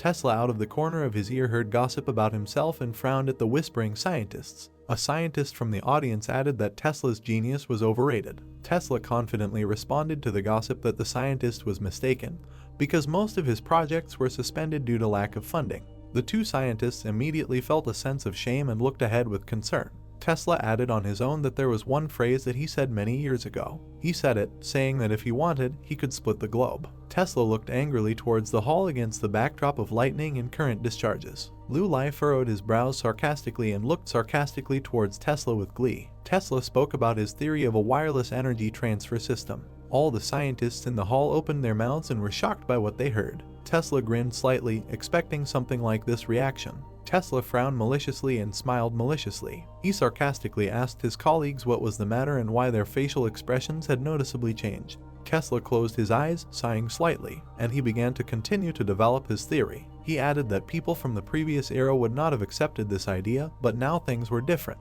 He also noted that modern scientists have already made wireless charging of communication devices, despite the fact that their efficiency was not high. However, this all proved that the speed of technology development today is significantly different from the past. All the scientists in black suits looked dumbfounded at the Tesla speaker. Tesla decided to remind everyone that they are not here to go with the flow. Tesla immediately frowned and clenched his fist. He said that they must now put their knowledge into practice. At this statement, Mendeleev frowned deeply and looked at Tesla with contempt. He asked Tesla what he was going to do besides talk, because no matter how much Tesla proved its theories, little was actually implemented. Tesla, with a malicious grin, began to take out some things from the inside pocket of his jacket. He noted with irony that he expected such a reaction from Mendeleev. However, this still did not matter much because he had something to show. Tesla took his hand out of his jacket and opened his fist, throwing 2 small magnets into the air. He confidently said that his 2 friends would quickly shut everyone's mouths. Mendeleev looked gloatingly, with his arms crossed, at 2 magnets floating in the air. Mendeleev noticed magnetic levitation. Tesla added that he made a thing, the power supply of which was at that time in his suitcase in the trunk behind the hall door. Tesla frowned and smiled maliciously, looking into Mendeleev's eyes and holding 2 glowing magnets in his raised hand. Mendeleev, along with the main character and Anthony, widened their eyes and looked at Tesla in amazement. At the same moment, Lulai opened his eyes with delight and looked attentively at Tesla. He thought about the wireless energy transmission system exactly as it was described in the Flash movie. Tesla stood behind the cabinet and moved his hand to the side with an enthusiastic face. He gave examples of aircraft, wireless energy transmission systems, and exoskeletons. Tesla added that with the above prototypes it was also possible to gradually create derivative projects. A little taken aback by his colleagues, Tesla noted that all this was based on the laws of physics of the existing universe. Tesla looked with curiosity and fascination as Tesla proudly told about his theory. Tesla continued that when he heard from Lulai about world number 2, he had an interesting idea. Tesla talked about the idea with expression as a crowd of scientists listened attentively. Tesla told his colleagues to present many options for the development of earthly civilization, talking with anticipation about why they shouldn't make their theories the basis for a new world. Tesla spread his arms to the sides and grinned maliciously against the backdrop of yellow bright light.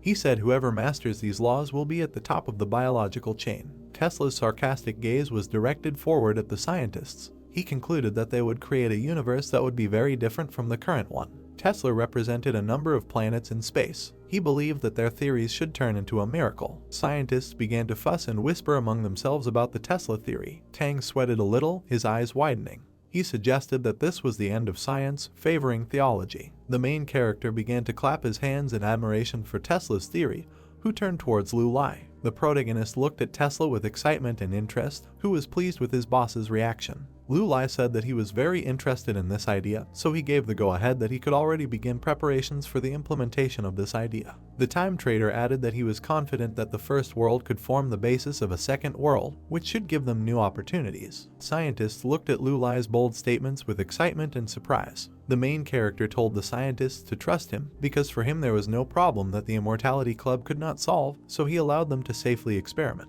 Lulai furrowed his eyebrows sarcastically and bared his teeth, breaking into a malicious grin. He added that he would serve as a strong support for them. The weather above the main club building was clear and sunny. Yunping, Song and Rong stood in front of the porch near a pile of black limousines in a circle. The 3 guys looked at each other. The black silhouette of the main character appeared in the yard and the elders noticed him standing near the cars. Lulai noticed that all the guys did their job well. Yunping lowered his body and bowed to the master as a sign of respect. Yunping said that Lulai praised them because they did what they could. Lulai simply remained silent in response. The time trader walked past the bowed Yunping with indifference. The main character approached Mr. Rong. Rong said that he would like to introduce one more person to him if he didn't mind. Lulai smiled mockingly and said that Rong could do it kindly. Yunping turned back in confusion and looked at the 2 black silhouettes of Lulai and Rong. Lulai and Rong got into the car and started driving when the black silhouette of a mysterious stranger appeared from behind a tree and watched them. Suddenly, a man in a brown suit ran out onto the car. The driver was driving forward and did not expect that a man jumped out in front of him and waved his arms to the side.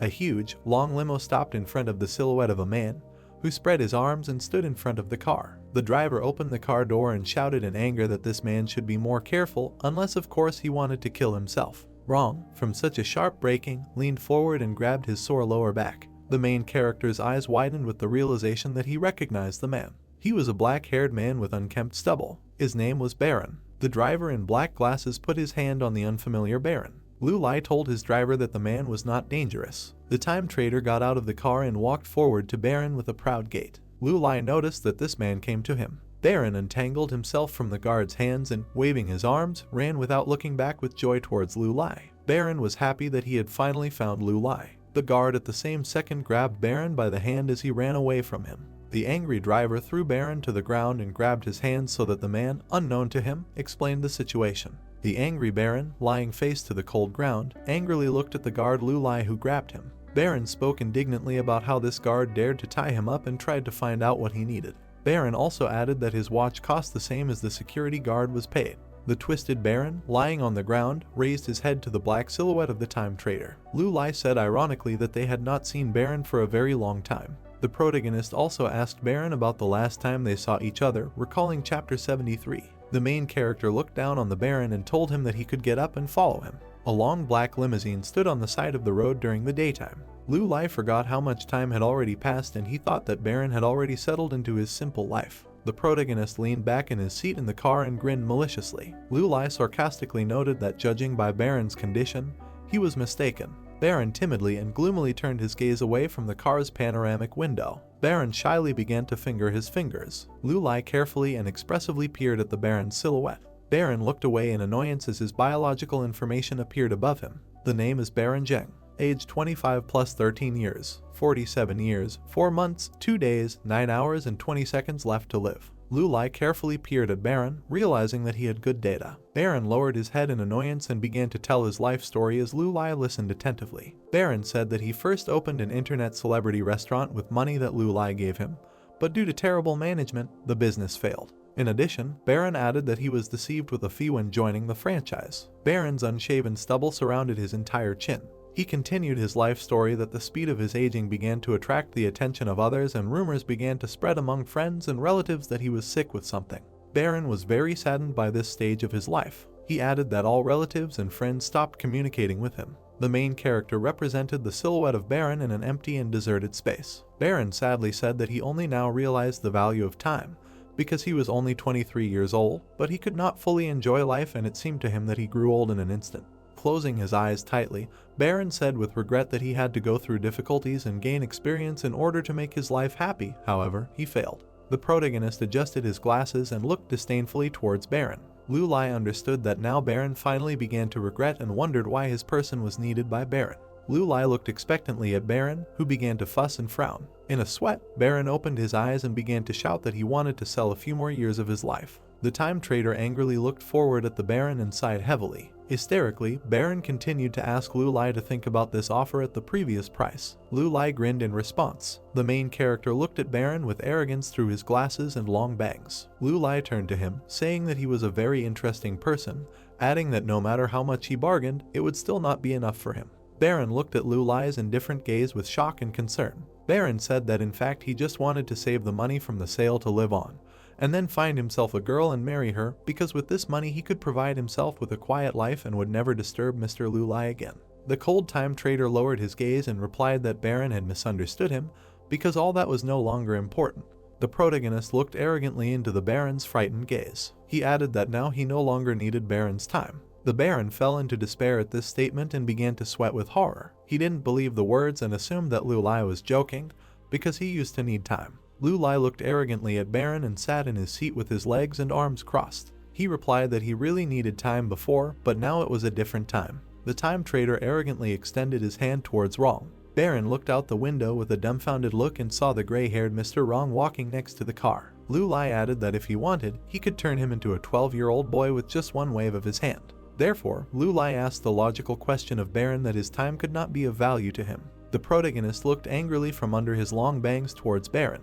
He asked him whether he needed Baron's worthless lifetime in this case. Baron widened his eyes and did not believe what was happening when Lu Lai continued to stick to his line.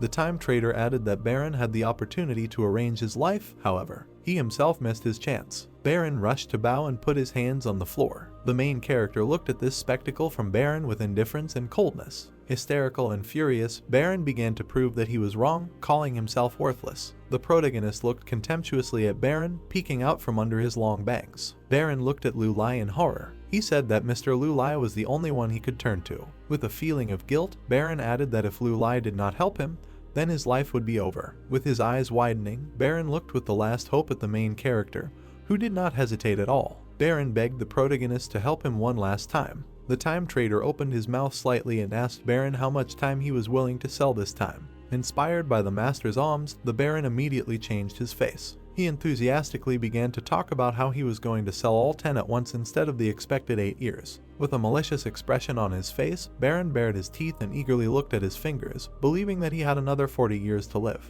Lu Lai humbly closed his eyes and asked the Baron if this was his final decision. Baron looked at Lu Lai with glee and elation.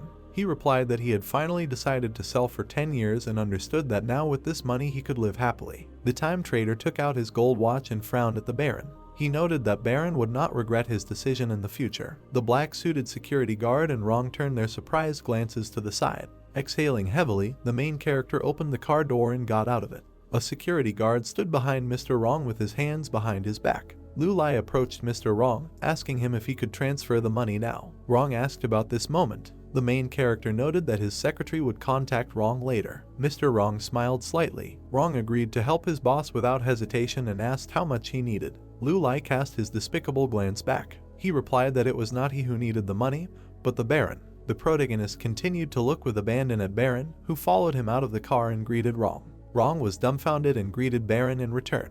Lu Lai continued to look back with contempt as he walked closer to Rong. Rong looked to the side with concern as Lu Lai stood closely in front of Rong's face and closed his eyes. Rong remembered this young man whom he had also encountered before. Baron, spreading into a malicious smile, slightly baring his teeth, clenched his hands. He apologized for his concern. Rong walked closer to Baron and held out his phone in his direction. Rong asked Baron if it was possible to pay via a scanner. Rong held out his phone towards Baron's phone and began scanning the code to transfer money to him.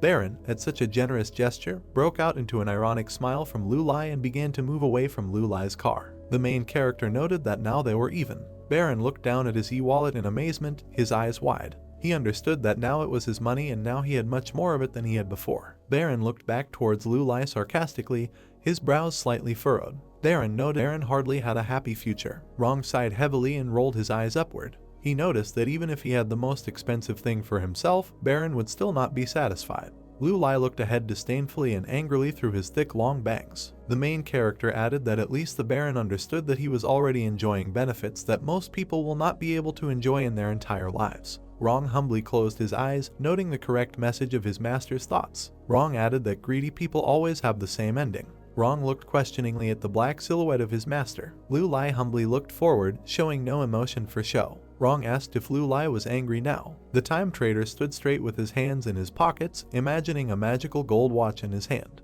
The main character reflected that it was impossible to count how many people he had met in such a long time. He listed greedy people, others were afraid of death, ready to give everything for their righteous cause. Lu Lai exhaled with relief, smiling slightly and looking towards the departed Baron.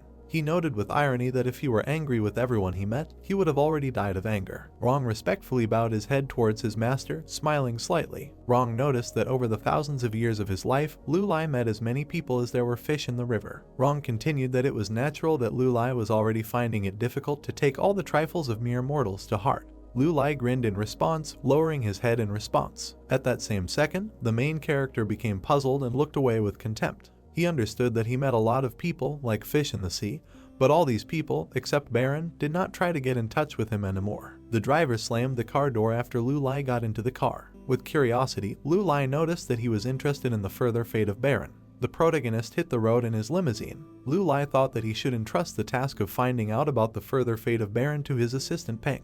In the main office of the Immortality Club, inside one of the rooms a blue hologram of the planet hovered in the air above a glowing table. Robert broke into a malicious grin, throwing his hands behind his head as the time trader watched everything that happened in surprise, crossing his arms. Lu Lai noted the genius of his programmer Robert. In response, Robert just grinned and said that this was nothing for him, because fortunately for him, he had a habit of collecting used parts. Robert looked towards Lu Lai mockingly, closing one eye. Robert added that this was a mock-up of World Number 2, based on preliminary calculations, where each code was clearly written according to the plan. Robert imagined outer space with planets. He noted that in order to reduce costs, they temporarily discarded other planets and accepted the stars and satellites as a single environment. Robert tried to convince his boss that the origin and development of life should be perfect. The time trader looked at what was happening with anticipation. He noted that he could not wait for this implementation of the plan and he was interested in how his specialists would comprehend space. Lu Lai looked at the blue hologram of the planet with admiration. He assumed that one day they would be able to break through the borders and all people would appear before him and their creator. Lu Lai noted that it would be interesting to take a look at this. Someone's footsteps were heard in the room.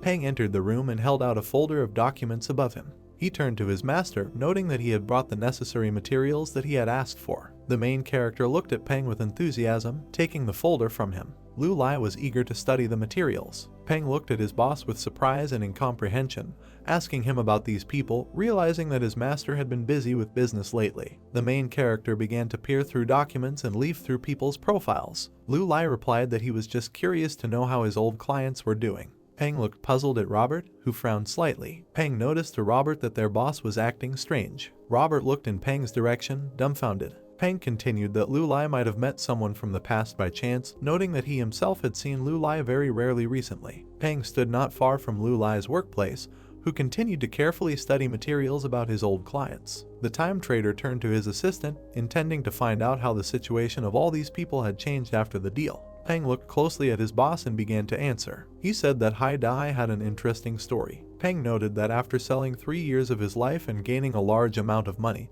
Dahai did not spend the money on anything else except the treatment of his father and his son's education. Lu Lai disdainfully and arrogantly listened to the story of Dahai's later life from the lips of Peng. Peng added that Dahai was still working as a taxi driver. Lu Lai answered by looking at the documents and at the same second looked questioningly towards Peng, asking about Dahai's son and his place of study. Robert, crossing his arms, cast his questioning glance towards the confused Peng, who was puzzled by the fate of Dahai's son. Robert continued to look at Peng with confusion, who moved his head to the side and cleared his throat. Peng looked away anxiously, adding that Dahai's son was a very interesting character. Lu Lai looked at Peng carefully, a small provincial town with a seacoast and a port. Peng said that Dahai's father passed away last year, but Dahai fulfilled his duties as a son and did everything to save his old man from suffering. Peng added that Dahai did everything to ensure that his father did not regret anything, because in the end he was too small for this city. Dahai was in a car repair shop with a mechanic who was trying to fix his yellow car. Dahai said that this delay in work was no longer good, and the master mentioned to him that he just needed to change some part because he could no longer wait for a long time and sit without work. Dahai noted with indignation that if this happens again, he will no longer come to this master. The master began to talk about how Dahai was not worried and thought about this situation himself. Breaking into a malicious smile, the master looked at Dahai. He was telling his client that his car was a slightly different model than theirs, so they didn't have the correct part on hand. However, he tried to calm Dahai down by telling him that he had sent a courier for the part and that his car would soon be able to drive, and asked him to wait a little. The master also added that he would give him 2 washers as a gift. Dahai and the master were in the auto repair shop and turned towards the exit when the courier drove up to them. The courier greeted the guys and asked whose order it was. The master raised his hand and was glad that his order had finally arrived. Dahai lit a cigarette and looked towards the courier. He rolled his eyes. Dahai never expected to see his son as a courier. His son also looked ahead in shock. The courier calmly held his order box as the delivery man glared angrily in the direction of his Dahai customer. The master said that he would do everything, so there was no need for Dahai to shout at all, joking with irony, which will give him just 1 washer. The master stood in a bent position between Dahai and the courier, who was his son. Dahai's screams could be heard from the workshop throughout the street that he would break his son's legs. All out of breath, Dahai looked up, resting his hands on his knees. Dahai indignantly told his son that the exam results were coming at any moment and therefore his son should have sat and waited and not dealt with such nonsense. Dahai was very angry with his son and told him that he was very worried about him. The son climbed onto the outbuilding and watched his father from above with a malicious grin.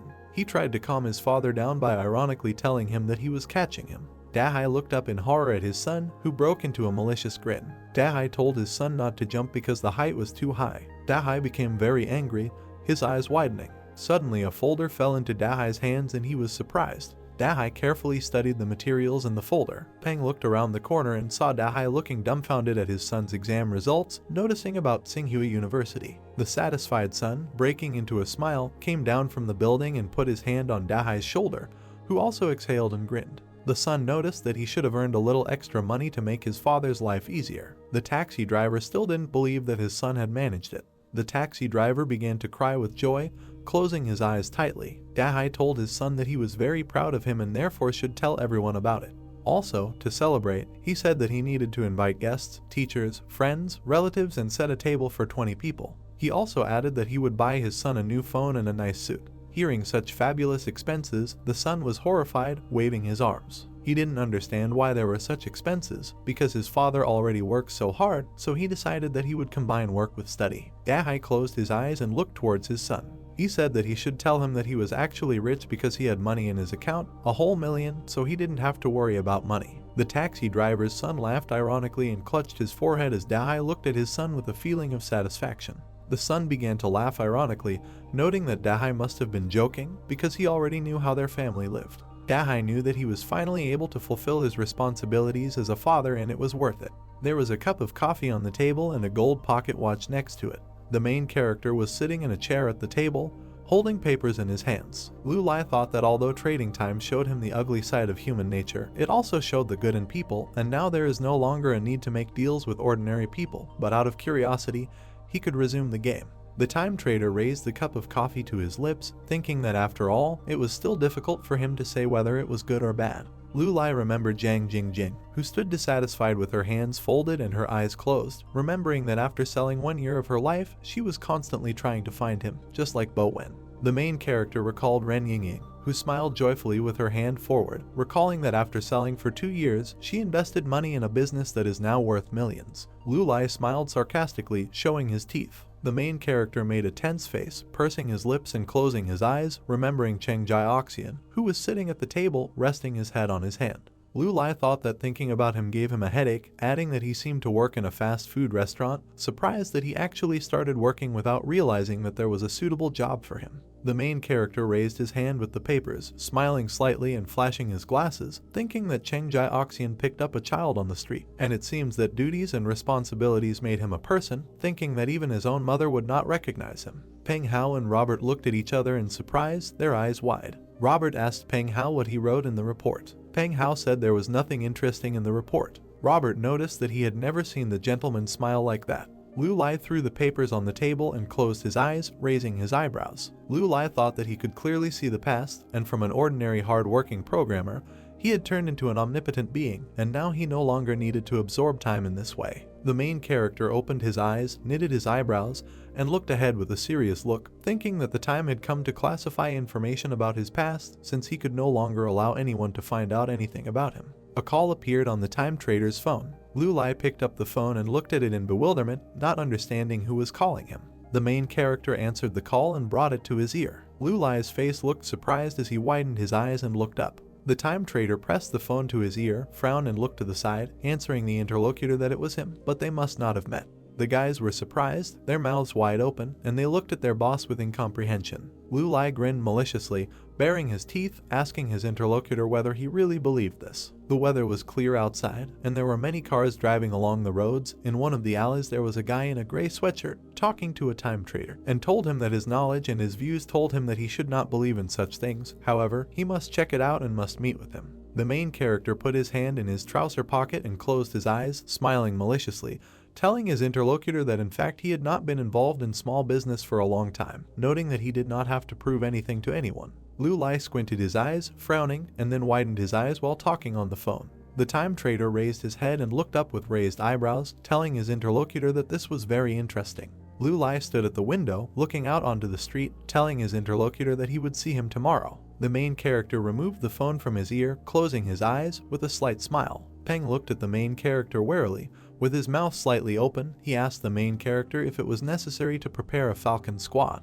Peng and Robert looked at the time trader's back, slightly surprised. Lu Lai told Peng that there was no need to do this as this person was not dangerous. The taxi driver's son stood with frowning eyebrows and pursed lips. Lu Lai told Peng that this man is Dahai's son. The weather was clear over the city. The next day, the time trader sat with his eyes narrowed, adjusting his glasses. The main character was sitting in the establishment, at the table, with lowered eyebrows, with a slightly dissatisfied look, noticing that Dahai's son was late. Lu Lai turned behind himself, looking at the taxi driver's son. Dahai's son entered the establishment, holding a helmet in his hand, and, closing his eyes, told the girl behind the cash register that he had a meeting there. The taxi driver's son turned behind him, where the voice of the main character was heard. Lu Lai told the taxi driver's son that he was the first customer to make him wait. Dahai's son walked up to the table where the main character was sitting and looked at him slightly worried. Dahai's son apologized to the time trader, telling him that he had too many orders. Lu Lai told the taxi driver's son that it was better to get straight to the point. The main character stirred the coffee in his cup with a spoon, telling his son Dahai that he found out that his father had money, and he decided to check his phone, noting that it was not very nice. Dahai's son looked to the side dejectedly, lowering his eyebrows, telling Lulai that when his grandfather was sick, his father was at a loss, and then he found money somewhere. Subsequently, he was taken away by some strange people, which made him suspicious, and he secretly took his father's phone to find out if he was doing anything illegal, which resulted in him discovering a conversation with Auntie Chen. The time trader sat with a stern look, eyebrows knitted together, thinking that Dahai knew Chen.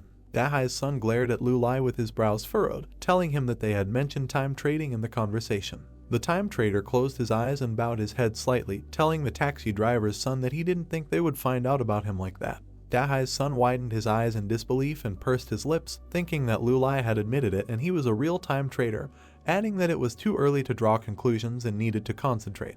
The time trader glanced at the taxi driver's son from under his brows, smiling sarcastically. Dahai's son looked at the main character in confusion. Lulai told Dahai's son that he had come to find out how much his father's time was worth. Dahai's son opened his mouth slightly and lowered his gaze, looking to the side. Dahai's son, with a serious expression on his face, looked at Lulai with his eyebrows knitted and told him that he wanted to know how much his time was worth. Dahai's son raised his eyebrows and widened his eyes as he looked at the time trader, telling him that he wanted to know how much his time was worth. Lulai knitted his eyebrows and flashed his glasses as he looked at the taxi driver's son. Dahai's son lowered his gaze to look at the table and told Lulai that he wanted to check. Lulai looked at him with dissatisfaction, frowning his eyebrows, asking why he needed this. The taxi driver's son looked at Lulai intolerantly, his eyes wide, and told him that his father was a simple taxi driver. He earned very little, and he must have sold a lot of his time for such a large sum. Dahai's son looked at the time trader with indignation. His mouth parted, his teeth bared, and told him that he was not like that very soon he would become a student at a prestigious university, and he had a great future. The main character knitted his eyebrows, looking sternly at his son Dahai. The taxi driver's son persistently looked at Lulai, piercing him with his gaze, telling him that if he did not die soon, then his time would be worth much more than his father's time. The time trader folded his arms across his chest, looking at his son Dahai with dissatisfaction, thinking that he was another Zineng Bo Wen. The taxi driver's son widened his eyes, looking intently at the time trader, asking how much time he needed to sell them. Dahai's son glared at the protagonist, his mouth wide open, noting that he wanted to return time to his father. The time trader clearly did not expect such an outcome, and widened his eyes, looking in surprise at the taxi driver's son. Dahai's son fingered his hands and looked at Lulai furiously, his mouth wide open. The taxi driver's son told the main character that he doesn't know how much time his father sold and doesn't know how much time he has left, but he did everything for him. The time trader was taken aback by the words of the taxi driver's son, his eyes widening.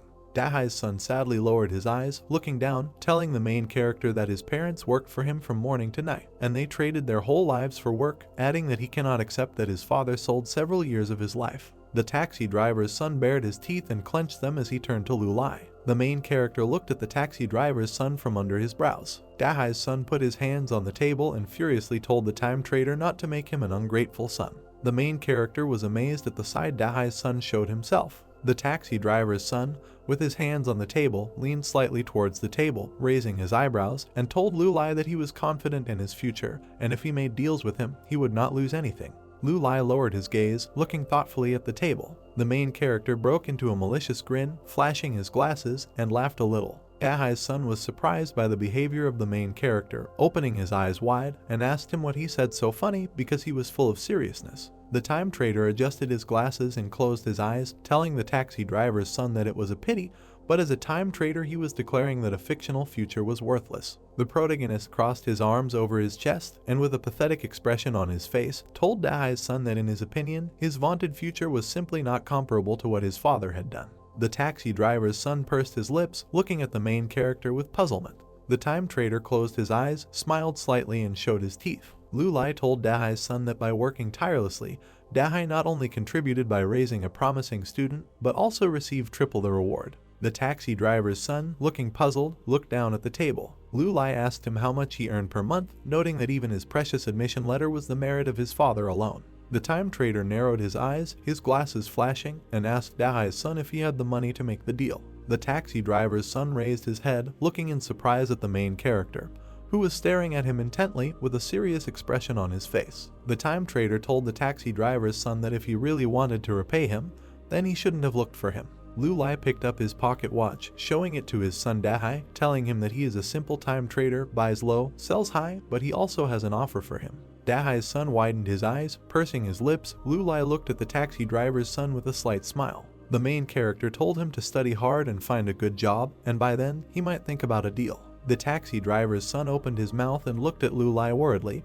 after which the main character closed his eyes. Dahai's son asked the time trader how long his father had left to live. The main character retracted his hand, placing it on the table, and closed his eyes. The taxi driver's son was taken aback by what he heard. Lulai told Dahai's son that his father had 8 years to live. The taxi driver's son opened his mouth furiously and furrowed his brows, telling Lulai that this was so little and that he hoped that his father would live to at least 80, not understanding how he could do such a thing. Lulai put his hand on the back of the sofa, looking away to the side. The main character told the taxi driver's son that even if he gives it back to him for 3 years, he only has 10 years to live. The taxi driver's son was horrified, clenching his hand into a fist, noting that if in 8 years he does not earn as much as he needs, what should he do? The time trader smiled maliciously. The taxi driver's son widened his eyes in surprise and opened his mouth slightly. Lulai told Dahai's son that he could sell him a year, and then he would pay him back when he studied and found a job, but with interest. The taxi driver's son smiled happily, bared his teeth,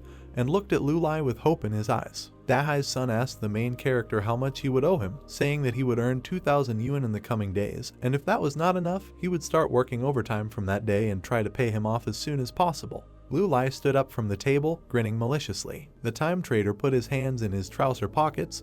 The taxi driver's son looked at the main character in surprise. Lulai told him not to think about it. The time trader turned around and began to walk towards the exit, telling the taxi driver's son that he needed to go. Lulai turned his head and looked at Dahai's son, flashing his glasses, smiling widely, and thanked him for the coffee. White clouds floated across the blue sky above the building. Waiwen walked along the corridor of the building. Waiwen walked with a serious expression on her face, her arms spread to the side. Waiwen walked into the time trader's office and told Lulai that she had brought a new batch of peace treaties number 1. Waiwen raised her hand, holding a bottle of gold sparks in it. The main character turned around and smiled contentedly, noting that this happened even faster than last time. Waiwen put her hands behind her back and closed her eyes, smiling slightly, telling the main character that it looked like he had already filled his hand. The time trader held the bottle in his hand and raised it up, looking at it. Lulai told Waiwen that he didn't even expect it, noting that after all, it was easy to make mistakes while working on a microworld. Waiwen lowered her head slightly, keeping her eyes closed, and told the protagonist that it seemed that his decision to expand the scale was correct, adding that she had doubts before. Lulai looked at the bottle with a malicious smile, narrowing his eyes. Lulai lowered his eyebrows, his glasses flashing, thinking about how much their people truly believed in God. The main character lifted the flask into the air with his power, and it shone with a golden light. Waiwen watched in amazement at what was happening. The bottle floated in the air, a bright light began to emanate from it, and a golden dial began to form. Information appeared above the bottle. Left to live, 666 years, 10 months, 7 days, 20 hours, 7 seconds. The time trader was shocked by what he saw, thinking the number was wrong.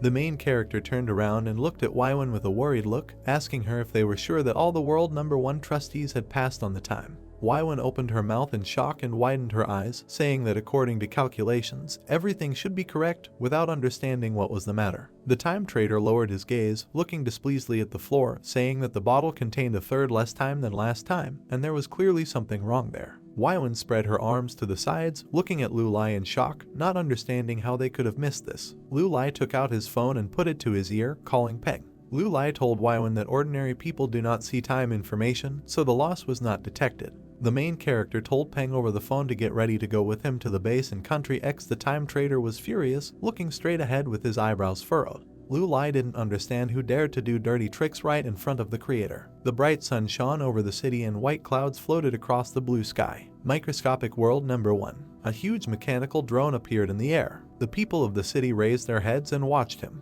One of the residents said that they were angels. Residents were surprised that God's messengers appeared there. In one of the alleys of the city, a black silhouette was visible. The man in the hat watched the residents with displeasure, clicking displeasantly. The man walked quickly down the alley. The man approached the building and knocked on the door, holding the handle. A man looked out of a small window, asking the man who he was looking for. The man, looking out from under his hat, bared his teeth, said that he would like to read some good books. A voice was heard outside the barred window.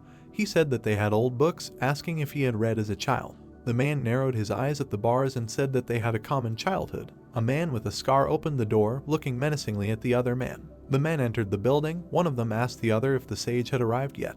The man with the scar looked displeased at the man in the hat, saying that he always comes early, noticing that he looked tense. The man in the hat bowed his head slightly, closing his eyes, and asked for forgiveness. Many people were sitting at round tables. The man with the scar said that the meeting was about to begin. The followers turned their heads and looked joyfully at the sage, who told them that he was very glad that they had come and their lost generation had been hiding for several hundred years. The sage walked up the steps, holding his hand on the railing of the stairs. The sage told his followers that he was finally convinced of his theory, and they only needed to avoid transactions with angelic trustees. The sage narrowed his eyes, looking with hatred in front of him, and declared that then the period from infancy to youth would increase, and now that their growth had slowed down, they would not be able to devote more time to gaining knowledge. The sage looked out from under the hood that covered his face and raised his hand up, spreading his fingers. The sage told the followers that he confidently declares that this is absolutely healthy growth, and those damn trustees are stealing their lives. The man in the hat knitted his eyebrows and watched the sage with a serious look, thinking that here he was, Mr. Antiphon.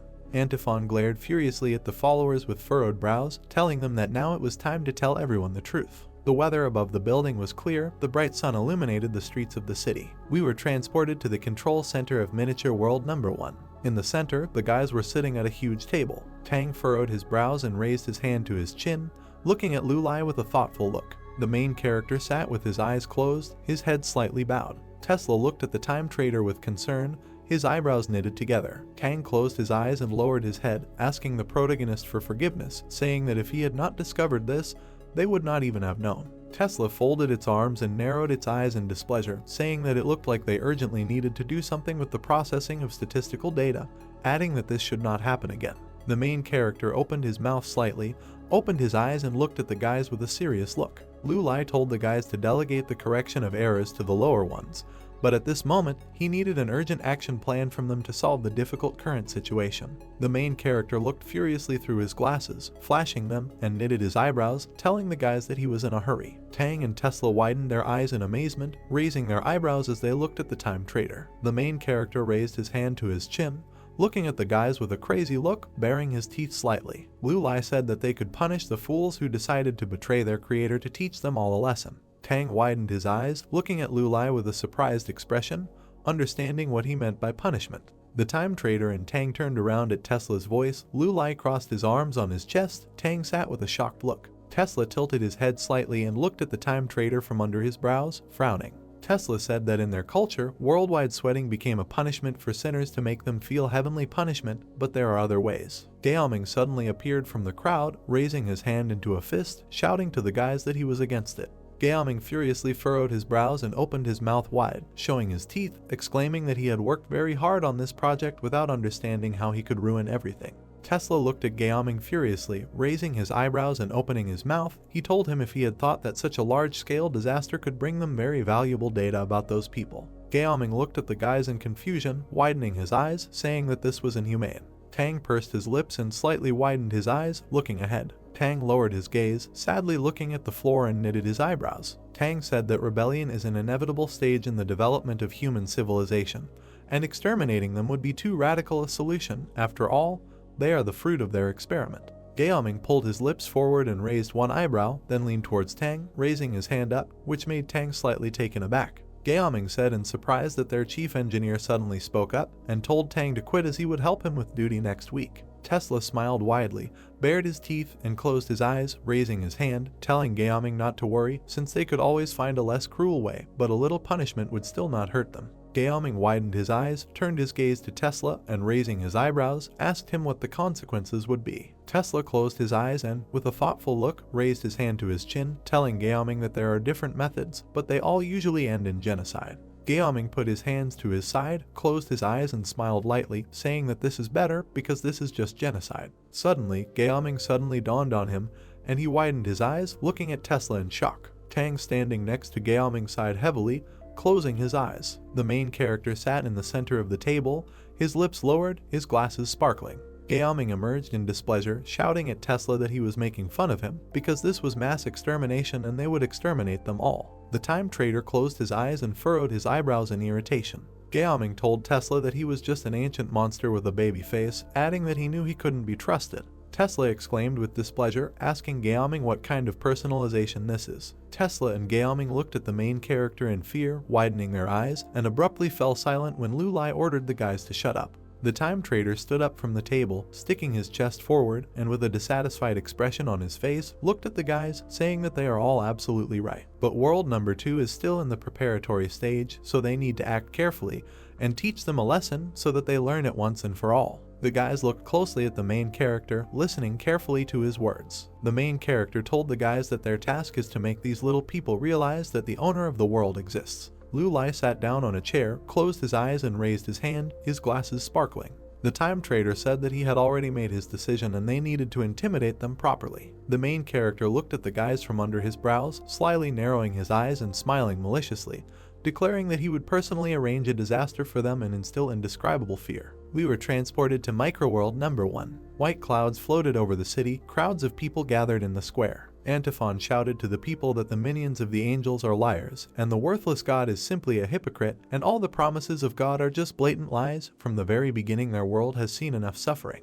The black silhouette of Antiphon spread his arms to the sides, the sun shone brightly behind him. He stood on the bridge in front of the people, shouting to them to look at themselves, that they exist not thanks to God, but thanks to nature, and they are free souls, adding that they gave their precious lives, and received nothing in return, telling them that they became slaves, even their souls were deprived of freedom. Antiphon furiously furrowed his brows and opened his mouth, telling the people to follow him, and together they will be able to resist the worthless God, and they will return by force their time, their lives. The follower raised his hand into a fist and opened his mouth, shouting furiously for them to follow the sage. Antiphon smiled joyfully, covering his face with his hood, and spread his arms to the side. The followers shouted that they would follow the sage, greeting him joyfully. Antiphon raised his worried gaze and noticed a huge mechanical drone in the sky. The follower pointed his hand to the sky, his eyebrows furrowed furiously, and shouted that there was a god's henchman in the sky. The follower bared his teeth and knitted his eyebrows, eyes wide, and pulled out a firearm. Antiphon looked at the follower with a mad look, knitting his eyebrows, and ordered him not to do this. The follower turned, looking at Antiphon, his eyes wide, not understanding why he ordered this. A mechanical drone flew in the sky, glowing red. Antiphon said that this huge monster was not made of flesh and blood, and they could not do anything about it. Antiphon smiled with bloodthirstiness, bared his teeth, and narrowed his eyes, saying that there is an enemy of flesh and blood, trustees of a worthless god. The time trader stood with his lips pursed, his eyes glowing with a white, slightly golden light. Antiphon said that now they will kill them all. We were transported to the laboratory of Miniature World number 1. Robert and Peng were in the laboratory. Robert stood at the computer with a satisfied expression on his face. The main character stood motionless in a small round mechanical object, wearing a rubber suit. Robert told Lu Lai to remain in this position and not move, as it would take him a few minutes to fix the markers. The time trader closed one eye and furrowed his eyebrows in displeasure, telling Robert to just do what he had to do, noting that in his current form he was unlikely to scare anyone. Robert smiled widely, baring his teeth, and raised his palm up, looking at the main character. The rubber suit had small round blue marks on it. Robert told the main character that initially he wanted to make a full-fledged combat suit for him, but rubber not only makes movement difficult, but has a very pungent smell. So he came up with a way to give it the desired shape using motion capture technologies, and more than 1,000 cameras will be record its movements in real time and, using high-resolution projections, change its appearance. Robert smiled maliciously, knitting his eyebrows, and looked at Lu Lai with a bloodthirsty gaze, who knitted his eyebrows and grinned maliciously. Robert told the main character that he would have his own skin. Lu Lai told Robert that then we can start. The bright sun was shining over the city. Microscopic World number 1. A man in a business suit was running down the street, his eyes wide and his mouth slightly open, shouting to followers that they are all crazy. Followers persecuted the man, calling him God's henchman. The man looked behind him warily, the beatings were visible on his face. The man ran out of the wall, resting his hand on the asphalt. A follower of Antiphon stood behind the wall. The man shouted to his followers that God gave them all life, that he protected them all, and they betrayed him. The man opened his mouth and widened his eyes, not expecting that he would be hit. The follower swung the bat with full force and viciousness, hitting the man in the face, sending him flying backwards. The man fell on his back, spitting blood from his mouth and rolling his eyes, doubled over in excruciating pain. The followers looked at the man with prejudice and arrogance, their eyes wide. One follower said he wanted to break the man's skull. A follower with long hair told him that he should not do this, as Mr. Antiphon would need this assistant to take control of the world. The cries of Antiphon's followers could be heard throughout the street, calling him a sage. Antiphon raised his black-gloved hand and clenched it into a fist, telling his followers to follow him in order to overthrow the god, and now he, Antiphon, is their true god. Antiphon turned his head, frowning, and nodded to his follower with a serious and embittered look. The follower smiled broadly and maliciously, baring his teeth. Antiphon spread his arms to the sides, a bound man was sitting on his knees in front of him, and a crowd of followers stood opposite him. Antiphon told the followers that this man, a trustee, a pathetic minion who did all the dirty work for a worthless god, he ate their flesh, drank their blood, and on this day they would give a message to the worthless god. Antiphon's hand holding a dagger appeared in front of the man's face. The man looked at the dagger with fear and panic in his eyes, his mouth slightly open. Antiphon brought the dagger to the throat of the trustee, looking with bloodlust at his followers. The trustee was terrified, he was numb with fear, frowning his eyebrows and widening his eyes. Lightning flashed in the sky and thunder roared, clouds thickened over the city. The followers were frightened and dumbfounded by what was happening. Antiphon turned his head towards the sea. The follower opened his mouth wide in panic and extended his hand, pointing his finger at the sea, saying that it was rising. Antiphon was confused and numb with panic, his eyes widening. The sea began to rage and huge waves rose. Antiphon thought that there was something in the sea. Antiphon was numb with horror, his mouth wide open, seeing how a huge tsunami was approaching the city. The sea crashed onto the pier, washing away the followers with great speed and force. The follower extended his hand towards Antiphon, looked at him with hope in his eyes, asking him for help. Antiphon ran away from that place to save himself. The follower watched in shock as Antiphon ran away, abandoning him, and tears began to flow from his eye. The follower was almost washed away, covered with water, only his eye was visible, filled with rage and resentment, thinking that the sage had deceived them. The sea covered the streets of the city, washing away everything in its path, sparing no one. Antiphon ran into the building, rising higher and higher until he reached the roof of the building. Antiphon looked to the side with panic and despair, his mouth open and his eyebrows furrowed, not understanding how this could happen, because this should not have happened. Antiphon sharply turned his head to the side, looking to the side in shock. Over Antiphon's head, a ship was flying in the sky directly towards him. The ship flew past Antiphon, crashing into other buildings. Antiphon rested his hand on the ground with his hand. He looked down with a downcast gaze, after which he turned his head to the side, frowning his eyebrows. Antiphon was seized with fear and horror, from which he widened his eyes. Lulai appeared in the sea, looking like a huge black silhouette of a monster with tentacles. Antiphon rose from his feet, walking to the edge of the roof and looked at the main character. His mouth parted in surprise. Lulai moved his feet into the sea. Lulai, in the form of a monster, looked very frightening and intimidating. His eyes glowed bright red, terrifying.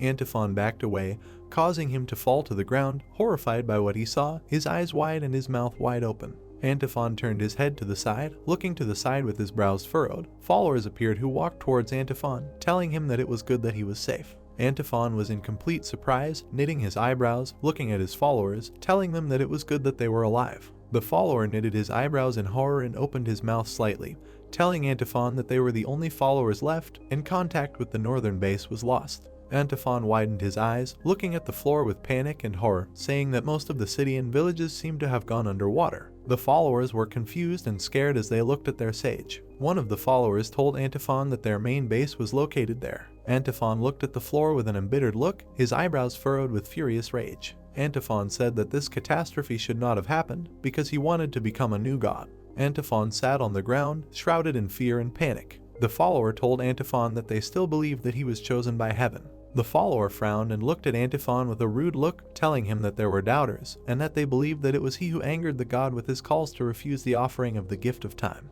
Antiphon exclaimed angrily, with his eyes wide open and his mouth wide open, telling the follower that this was nonsense, and that the legend of the god Lulai was just a tool of the royal family and trustees to deceive the common people, adding that the followers should not doubt their faith, otherwise they will be corrupted by these demons. The follower lowered his head down, drooping, and then looked at the main character. The time trader in the form of a monster walked across the sea, waving its tentacles to the sides. The follower said that Guriel was only a sacrifice made to that evil god. Antiphon raised his eyebrows with confusion and surprise, looking at the follower, asking him who Guriel was. The follower took off his hood, lowered his eyebrows, and looked at the sage with indignation and irritation, his mouth slightly open. The follower told the sage that when the flood began, Guriel asked him for help, but he refused him, noting that he was one of his devoted followers and his son. Antiphon knitted his eyebrows in confusion and looked at his follower with fear in his eyes, his mouth parted. The follower was filled with pain and despair. He bared his teeth, telling the sage that if the god Lulai did not exist, as he said, ask him if he could then save him. Antiphon angrily bared his teeth, clenched them, and looked at the follower with rage, telling him that he was going to betray the teachings. The follower looked bitterly at the floor, lowering his head slightly, telling the sage that he did not intend to do this, and as he had already said, he believed in his chosenness. The follower raised his gaze, full of rage, and looked at Antiphon, saying that he is the only one who can save the people. The angry follower swung his weapon, killing the followers standing next to him. Antiphon backed away, pressing himself against the wall, and looked in horror at the bloody weapon in the hands of the follower, asking him what he was up to. A splash of blood fell on the face of the follower, who looked at the sage with fury, narrowing his eyes, and told him that the new god chosen by heaven would serve as a sacrifice made to the old god. The follower, splashed with blood, stood next to Antiphon, looking at him with his crazy gaze, tightly clutching a dagger in his hand. The follower told the sage that he would calm the wrath of God and save people. Antiphon raised his head, looking into the eyes of his follower with despair and horror. Robert stood next to the glowing monitor. Round light bulbs glowed in the ceiling, emitting white light. The main character stood wearing special glasses, through which he saw what was happening in the world, with his lips lowered. Robert stood slightly leaning towards the monitors, raising his hand to them, and was surprised by the results. Gaoming twisted his face in bewilderment. Robert told the main character that according to data, over 1 million people have already died from the flood. Gaoming went to the microphone in a panic, looking at the monitors with despair, and asked the time trader to stop, and if this continues, their babies will die, noting that 2 years of hard work will go down the drain. Lu Lai stood motionless, not expressing a single emotion, his lips only slightly lowered. The main character looked at the glasses monitor with dissatisfaction. His mouth parted, telling Gaoming that it was too early until this world would be 100% devoted to him.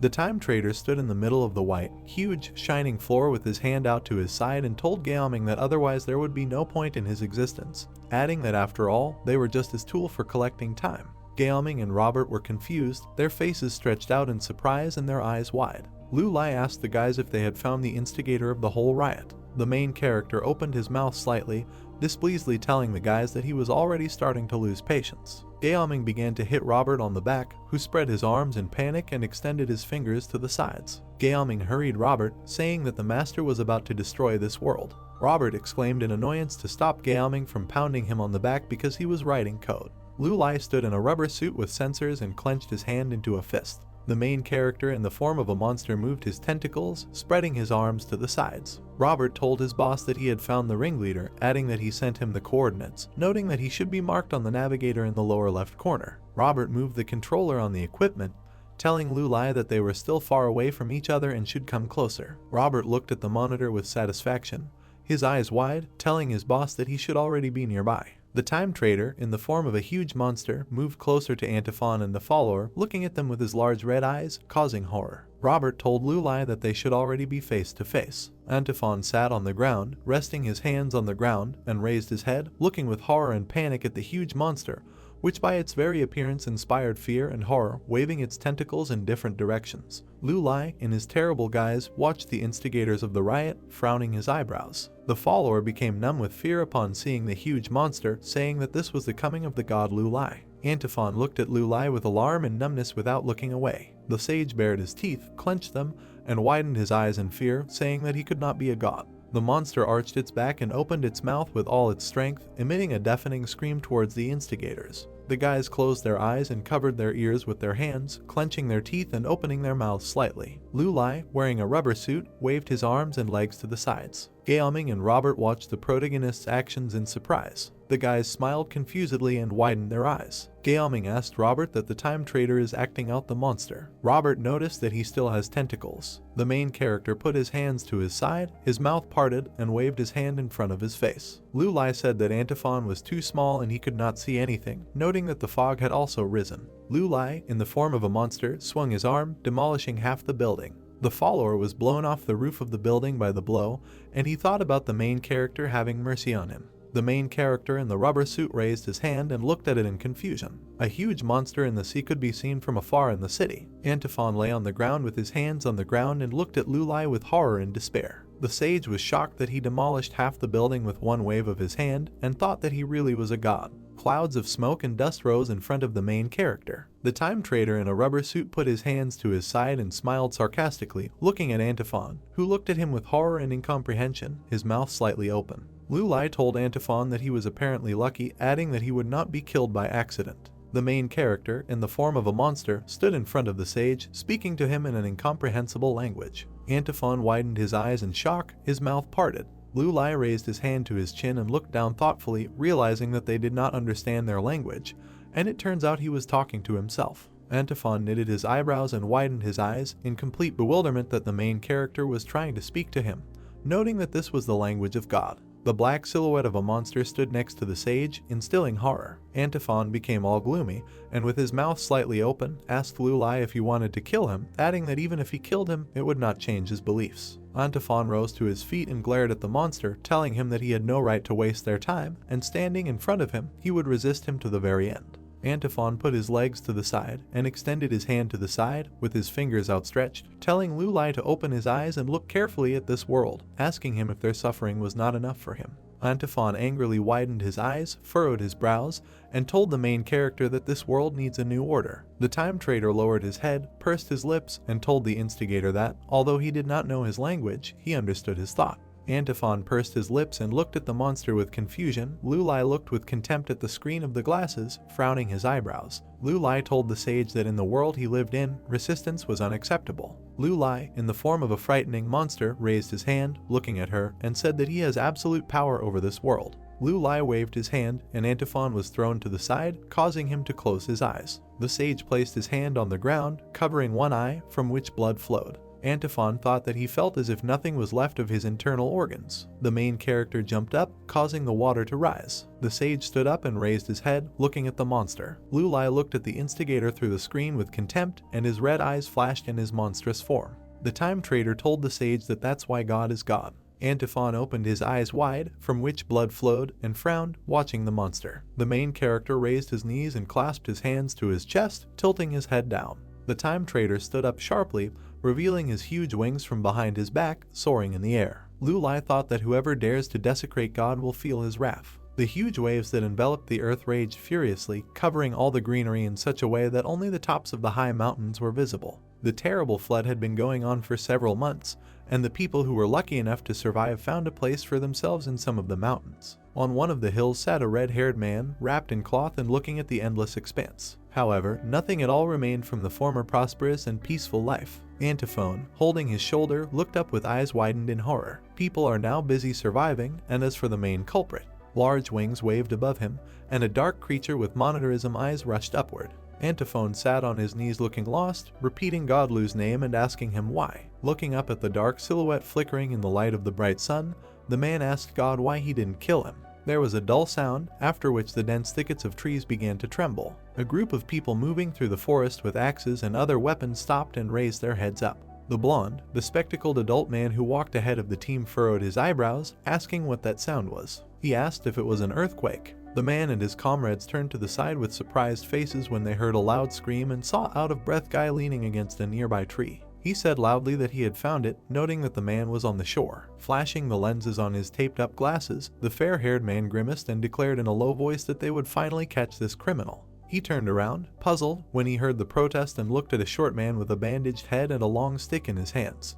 Gritting his teeth, he said that they couldn't go there while the monster was still in the sky. He nervously added that, besides, it might not have been an earthquake at all. The man with glasses clenched his teeth in anger and came close to Mr. Moore, after which he leaned back slightly in fear. He indignantly asked the man in bandages, is he really afraid? Mr. Moore replied that this was not so, noting that they were able to survive with great difficulty. He gritted his teeth and a bead of sweat ran down his stunned face as the blond man, looking straight into his eyes with his heavy gaze, asked him to answer one of his questions. He asked him who was to blame for the dying screams of his wife and his children. Taking a long stick in his hands, he clenched his hand into a fist and addressed the crowd, angrily saying that all this happened because of the godless speeches of that sage. He exclaimed that it was that person who angered God Lu and released that demon who was now punishing them all. Baring his white teeth, he bared his teeth and said that now that all his minions were taken by the sea, they can take revenge. A bald man intervened in the conversation, raising his hand with a smile on his face. He said that he completely agreed, and then, frowning, he added that, besides, the man used to be very wealthy, and since he had not yet died of hunger, there must be food in his shack. Hearing these words, the man wearing glasses lowered his eyebrows and agreed with him.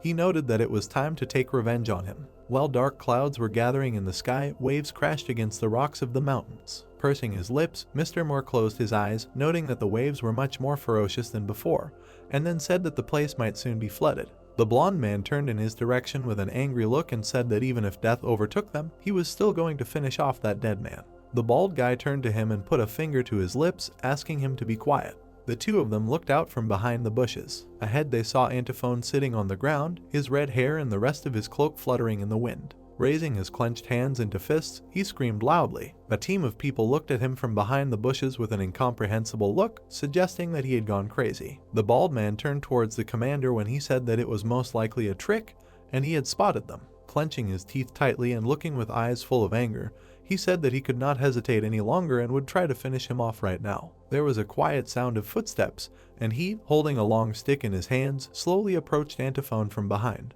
He raised his head and his eyes widened in surprise. At that, and Mr. Wrong said with a smile that a few days ago he assembled constructs of 500 parts and wanted to install electricity there. The head of the Wrong family turned to the guy and continued that he did not know what he would grow in this terrarium, but he had a lovely gecko. Lu Lai grinned, saying that he was already growing something, and it was not a toy, it was inside. The old people were amazed to hear that several tens of thousands of people were already there. Leaving the headquarters building, Mr. Wrong turned to his friend, saying that he asked him to remain silent in the presence of the master. Mr. Kong smiled and chuckled and said that he was too tense. The darkened man looked at him and said that he believed him.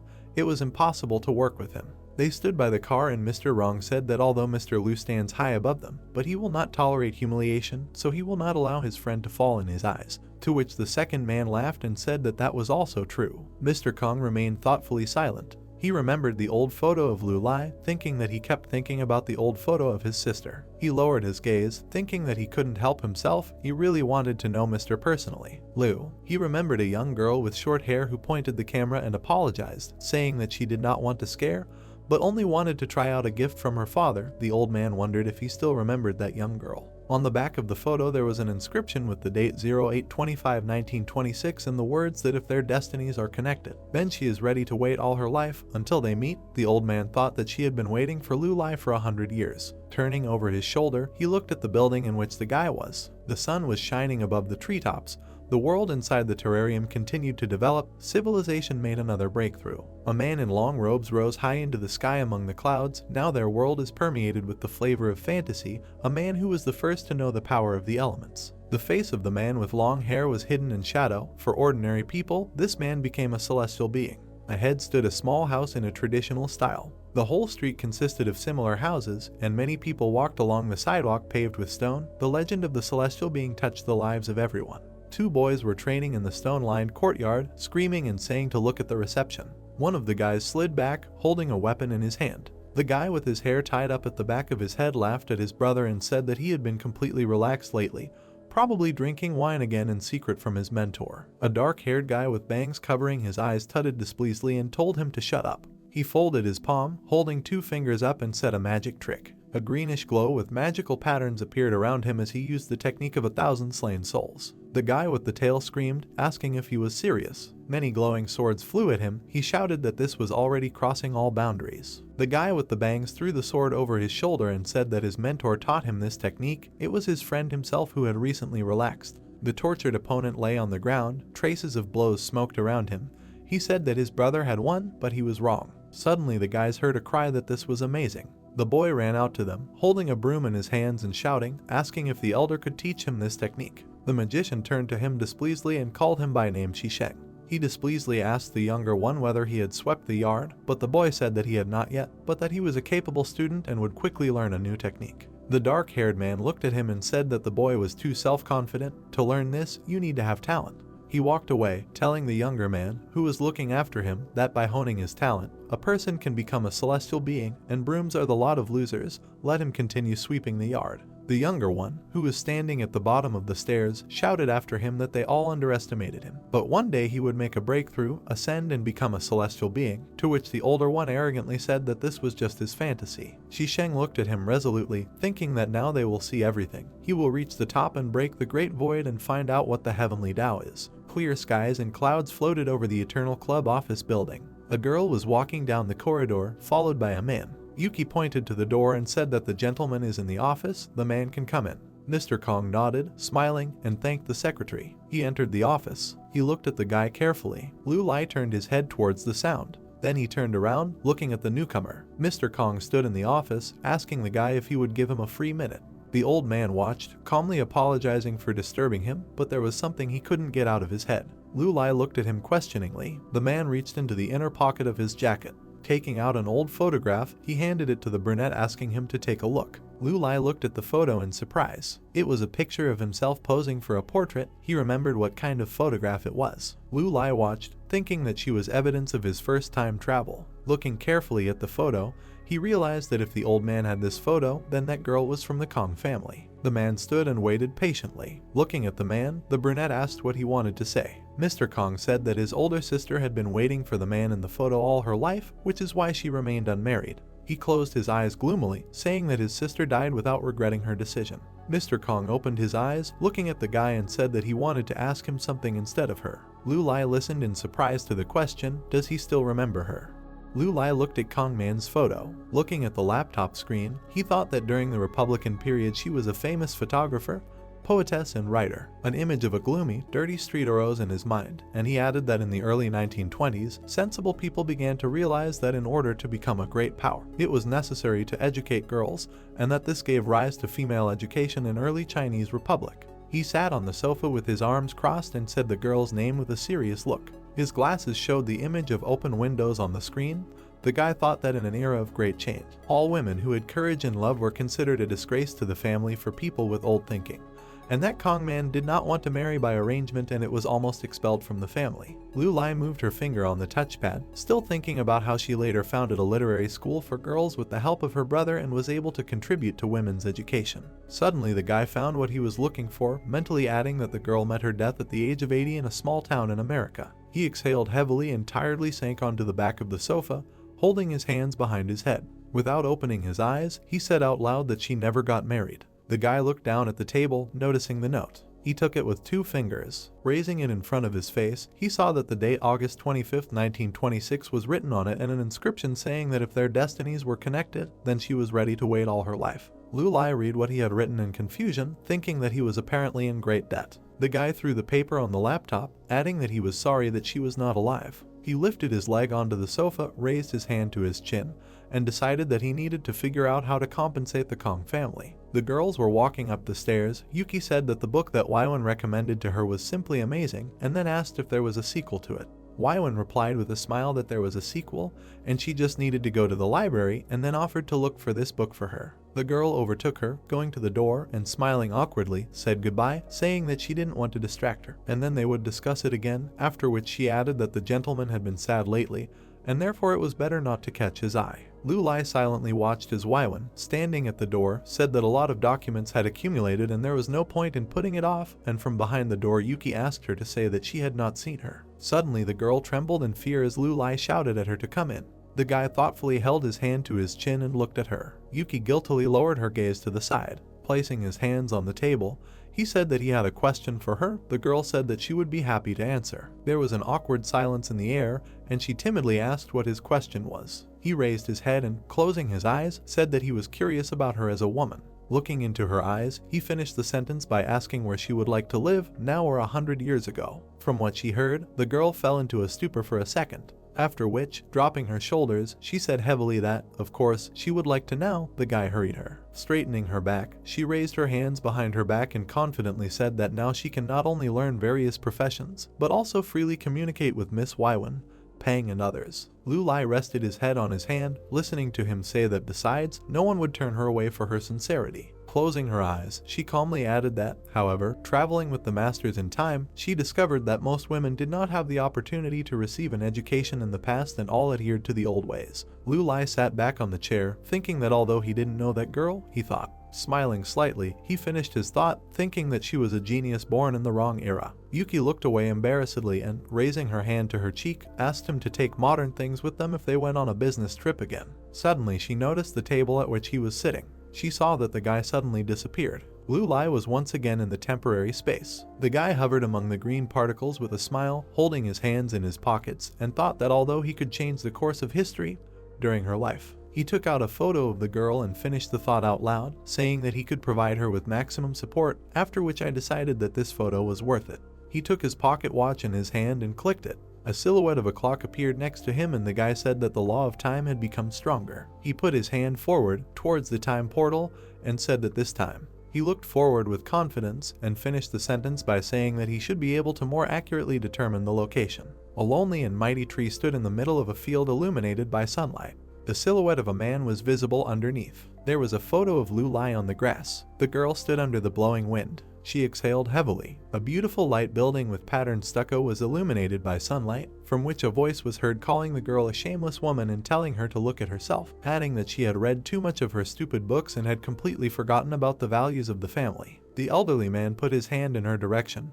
His wife calmed him down. The man shouted for her to immediately apologize to the young master of the Du family, adding that he was no longer speechless. Nana calmly said that this is not why she reads books. The man angrily told her not to mumble and speak louder. The girl turned around in a rage and shouted that she was not reading books in order to get married for their benefit. The old man looked confused by what he heard. The next second, he burst out screaming again, saying that she was shameless and their family was respected among famous families, after which he asked how she dared to raise her voice to her elders. Man silently walked away from them with her eyes closed, listening to him shout after her that she had no manners and was a scoundrel, and her mother told them to stop quarreling, because they could just sit down and calmly discuss everything. A bright light burned in the darkness. It showed how the old man asked why Mr. Du did not please her, adding that he had both money and status, after which he again asked if she thought she was worthy of him and called her a brainless girl. Looking at this, Lu Lai thought with a smile that this was unexpected. He folded his hands, bringing one of them to his chin, and mentally added with a grin that she looked like a very modest and shy person, but she had other sides. Looking at the sphere surrounded by lightning, he thought that the girl really. The guy raised his hand to the shining ball, which caused light to appear. The flash illuminated everything around, and the guy continued the thought that she interested him. The guy's body lit up. Lake, sunset, picturesque landscape. The street was illuminated with amber light. Lu Lai stepped onto the ground. Exhaling easily, he said with a smile that he was back again. He kept his hands in his pockets, standing among the crowd of people, and thought that although the times were old, everything seemed so familiar. Suddenly something caught his attention. Among the crowd of people was Man. He looked at the girl, recognizing her. Lu Lai looked surprised and thought it was a big coincidence. A girl, dressed in a coat, walked in the crowd and muttered to herself, upset that she would not meet him again today. She sadly lowered her gaze and thought that she could not find one person in the whole city, asking that it not turn out that he had left there. Suddenly her gaze became irritated and she wondered where he could have gone, mentally calling him a bastard. She clutched her coat in her hand, saying that if he was not found, then Suddenly she was interrupted by Lu Lai, who called out to her, to which she turned around. The guy stood with his elbows on the wall and, with his arms crossed, said with a smile that it was not appropriate for girls from high society to say bad things about people behind their backs, after which he addressed her by her last name. The girl covered her mouth with her hand in shock, realizing that it was him. Lu Lai looked at the girl with a grin. She awkwardly looked into his eyes, without looking away. Suddenly her squeal was heard on the street. A girl's voice was heard near the surface of the water. She asked who he was. Lu Lai and Man stood by the fence on the embankment. The girl said that he looked like some kind of hermit, to which the guy just chuckled. Looking at the water, he said with a smile that he should introduce himself. Lu Lai raised his hand to snap his fingers. The next moment, his ability began to influence the girl. Nan watched as the silhouette of a guy hovered in the air against the background of a bright flash. She watched this in fear. She didn't see his face, but she heard him say that he was a time trader from another time and space, and then he said his name. There was sweat on her face and she was very scared. Lu Lai's face brightened and he said with a smile that he thought she had been waiting for him. The clock tower was illuminated by the rays of the sunset. The girl asked what a time trader meant. Looking the guy in the eyes, she asked if he could do magic. Lu Lai said with a grin that this is not witchcraft,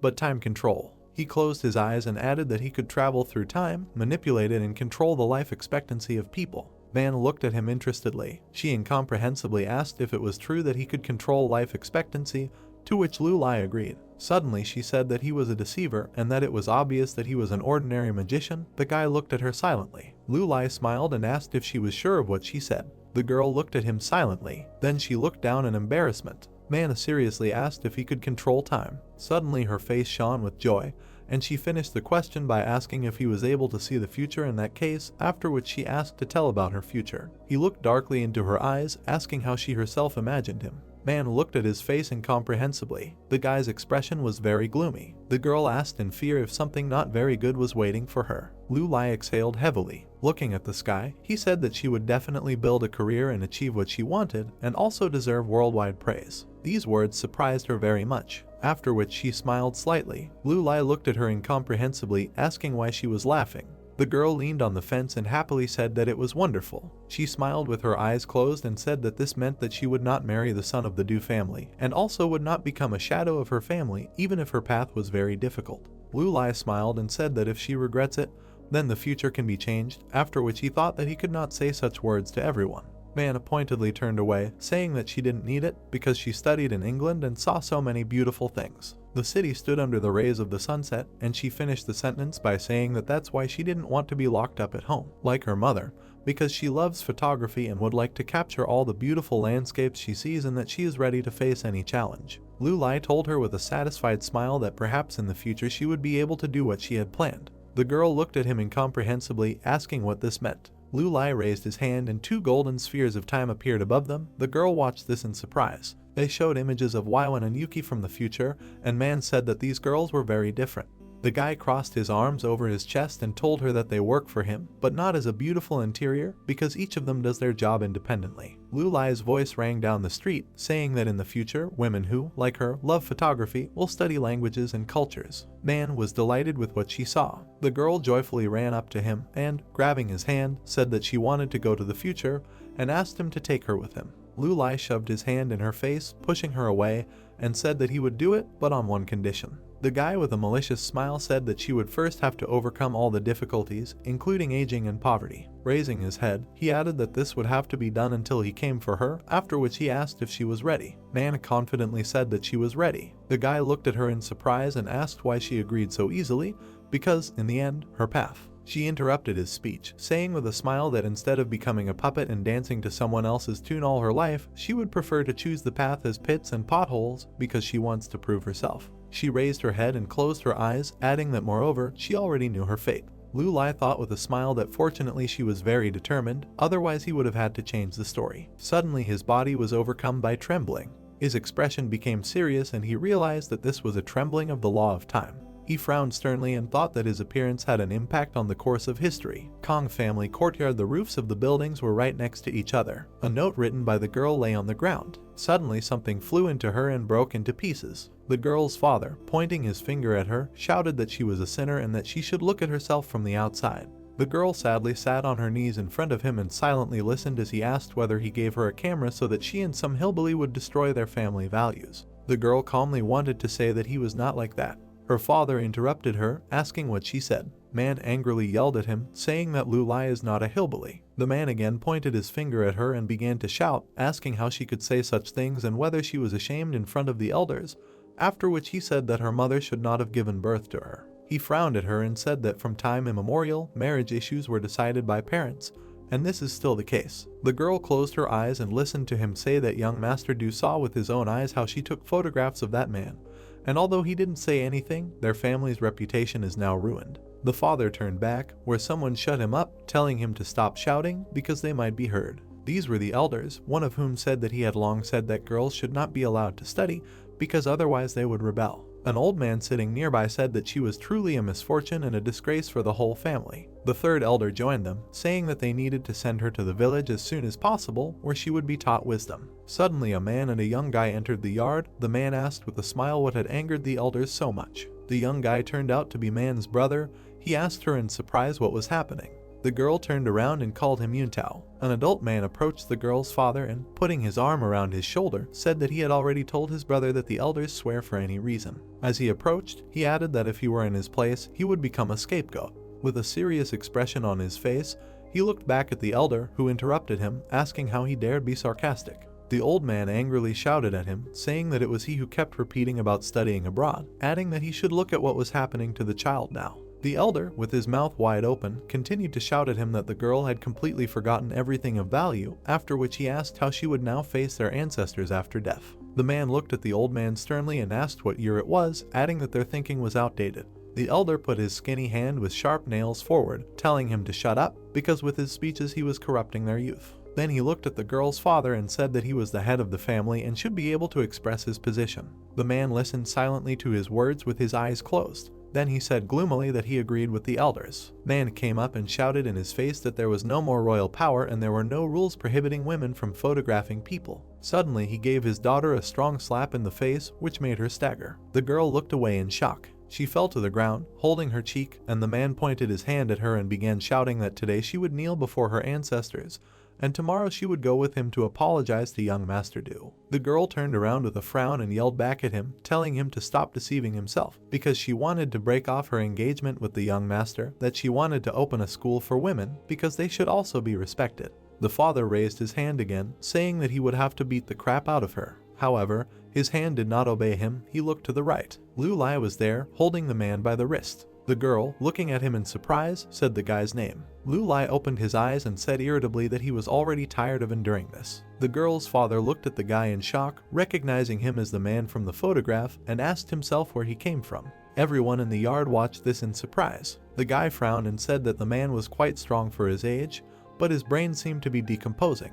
The girl's father had sweat on his face as he silently listened as the guy said that instead of being a walking corpse, he should have sacrificed his life for the good of others. Man, sitting on the ground, plaintively asked the guy to stop. Lu Lai said with an angry expression that he would now taste death. The girl watched as the guy, using his ability, dealt a strong blow to her father, causing him to fly into the air. She asked him not to do this. The man, while in the air, began to age at a high speed. His face became covered with wrinkles. The elders watched this in horror. Lu Lai also watched what was happening with his eyebrows furrowed. Man, Yuntao and her uncle were in great shock. The man in the air began to shine again. The girl rushed towards him in horror. Suddenly, the entire yard was illuminated by a strong flash. A second later, the light dissipated. The girl's father fell to his knees. Lu Lai sighed heavily, straightening his tie. Nan ran up to her father and, sitting down on her knee, asked if he was okay. She turned around. Lu Lai came up to them and said that he just took his life and gave it back. He added with a mischievous smile that he wanted him to fully experience aging.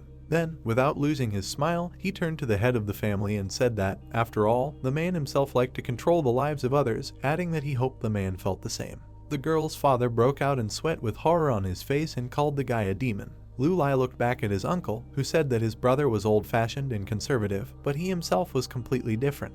He smiled and added that he always supported Man in her studies, and now he supports her decision not to get married, because one should not marry not for love. He looked up at the guy and said that his niece just had to ask, and he would be ready to support her, be it at school or at a photo exhibition. Nan looked back at him in surprise. Lu Lai asked with a grin if he was really ready for this. The man looked thoughtfully at the elders. The three old men stood silently with their shoulders tucked, and he said that, in his opinion, now they would not object. Lu Lai looked behind the man with a smirk on his face. Yuntao was standing there. Looking at him, he called him by name and said that he was good at finance. The man recoiled in surprise and said that this was so, asking how he knew about it. The guy adjusted his glasses and thought that he, as a time trader traveling through time and space, knew everything about the future. He smiled and said that he knew not only this, but also that. The girl and uncle looked at the guy with interest. He folded his arms across his chest and finished his sentence by saying that in the future he would become the head of the Kong family. The girl's father exclaimed, saying that this was nonsense. Suddenly he froze without finishing his thought. Lu Lai stood behind the frightened man and angrily said that his brother was raising young people according to new standards, and, in his opinion, his son was perfect for the role of head of the family. He looked over the man's shoulder and asked if he had any other thoughts on this matter. The girl's father listened to him silently, after which he timidly said that there were no objections. Lu Lai put his hands in his pockets and said with a smile that it was time for him to go. He walked up to Yuntao, who was standing in shock. The boy looked at him in a stupor. Lu Lai put his hand on his shoulder. He smiled widely and said that they would see each other in 100 years. Yuntao looked him in the eyes incomprehensibly and asked him what it means, what years. The guy did not answer his question and moved on, thinking that he had to change the story a little, after which he corrected himself, thinking that he had done everything so that his appearance would not change the story. He smirked slightly, adding that this was just a precaution.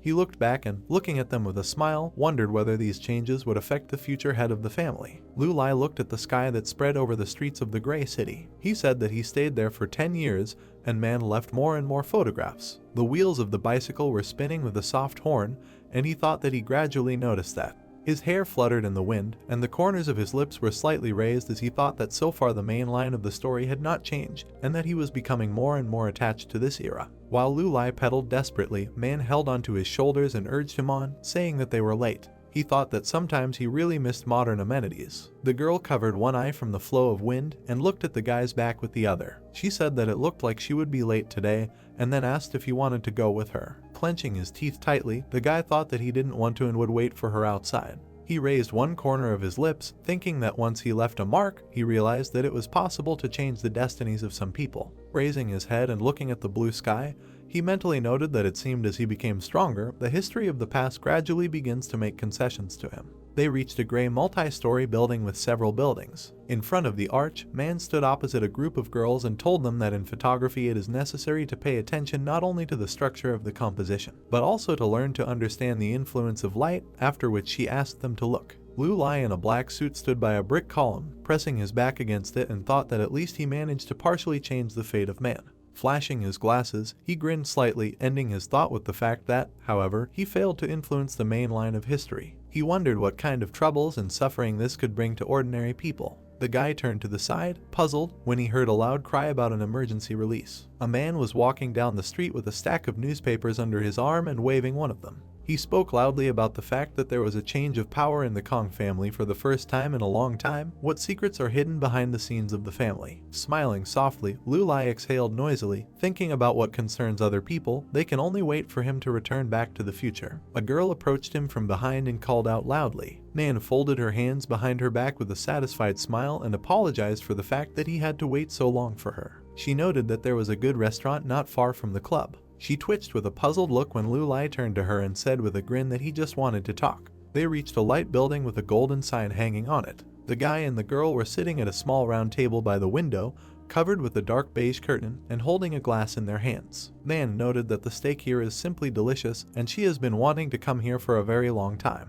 She said that she had previously only heard about this place from her brother. After pouring red liquid into glasses, they clinked glasses with each other. The girl's mouth dropped open and her eyes widened as Lu Lai congratulated her on her birthday with a grin on his face. Embarrassed, Man closed her eyes and put her hand on her reddened cheeks. She said that she had completely forgotten about it, noting that time flies very quickly. She hung her head and lowered her gaze to the floor, saying that although her family no longer condemns her, however, no one even wants to wish happiness to such a rebel like her. Pursing his lips, the guy silently looked down when she added that he was very glad she has him. Nan smiled softly, asking him what he wanted to talk to her about. Without looking up at him, Lu Lai replied that he needed to go back. The girl immediately changed her face and froze with her mouth slightly open. The guy in the black suit added that he had been here for 10 years and had almost reached his limit.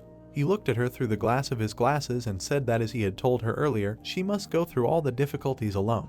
Man opened his mouth slightly, said that in these 10 years, she did not want to return to this topic, but it seems that everything that needs to happen will happen sooner or later. Flashing his glasses, Lu Lai calmly looked at the girl and asked her to listen to him. The guy said that he made a pact with her, extending his life to 100 years. Man leaned forward and screamed loudly, asking the guy not to leave. Closing his eyes, he lowered his head. Looking down, he apologized to her, noting that time spares no one, even those who manage to manage it. While the girl was sitting in a stupor, Lu Lai rose from his chair and said that for the next 100 years she would remain just as strong and brave. Looking at her from top to bottom, he smiled, noting that time had already warned him about everything, and he definitely has to go. When he raised his head and his outline began to glow with a bright yellow light, the girl opened her mouth wide and screamed loudly, asking him to stop. The guy only asked him to trust him in response. When the light completely enveloped his body, he said that everything she had to go through. Tears appeared in Man's eyes when Lu Lai, disappearing, spread his arms and said that it would be worth it.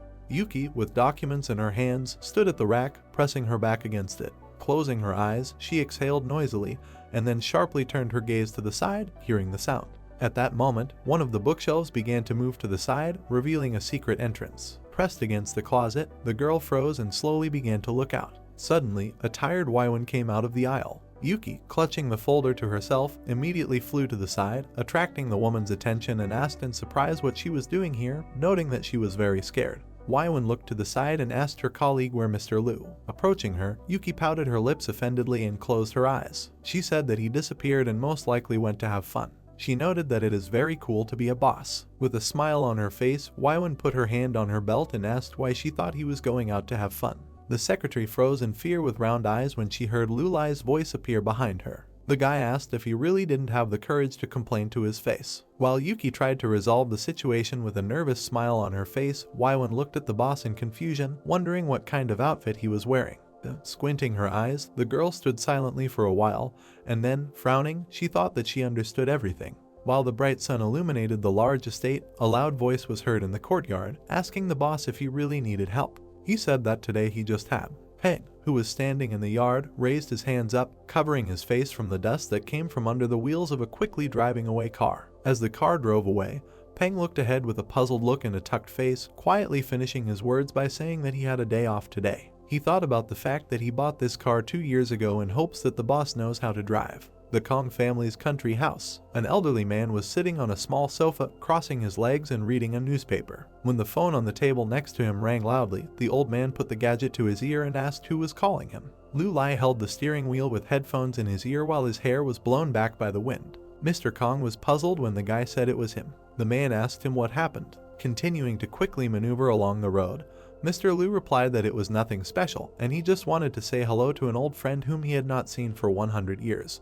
Mr. Kong, with sweat on his face, looked at the gadget screen, asking why he was talking about 100 years if they met this morning. Hearing this, the guy was taken aback. At this moment, the old man suddenly froze, and the space around him was distorted. With his eyes widened in surprise, he asked the person on the other end of the line to wait. An elderly man with round eyes began to smile nervously, saying that he remembered. Cold sweat flowed down his cheeks as Mr. Kong was shocked by what was happening, noting that man's sister had long been. He shouted that this was simply impossible. The guy, with a satisfied grin on his face, said that he was listening carefully when the old man addressed him. An elderly man suddenly stood up from the sofa and began jabbering into his phone that when he was little, the video Mr. Liu in his family's hall. Looking at the road, Lu Lai flashed his glasses and noted that they had not seen each other for a long time. Mr. Kong froze as images began to appear in his head from the day he met Lu Lai when he was very young. He thought about how the memories kept popping up in his memory, and every scene seemed as clear as if it happened yesterday. Sinking back onto the sofa, Mr. Kong leaned forward with his hands on his knees and asked him to wait. Looking to the side, he said into the phone that he didn't understand anything since they met him 6 months ago. While the car continued to cut across the road, Lu Lai said that nothing is impossible in the Eternal Club. He noted that he would arrive soon and they would discuss everything personally. After that, the guy started on the earpiece, ending the call. As he sat behind the wheel of the car, he thought that everything seemed to have gotten better automatically since his return. Mr. Eyes Liu opened wide as everything in front of him suddenly began to float. He gritted his teeth and tensed, and a bead of sweat ran down his face. He tried to understand what was the matter and why he was experiencing this feeling again. The guy with shocked eyes and furrowed brows wondered if the timeline had become destabilized. Lu Lai stopped the car and pursed his lips, grimacing with displeasure. He thought about whether the wheel of time was really trying to resist him. Kong family home. When the white tea set is placed on the table, the head of the family will apologize to Mr. Liu, noting that he was not expecting guests today. Pouring hot liquid into a mug, he said that his head was a complete mess right now. The guy looked at the old man silently while he said that he was sure that his cousin had died a long time ago. He handed the filled mug to Lu Lai. While the guy remained silent, his hands clasped in his lap, the older man covered his face with his hand, denying his words and saying that she really died in the past. He froze for a moment and then smiled widely, placing his palms on his knees. He tried to understand what was happening to him and said that with age it is very easy to convince yourself of anything, so Mr. Liu should not pay attention to it. Pursing his lips into a thin strip, Lu Lai raised the cup to his mouth and threw it at the head of the family, dissatisfied look, frowning his eyebrows.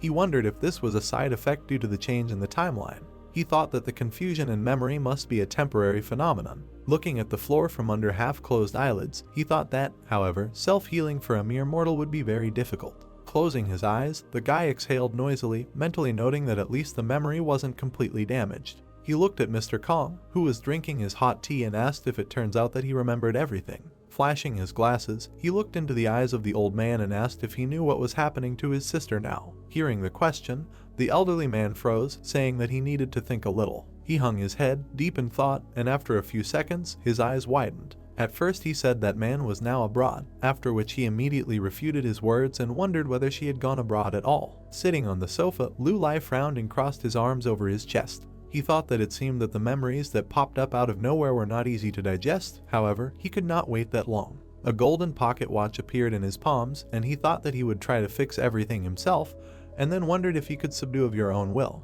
Mr. Kong looked at the guy, holding a cup in his hand, when Mr. Lu called him. Lu Lai squinted and, flashing his glasses, asked the old man to tell him who he was. The old man smiled broadly and said that he was Mr. Lu, the founder of the Eternal Club. The guy with a cancelled look denied his words and said that he was a time trader. He spread his arms to the sides, and a huge shining clock dial appeared behind his back. He said that changes in fate are his doing, and all that remains for him. The hand of the pocket watch began to spin at great speed, and lightning began to sparkle around it. Lu Lai said that all he could do was accept them. At this moment, the body of the Kong family koala began to glow with a bright white light. The two of them found themselves in a dark space, weightless, with a large sphere shining between the two of them. The guy's hair fluttered from the flow of energy, and he frowned and adjusted his glasses with his fingers. He thought that now he would fix the mess in the timeline and see if he would be stubborn.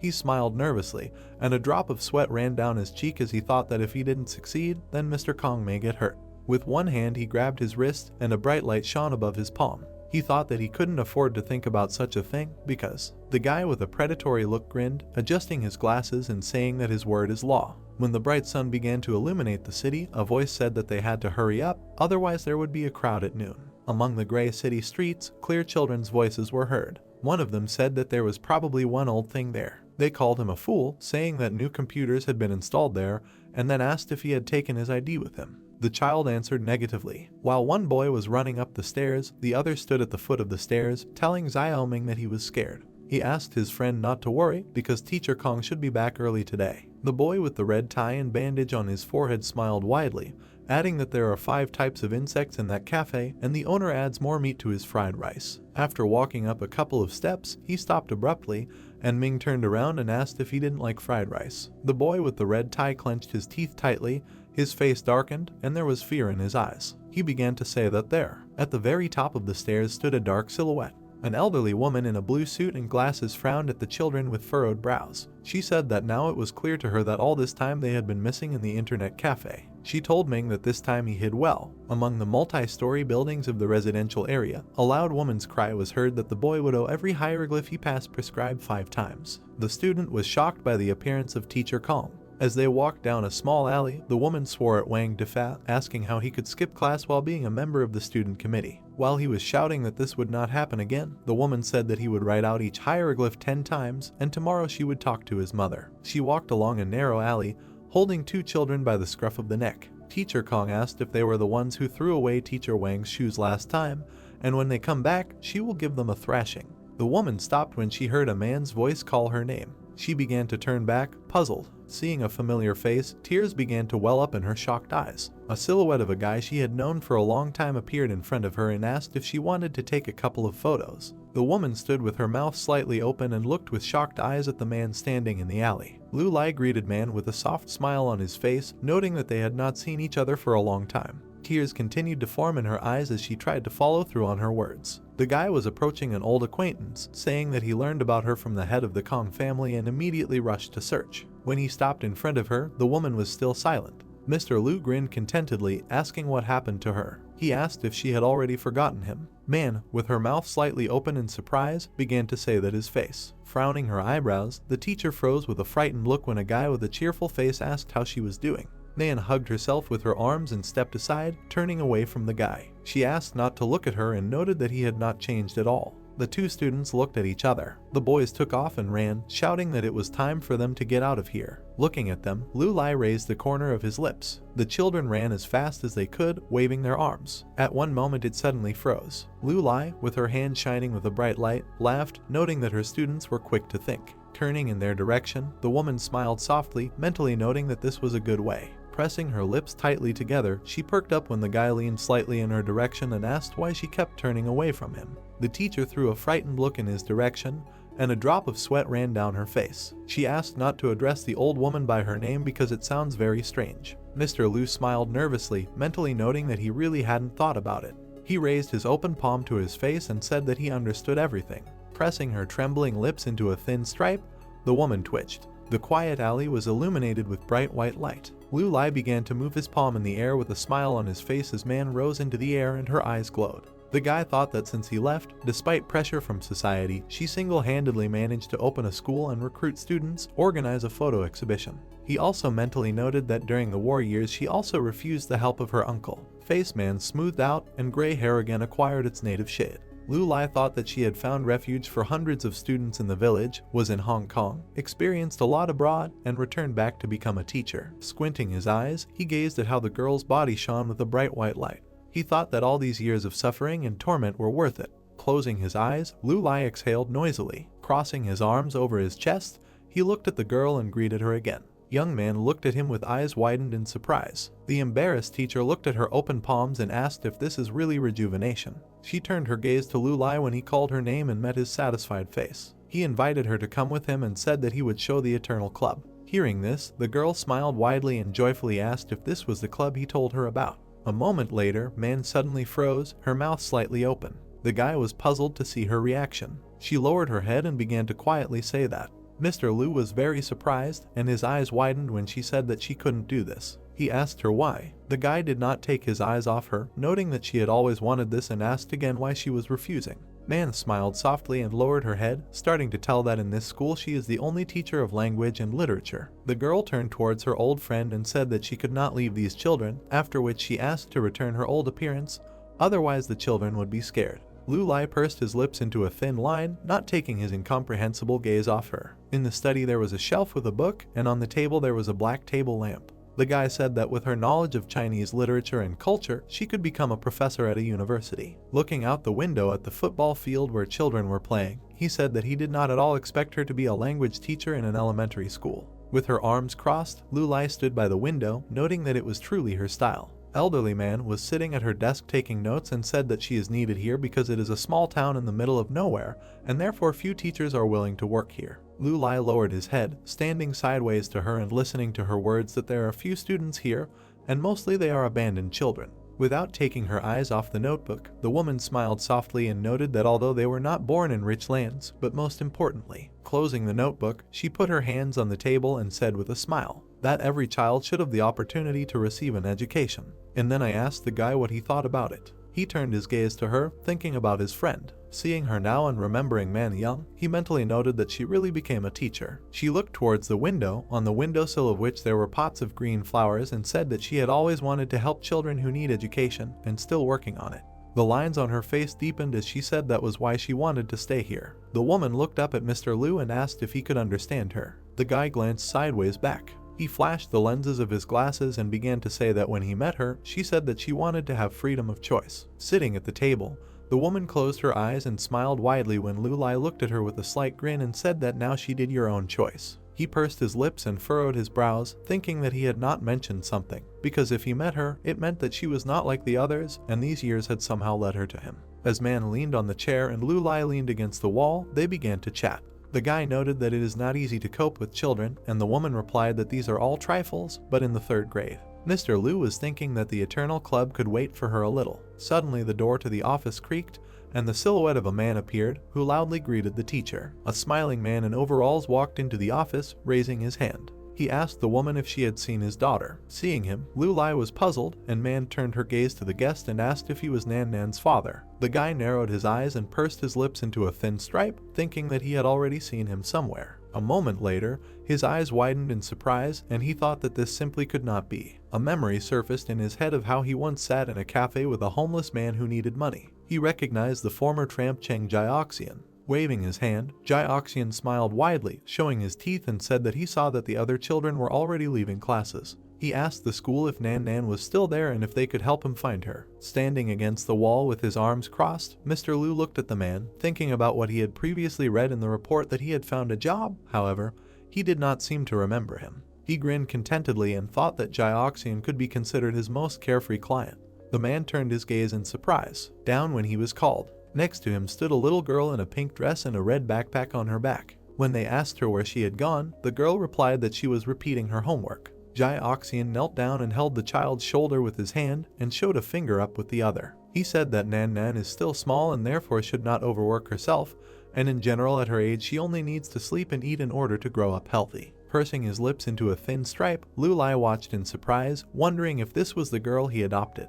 The guy flashed his eyes, in front of which a golden dial appeared, and then froze in shock. He saw that 5-year-old Nan Nan had 6 months and 1 day to live. Mr. Lu opened his mouth slightly, looking at the number 6, and wondered if this child really only had 6 months to live. Jai Oxian looked into the office again with suspicion. Turning to leave, he smiled and waved, apologizing to the teacher for the disturbance and saying that they had to go. Looking at the darkened silhouette of Lu Lai, Man rose from the table and asked him what happened. She asked if he had seen something. The man in the doorway cast a sidelong glance back when the guy began to say that this child. Lowering his eyebrows, Mr. Lu said with a sad look that the girl did not have long to live. Hearing this, Jai Oxian was dumbfounded. Gritting his teeth, he turned to the guy with an angry face and aggressively asked what kind of nonsense he was talking about. A loud cry could be heard from the school windows, asking Jai Oxian to control himself. Man stood between the two men and put her hands forward, shouting that they were at school now and he should calm down. Frowning his brows, Lu Lai looked at the enraged man, who was baring his teeth, and thought that he understood him by his reaction. A vein appeared on the man's forehead as he repeated, asking what kind of nonsense he was talking about. Then he started threatening to knock out all the guy's teeth. At this moment, holding the door frame, stood a little girl with fear on her face. Mr. Lu looked at Jai Oxian with a distant look and asked if he remembered who he was. The man lowered his eyebrows and pursed his lips, and cold sweat began to flow down his face. When the corners of his lips began to creep down, he turned around and bared his teeth, asking to be left alone. As he headed for the door, he told his daughter they were leaving. Shocked, Man looked at Lu Lai and asked how he knew that person. Mr. Lu slightly closed his tortured eyes and said that this was his former client. When the man and the girl went outside, Nan Nan asked who Jai Oxian was, to which the father briefly replied that she should forget about him. They were walking along a city street when Jai Oxian asked his daughter if she wanted fish for dinner. He paused and glanced sideways when his name was called sharply. He saw Lu Lai standing nearby with a grin, his hands in his pockets. The guy asked him why he decided to leave so quickly, noting that they were old friends. Jai Oxian looked at him with fear in his eyes. Lifting one corner of his lips, Mr. Lu said that, to be honest, he was a little surprised that he was a tramp in the past. He froze with surprised eyes when the man opened his mouth and screamed loudly, asking him not to talk about it. He lowered his eyes and nervously asked to talk about this, just not in front of his daughter. While the little girl was frighteningly clutching her father's pant leg, he said that as long as Mr. Lu didn't talk about it, he still had some hopes. Turning his back to him, Jai Oxian noted that the guy has a power that can only bring grief to ordinary people, so he doesn't want to talk about it. Looking at him from under his brows, Lu Lai flashed his glasses and said that he could help them. The man pursed his lips into a thin stripe and remained silent. Taking his daughter by the hand, he walked forward, leaving the time trader alone, and said goodbye to him. Mr. Lu looked after him with irritated, narrowed eyes. A father and daughter went into a cafe where there were a lot of people and ordered a portion of chicken with rice and a boiled egg. Jai Oxian smiled, looking at the girl's back, and apologized for the fact that there is no fish in the cafe, and today he has to eat chicken. Pursing her lips and lowering her head, Nan Nan sat silently. Seeing her upset appearance, the man with a smile on his face began to say that tomorrow they would certainly. The daughter quietly turned to her father. She raised her red face, looking away from her eyes, which were filled with tears, and asked if it was true that she would soon die. Hearing these words, the man was shocked. With an angry and worried face, he grabbed Nan Nan by the shoulders and began to indignantly ask if she really believed that man. He exclaimed that they would definitely cure her and everything would be fine with her. The girl looked down with a gloomy face, sadly saying that she had a rare heart disease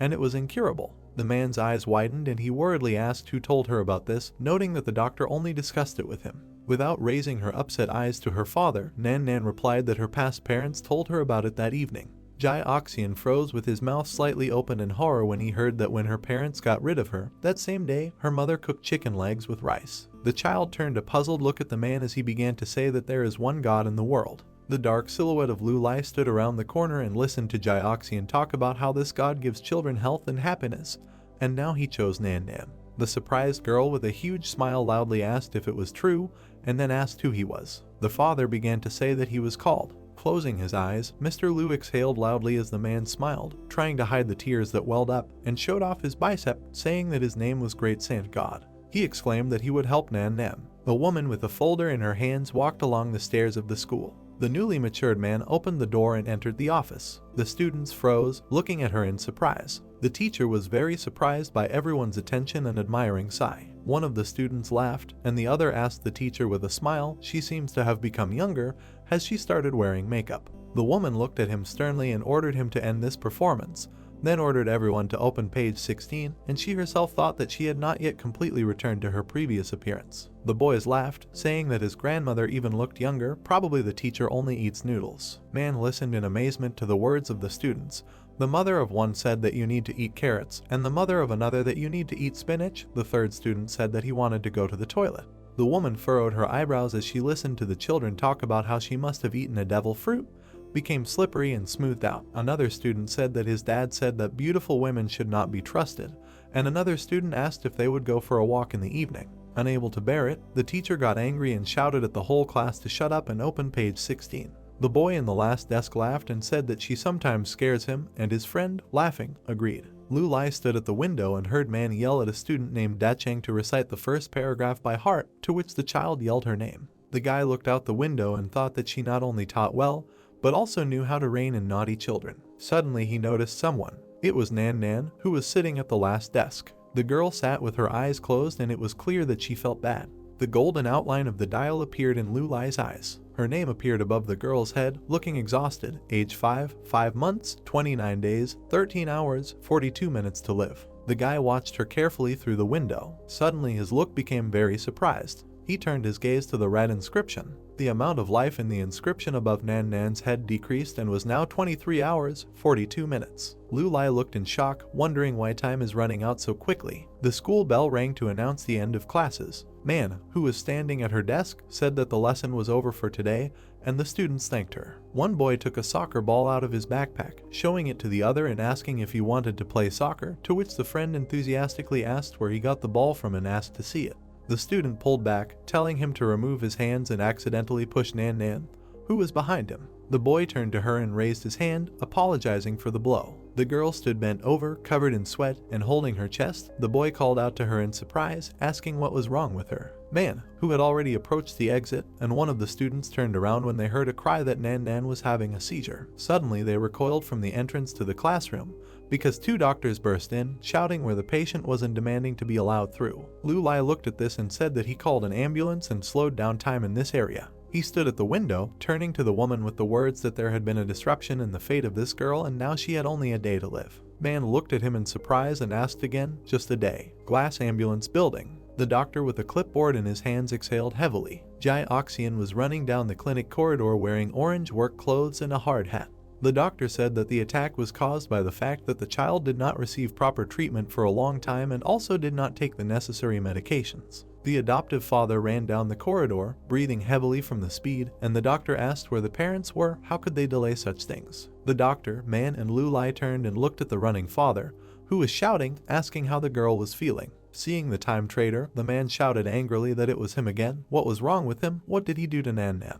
In response, Lu Lai punched him in the jaw with all his might. Jai Oxian fell from such a blow, and his helmet flew off his head. The doctor extended his hand in a stopping gesture and said that the hospital is not a place for fights, and Man looked at the guy accusingly. The man touched his face with his hand, breathing heavily and sitting on the floor, and Lu Lai stood next to him and asked if he had calmed down. Looking down at the man and clenching his fist, the brunette said that the doctor said that the girl needed an operation, maybe he would listen to him. In the medical clinic building, Jai Oxian was sitting on the floor in the corridor, and Lu Lai standing next to him said directly that this girl had 23 hours to live. The doctor who heard these words asked Lu Lai not to make hasty conclusions. The specific situation requires a professional approach. Nan was surprised when she saw that the doctor froze, as if covered with a black and white filter. A gold pocket watch glimmered in the time trader's palm. Jai Oxian turned to him and heard that the doctor said that the operation must be done as soon as possible. He turned away excitedly when Lu Lai continued about the money, saying that the operation would be very expensive.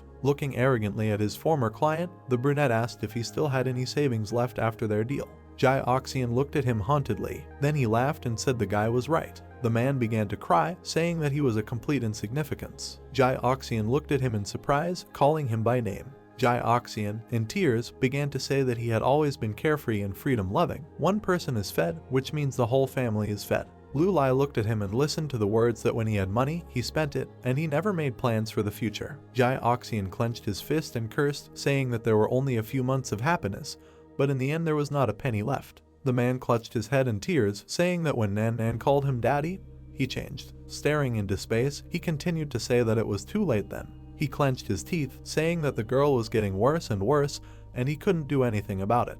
Out of powerlessness, the man sitting on the floor screamed. Lu Lai closed his eyes. Then he looked at the man and said that in fact, he still had a way out. Raising his hand to his neck, the guy said that the fact is that he doesn't mind lending the man some money. Jai Oxian looked at Lu Lai with a pitiful gaze and listened that he should understand that his generosity. The brunette looked decisively and concluded that it was not free. The man raised his head, excitedly asking what the guy wants to say by this. Lu Lai, smiling insidiously, asked whether his father was ready to exchange his time for this money or whether he would continue to carry bricks at a construction site. The choice was his. The guy crossed his arms over his chest and, smiling slightly, added that he did not want to put psychological pressure on him. Jai Oxian listened in amazement to the brunette's words that he understood that this girl was not his own. Lowering his head, he confirmed that she was born into a family of people he did not know. But raising his tear-stained face with tears in his eyes, he shouted that she treated him like a father, which means she was his daughter. At the door to the operating room, a man was heard screaming for help. There were a lot of people in the clinic lobby. Jai Oxian sat on a chair and was silent in alarm. Man, who was standing next to him, reassured him with words that he had nothing to worry about, Mr. Money. Lu will be enough for him for some time, to which the father just sighed. He turned his head, looking at the guy, and thought that there was also the cost of subsequent treatment. He could only hope that by then his time would not be worthless. Lu Lai stood at the window and looked at the trees, folding his arms over his chest. Jai Oxian looked at the brunette and thought that 2 years ago, if he had listened to him then and invested that money in something useful, he would not have such a dilemma now. He sadly looked away and thought that in this case, he would have cured Nan Nan long ago, but where can he get the cure for regret? 2 years ago, he was in one of the eateries in a nondescript area. He asked the owner to give him a large portion of fried noodles with egg and spicy chopsticks, and 2 bottles of beer. The bald owner behind the bar with a bandage over one eye asked Jai Oxian, "Is he already here? Haven't slept all night." The disheveled man threw his hands behind his head and said with a smile that he knows all the delights of a luxurious life, but sometimes you have to come down to earth, and he thought that there were fewer and fewer people in his eatery. The offended owner of the establishment put his hands on his hips and exhaled displeasedly, asking what he thought of himself. Again, there was no money, and for some reason he hadn't seen the man here for a long time. Jai Oxian lounged on his chair and answered with a smile that yes, he was pretending to be rich, and he was blind, a perfect match, then added that stopped talking because he was really hungry. The rumpled man turned towards the sound. He saw a girl with disheveled hair and a dirty dress, and the owner at that time said that, "Thank heaven, it looks like he has another client." Jai Oxian was sitting at the table of a cheap establishment, and a tramp girl was sitting opposite him. She looked ahead and looked very exhausted. Jai Oxian thought displeasedly, what should he do? She just sat here and that's it. He turned to the girl, but at that moment she called him and said that she was hungry. The disheveled man looked at her in surprise, making a questioning sound. She continued to sit timidly, and the man got angry, saying that what did he care, they didn't know each other, wouldn't it be better for her to look for her parents? A plate of hamburger and fries appeared in front of the man. He heard that the girl had been wandering along the street for a week. The bald owner of the establishment with a cigarette in his mouth said that he felt sorry for her and he gave her some bread, but did not think that she would come here every day. The man put a plate of baked chicken on the table, saying that he was not a philanthropist. He asked on the street about her parents. Jai Oxian looked at the food in surprise and thought that usually the owner is still a miser, and then he heard that on the street they said that the girl was not an orphan, she had heart problems. The baby looked hungrily at the chicken, and the owner said that her parents only cared about her younger brother and refused to pay for her treatment. The relevant authorities came to check, but nothing had changed. The man with the eye patch angrily clenched his teeth and said that now her parents hope that she will be hit by a car or that there will be those who will take her. Such parents are of no use at all. With a grin, Jai Oxian turned to the man and said that he didn't think he had such a kind heart. He's just like Buddha. He's being especially generous today. The man looked at him displeasedly and told him to shut up and think about what he was saying. He was just an ordinary cook. Jai Oxian waved a torn chicken drumstick and shouted that he was a first-class cook and it would be great if he also brought beer. The owner sternly told the discouraged man that then he had to pay 128 yuan from him. Jai Oxian wiped his mouth with his hand, displeasedly asking what he owes now, but he didn't even order it. The man with a cigarette in his mouth looked at him sternly and said that the food was already on the table. Is he refusing to pay? On the gloomy street, illuminated by neon signs, dissatisfied cries were heard demanding money and saying that this was robbery. Jai Oxian walked barefoot along a dirty street and swore that he also had to pay bills at the internet cafe.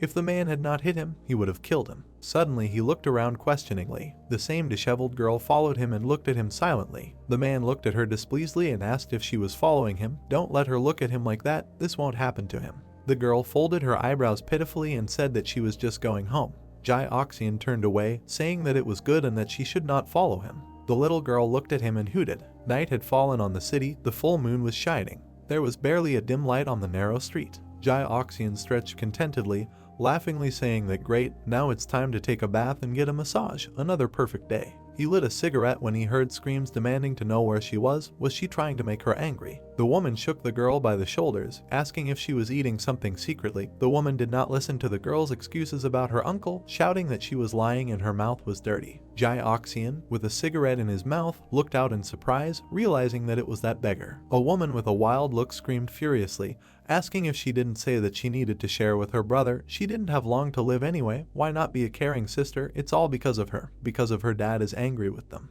Nan replied that he is not her dad, and this boy is not her brother. The woman looked at her in shock. Jai Oxian was surprised to hear the sound of a blow. The little girl flew forward and fell to the ground, covering her head with her hand. The crazy woman screamed, looking at her to take back her words. She is the same as that person, she regrets giving birth to her. She turned around in shock when she heard a curse that told her to shut up. Jai Oxian pointed his finger at her indignantly, asking what kind of mother she was her heart eaten by dogs? The girl looked at him pitifully, and the woman angrily asked who he was, let him mind his own business. Jai Oxian replied that he doesn't care about their family, but they yell at the whole street and say terrible things. His mother angrily yelled at him, insulting him and saying that he didn't understand anything. In response, the man looked at her angrily and said that there was nothing to understand. She was an ordinary fallen woman who abandoned her daughter for her lover. The woman was speechless and could only tell him you. Jai Oxian shouted loudly, asking that she is just a fallen woman who gives birth but does not care for her children. Parents like her should be executed in their country because she is absolutely useless.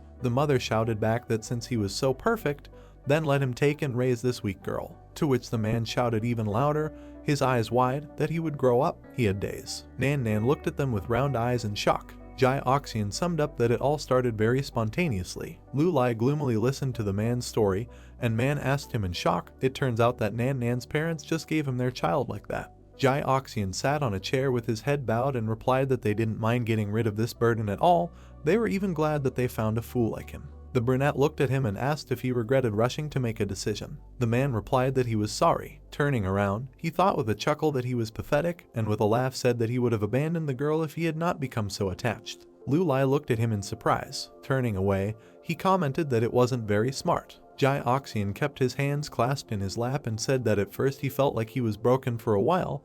They were not allowed into the internet cafe. Nan looked at him with pity, hearing that he could not provide proof of their relationship, so they could only stay in a small hotel for 30 yuan. Jai Oxian leaned back on the chairs in the hallway, exhaling, and said that from time to time he tried to buy something tasty for Nan, even remembering the surprised eyes of the diner owner when he bought her a giant portion of ice cream because it was terribly expensive. Lu Lai looked at him carefully and asked if he had ever thought about letting her go. Jai Oxian asked in surprise whether he had thought. He wanted to take her to the police several times. He looked up, remembering what happened once. The man sat on a chair and told his interlocutors that she asked, calling him daddy, when his kindness runs out, will he return it back? Lu Lai looked at the man and said that he was surprised by his changes. Lowering his head, Jai Oxian said that when he has children, the guy will understand him. Lu Lai remained silent in surprise. Jai Oxian became sad, saying that, on the other hand, he was not at all able to pay for this operation. He looked ahead sadly. Then he said, so, and he looked at the guy with the question, wouldn't it be better to use his worthless life for this? Lu Lai opened his eyes in surprise. He adjusted his glasses and agreed with a smile. Nan looked at him worriedly and asked if he was really going.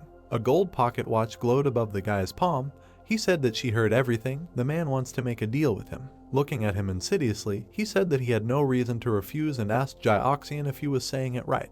The worker jumped to his feet with confidence, shouting that he was ready. Lu Lai flickered, looking at him boldly. With a wicked smile, he said that according to the rules, he must take the man's time based on his income. A red inscription appeared above the man's head, indicating that Jai Oxian is 46 years old, with 30 years, 11 months, 4 days, and 50 minutes left to live. After adjusting his glasses, Lu Lai said that he would take away 5 years from him. Would that be okay? Jai Oxian looked at him in fear and told him to take it. The man flew into the air in front of the time trader, and he asked if this time he wanted to find out how long he had left to live. Jai Oxian smiled broadly, saying that he didn't need it. He didn't want to upset Nan once again if he accidentally let it slip. Outside the window, white clouds floated across the sky. Lu Lai looked confidently and remained silent, a golden pocket watch shining above his palm. Jai-Oxian stood on the floor, looking at his hands and asked, "Is that all? Nothing has changed." He turned around in alarm and asked the guy if his life had definitely become shorter. But there was no one in the corridor anymore,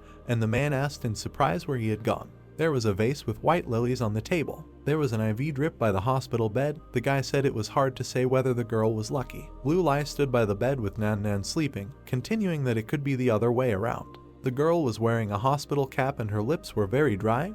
The guy said that he and her dad had just made a deal. Blue Lai, smiling contentedly, looked at the sleeping girl. Suddenly she opened her eyes and, sitting up on the bed, looked at the guy in surprise. She looked attentively and asked, "Is he the same wizard that Dad talked about?" Blue Lai adjusted his glasses, smiling and saying that he was a wizard and had real magic. A golden ball of power appeared above his palm and he showed it to the girl, saying that it was a magical medicine that could cure her illness. Nan Nan looked at the ball in fascination. She smiled widely and said admiringly that it was very beautiful. Could she touch it? Blue Lai extended the ball to her, and the girl reached for it, exhaling in admiration. The guy had an imaginary mustache and tail when, like a sly fox, he told the girl that if he touched him, he would have to pay for him. In response to this, the girl screamed that she didn't want to and even raised her hands up so as not to touch her. Blue Lai laughed with his hand over his mouth and said it was funny. Suddenly, he looked at the girl in surprise. Nan Nan turned away sadly, saying that she couldn't buy it, it was too expensive. Blue Lai folded his arms, saying that his goods really had a high price, but maybe her dad would pay. The girl waved her hands negatively, saying that no, she couldn't ask him for more. Sadly hunching her back, she said that Dad buys her all the things, she doesn't want to make it difficult for him again.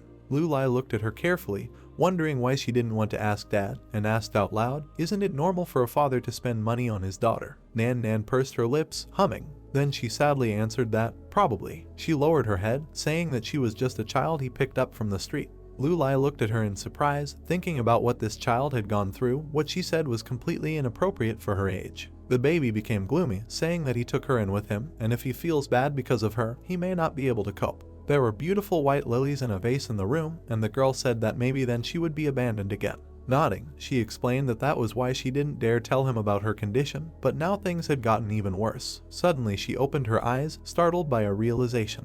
Inspired, she looked at the guy standing next to her and asked if he could use magic to get her out of the hospital. She asked the surprise guy to just get her out of here. Smiling, she asked Blue Lai if he could do this so that Dad wouldn't be angry. Blue Lai looked at her with pity. Nan Nan was surprised to hear him say that he thought he would stop fooling her. The brunette raised his hand with a ball of power floating above it and said that Dad actually asked him to give her the medicine and that's why he's here. Nan Nan looked at him in surprise, asking why. She doesn't understand. Why would he waste so much money for her? Blue Lai closed one eye, saying that he did not do this for her sake at all, so it was not a waste of money at all. The golden ball flew up from the ceiling of the room, and the guy said that it was thanks to the girl that Dad changed and became a good person. Man tried to stop Jai-Oxian, who was running up the stairs and calling for Blue Lai. She told the man not to panic like that. Finally, he found the figure of a guy walking up the stairs and said that there he was. Blue Lai turned to the worker waving his hands, asking where he was going so quickly.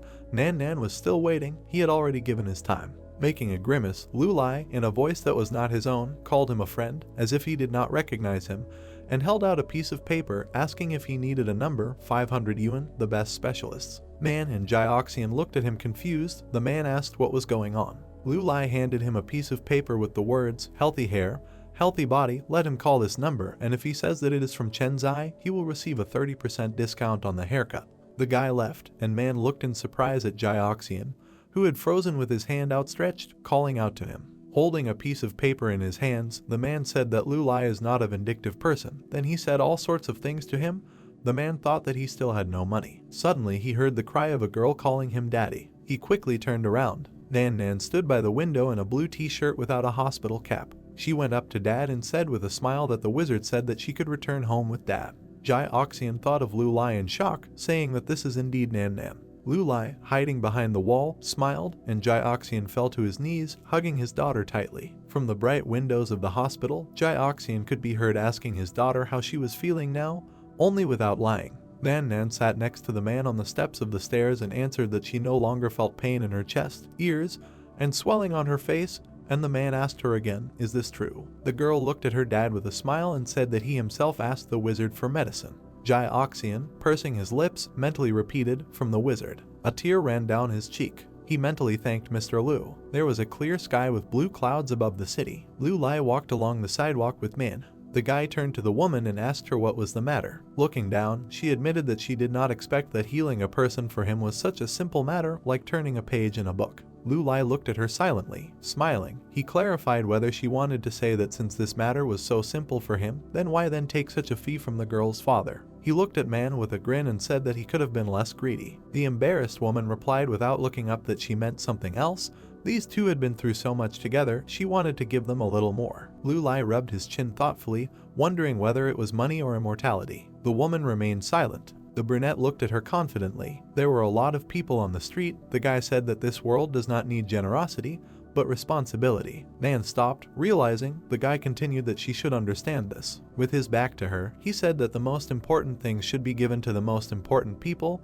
He didn't know what was wrong with that. Touching her forehead with a smile, Man thought that it seemed that old age was already speaking for her, and said that she was becoming more and more sentimental. On the street there was a mocking answer that no one could help the teacher with this, and then a cry calling for a taxi. At the Eternal Club headquarters, the guy thought that life expectancy was now just numbers for him. Lu Lai stood at the window in his office and thought that he could, with absolutely sincere intentions, decide the fate of a person, or even an entire miniature world, or even the fate of the universe. He looked at the watch in his hand. The dial was reflected in his eyes, and the guy thought, can he boldly declare that he is already a godlike being? The guy thought that such enormous power requires great caution. Lu Lai turned around in fear at the sound when a huge stack of papers landed on his desk with a crash. There were several high stacks of papers. The assistant told the gentleman that there were papers here for signature. Lu Lai grabbed his glasses, looked at them and asked in amazement that there were so many. Yuki, in a suit, folded her arms across her chest and gloomily stated that he had not appeared for several days.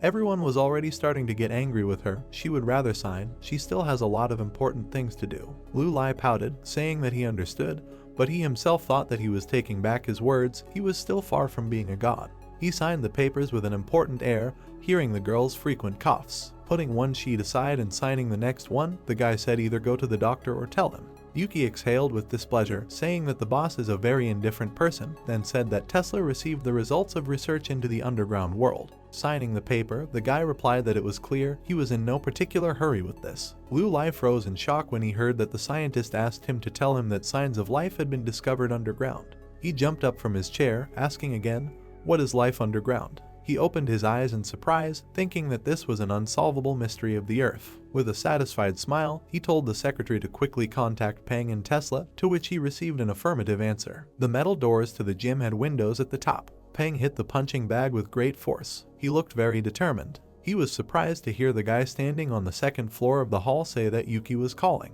He stood at the entrance to the locker room and talked on the phone with the girl, answering with simple phrases, "Aha," and "of course." Suddenly he fell silent in shock, listening to what she said. Resolutely clenching his fist, the guy told her to tell the gentleman that the Falcon team is always ready. Eternal Club head office. At this time, the guys from the Falcon squad were actively practicing punches in several blue-covered rings. The guy in the gray t-shirt received a very strong blow to the face and flew out of the ring, waving his arms. The blow was so powerful that he flew his whole body straight into the wall and left considerable destruction on it. Such a powerful blow to the flying guy was dealt by Wayland, who froze in his combat stance and frantically looked to the side at the comments of his commander, which he heard from the side. Peng shouted to his assistant that he should not continue to hit so hard, otherwise no one would be left alive, and he would take the money for the renovation of the premises from Wayland. The same guy who received such a strong blow stood up and leaned on his hands, looking at the enraged Peng with concern.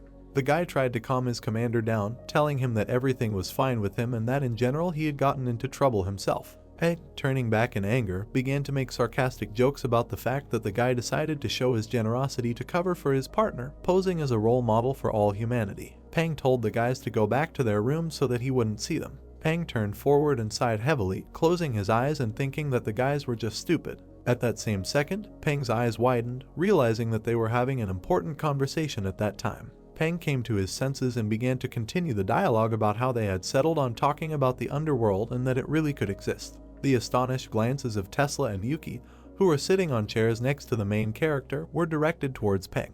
Peng immediately frowned and made a serious face. He was determined and wanted to get down to business right away, asking his boss what was required of their squad. Tesla, with a malicious and enthusiastic grin, raised his hand and began to tell Peng about his plan. Tesla talked about the underground landscape, which was very heterogeneous, so it was extremely dangerous due to high seismic activity. Tesla also added that numerous crevices contributed to the launch of special detection devices in them in order to go down. At the same moment, Tesla widened its eyes and was puzzled. He noticed that in the mountains, where snow and meadows border each other, there were legends about a wild man. Yuki tilted her head slightly and looked expressively towards Tesla. She added that these legends were not direct evidence of the existence of the underworld, but the question still remained relevant for them to this day. Peng put his hands on his legs and looked forward in amazement. He did not understand what kind of wild man they were talking about. The main character sat on his chair and looked indignantly towards Peng. The time trader noted that accurate calculations required practical data, which was the main job for the Falcon squad. Peng continued to look ahead, looking dumbfounded. He was surprised that the speech about the wild man left a strong impression on him. The main character glared at Peng, who immediately bared his teeth and grinned sarcastically. Lu Lai asked his assistant that there was nothing to be afraid of, especially since their further fate of the project depended precisely on Peng and his squad. Peng sarcastically replied that the gentleman misunderstood him, because he was already in anticipation and was about to start the task because he was already tired of fighting with punching bags. Tesla crossed his arms and looked sullenly towards Peng as Yuki, sitting next to him, raised her finger and smirked. Tesla saw that Peng could barely contain himself, considering him crazy. Yuki ironically answered Tesla that everyone in their Falcon squad was abnormal. Peng stood up from his chair and pointed his finger at his team as the protagonist held his protruding chin and looked pointedly at Peng. Peng squared his shoulders and glared at his team. In an orderly tone, he ordered his squad to get to work. The soldiers of the Falcon squad looked perplexedly towards their commander, frozen in the moment and awaiting further instructions. One of the fighters noted that they were always ready, all that remained was to understand where to follow. Tesla stood up from his chair and walked towards the fighters, spreading his arms to the side with an uneasy feeling. Tesla told the guys that they would now go from Kangmu County to the primeval forest. Tesla felt uneasy because he seemed to be in a gangster's den. Peng was slightly surprised when he heard about Kangmu and looked to the side with disdain, frowning his eyebrows. Lu Lai also frowned and looked out angrily under his long bangs. Zhang walked into the locker room, holding his large bag of things behind his back. Zhang was glad to finally return home and asked Peng what he would do in the evening, adding that he was already tired. Peng looked sullenly towards Zhang, while simultaneously putting his things into his bag. Peng felt that Zhang smelled of gunpowder and he assumed that Zhang had fired the gun. Zhang walked to his closet and began to take off his jacket, standing with your back to Peng. Zhang talked about his adventures, noting that one of the representatives completely lost his head because he slept with the beloved head of the mafia, so he had to resolve the conflict. Zhang ironically noted that from the large bag that Peng was packing, one could tell that he was going somewhere far away. Peng quietly whispered that he was going on a mission. Zhang held his hand on the closet door and turned his gaze towards Peng's silhouette. Zhang saw that Peng was not particularly happy about the trip, asking him where they were being sent. Peng closed his eyes and lowered his head in annoyance. He sadly noted that they were sent to Kangmu County. Zhang looked at Peng in confusion. Zhang watched as Peng held his bag angrily. Zhang remembered that this place was Peng's home, so he joked that he would be able to visit his relatives for free. Peng just tutted in response. Peng lowered his head with his eyes closed in frustration. Peng noted that everyone had long considered him dead, so there was no point in visiting them. Zhang slapped Peng on the head with a quick movement of his hand. Zhang said Peng found ways to come up with something. Zhang propped one foot up on a nearby chair with Peng holding his head. Zhang glared at Peng and noted that Peng had arranged for his relatives to buy a home through his connections, so he said that there was nothing wrong with appearing in front of his family. Peng said sullenly that Zhang is not a good person. Zhang sat down on a chair and broke into a malicious smile, throwing his hands behind his head while Peng sat nearby and was sad. Zhang told Peng to listen to his advice that the only people in this world who would accept and tolerate him were his family. Therefore, Zhang added that as long as Peng has a family, he should not do things that he will regret later. Peng looked sadly at the floor, frowning slightly. Zhang told his life story about how he served in the army and was willing to run 50 kilometers just to eat the dumplings his mother cooked. Zhang spread his arms to the side while sitting on the chair and looked puzzled at Peng, who suddenly stood up. Peng said it was time for him to go. Peng picked up his bag and headed out as Zhang looked at him with a smirk, sighing heavily. Zhang thought Peng was a fool. It was obvious that as long as there were people important to you, you couldn't refuse them. The main character sat on his chair and held his magical gold watch in his hands, resting his head on his hand. In the huge conference hall, future developments and a model of the planet were shown on the screen. Tesla talked about how modern science has proven that the Earth has a layered structure, in other words, similar to a layered cake, that is, the crust, mantle, outer and inner core. Tesla looked expressively into the audience and pointed with his pointer at the layered structure of the planet. Tesla noted that every 70 feet from the Earth's surface to the core, the temperature increased by 1 degree. Tesla summed up that the core temperature will theoretically be 200,000 degrees. We note that they pay special attention to the temperature. 5 scientists sat at a table and listened attentively to Tesla's report. Tesla noted that in his time there was a theory that the temperature of interstellar space was gradually decreasing. Tesla stood at the large screen with a pointer and pointed to a model of interstellar space. Tesla added that the minimum temperature in outer space is approximately minus 200 degrees. Hence, the question arose from Tesla about why the spacecraft needs a heat sink device, asking scientists for their ideas. Scientists in brown suits sat at the table with indifferent faces, realizing that they did not have an answer. Suddenly, all the scientists turned to the side when an exclamation was heard that in fact everything was simple. Peng stood up from the table and began to put forward his theory with a malicious grin as all the scientists looked at him dumbfounded. Peng gave an analogy with a pancake in a frying pan, noting that no one would eat it hot and it would be worth cooling it first by slightly blowing it. The scientists exclaimed at the idea, noting that it sounded logical and they were now beginning to understand. Tesla lowered his hands down the seams of his trousers, looking at Peng in amazement. Tesla noticed Peng's interesting thinking and was taken aback by what he wanted to say a little differently. The main character sat on a chair, arms crossed and frowning through his bangs. Lu Lai noted that it was all due to the distance from the sun. The guys did not notice the appearance of their boss and tried to find out from him when he arrived. The time trader noted that they should all become more serious, otherwise one day they will go somewhere far away and will not be able to return. Lu Lai understood that they could not be left alone. Peng, breaking into a malicious grin, raised his hand and pointed it towards the scientists. Peng noted that all the guys were very bored, as Tesla's lecture was too long and boring. Lu Lai looked very angrily towards Peng, frowning deeply, thereby giving a signal that Peng did not speak out like that. Peng immediately caught the message of his boss and straightened up. He immediately changed his mind and said that Tesla could continue his lecture and they did not fall asleep from it at all. Tesla grabbed his belt and, sighing heavily, looked away. Tesla understood that all the guys listened to him without enthusiasm, but still he noted that, according to their geological research, there was not a whole ocean of magma under the Earth's crust. Tesla looked ahead with a tired look. He said they needed to find a safe place for the person, the most suitable entry point. Tesla extended his palm and indicated the direction with a blue arrow on the screen. He added that they had to move through a cave system and then go down. Peng stood with a sad look, arms crossed, as a crowd of scientists began to look at Tesla with excitement, anticipating the future plan.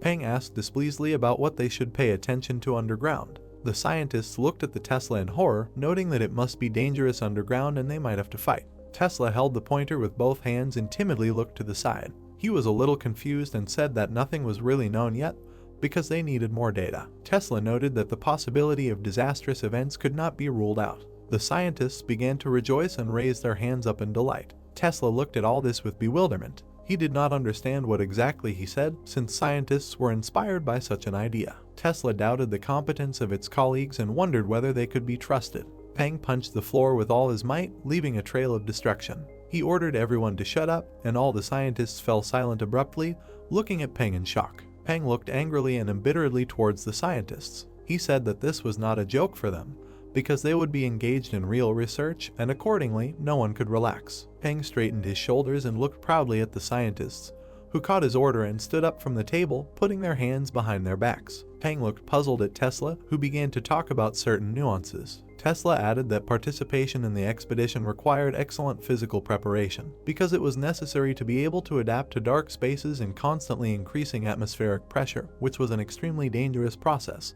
Tesla looked at the guys with anticipation and concern. He noted that if they manage to find something there, they will become the first group of adventurers to enter the underworld. Tesla looked with alarm at the scientists, whose faces said otherwise, and they were full of determination and confidence in their abilities for the upcoming expedition. Tesla noted that by then, everything that awaits them on this trip will be history. Hangar for sports equipment and combat training of the Falcon Squad. One of the scientists held a massive helmet in his hand. He held the new equipment in his hands, noting that these glass helmets looked very flimsy, realizing that they could break very easily. One of the scientists carefully held a glass helmet in his hands while another scientist looked at the helmet with contempt. The dark-haired scientist thought that it could be bulletproof glass, since one helmet cost about 1 million. The scientist with the helmet in his hands calmed down a little, realizing that now this helmet seemed much more reliable. Peng stood in the middle of the hall and gave orders to the scientists, who sat on the floor and listened to him carefully. Peng said that this time they were in for a very dangerous expedition and they would only have 48 hours to collect data for Tesla. Peng watched as the scientists went to prepare for the expedition, placing his hands on his belt,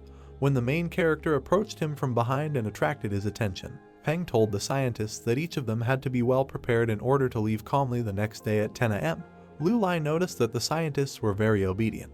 The time trader walked closer to Peng and lowered his head, closing his eyes. Peng noted to his boss that every fighter had been briefed and they would all be ready. The main character was pleased with the concentration of the scientists and the work of the team.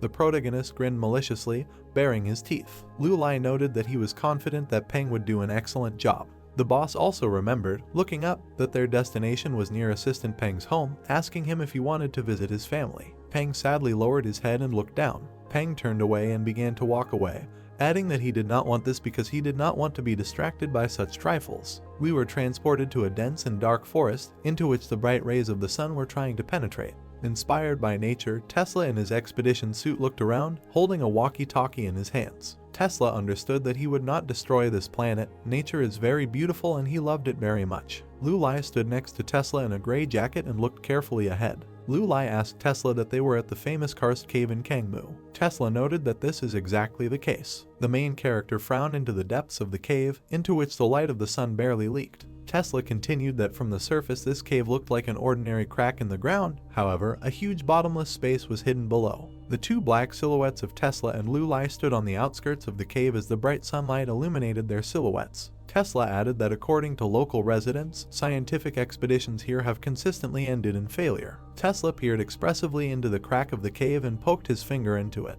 He understood that such terrain could not be overcome by any mechanical equipment and only a person could explore this area. However, Tesla was taken aback, saying that not everyone would be ready to dive several hundred meters down. The time trader threw his grin back towards the fighters, asking them if everyone had heard the remark. Peng and his squad in special black spacesuits looked at Lu Lai. Peng gave a thumbs up, saying that the connection worked great and everything was audible. Tesla looked at the guys in horror, noticing that the deepest cave in the world was at a depth of 2212 meters. Tesla noted that the site was 400 meters below sea level, which was comparable to a mountain. Tesla frowned slightly and continued to look at Peng, who was puzzled by Tesla's remarks. Tesla said that according to their radar data, there was an area that was even lower. Peng looked questioningly at Tesla and ironically noted that they had spent a lot of time on research and still did not know the exact depth. Tesla walked closer to Peng and, blaring in ridicule, waved his hand towards the fighter, who looked gloomy. Tesla noted that this is why Peng should come down and check it himself. A huge multi-wheeled installation with a long lever cable began to drive up to the cave. Tesla added that the team's task was to find the entrance below and then follow the terrain.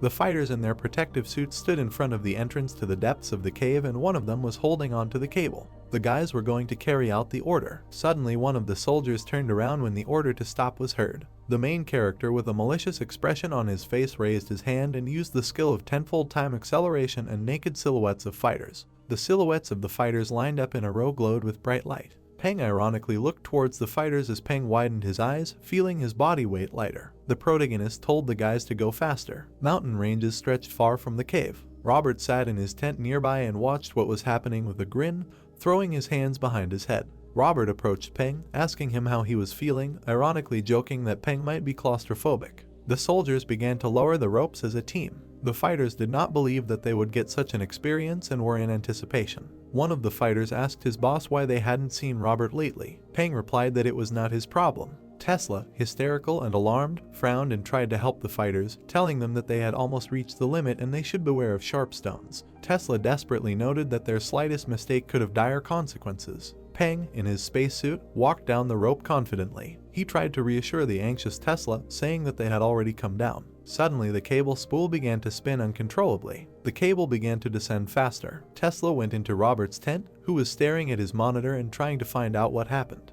The steel cable was pulled down. The protagonist sat in his tent with a frown, arms crossed. Tesla shouted into the radio to hail Peng.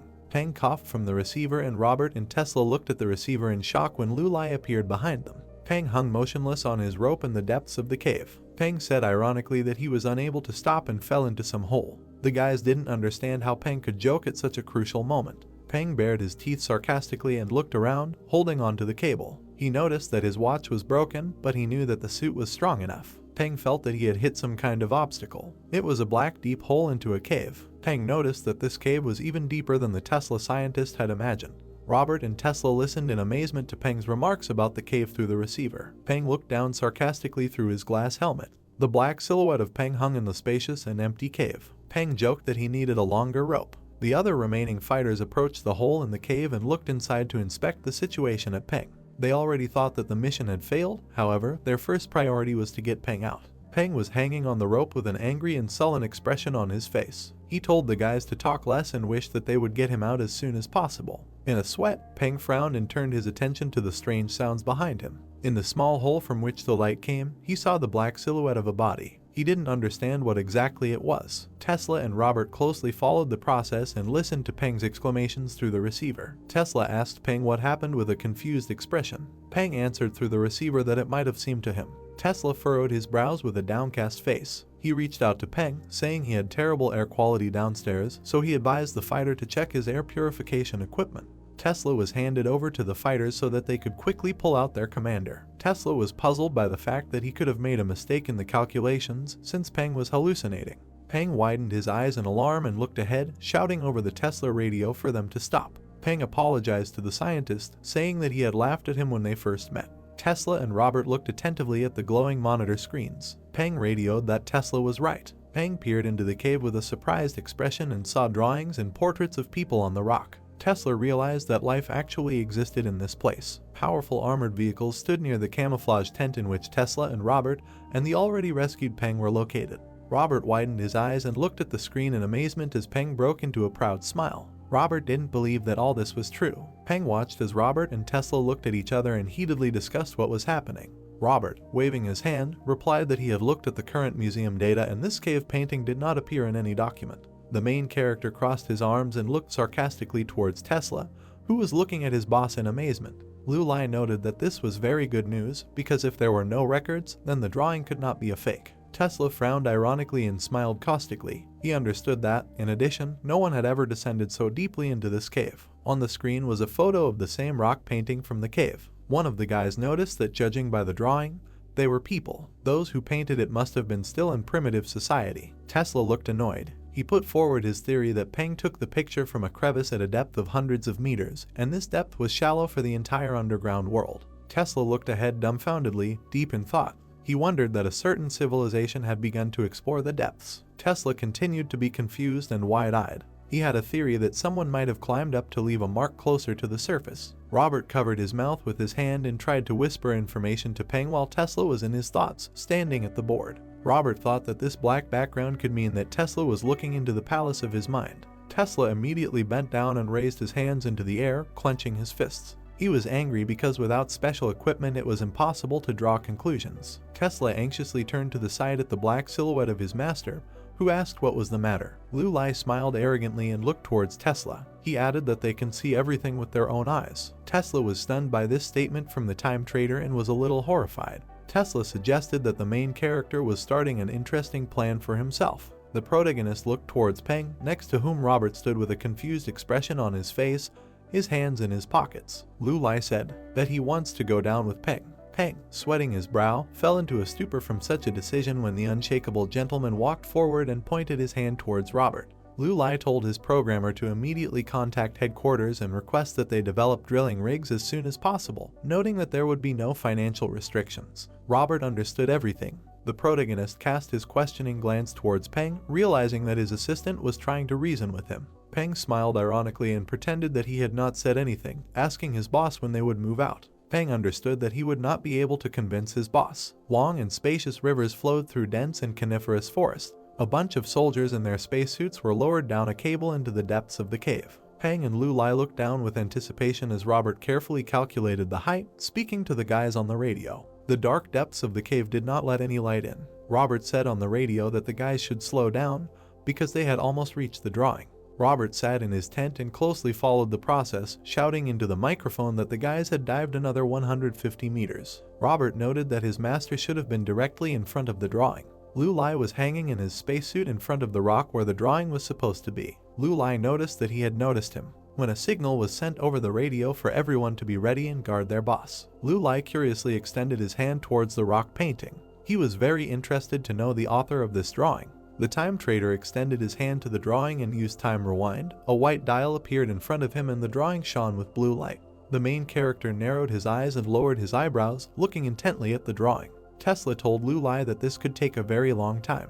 The hands on the pocket watch were spinning at an unimaginable speed. The main character broke into a malicious smile, anticipating what he would see. Tesla asked Lulai what if he had to go back several tens of thousands of years. The main character told Tesla that it doesn't matter to him because it's worth it. The time trader held his hand outstretched, looking at the drawing with a serious look from which white lightning emanated. Lulai rewinded time by 5 years, 10 years, 80 years, 100 years. The main character widened his eyes, looking at the drawing with caution. He went back 150 years. Lulai stood in front of the bright, dazzling light and thought that in such a constant environment, it is easy to lose track of time, and you need to be careful. The time trader furrowed his brows as a small bubble appeared in front of his outstretched hand. Lulai turned around sharply, his eyes wide. The main character snapped his fingers. A stream with a bubble of memories appeared in front of the main character. He smiled joyfully at the sight of the bubble. The time trader widened his eyes in amazement as he watched the bubble. In the bubble, a black silhouette of a creature was visible, holding onto the wall. Lulai pointed out that this is what Tesla, the wild man, was talking about. The main character approached the bubble, looking at it with a crazy look. Lulai wondered if the underground civilization could communicate with the surface. The main character extended his hand to the bubble, which glowed slightly. Suddenly, multiple bubbles with memories appeared in front of the main character. Lulai watched what was happening contentedly, breaking into a smile, noting that it seemed that he had found the key points of the historical trace. The main character pursed his lips, smiled slightly, and lowered his eyebrows, looking at the bubbles, saying that you just need to check them one by one and that they should contain information about this world. Lulai widened his eyes in amazement and knitted his eyebrows. Lulai saw blue-skinned people standing against the wall in the memory bubble. The main character noticed that this was clearly not what he had recently seen. The blue man held the stone tightly in his hand, drawing hieroglyphs on the wall. The time trader was stunned by what he saw and opened his mouth slightly, thinking that this person was depicting the drawing that was discovered by Peng.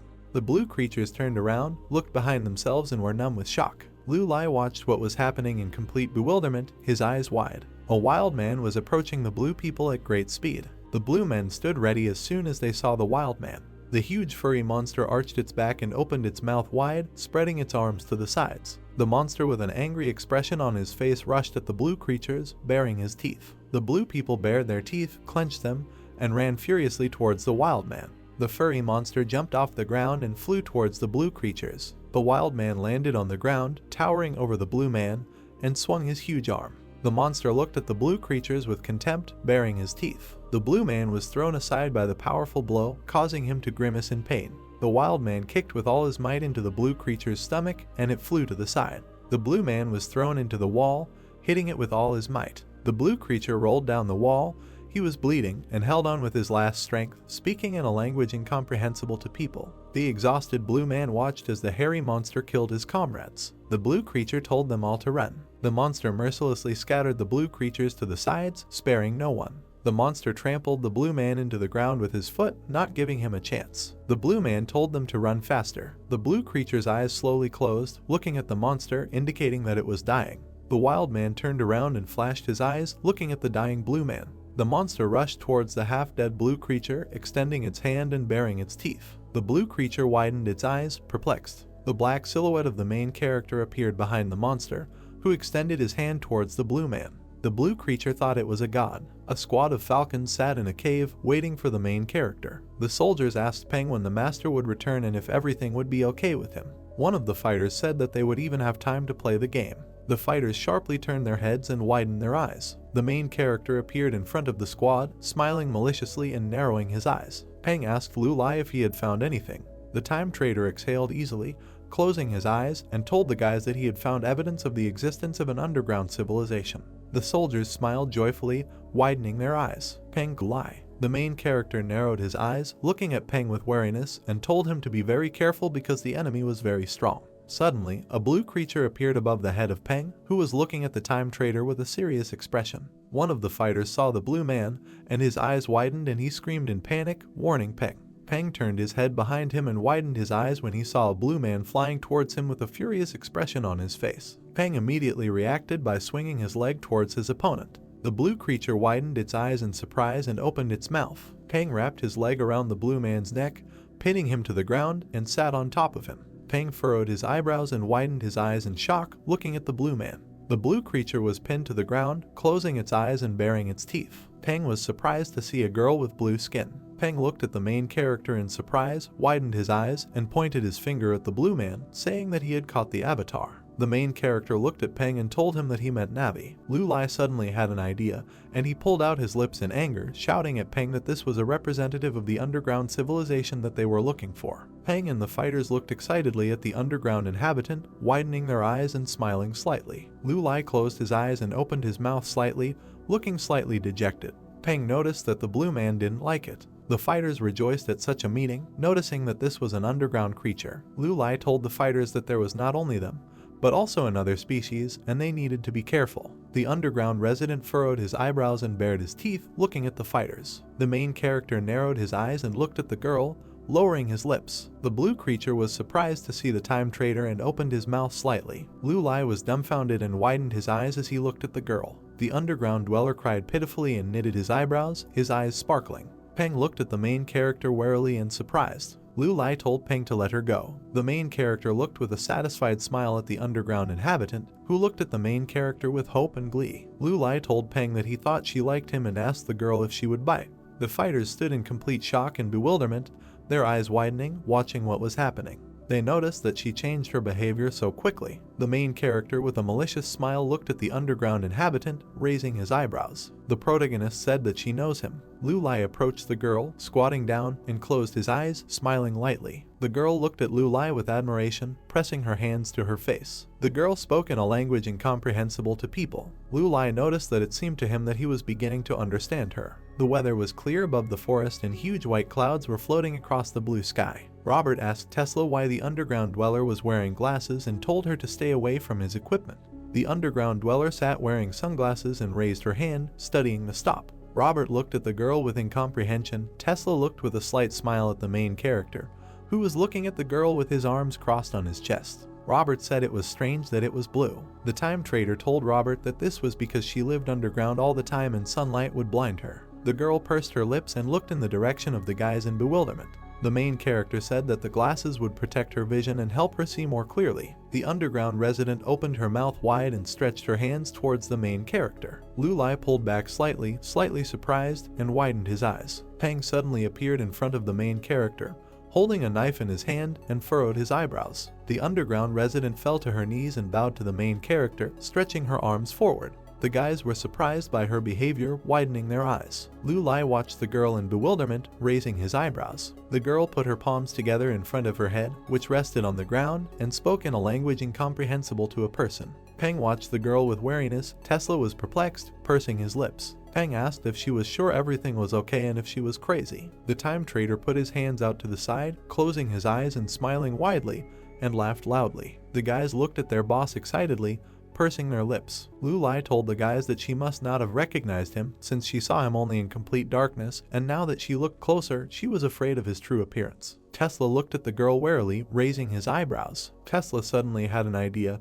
He opened his mouth slightly, widening his eyes, raising his eyebrows. Tesla walked up to the main character, pointing his finger at him, and looked at him with shock. Tesla asked Lu Lai that he was really familiar with underground creatures, and how long had he known about the underground civilization, and why did he not talk about it.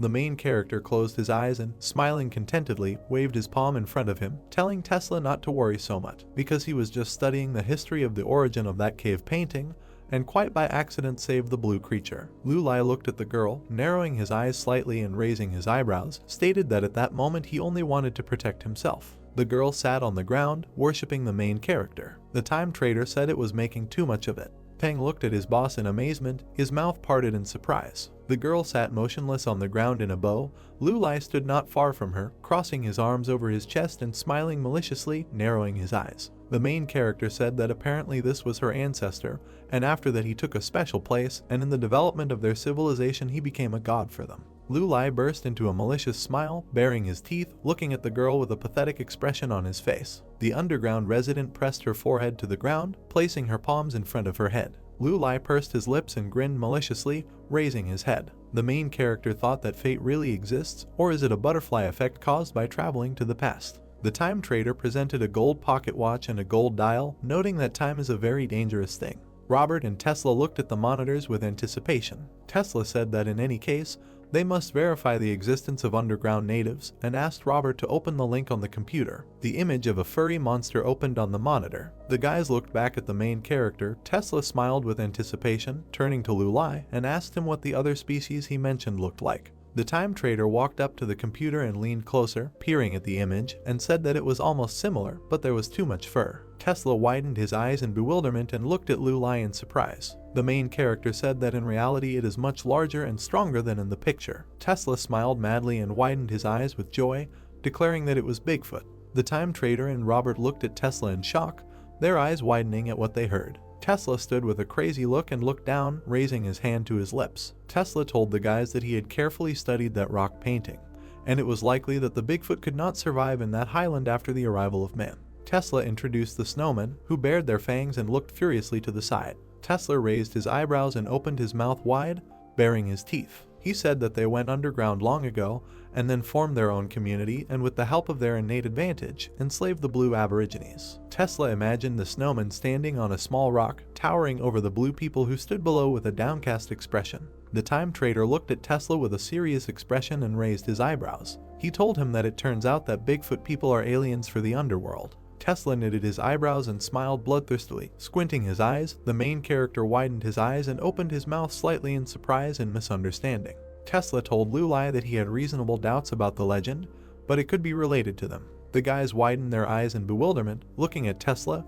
who grinned maliciously, knitting his eyebrows. Tesla mentioned Tibet, the legend of Shambhala. There was no sky visible in the snow-capped mountains. Tesla said that according to legend, there is a mysterious paradise in the world called Shambhala, and it is located in the very center of the earth. Tesla presented various drawings on the walls, noting that the history of Shambhala includes 32 rulers, and in the kingdom there was also a Brotherhood of Light whose task was to dispel darkness and darkness. A group of equipped people could be seen in the snow-capped mountains. Tesla said that once an English adventurer believed in this legend, and he was even given a large sum of money for the expedition. The adventurer looked to the side in horror, his eyes wide and his lips pursed. Tesla said that this expedition ended in failure. The adventurer sat in the snowy mountains on his knees, with his head bowed. Tesla said that no one has been able to withstand the cruelty of nature. Tesla stood with his arms outstretched and with a wide, malicious smile. Tesla said it all happened because these unlucky guys were looking in the wrong place. The black silhouettes of Tesla and the main character stood at the edge of a huge hole in the ground.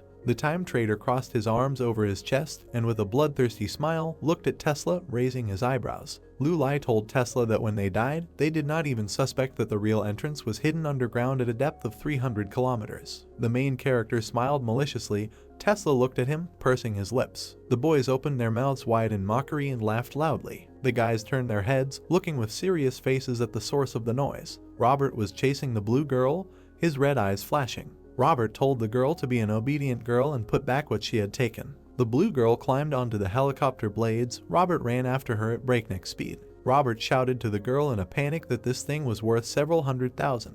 The blue girl looked at Robert, narrowing her eyes, and tightly clutched the flash drive in her hand. Robert told the blue creature that there was very important and valuable information inside. The girl stuck out her long tongue, wrapping it around the flash drive. Robert stood below and watched her actions in horror, after which he widened his eyes and screamed in panic, shedding tears. The fighters ran up to Robert, stopping him. The guys told Robert not to do this. Robert told the guys that they didn't know anything. Tesla extended his hand in front of him, pointing his finger at the blue creature. Lulai looked at the girl, his eyes wide. Tesla approached the gentleman, saying that she had taken off her glasses. The girl closed her eyes and furrowed her eyebrows, sticking out her tongue. The main character asked Tesla if everything would be okay and if this would cause it irreversible damage. Tesla lowered his eyebrows, narrowed his eyes, and raised his hand to his chin. Tesla told the time trader that everything was fine, he noted, noting that it adapted very well to both light and darkness. The blue girl sat on the helicopter blades, raising her arms up and stretching. Tesla told Lulai that this meant that the environment she lived in had lighting similar to theirs. The girl rested her hands on the blades, looking at the sky with a smile. Tesla told Lulai that it seems that its natural abilities are much better than he imagined, noting that it will still take a lot of time to be convinced of this. The main character lowered his eyebrows and looked at the blue creature with a slight smile. Lulai told Tesla that they then need to send it to fashion.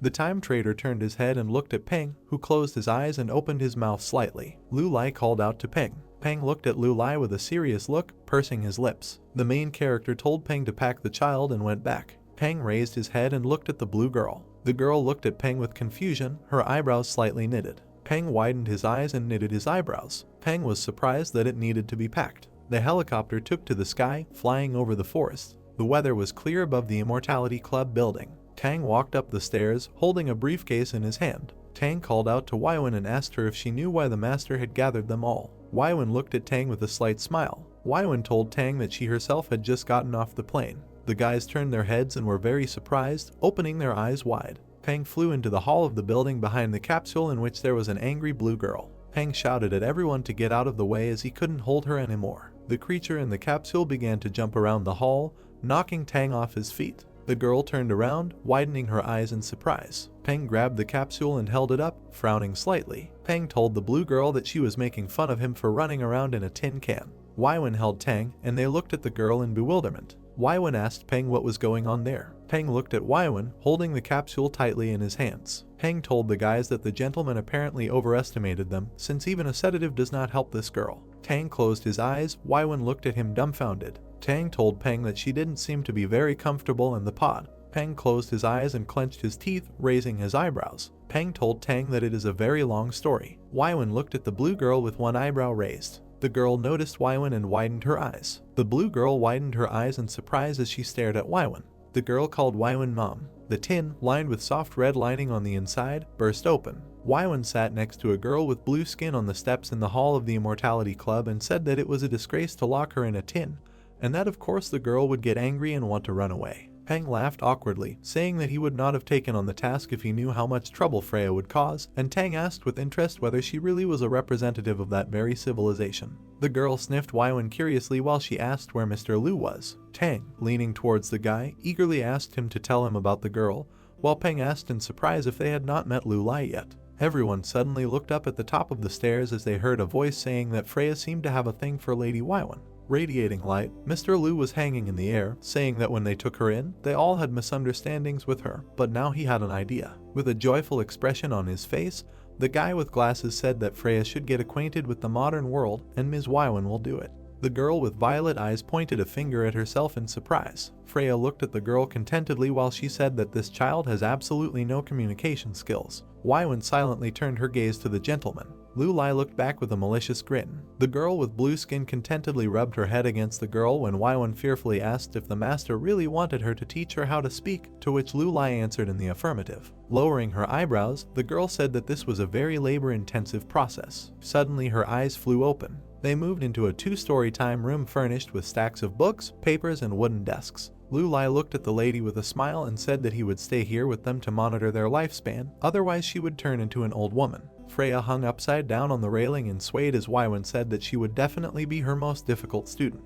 The girl continued to hang contentedly when Waiwen said that she should start with her name. The huge ornate door to the room closed. Throwing his hands behind his head, Mr. Liu hung in the air, emitting magical light. The hands of the pocket watch were spinning quickly. Freya sat tiredly at her desk with a notebook and books, while Waiwen stood over her, indignant. At the same time, the girl, sitting on the floor, looked intently at the book, listening to the girl. Waiwen thought that the learning ability of these people is the same as that of humans, which means the girl should quickly learn to speak. Raising her head, Waiwen asked in surprise what Freya was doing there. A girl in a purple t-shirt, taking a marker in her hand, reached out to the whiteboard, intending to write something. The lady opened her eyelids in shock. The word God was written on the board in large black letters. The girl, looking at the teacher, happily shouted the words God, Light, and God of Light. She raised her face, beaming with happiness, and looked up. Lu Lai hung in the air as Freya told him that their tribe was always waiting for him to save them. Looking at the flying gentleman, Waiwen said that the girl had almost learned to speak and asked if he could come down. A girl with strands of long brown hair tucked behind her ears with a serious face said that she had become a little familiar with the Tibetan language and found out that the name Freya was very similar in pronunciation. But due to the lack of progress, the writing of her tribe remained only scribbles. The corners of Freya's lips drooped.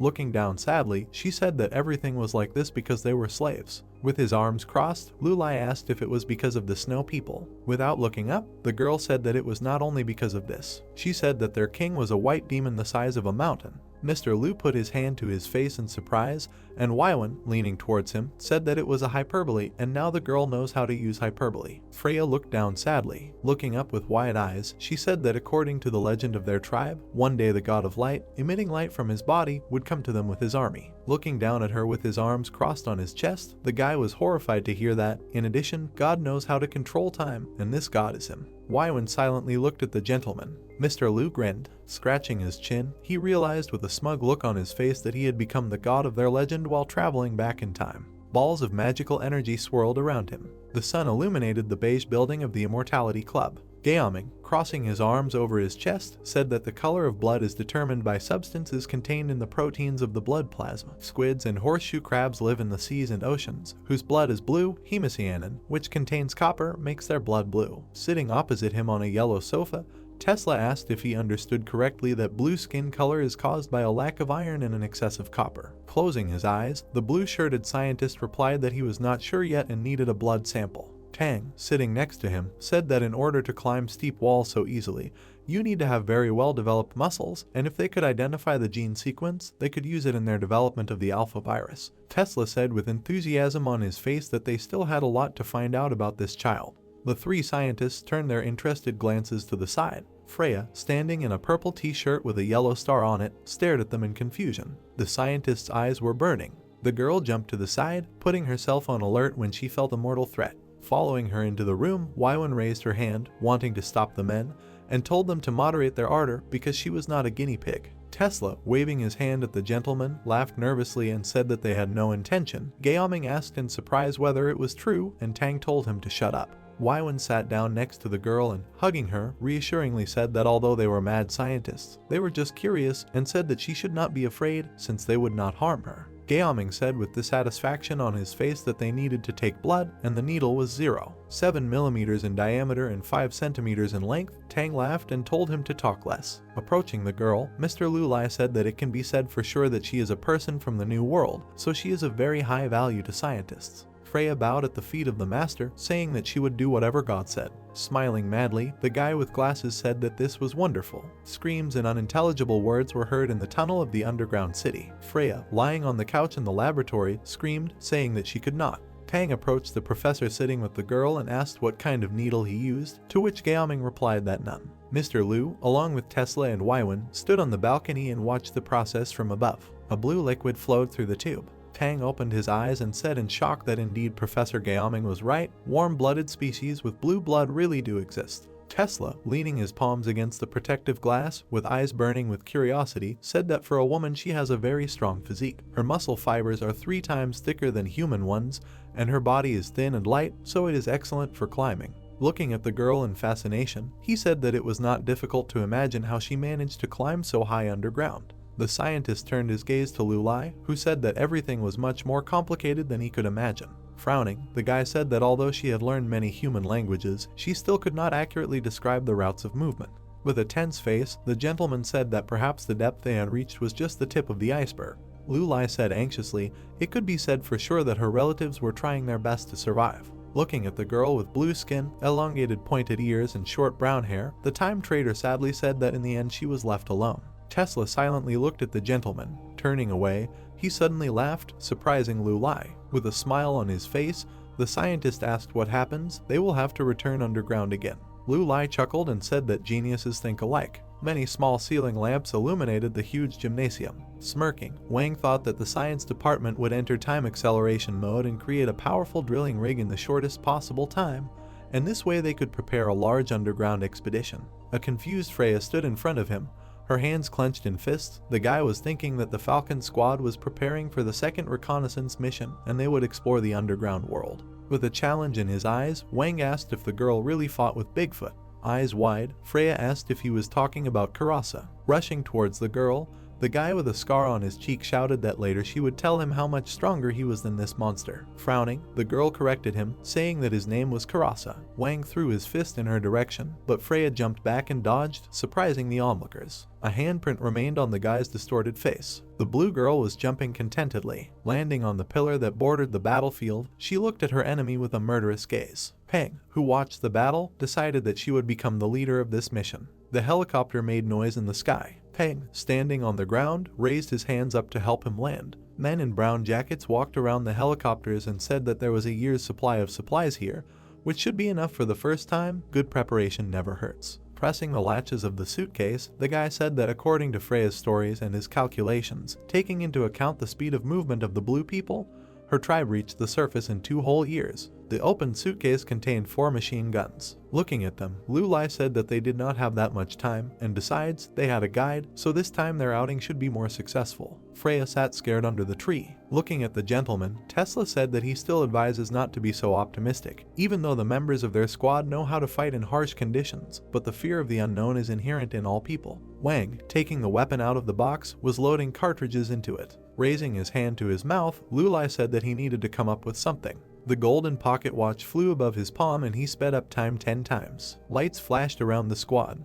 Opening her mouth in admiration, Freya said that these were divine miracles. The squad members turned their gaze to the gentleman. While emitting light, Lulai said that this time they were likely to encounter unknown and evil species. Raising his index finger to his temple, the guy said that in this constant darkness they must maintain their sanity and not allow the abyss to confuse their minds. Standing still, the squad listened to the master telling them to remember that even in the darkest place on earth, their comrades will always support them. Peng smiled enthusiastically and told Lulai not to worry, they would complete the mission. Delighted by this reaction, the gentleman said that if so, he would consider that the mission had already been completed. Peng looked at him blankly. Freya stood on the edge and silently looked into the round abyss. There was fear on her face. A hand fell on the girl's shoulder, and a voice was heard telling her not to be afraid. Giving her a thumbs up, Wang said with an encouraging smile that they had her back, because Falcon never abandons its own. The girl, looking at the guy, blushed at such words. At 24 meters underground, the surface of the walls was black. The guy pressed the screen on his hand,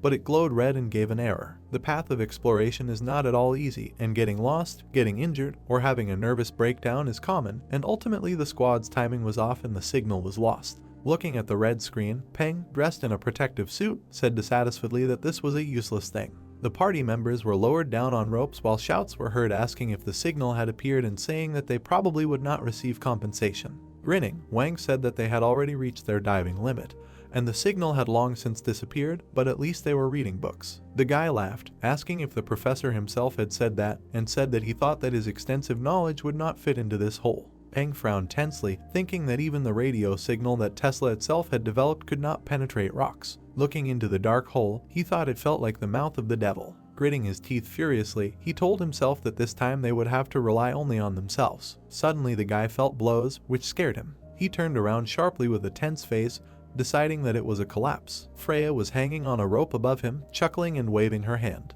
An angry Peng asked what she was doing and shouted that she shouldn't knock on the helmet. The girl smiled and, giving him a thumbs up, told him not to be afraid, because Wang would always have his back. Wang looked at her pitifully. Putting his hands on his waist, Peng said displeasedly that she should lead them, and told her to focus on her task without any antics, and she asked if he was scared. Freya looked behind him while the guy said that he wasn't scared at all, it's just that this place is so dark, and then he sharply asked if she was listening to him. The girl raised her hand, pointing in front of her, and told Peng to look. Something was glowing behind the dark stones. Freya said with joy in her eyes that there was a fluorescent stone there, which meant that they would very soon find the location of her tribe. The blue crystals emitted light in the darkness. A blue man with a red bandage on his forehead and wristbands, who had a gold ring in his nose, held the stone in his hands with admiration. Freya said that fluorescent stone is the most important mineral in their world, like precious jewelry for Waiwen's mother. Picking up the stone, the man handed it to Karasa, since their rulers really liked these minerals, and therefore they forced them to be mined, even at the cost of their lives. A smile appeared on Karasa's face at the sight of the fluorescent stone. The squad sat on the ground and silently listened to the girl's story. Freya, tucking her knees to her chest, sadly said that that is why they sought salvation above. Risking their lives, they fled. Wang looked at her sympathetically without saying anything. Standing up, Peng turned around, said it was time to end the stories, and asked if everyone was rested, reminding them to check their equipment. Freya looked sadly at the ground. Peng turned to her and, smiling, with tears in his eyes, told her not to whine, because she did not know how lucky she was, because they could help her. The girl opened her eyes wide. Wang smiled softly at his colleague's words. A guy in a protective suit came out from around the bend and called the boss. Number 2 shouted in shock that there was a lake here. Peng opened his mouth in surprise. The rocky walls were reflected in the turquoise water of the lake. Looking puzzled at the water, Number 2 said that he was wondering if he could drink from here. Wang replied with a grin that he could, and congratulated his colleague on finding a fluorescent toilet. Pang tensed his face. Looking at the blue water, he said that it was not the water that was glowing, there must be a mineral vein under this lake, and, apparently, not a small one, so under no circumstances should you drink this water. Hearing the sounds, he turned his head and saw Freya, clinging to the ground, drinking water from the lake. Wang grinned, telling the frozen boss that the water didn't seem to be poisonous. The girl raised her face, along which water was flowing, and asked in surprise if something was wrong. Suddenly, Yeti jumped out of the lake with glowing eyes. The faces of the squad members turned white with horror. Freya recoiled, her mouth open in fear. The monster raised its fist, preparing to strike. Pang with a serious face told everyone to dodge, reminding them that they had abilities that the master had given them, and shouted to the girl to run away. Freya, sitting on the ground, trembled all over and, looking at the enemy, asked to spare her. Yeti hit where the girl was. A broken helmet flew into the air. The monster turned its head in confusion. Wang grabbed the girl and jumped away, dodging. Freya looked at the monster over the guy's shoulder in surprise. With blood running down his face, Wang turned his head and said to the boss that the air was safe. The squad members, taking out their machine guns, began to take aim. The guy took the cartridges out of the machine gun with a click, reloading it. Yeti growled menacingly. Holding a machine gun in front of his face, Pang ordered everyone to separate and said that they would beat him to death. A stream of bullets flew at the monster from all sides. The guy, with his mouth open, asked in horror if he really had bulletproof skin. Quick steps were heard. The guy, holding a knife in his hand, jumped on the monster. Wang screamed with blood on his face. Landing on Yeti's shoulders, the guy grabbed him by the head and jabbed the knife into his throat. Suddenly frozen, he asked himself if the skin on his neck was as thick. Yeti grabbed the guy's hand. Pang rushed to his colleague. The monster threw the man aside. Wang flew backwards. A pile of blue fluorescent stones stuck out from the wall. The guy turned his head to see where he was flying. Suddenly, a sharp corner of a blue crystal appeared before his eyes. Pang grabbed his leg at the last moment, and the guy did not have time to stumble upon the stones. The captain crouched down, preparing to jump, and Wang, who was thrown to the ground, apologized, saying that he had made a mistake, to which Pang replied that if he did that again, he would live on the street again. Smiling, the captain said that the guy really helped him figure out what the monster's weakness was. The Falcon members, firing machine guns, ran around the monster, which was throwing boulders. Pang shouted decisively to the squad and ordered them to divert Yeti's attention and cover him. Wang, looking forward, said that he would help them. Turning to him, Pang shouted to him that the girl was hiding somewhere and he had to return her because there was no way without a guide. Pointing his hand towards the battlefield, the guy asked again in frustration. He straightened up, accepting the task when the commander told him to just do it and not talk. Footsteps were heard behind Yeti. The monster turned around with fury on his face. There was no one behind him. Pang, holding a pistol in his hand, rolled on the ground between his opponent's legs. The monster turned around, opening its mouth angrily. The barrel of a pistol appeared before his eyes. Flying in a jump, Pang, holding a pistol outstretched, ironically asked if his eyes were also bulletproof. A shot rang out, Yeti's head fell back, and drops of blood flew from the back of his head. Under the blue sky stood a beige building with a large clock face on the facade. Tesla quickly ran up the stairs covered with a patterned carpet. Mr. Liu, with his arms folded across his chest, stood at the window in his office, looking out. He turned around when he heard his name called. Leaning against the wall, the red-haired guy, breathing heavily, joyfully announced that the drawings of the drilling rig were already ready, and asked if the gentleman wanted to take a look at them. A blue light appears around the large wooden door. The door is open with a loud creak. The professors walk relaxed down the corridor. Someone claims that he feels hungry, asks what is being served in the cafeteria today, and says that he is bored sitting around doing nothing. A man with blonde hair turns his head back. Someone calls them by name, namely Ampere. The guy smiles good-naturedly and waves his hand. He reminds his friend about some of the drawings. Papers with drawings lie on the table. Ampere yawns and puts his hand to his face. A guy with red hair is leaning over a table with drawings when Mr. Liu folds his hands on his chest and looks ahead. The scientist claims that this is an improved version, which is developed on the basis of an ordinary excavator. It is capable of digging 50 meters deep into the ground. Tesla frowns and looks forward determinedly as he does some action with his hands. He claims that this machine can also be mounted on a mechanical arm for greater stability, which is why the team of professors was able to significantly increase the efficiency of this device. The chairman of the Immortality Club looks down seriously as her glasses sparkle in the sunlight. The brunette raises his head and opens his mouth. He claims that everything is fine and says that in 5 days he wants to see the finished device. Ampere is lying on the couch when he suddenly raises his head and opens his eyes wide. He asks loudly if they really were given 5 days for such a big task. The blonde is nervous and looks ahead with anxiety. He counters that the device requires phases 1 and 2 of testing, and adds that the preparation of materials and hardware also needs to be taken into account. The boss purses his lips and tilts his head down. Tesla puts his fingers to his forehead as he looks at his master. He says that 5 days will definitely not be enough for such a task, since all the scientists just left the time room and they need rest. The chairman of the Immortality Club turns his head back. He claims that they have had no contact with Falcon for a month. Tesla and Ampere look forward in wonder. Mr. Liu asks his charges how long they need to rest. The brunette sits down imposingly on the sofa. He reminds them that every member of Falcon's squad is their loyal comrade.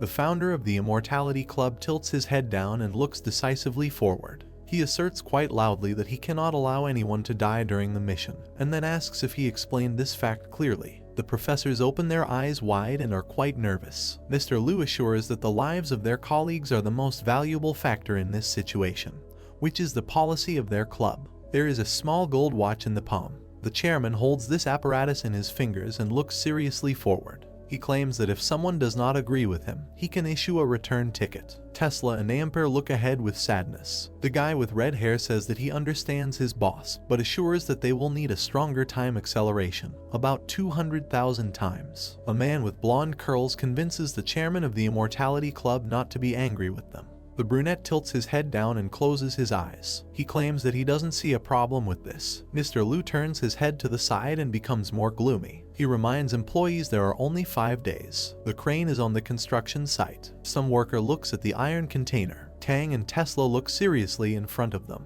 A man in a construction helmet is glad that all the necessary materials were in their underground laboratory, and the device will only take 4 hours to prepare the first batch. There are many construction devices on a construction site. Tang says the project cannot be completed without a factory facility, and logistics and supply must also be arranged. A man opens his mouth when his interlocutor lowers his head down. The professor claims that they have many problems. Tesla is getting sadder. He says that he grew up under the supervision of the master and he was always kind and polite. The guy with red curls opens his eyes wide. He is surprised that he saw the chairman of the Immortality Club in anger. Tesla looks at a man with bushy eyebrows who folds his arms over his chest. He asks if this is not something good. His interlocutor asks if this is really cool. The gray-haired professor smiles and closes his eyes. He claims that he does not know what hardships the master has endured, but he definitely values his subordinates very much. Tesla looks forward with wonder. Tang says that this state of affairs is good for them. Mr. Liu in unusual clothes walks forward. The professor asks his interlocutor to imagine that their chairman is not a god who lives separately from their reality, but more of a head of a family who takes responsibility for a lot. Tang and Tesla turn their heads towards the familiar voice. Mr. Liu asks his colleagues if the preliminary preparations are over for now, and if it's time to start something. The guy with red hair smiles contentedly as he looks to the side. The founder of the Immortality Club raises his head in surprise. He asks what is going wrong. Tesla lowers his head, smiles contentedly and points his hand at himself. He asserts quite loudly that the gentleman should not worry, since he will complete the task ahead of schedule. The crane is on the construction site. 2 human figures stand in a warehouse with new devices. Someone claims that the cars are ready 3 days ahead of schedule. Tesla looks at his interlocutor with a satisfied smile. He claims that they managed to do everything thanks to the support of the chairman of the Immortality Club. The brunette frowns and looks gloomily ahead. He thinks that although a lot of work was completed in 2 days, it is still not enough. The boss purses his lips as his glasses shine under the light. He reasons that people from a group called Falcon need to be found as quickly as possible. Mr. Liu lifts the corner of her lips with dissatisfaction. He thinks about being the leader of the club, and then says that this is some nonsense. Tesla anxiously turns its head towards the familiar voice. A guy with short cocoa-colored hair raises his hand up when a golden glow appears around it, which means the cancellation of the acceleration of time by 200,000 times. The professors stop abruptly in the laboratory. The men are nervous and look at each other. The brunette claims that he felt very tired. The blonde says that it feels like he has been working for several years without breaks. Tesla stands up sharply and looks forward in surprise. The guy with red curls sharply turns his head back. He asks his master what the matter is and why he stopped the acceleration. Mr. Liu opens his mouth. He claims his employees did a fairly good job and completed it ahead of schedule. Tesla is in a state of alarm and is reaching out to its boss. He asks the founder of the Immortality Club to stop, because although this device works, He still needs to carry out testing work, since at the moment everything works only in theory, which is why practice is needed. The brunette looks in an uncertain direction. Tesla asks the boss to understand him. The chairman turns his head back and looks to the side. He claims that his subordinates work too much, which is why they need rest. The guy with short hair is quite surprised. Mr. Liu becomes more gloomy and walks away from his employee as she watches him.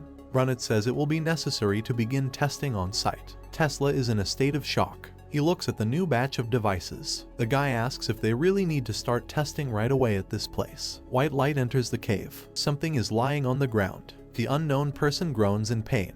The blonde bandages the wounds of man number 3 as he rests his hands on his legs and squints his eyes. A guy with blonde hair asks his comrade quite loudly why he is screaming, and then adds that he only has a few broken ribs. An employee with dark hair is angry because someone decided to attack him. He turns his head when his comrade points with his hand in the direction where he is about to leave. The blonde asks man number 3 to sit still while he goes and checks on the rest of the poor guys. His colleague agrees with him quite loudly. A guy with blonde hair looks gloomily to the side as his comrade holds his hand on his wound. Peng looks quite tired when he turns his head towards the familiar voice. The blonde looks down sadly. He asks his captain to step aside for a small talk. Light enters the crevice. The young warrior asks his ward a question about how things are going with the guys. The blonde claims that his comrades were able to avoid serious injury. 2 human figures are opposite each other. The subordinate adds that the third one has internal injuries, and their medications are not enough to perform the operation. Peng puts his hand to his face and frowns. He asks if they will have to abandon their comrade.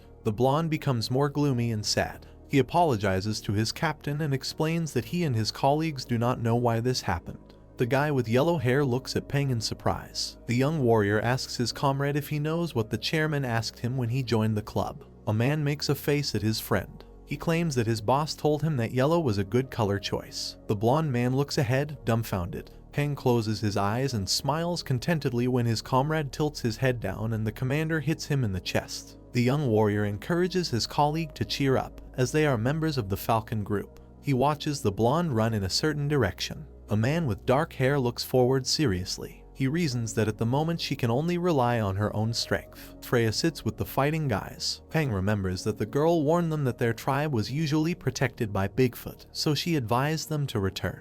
The young warrior becomes more gloomy and serious. He argues that Freya does not understand that what has been started cannot be stopped. The chairman of the Immortality Club smiles contentedly. He claims that he will consider the job already done. The young warrior touches his weapon and prepares it for use. He thinks that dealing with Bigfoot is a much more difficult task than dealing with armed people. Peng is holding a weapon. He wonders if he killed the creature. The young warrior closed his eyes and frowned. He raises his head, purses his lips and looks forward decisively as he holds the weapon. Peng reasons that if he killed one creature, then he can send others to their deaths. Bakura is standing against the wall. He scrapes a stone along the mountain surface. An unusual pattern appears. The man turns to the supreme god of light. The blonde puts his hands together and opens his eyes wide. He asks his deity to take them away from this abyss, and then claims that they are his faithful followers. The man looks away when he hears an unusual sound. He is looking at some caterpillar. The blonde opens his eyes wide. He brings the insect to his mouth to eat it. Bakura eats the delicious treat with pleasure. The blonde opens his eyes wide when he hears a strange sound behind him.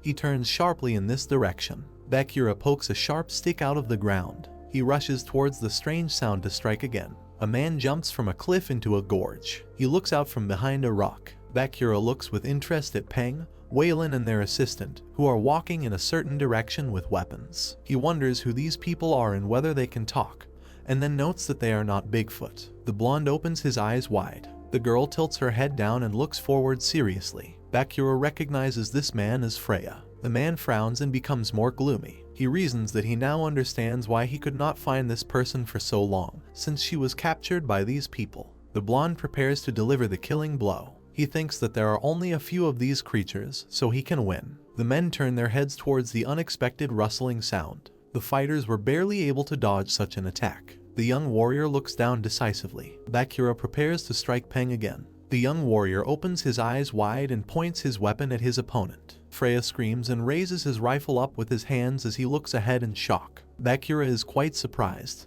He wonders what is going on in this case. The man landed on a mountain surface. He asks himself what kind of monsters are in front of him, and then he is frightened by the terrible roar that he can now hear. Peng gets angry and hits the girl on the head with his fist. He says some strange words. Bakura is in a state of rage. He addresses the monsters and promises to kill them. The girl turns sharply to the man and points her finger at him when he freezes in place. Freya demands her friend to stop the attack. He opens his eyes wide and is quite surprised. He calls his comrade by name. Peng and Waylon look forward with dissatisfaction. The blonde opens his eyes wide. He asks what her friend said and if they really escaped while their enemies were sleeping. A girl with long cocoa-colored hair looks forward resolutely. She agrees with her friend. Freya opens her eyes wide. He explains that she witnessed divine power. Bakura is quite surprised. He asks what specific power of God we are talking about. Freya stands opposite Bakura, who is smiling. A man asks if his friend means if she found a whole mountain of tasty bugs. The girl with cocoa hair is getting pretty angry. She loudly talks about having the supreme god of light, since he actually exists. Bakura is in a state of shock.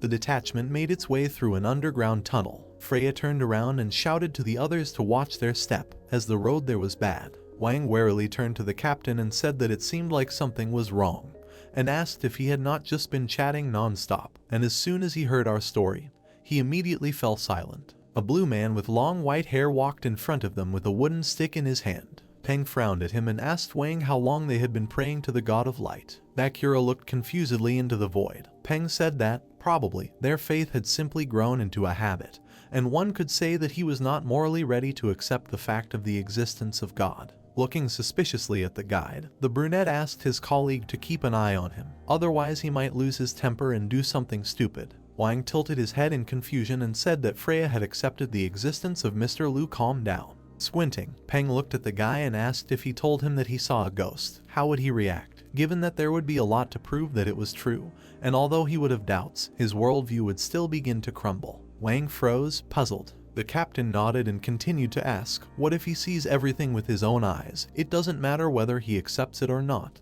The fact remains a fact. Wang opened his mouth and opened his eyelids in horror. Looking at the captain in shock, the guy asked if Mr. Lu was a ghost. Peng told him to score. Freya pointed to the light at the end of the tunnel and joyfully shouted that they were there. The squad members covered their eyes with their hands in surprise. A bright light shone through the treetops, unusual after the dark tunnel. The blonde guy raised his eyebrows and asked in shock where the light came from, since they were underground. Peng approached the cliff and, crouching down, looked around, saying that it looked like an ordinary forest, and asked if they really were thousands of meters underground. Suddenly the brunette turned around sharply. He jumped away, and something big flew over him. He looked up, where a creature with wings, a beak and glowing eyes was flying. The guy turned white with horror and asked if it was a dinosaur. Bakura crossed his arms over his chest and said something arrogantly in his own language. Freya laughed and said that he was surprised that Peng hadn't even seen a flying chicken. The captain opened his eyes and became gloomy. The blue guy looked arrogantly at the squad. His words were translated by Freya, saying that he would bring a shaman to heal them, but they were not allowed to enter the village yet. Looking suspiciously at Bakura, the dark-haired guy asked if he could be trusted, to which Freya nodded. Peng turned a surprised look at the girl when she said with a smile that Bakura is the one with the biggest appetite in the village. The blue guy jumped off the cliff. Peng frowned and ordered the squad to prepare their equipment, saying that they would go to another place. Freya raised her hand and asked why, upset, saying that Bakura would not betray them. Looking at her seriously, the captain said that even if he had no bad intentions,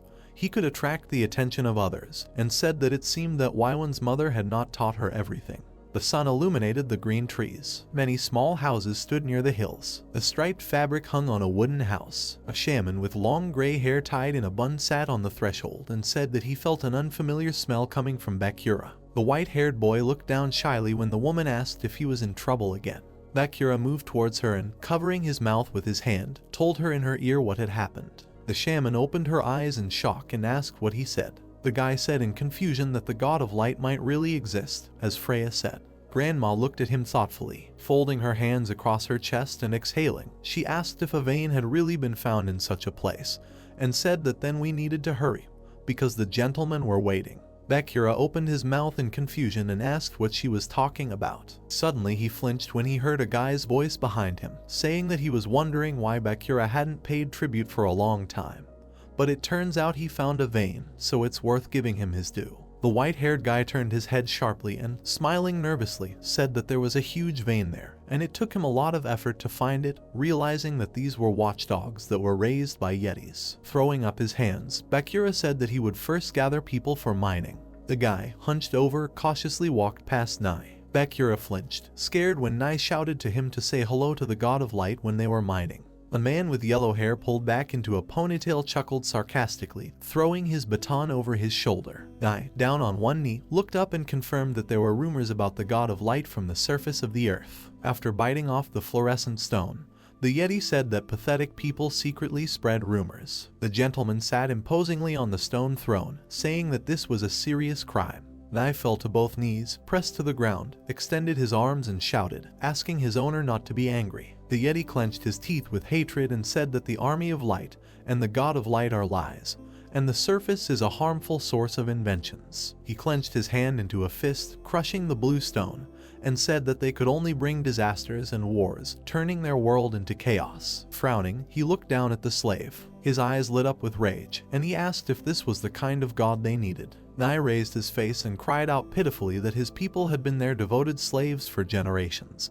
and they only hoped to continue basking in their mercy. The Yeti laughed contentedly, revealing his white fangs. The guy froze warily, and the owner ordered him to find these worms for him. The Yeti arrogantly said that he wanted to crush them all. Nai bowed his head and said that he would carry out his majesty's orders. The guard stood near the wooden cage. Bakura was hanging on the wall with his hands chained to the board. The blue man with an iron circle on his chest wiped his face with his hand and asked Bakura not to make things difficult for him, because they are relatives. The white-haired guy, covered with wounds and abrasions, looked up and, grinning maliciously, said that he did not pay tribute on time, and he deserves punishment. The man grabbed the guy by the white hair and lifted his head, telling him to stop making a fool of himself, because he brought these demons from the surface here, and asked if he knew how many of their people could die because of him. Looking up with arrogant turquoise eyes, Bakura asked if they were really trying to blame him for this, and even if so, would these demons from the surface be able to kill more people than Yeti watchdogs like him? The man with brown hair shuddered in horror upon hearing such words. He hit Bakura sharply in the stomach with his baton,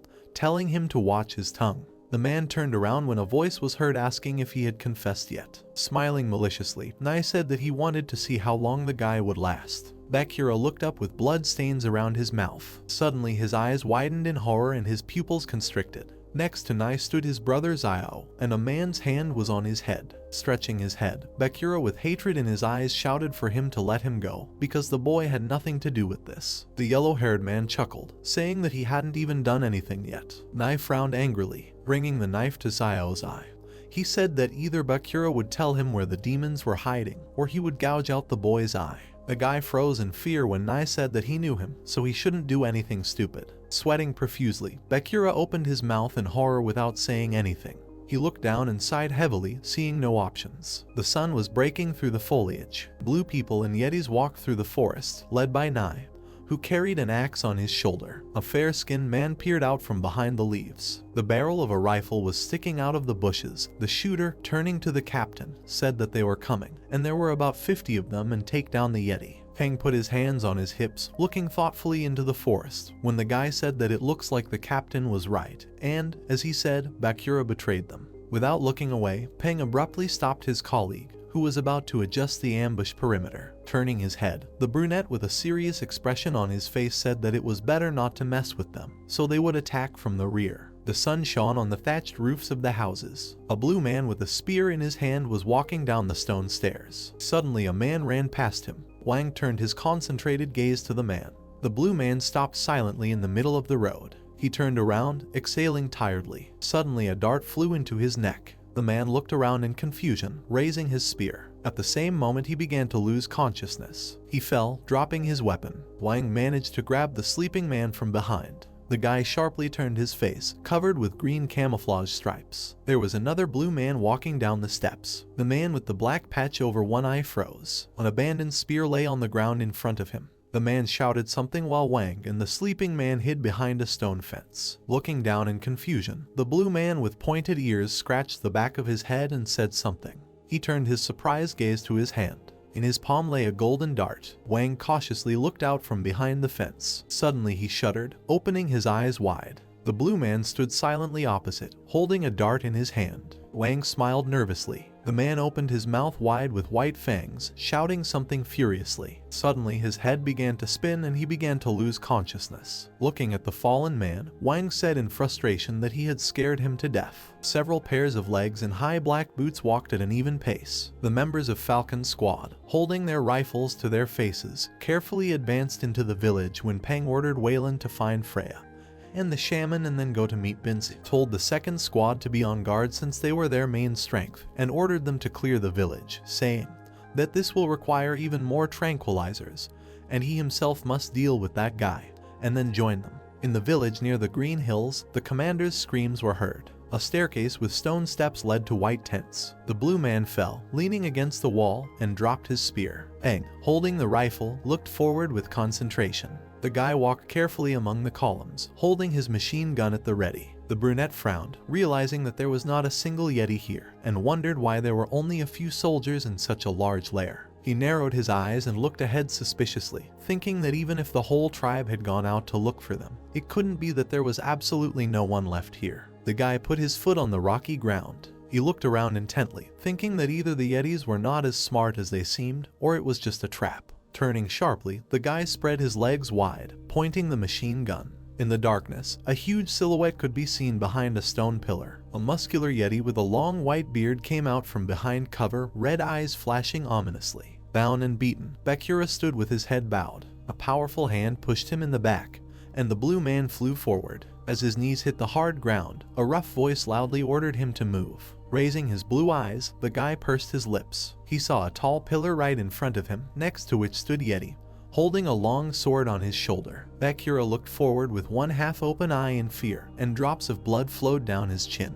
He wondered if his head would be cut off on this pillar today. Seeing deep cuts on the wooden structure that were left by monsters earlier, he thought that in general there was nothing terrible in this, since he was already tired of eating creeping insects. When he was tied to a post, he looked at the assembled tribe of his relatives, some of whom they openly mocked him, and regret was visible in the eyes of others. The blue man thought that this world, when the shaggy monster, baring his teeth, swung his bladed weapon, Bakura closed his eyes and lowered his head, thinking that he was also tired of this world. Suddenly there was a loud sound, after which a dark silhouette broke through the ceiling, flew out of a pyramid-like structure. Holding his sword in his hands, Yeti froze and looked in that direction with fear in his eyes. The tribesmen jumped back in different directions when something rushed among them at great speed. With stunned eyes they looked in the direction where the unknown person was. Peng stood in the clouds of rising dust, one hand and one knee on the ground. Looking up at the locals and furrowing his brows, he cursed loudly in his own language. Karasa approached the exit of the cave and growled loudly, throwing up his hands. A moment later the monster was no longer there. With a blow to the ground, he landed opposite Peng,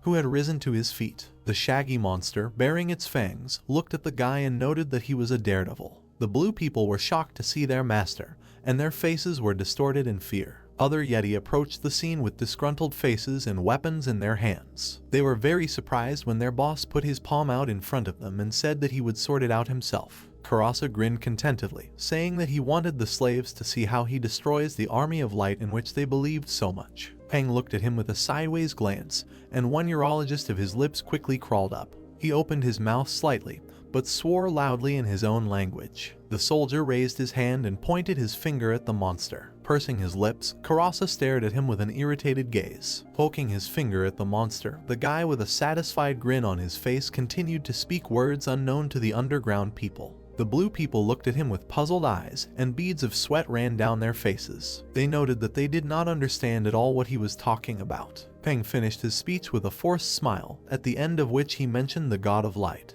Karasa's eyes widened in shock as he recognized the words. He asked loudly how he knew their language. Local residents, leaning forward, began to cause a commotion, exclaiming questions about why that man said god of light, and what was going on here. They all, Karasa and Bakura, looked away in surprise when they heard a woman's voice loudly say that she was the one who taught him. The girl added that he was the legendary general of the god of light, and wanted to say that. The blue people raised their heads and saw dark silhouettes on the roof of the building, in the center of which stood the girl. She said that the god of light decided to bless their home, which translated into the stupid language of the snow people means. Freya looked down with crossed arms and said with a satisfied grin that the god Lu wants to enslave them. Karasa bared his teeth with a smile, revealing sharp fangs, and noted that she was not only a traitor, but also exactly the same as those insects. Clenching his hand into a fist, he hit the ground, which is why it began to fly apart in pieces, and a large vein appeared on his forehead. The monster exclaimed that death awaited them all. Loud sounds were heard over the village. The guys from the Sokol squad fired at the Yeti with their machine guns. One of the blue people hid in a ravine from the shots, and next to him lay his dead fellow tribesman. He grabbed his head and with frightened eyes shouted loudly that this was witchcraft. He raised his head when a close silhouette approached him. When Karasa grabbed him by the neck with his hand, the stunned man begged to be let go. Ignoring the shots, the monster lifted the blue man into the air. Swinging it, he threw it high up, simultaneously listening to its loud screams. Wang, who was holding the machine gun at the time, perked up and his eyes widened. The underground man's body hit directly the thatched roof the soldiers were on, causing them to fly to the side. Pursing his lips, Peng turned around with frightened eyes. He jerked to the side when he saw Karasa flying at him with fists and an angry face. The guy fell and jumped back, doing a somersault in the air, and the monster hit the ground, and its pieces flew to the sides. The guy nearby threw an object in his direction and loudly called out to the commander. A gun was flying towards Peng. Stretching out his hand, the guy caught the weapon. While still in flight, he grabbed it with both palms and pulled it forward, pointing the barrel at the monster. Seeing this, Yeti, gritting his teeth, rushed to the side.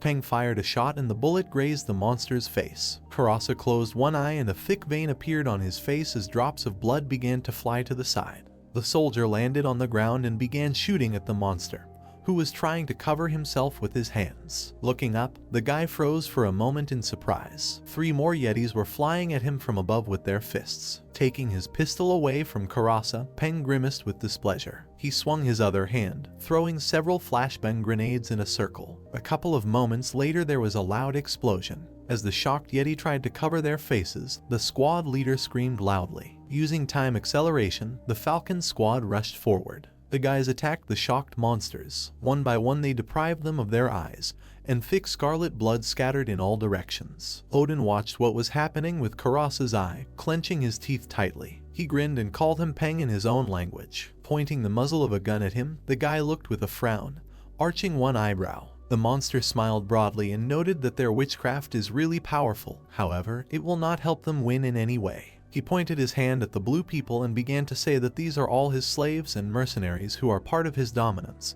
and they have long been accustomed to obeying him. Raising the corners of his mouth, Karasa grinned predatorily and said that if they wanted to win, they would have to kill all these people. The blue men surrounded the team of 3 soldiers and Freya. The girl and Peng looked with shocked eyes. Karasa extended his palm with a smile on his face, ordering his subjects to kill every single one of them. The underground inhabitants pursed their lips and nervously looked at each other. The monster, drops of blood dripping down its face, opened its slobbering mouth wide and shouted, saying that those who disobey the order would be deprived of their limbs and then thrown into a pit among the insects, and whoever carried out the order would be given food for the whole year. While the frightened blue people looked pitifully at the gentleman, he indignantly asked why they were still standing. Capillaries began to burst in his evil eyes as he asked why no one was in a hurry to carry out the king's order. One of the local guys twitched, pursing his lips. A moment later, he lowered his head and his face darkened. With a loud cry, the local resident ran towards the foreign team. Waving a long stick, he urged the rest of his fellow tribesmen to run forward.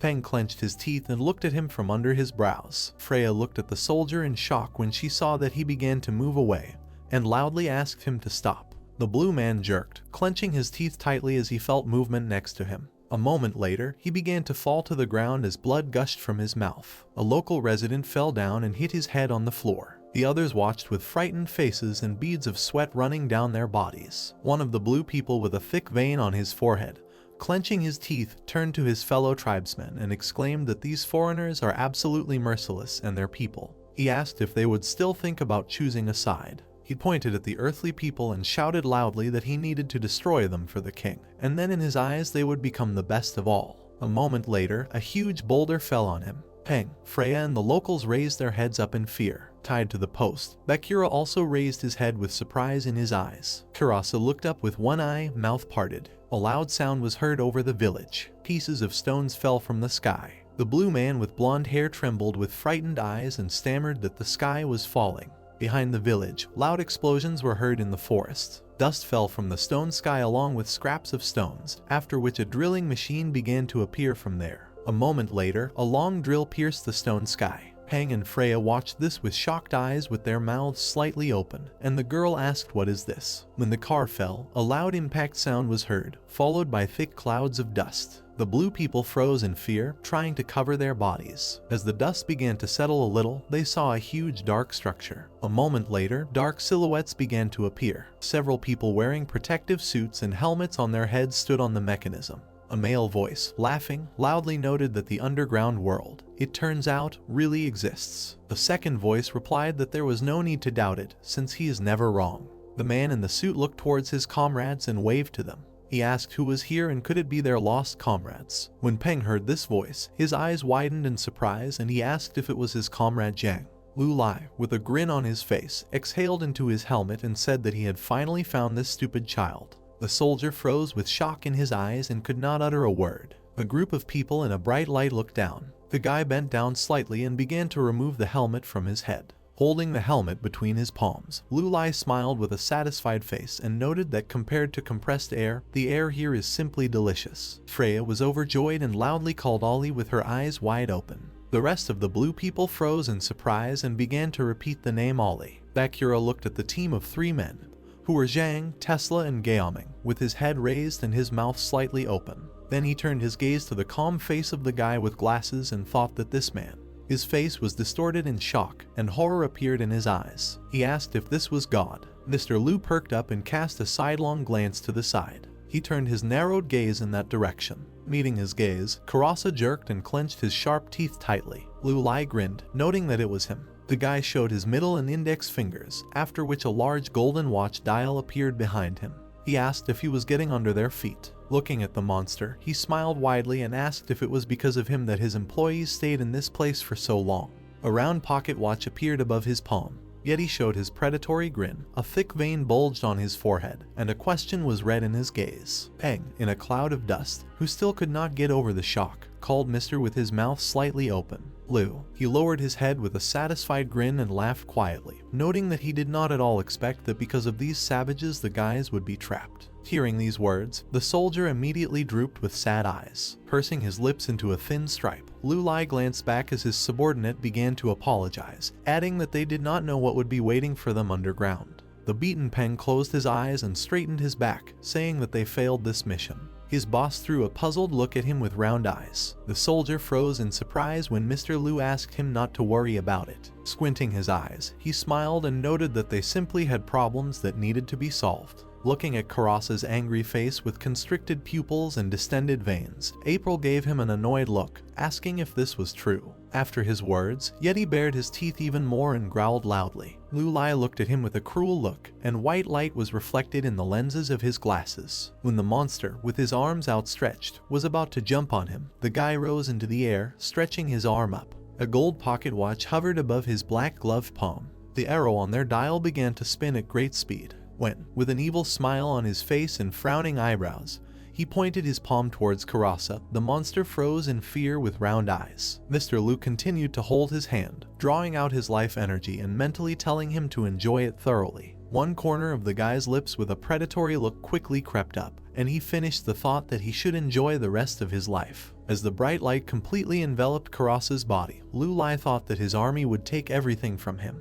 He cast his contemptuous glance at Yeti from under half-closed eyelids. The clock hands continued to rotate, taking away the monster's lifetime. Blue people with round eyes looked at their master and asked what was happening to him. Yeti began to tremble, clenching his sharp teeth tightly, and his dark face began to become wrinkled. Local residents asked if he was getting old. Flashing his glasses, Mr. Lu frowned with a dissatisfied face. The underground people looked at a man unknown to them, who was floating in the air, sparkling with a bright yellow light, and whispered among themselves, asking how this was even possible and what kind of witchcraft was this that could make their master grow old in an instant. Looking at his grinning face, they asked if he really was a god. Blue people with blank faces continued to ask questions. Why is he not blue and what's wrong with his face? Several silhouettes appeared on the huge mechanical structure. Seeing them, Peng opened his mouth in surprise and furrowed his eyebrows. He saw a team of girls in uniform, ahead of whom walked Sadie with a gloomy, confident face. He wondered if she really had her own squad now. Noticing her comrade, the girl waved her hand to her instructor and shouted that it was here to save them.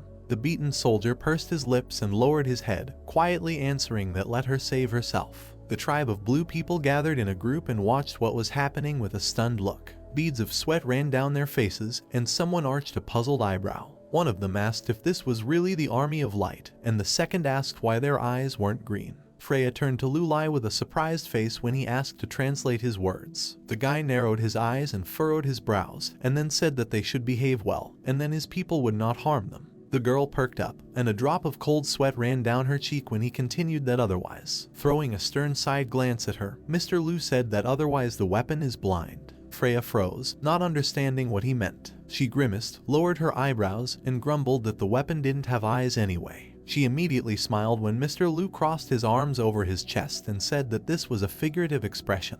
The girl exclaimed that now she understood everything. They perked up and looked to the side when they heard loud laughter. The aged Karasa smiled smugly, and then opened his mouth wide and exclaimed, asking if the blue people really thought they would be free if they got rid of him.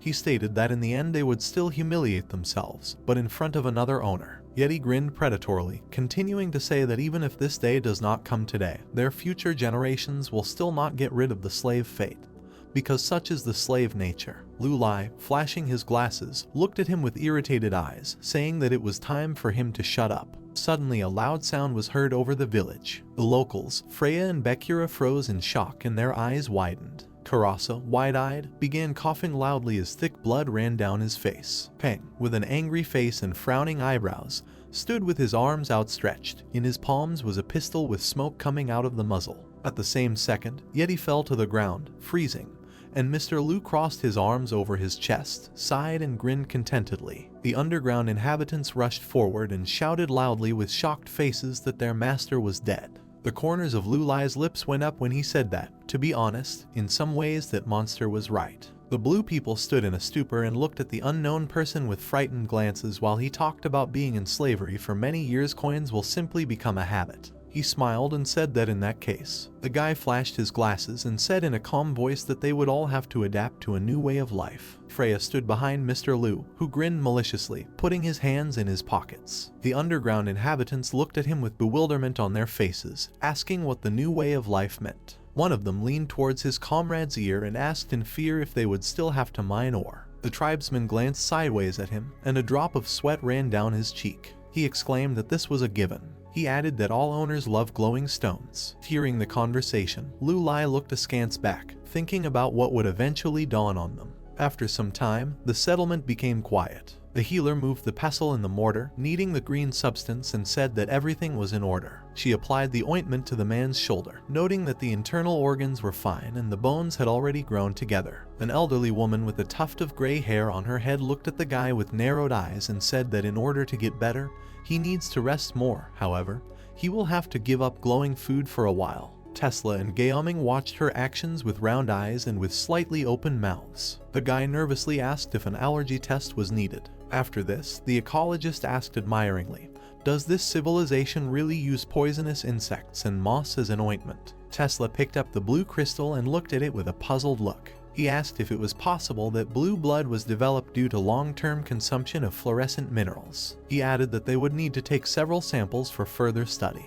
The healer was silent, looking at the two men with a displeased look. Freya, who was sitting next to the wounded soldier and holding his shoulder, turned her gaze to the side when the elderly woman called her name. The healer waved her hand and asked to come closer to her. After some time, they looked at Lulai, who was standing on a hill inspecting the area. The old woman began to ask about how much the god she brought to them needed. The healer, with slightly frightened eyes, nervously asked how many of their residents would demand to be sacrificed to him. She asked the girl to advise him to choose an older one. Freya, surprised by this question, with round eyes, hesitated, and then began to say that in fact, the old woman closed her eyes and exhaled noisily when the girl stood in front of her and said that God does not need sacrifices. The healer immediately sadly replied that this very sad. Suddenly she perked up and looked up at her fellow tribesmen with a shocked look, loudly asking her to repeat what she had just said. She, frozen and parting her mouth in surprise, asked how, in this case, the ceremony of their new owner would take place. Lu Lai appeared next to them with a smile on his face,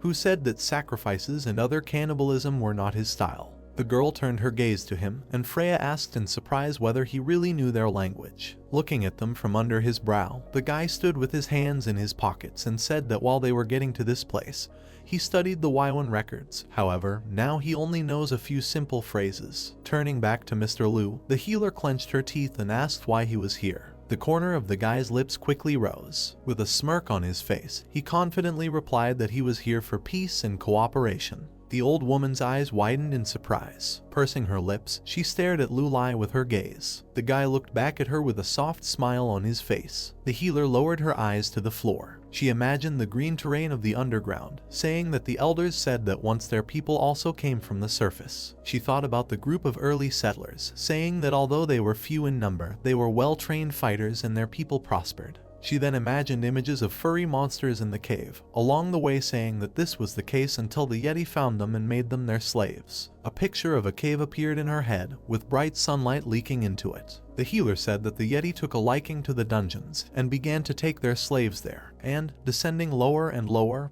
they found new lands. In one of these, in a high room, there were stone thrones on which shaggy monsters sat. The old woman said that in this way they had 32 masters and a supreme ruler, as well as his sons and grandsons, who were purebred nobles. Frightened people stood in the cave, gathered in a heap. The woman ended her story by saying that being here led to isolation, and her people, after many generations, were still in slavery. In response to her words, Lu Lai added with a slight smile that this was what hindered progress. He stood opposite the medicine woman, who was holding her staff with her hands, and said that they would most likely never be free unless they got rid of Yeti. The healer's eyes widened in surprise when the guy asked why don't they join them and tell them about the whereabouts of the furry monsters. Squinting his cunning eyes, he said that he would help get rid of them, noting that the Yeti need to be educated or they won't know how to face reality. In the quiet underground village, a female voice was heard and addressed the supreme god of light. The healer lowered her head, loudly saying that she was ready to serve him on behalf of her people. She sat down on her knees and bowed, extending her arms forward, noting that she would also share everything she knew.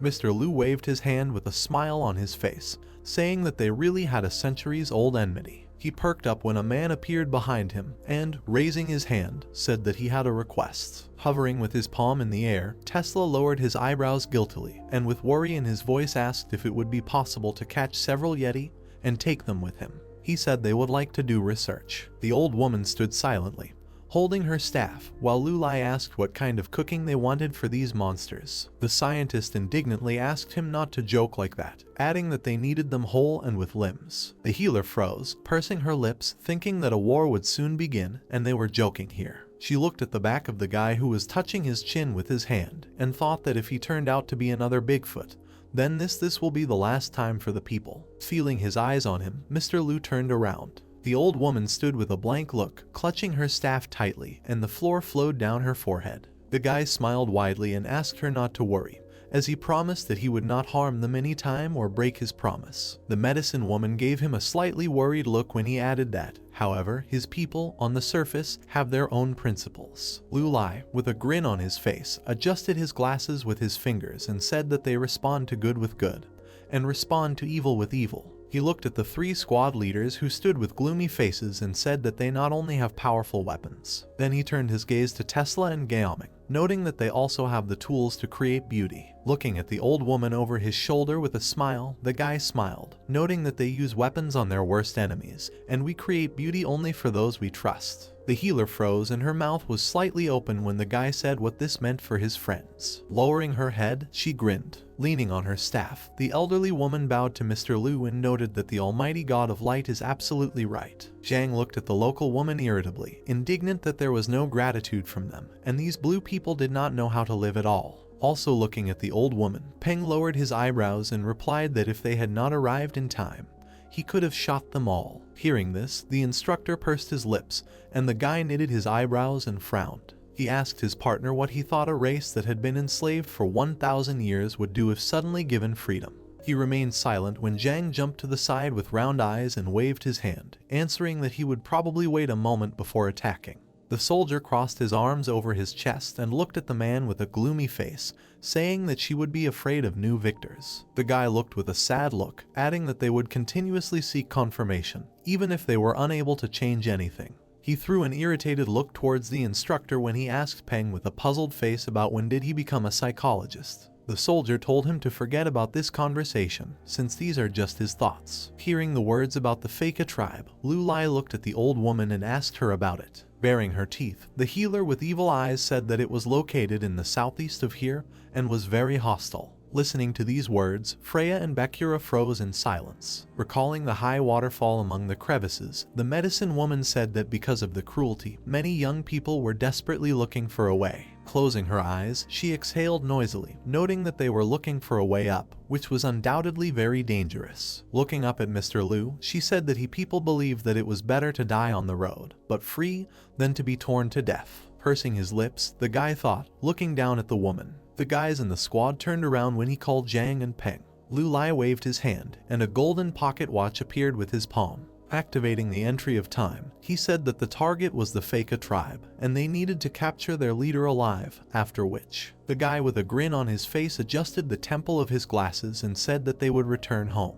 Instructor Zhang crossed his arms over his chest and closed his eyes, saying that this time they would have to face a dangerous tribe, and their task was to neutralize Yeti and take him alive, which means the guys from the squad with serious faces listened to his words that they will be overloaded on the return journey, and need to ensure full control of their cargo. The man turned to his partner and said that he was the only one who had dealt with Yeti, so everything would depend on him. Peng, with a plaster on his cheek, frowned and confidently said that they can trust him with this, and he is ready to beat the crap out of them. The guy pursed his lips in displeasure when Zhang, looking into his eyes, reminded him that the master ordered not to kill anyone. The soldier replied that he remembered and would try. Number 2 approached Wang with a happy face and a smile and asked if the boss was angry. The guy with sweat on his face replied that it was all because of Commander Peng. 2 people looked at the crowd that had formed and listened to loud screams. One of the instructors loudly ordered the Sokol squad to prepare to leave, and then asked the locals to make way. A voice asked Gaoming where the smoked sausages were and asked them to distribute them to the village guitarists. Bakura, who was standing next to Freya, asked with a smile on his face what could be tastier than creepy crawlies. The girl agreed with him indifferently. The guy froze, looking intently at his girlfriend. He turned towards her and asked if she was okay. His eyes widened as he realized everything. Looking at Freya's dejected appearance, he thought that direct Faker was her homeland. Bakura pursed his lips nervously, touching his face with his fingers, and thought that he needed to console her, since this was a chance to prove himself. The man's hand reached into the bag, shouting that he needed to try this. With all his strength, a satisfied Gaoming threw a bunch of smoked sausages into the crowd and said that this was food from the surface. Watching this, the Syrian people raised their puzzled faces. A frowning Bakura did the same, and a moment later a sausage hit his face. Taking it in his hands, he asked what it was. Looking at the food with surprised eyes, the guy sniffed. He opened his mouth slightly, trying to figure out what that smell was. Then drool began to run down his chin profusely as he realized it smelled delicious. A second later, Bakura grabbed the very center of the sausage with his teeth, after which his eyes widened. He raised his head sharply, tearing off a piece of meat from the sausage. Having stuffed his cheeks, he took the smoked sausage in his hands and began to eat, slurping loudly. Freya, standing next to him, looked at her friend and began to say that this aroma. However, the guy immediately took off and ran towards the crowd of local residents,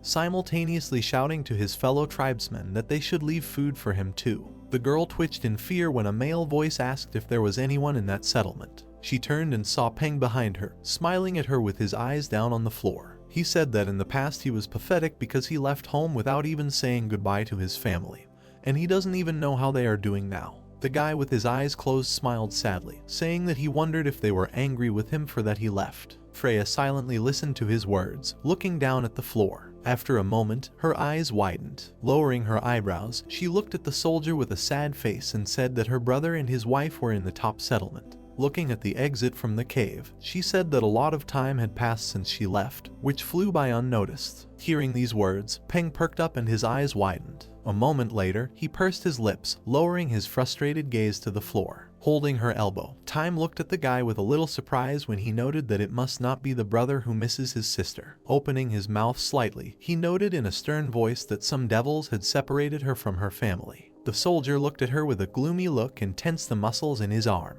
He said that, of course, he could not promise anything, but asked to wait for him. Fake a tribe. A man walked past a high stone house. A blue man with brown hair named Kuring, who had a pickaxe on his shoulder, turned when his name was called. A breathless girl with brown hair held a bag in her hand and tried to catch her breath. She said he forgot his lunch. Scratching his cheek, the man smiled and thanked Bama, noting that he had become completely forgetful. He closed his eyes, raising the corners of his lips, when the girl put her hands on her sides and began to tell him that he should not forget to stay away from those warriors. Kuring asked if she was his mother or his wife. Looking after him, the girl exhaled noisily and pursed her lips. The man was heading to the center of their settlement. Blue people walked past shacks built of stone, wood and straw. One of the men turned around when a fellow tribesman approached him and asked if he had heard that yesterday Kuring almost got into a fight with the commander. He asked in surprise how this modest guy could do this. His comrade looked at him with a frown and said that the commander got drunk and started talking all sorts of nonsense about how Kuring's sister had long since died outside.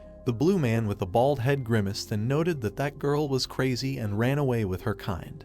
And now they have disappeared without a trace. The two men turned around with puzzled faces as a voice behind them said that his sister was alive. Kuring walked past them with his head down and a pickaxe on his shoulder. He asked them to remember to look around when talking. The bald man, lowering his eyebrows, asked for forgiveness. When their fellow tribesmen walked away, the two locals stood side by side again. One noted that he had not been himself lately, and the second asked him to be quieter. Blue feet stomped on the gray stone, and Kuring thought that although no one believes, he knows for sure that Freya is definitely alive. He stopped and looked back in surprise when he was loudly called out. Behind him sat a yeti on a large orange lizard, and next to him stood a local resident with blonde hair, who pointed his finger in the direction of the man and said that he was there. The furry monster licked his lips with a satisfied face and enthusiastically declared that he liked his delicate skin. Kuring, along with another crippled tribesman, froze with fear in their eyes, and sweat flowed profusely down their faces. A long whip began to writhe in the air. The monster screamed loudly that according to the rule of the village,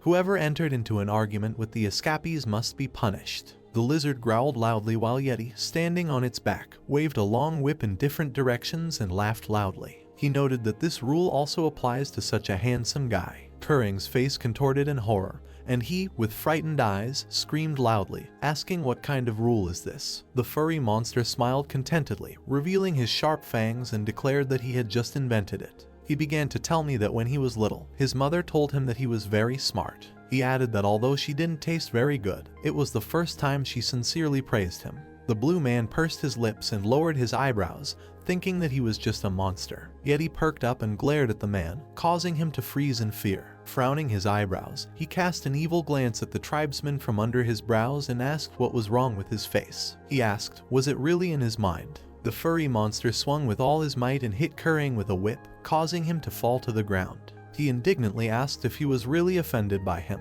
The blue man screamed loudly, trying to cover his body with his arms. Looking at him with a predatory look, Yeti laughed and noted that he was resisting very cutely. At that moment, a local resident with blonde hair was hiding behind a pillar with a frightened face. The monster with a crazy smile on his face continued to pour out on the man, laughing and asking him to scream even louder. Kuring, closing his eyes, continued to cover himself with his hands, receiving blows. The blue man behind the pillar pursed his lips, watched what was happening with fear in his eyes, and thought that Yeti was just crazy, and would now get excited, after which he would finish him off too. Loud cries of pain were heard over the village. After some time, a local resident walked along the road along the stone houses, saying under his breath that Kuring now seemed to meet the spirit of his sister. The blonde froze, looking to the side with surprised eyes. In front of him stood a dark male silhouette with a weapon in his hands, around which a bright yellow light burned. Blue people peeked out from behind the stone wall. The guy's pupils shrank in horror when screams were heard from the street. The guys looked out from the crack of the slightly open door, while the Lord asked how the guy dared to disrupt order in his village and whether he really no longer considered him a leader. Bacheng swung a long whip and, laughing contentedly, said that Kuring had committed a terrible, unforgivable crime.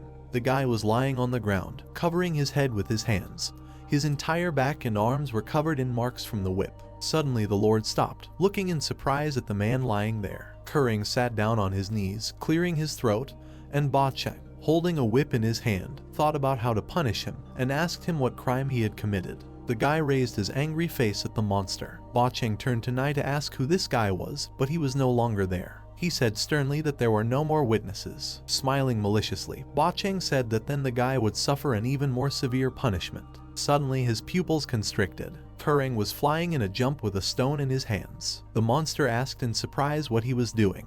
The stone crashed into his face, and fragments of fangs flew to the sides. Bacheng opened his mouth, throwing his head back. Kering thought in shock that he had succeeded. He landed and decided that he couldn't stop then. Raising a round stone above his head, the guy with anger on his face thought that their lives always depended only on the master's mood.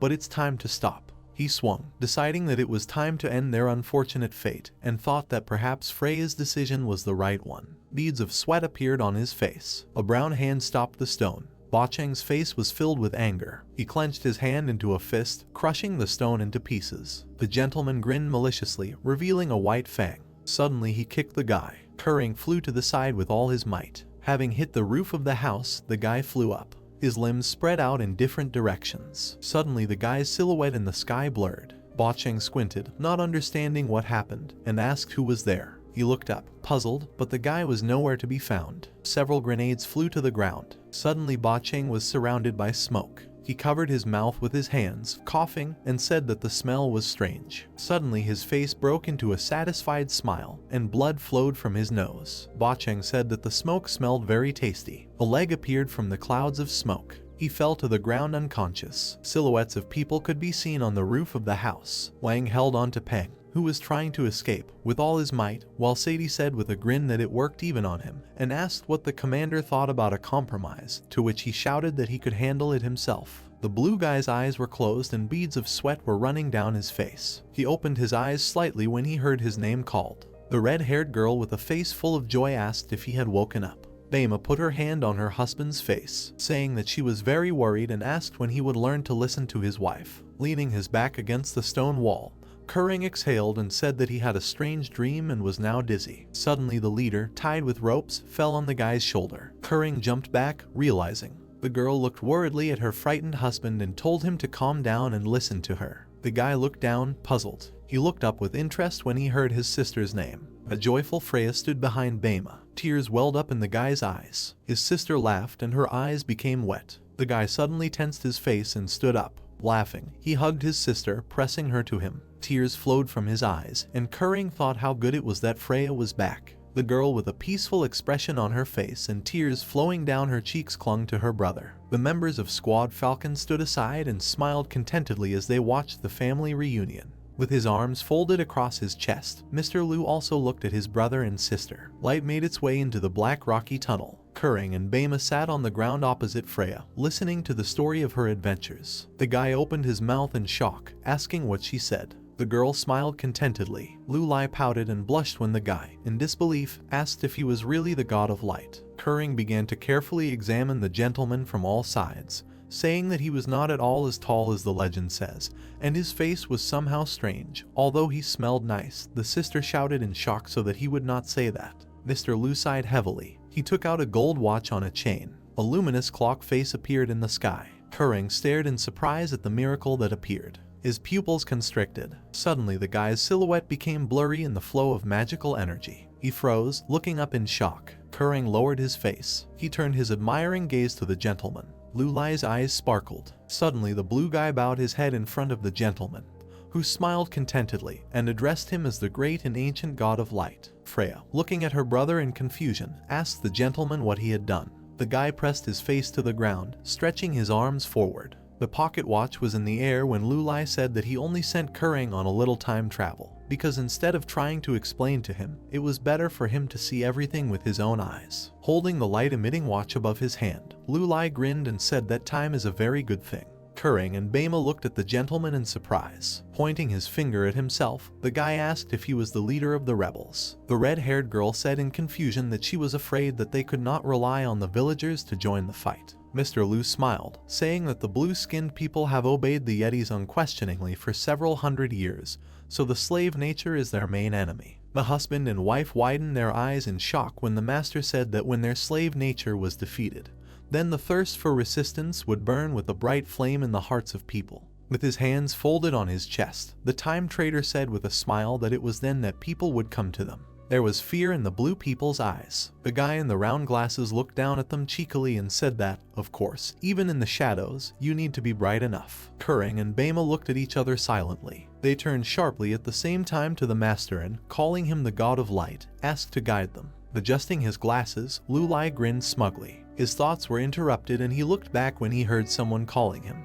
Lu Lai sighed dissatisfiedly. Zhang stood behind him, pointing his hand behind him and asking if it was necessary to pack the rest of the Yetis. Otherwise, Mr. Tesla said that he wanted to take them all. Blue people peered out from behind the wooden door, listening to voices saying that the leader was still alive and had already been packed away. Naya listened intently as they said to make sure that all the other Yetis were dead, and left the whole ones to Kering and his wife. Kering waved his hands sharply, grimacing his face, and shouted that there was no need, since just the thought of their faces was driving him crazy. Gloomily looking at her husband, Bema shouted that there was no need to listen to him. Kering lowered his eyebrows. The girl put her hand on her husband's chest and, looking at Lu Lai, said that by doing so the god of light was paving the way for them into the future, and such an opportunity comes only once in a lifetime. Mr. Liu looked at them proudly, putting his hands behind his back. Bema looked at Kering and asked if he didn't understand what it meant to remain bright even in the dark. The blue guy tensed his face. He opened his mouth slightly and stammered, asking, "This is the power of people's trust." Lu Lai closed his eyelids. Kering, having calmed down, turned his head decisively. Looking at the Yeti mountain, he shouted that this was their manifesto of courage. A guy with brown hair and a ponytail put his hands on his wife's shoulders and asked where they should start. There was confusion on his face. The girl smiled decisively. Suddenly Kering opened his eyelids, realizing something.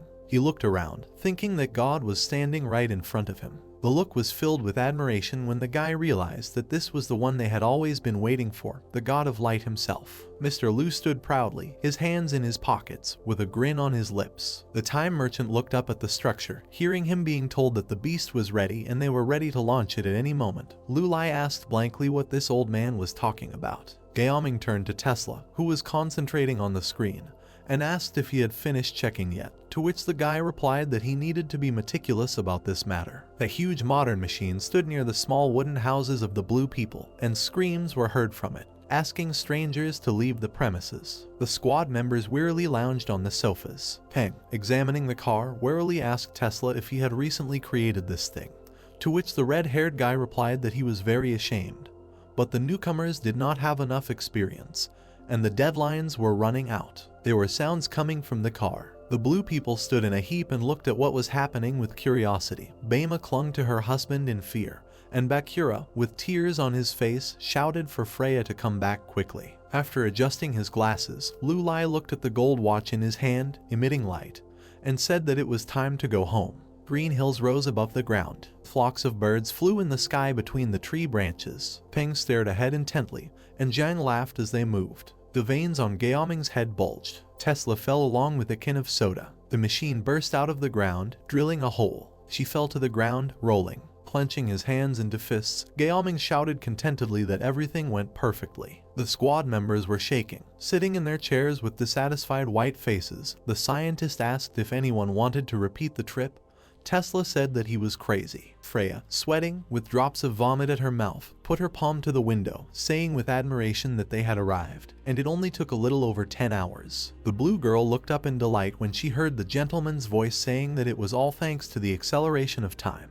Rubbing his neck, Lu Lai told Mr. Tesla that he had better get behind the wheel. The guy with the round glasses fell on the seat, turning his head because he couldn't feel his neck, and Peng asked why they stopped. Grinning, the gentleman said that they still had unfinished business. The brunette smiled enthusiastically and said that they should be entrusted with this, since the squad had already rested. Zhang chuckled and turned away. Peng frowned, asking why he was laughing. Did he really doubt it? Throwing his arms over the back of the sofa, Lu Lai asked if he was talking about work. The subordinate looked at his master, puzzled. Closing his eyes, Lu Lai said with a smile that their journey to the center of the earth was over, and after such a difficult task they deserved a month off, and any expenses they had would be paid by the club. The squad members sat on the sofas, looking at the gentleman, who said that he recommended immediately checking your balance. The guys screamed with joy on their faces. Grinning, Peng said that they were a bunch of fools. Folding his arms, Zhang called them wasteful and asked Peng what he planned to do. Scratching his chin, the brunette thought. Throwing his hands behind his head, Peng closed his eyes dreamily and, grinning, said that he would sleep, eat and mock Robert in one piece. So it looked like it would be a busy month. The guy opened his eyes, pleased with his plans. Zhang frowned at the guy, and Lu Lai, looking down, folded his hands. Peng looked at them blankly, asking what it was. His face twisted in frustration. The brunette looked ahead in confusion, standing in the middle of the forest next to a large black bag of things, and wondered if they really abandoned him here.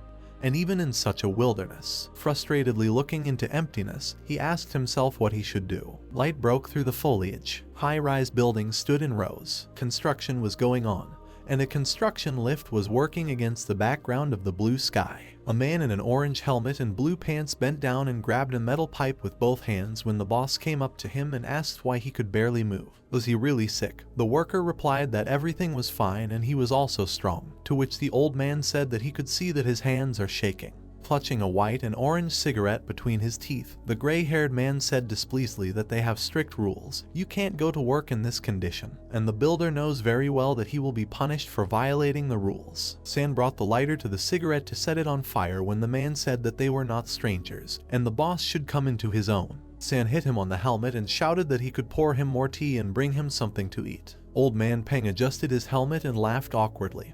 Asking the boss not to be angry, San shouted that he was trying to help him, but he refused. Men in orange helmets walked around the construction site. Fluffy clouds floated across the blue sky. A group of workers stood together. One of them said that he was very tired and would like to drink something with lunch, to which the other replied that there was no point in talking about how tired he was, otherwise he would fly out of here. Laughing awkwardly, the fair-haired guy looked at the boss and, saying that he had completely forgotten, suggested that they go somewhere else for lunch, otherwise they always go to the same place. Closing his eyes, San, with a cigarette in his mouth, said that today his son was in the best class, so he invites everyone to the 18th eatery to eat something meat. The guy gave him a thumbs up and, with a fake laugh, congratulated him, thinking that he was terribly stingy. The company headed down the street, chatting about something. The blonde opened his eyes in surprise. A dark-haired man was walking out of a bank with a green sign with a black suitcase. San grinned evilly. A man with black disheveled hair and a tired, dry face with stubble turned around when he heard him called. The blonde, laughing, threw his hand on the shoulder of the boss, who sarcastically said that it seems that old man Peng is rich, only invisible. The guy asked how much money is in his bag, or is it also invisible? The brunette looked angrily at the laughing company. After bowing kindly, Father Peng laughed tensely and asked if he had done anything funny since he only needed to pay for the baby food. San looked at him contemptuously and said that he was only skin and bones. Sighing sadly, the man said that his daughter had gone to high school, and he was doing everything he could. Twisting his mouth in disgust, San raised his hand and said that it was useless to raise his daughter, because she would get married anyway and move to her husband's house in his place. He would have taken her home so that she could find a husband there. Suddenly he approached old man Peng and, scratching his chin, said that he could introduce her to someone. The man said that she was still young. The boss called out to Hai, who jumped up, raising his hand, and said that it looked like they had found him a bride. Putting his hand on the bald man rubbing his nose, San said that the Hai family has pigs and cows, and besides, old man Peng is from the same village. He is a strong and healthy man.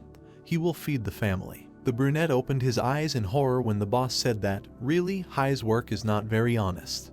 And the whole company laughed. With his mouth wide open, San laughed loudly, saying that it was just right for his daughter, and Hai stuck out his tongue. The capillaries on the Peng proteins turned red with anger. The man swung his cleaver. Blood sprayed from San's cut throat. Father Peng's eyes burned with rage. Hai fell with his face twisted from the blow. The brunette was furiously waving a cleaver, smeared in blood. He opened his mouth, screaming in anger. His face trembled. The man stood silently, head down and fantasizing, in front of the company mocking him. San laughed and said that they asked him a question. The men moved on disgruntledly, saying that they would not stay, and he only spoiled their whole mood. The brunette smiled sadly, looking down. On the narrow street between the houses there was a conversation that the pork was too fatty, and they were deceived and not even given the dish as a gift. A group of construction workers were walking to a diner after lunch. They were discussing that in the evening they would cover the door of the establishment with cement. Smiling, the men walked, led by San.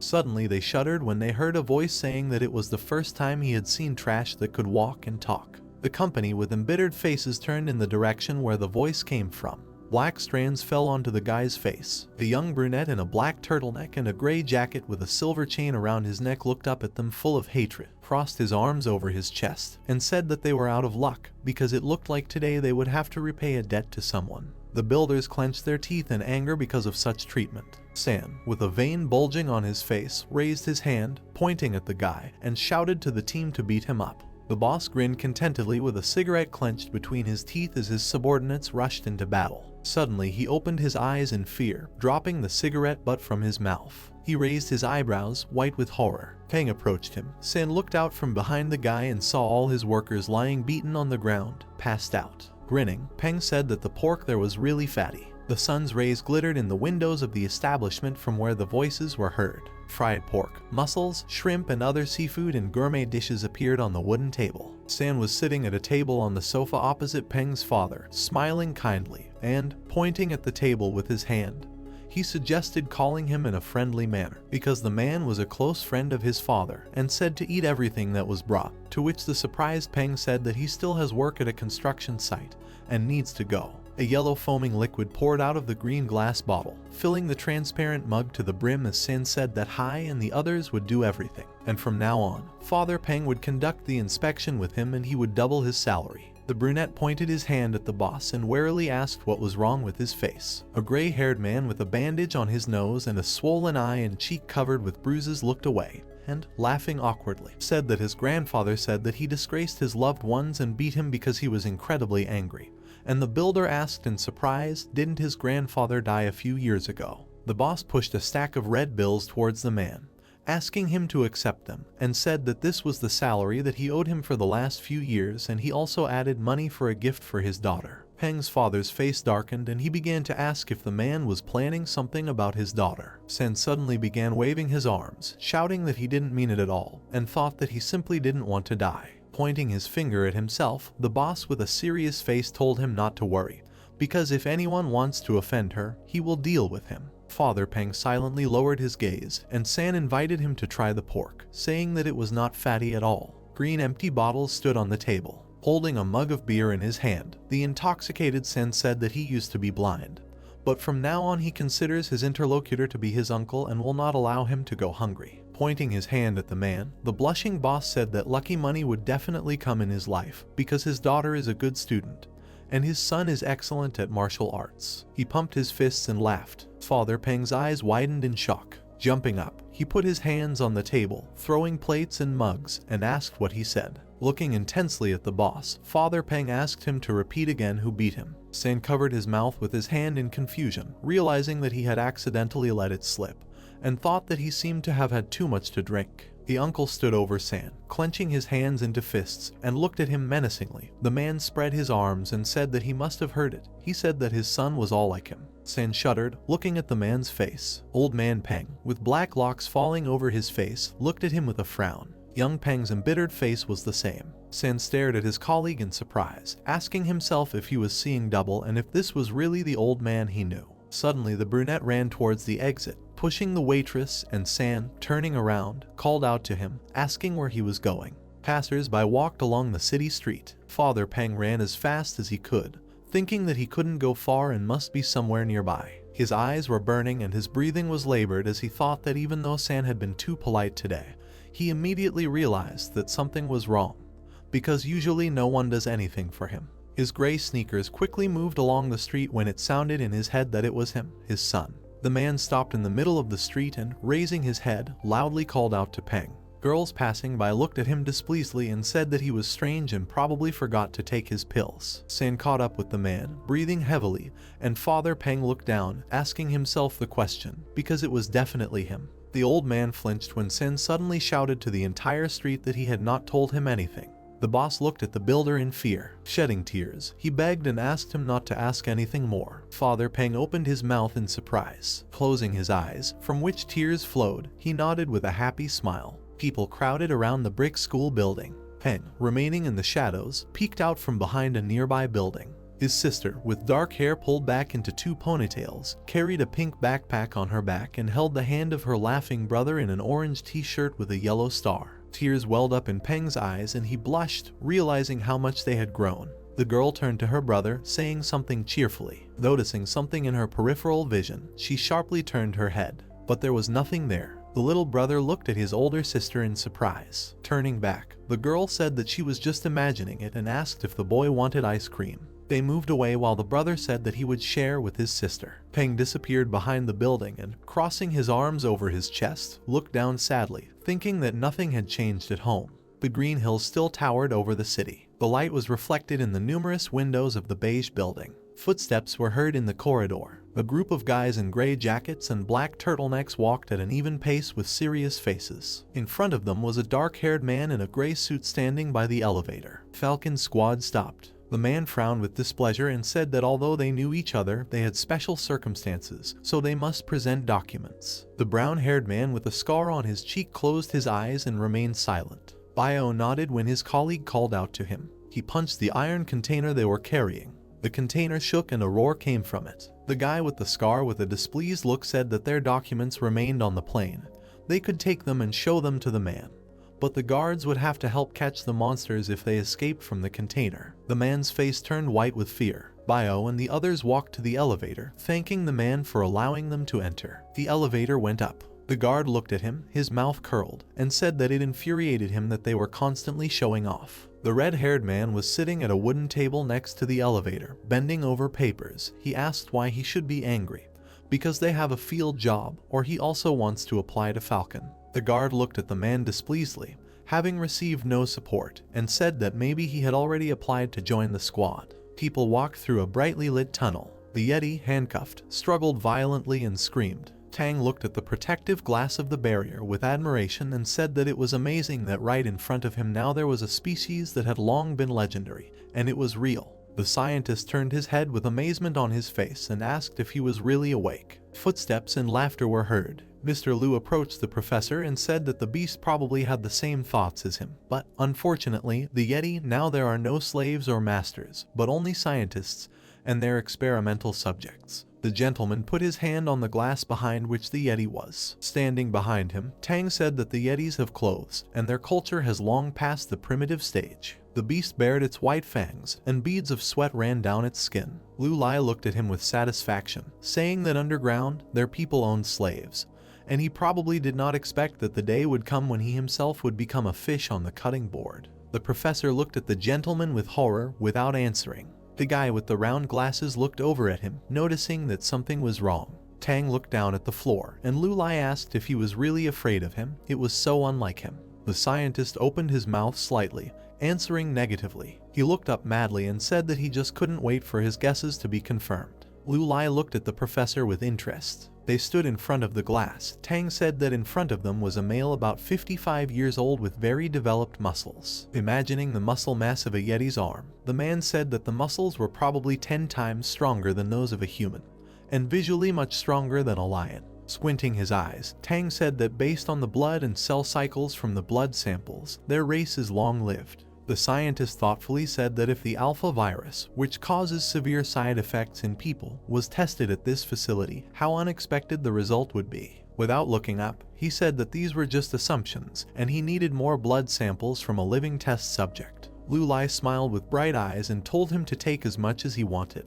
Raising his hand with a gold chain on which a pocket watch hung, the guy said that the horn that signifies resistance in the underworld must have already sounded. Loud sounds of blows and gunshots echoed in the wide corridor of the Eternal Club headquarters. Yuki and Lu Lai looked at the laptop, from which these sounds were coming.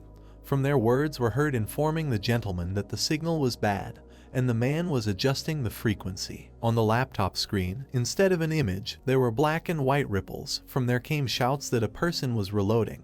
The left flank should be careful, fire, not to let it get close. The scientist then asked if the signal was better now, to which Lu Lai replied to Tesla that it was clearly audible. but there was no picture. The guy looked at the laptop screen in surprise, hearing that the fluorescent ore deposit must be affecting the source of the signal. But the main thing is that the boss hears it. Lu Lai then said that he thought their skin was bulletproof. Peng's report should have similar entries. Lu Lai and Yuki looked at the monitor in surprise, hearing the scientist's words that everything was so, but he slightly changed the tranquilizer bullets. Now, when it comes into contact with the target, the bullet scatters and releases the drug, thanks to which the target cannot escape. With a satisfied smile, the brunette nodded, saying that it looks like Tesla will now pass for his own there. Words were heard from the laptop that as soon as the blue-skinned people realized what kind of life people wanted to give them, they immediately began to act, although they felt like villains. Lu Lai nodded in agreement and said that they must take over the entire underworld in 6 months and take all the Yetis alive, and if necessary, he can help them. Tesla's voice was heard from the laptop, saying that the gentleman should not worry because the scientist would handle it. Then he said that the invasion had begun, said goodbye to the gentleman and asked him to tell Tang and the others not to waste time. Lu Lai slammed the laptop shut. He put his hands behind his head and smiled as he thought that ruling the underworld would be a new challenge for them. Smiling wickedly, he imagined the vast scenic expanses and thought that at the moment they had found out that the area of the underground world was 40 million square kilometers. This was a real treasure. A golden ball of power appeared in the palms of the satisfied guy. He thought that there was no other like it. Lu Lai bent down to the ground, exhaling, and thought that they promised the indigenous people a fair and free life. But how can they get by? The guy smiled insidiously and finished his thought without their intervention. Sharply he shouted the word question. Yuki snapped to attention and asked what the contented gentleman sitting in the chair wanted to know from her. Lu Lai turned to her and asked where they could find highly qualified specialists. The girl closed her eyes thoughtfully and scratched her chin. Suddenly she opened her eyes, illuminated by a hunch. Approaching the gentleman, she asked him with delight if they were going to travel through time again. The brunette adjusted his glasses and hummed in agreement. The secretary was very surprised to hear that she would not go with him this time and asked why. Lu Lai handed her the list and told her to look at it. The girl confusedly thought, how long ago did he prepare it? The assistant looked at the sheets and, sulking, asked if the boss remembered that she knew many languages. She looked at the list in surprise, reading what was written there. She carefully read the names Zhang Zhizheng, Wang Ganqi, Zhao Pu. The leaf in her hand trembled. The image of a man who was called the Hidden Dragon, Zhuge Kongming, appeared before her. Lu Lai put his feet up on the table and said that he was sure that the girl already knew about their fates. Placing his hands behind his head, he said with a smile that a huge danger always awaited them. Say something wrong, and you are already dead.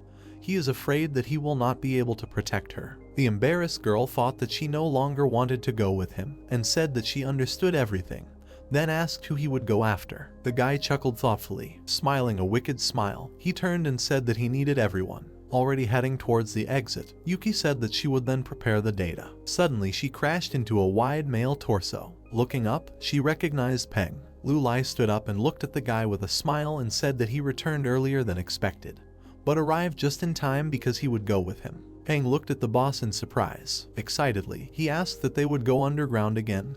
Tesla couldn't handle it. The time trader shuddered. He turned around and told him that was not the case. They were going to look for the nuggets. The stone wall of a castle could be seen in the underground world. Not far from there were small houses. In just a few months, a real hurricane began in the lands where the Yeti once ruled. A white glow rose above the stone castle. This hurricane arose due to the thirst for freedom of the blue people and the warriors of light from the Falcon team. Tremendous changes have taken place in the underground city. Blue-skinned warriors with weapons in their hands, together with people from the detachment on a tank, ran towards the enemy. Someone in the underground city experienced rapid growth during the war. There were 2 Yetis standing in the pit, one of whom raised his hands up, because someone, on the contrary, had become a prisoner. The stern warriors of light from the Falcon team frowned at them, thinking that they were already close to the capital. Jiang, who was sitting on the roof of an armored vehicle, knocked on the tower and asked his comrade to stop here, and received consent in response. The man walked into the small brown building of the Joint Forces Command Post. Jiang angrily pushed aside the cloth that was covering the entrance and asked Kering what was wrong with his soldiers. Why was the left flank not responding? The blue-skinned man waved his hands, trying to calm the enraged commander, who was shouting that his voice had already broken. Perhaps there was something wrong with his pronunciation, because he had clearly given the order to pursue. Looking away, Kering replied that the radio station was destroyed. They were attacked by the enemy. If not for Lu Lai's weapon, the entire team would have died. The man growled angrily, asking what he was trying to say, that there was a gap in their defense. How could they have missed the giant snowman? Both warriors turned to the girl who entered, who said that these were not Yeti. Turning away upset, Bema said that these were blue-skinned people, their brothers. Kering exhaled sadly, and Jan became gloomy and asked again in disbelief. The blue-skinned man looked sad, looking away, and said that he couldn't even believe that they were their brothers. Most of the warriors still walked around with old weapons. His wife stroked the man's hand, trying to calm him down, and said that everything was fine and he wanted the best. But the sad man said that that's why when they saw such a squad, they thought that these were their allies who had not yet received new weapons. Jang thought gloomily, chuckled. He said that this means that the enemies took advantage of the moment. The Yeti has brains. Suddenly, the blue-skinned warrior raised his hand and suggested using the assassins to kill the leaders. Everyone turned around in surprise when they heard that this would not solve the root of the problem. They were approached by Peng and Lu Lai, who said that a large number of blue-skinned people still obey them. As far as he knows, there are many radicalists on their side. Looking confident, he said he didn't think they'd give up if they pushed too hard. Bema opened her eyes intelligently and said that they were like a hunted animal that had nothing to lose, and her husband asked her what she meant. Closing his eyes, Jang said that they would have to kill the most loyal blueskins, but not all. Otherwise the rest would only strengthen their resistance. The amazed underground people heard that in this case there would be a bloodbath. Lu Lai seriously thought about it and said that they could capture the capital at once, but they need to put pressure little by little. The blue-skinned girl asked in surprise, after their victory, will they accept their surrender? Frowning, she added that they were used to hiding behind Yetis to kill their own, and even the blessing of the God of Light might not help them. Lu Lai chuckled with a sly smile, and Jang looked at him silently, smiling confidently. The guy said that he thought they would have to follow his rules. Bema said she understood. Suddenly, the blue-skinned man who was standing behind her raised his hand and asked if he could ask a question. Under the sky of the underworld stood a stone castle. Kering began to talk about how this war would bring them light. He looked at the guy excitedly and said that this is the beginning of a new life for their people. There is no doubt about it. Lu Lai listened carefully that there were other doubts. The underground resident sadly lowered his head and said what would happen when they destroy the Bigfoot. Turning around alarmedly at the guy, he asked if they would really gain freedom. Jang became angry and shouted angrily, asking what he was talking about. Bema shielded her husband with herself and, waving her hands, tried to calm the man down, saying that he did not want to. Lu Lai called out to the man saying that Kering did not doubt him. The brunette, grinning, said that he was afraid that the blueskins under his leadership would become the new masters. The underground blue people were embarrassed to hear that this was a very good and very brave question. From above, the city seemed quite small. Lu Lai said that in fact, the upper world is also unfair. The underworld was located among green hills, and the guy continued by saying that even in the Garden of Eden there are ranks, right? Smiling, he closed his eyes and said that in the blue-skinned society there will also be elites and leaders. They are a necessary link in the social system. But let them know that the tyranny of the Bigfoot will disappear forever. Having looked carefully at his interlocutors, he said yes. Bema and Kering listened in amazement that they would truly gain freedom. Leaning forward, the blue-skinned man asked, does that mean Lu Lai will become their new king and lead them? The guy laughed, saying that he really did. He looked at them confidently and concluded that he did not have time for this. Deep underground, a multi-level stone pyramid rose. In the richly decorated throne room, the king of the snowmen sat on a golden throne, with 3 blue-skinned men kneeling on the floor in front of him. The golden cup fell with a clink. The blue-skinned guy looked at the king excitedly. The snowman rested his palms on the armrests of the throne and began to stand up. Wearing a golden crown and a red cloak, he frowned at them. The subordinates bowed down on their knees, towering angrily over them. The Yeti King said that he should have made jewelry out of their heads, because handing out jobs to them, the blue-skinned ones, was his biggest mistake. One of the men frantically began to justify himself, telling the king that the rebels appeared too suddenly. They needed time to figure everything out. The guy said in fear that these traitors claim to be guided by the God of Light and have powerful weapons from the outside world. The blue-skinned man's gaze was full of fear. He said that what is a huge monster made of metal worth, whose roar causes fire, and everything nearby falls into pieces. Lowering his head, the servant summed up that they were powerless against such an enemy. He bowed down and addressed the king, saying that they could only use a trick. Looking up, he began to say what they could do, but was interrupted. Rapid movement. The guy screamed as the Yeti King grabbed his throat with his hand and lifted him up. Frowning at him, the monster said that they could pretend to surrender and open the gates, and then act together with their brethren and instantly capture his capital. The guy, grabbed by a huge palm, said in fear that no, not at all. The king flashed his gaze angrily, saying that he knew what the vile blue skins were thinking. With one movement of his huge hand, he killed the blue-skinned man. The remaining subordinates looked in fear at the fallen body of the strangled guy. The Yeti King looked at them and said congratulations, they had been promoted, and ordered them to tell him the only reason their people still existed. The amazed underground inhabitants remained silent in fear, and the king said that there was now a crisis in the capital, and they served as cannon fodder in order to gain time for his troops. Raising his hand menacingly, the king of Leti said that let their brothers be proud of their name. The blue-skinned men bowed to the floor, unanimously agreeing. Shells crashed into the wall of the building with a roar. A warrior from the Falcon team sat by a huge tank and, smiling, said that this was a waste.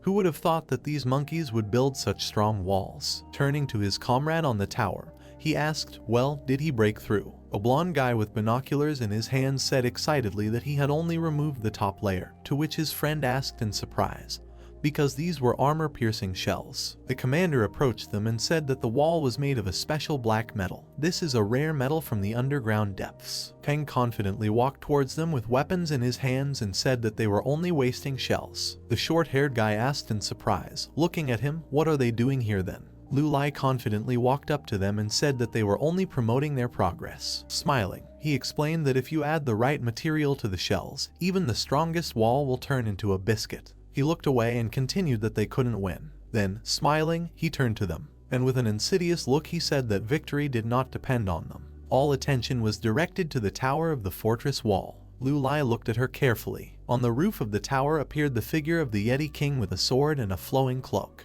The crowned snowman looked down gloomily. The brunette adjusted his glasses, frowning at him. Without turning around, he called the blue-skinned warrior by name, and Kering, stretching out, answered. Without looking at him, the time trader said that he wanted to entrust him with the matter. Looking at him confidently, Kering replied that he had it at his disposal. With a sly smile, the guy asked for what time. He turned around and, looking at him, continued to ask how long it would take him to deal with the king.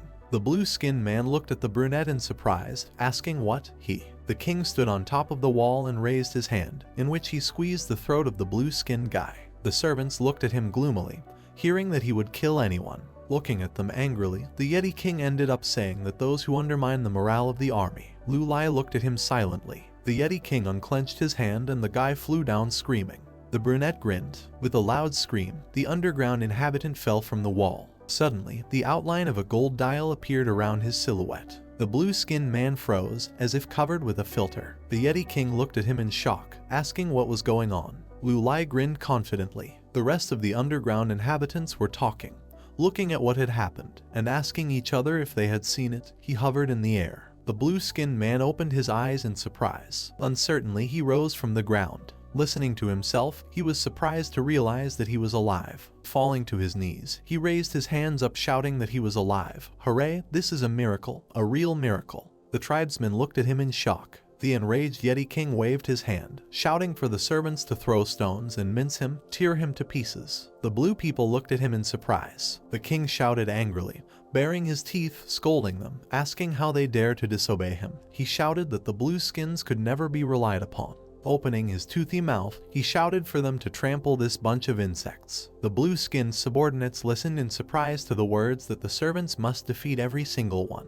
Masked and armored snowmen stood behind and agreed to the order. Turning around, the underground men heard that no, the king wanted to see. Grinning his teeth angrily, the Yeti King said that those who remained would see who God would save them. The Yeti warriors with strong paws threw the blue skins off the edge of the wall. The guy who fell first looked in surprise at his flying brothers. The men screamed in horror as they fell down. Suddenly, they all seemed to freeze in the air from the force of time applied. A bright light flickered around the falling underground inhabitants, and the blue-skinned man looked at it in surprise. Lu Lai confidently soared in the air with his arms outstretched and surrounded by a golden dial, while his underground warriors looked sternly below. The Yeti King looked at them in shock. The dial flashed in the time trader's eyes as he ordered Kering to move forward. Surrounded by radiance, the blue-skinned man stood surrounded by a cloud of dust, shimmering from the force used. With eyes burning with determination, he agreed. The man rushed towards the castle with such speed that dust rose from him and pieces of stone scattered. The underground resident covered his eyes with his hands, shielding himself from the bright beam of light left from his movement. Swiftly, one after another, the warrior scattered the blue skins, and then, jumping from side to side, he climbed up the wall. The blue-skinned warrior rose straight towards the surprised Yeti King.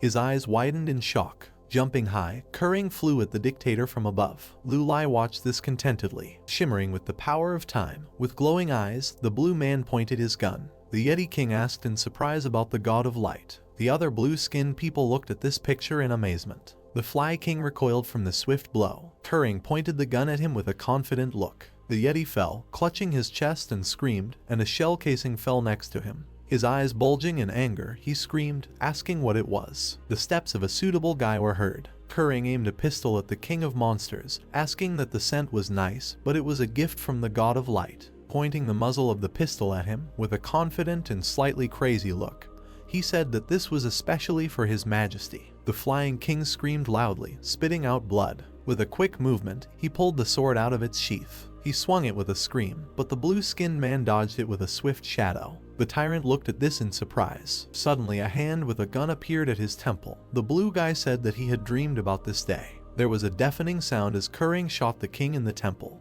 The snow people in the armor of warriors looked at this in surprise. The Yeti King fell to the ground with a crash. Kering, surrounded by dust, closed his eyes. Then he looked confidently at the snow warriors. They looked at him in fear, asking that the king was dead, and repeating that he was a demon. With frightened cries, they quickly ran past the servants. Kering exhaled, thinking that the plan had worked, and said out loud that their king was dead and now the underworld would be ruled by the God of Light, who would bring eternal light to their world. The underground warrior turned to look at Lu Lai, who, with his hands in his pockets, was hovering above him, surrounded by a blue glow. The blue-skinned residents looked at him in amazement, asking, "Is this the real God of Light?" Lu Lai exhaled. Closing one eye, he said it was all over. The underground inhabitants listened in amazement that from now on their world would no longer be ruled by snowmen.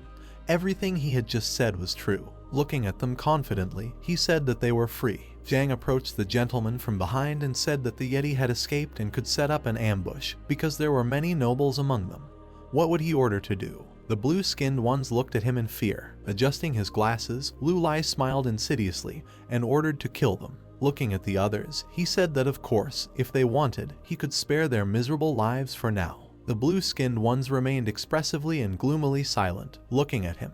And then they fell to their knees, bowed, and shouted, praising the God of Light. Someone came up behind Lu Lai and asked if he could have a minute. Freya sadly said that now their people are at a loss as to what to do next. Looking down, she continued to say that now they will pursue the remnants of the enemy, but what awaits them in the future? She was surprised to hear the brunette apologize and say that he had completely forgotten. Without turning to the girl, he replied that she need not worry.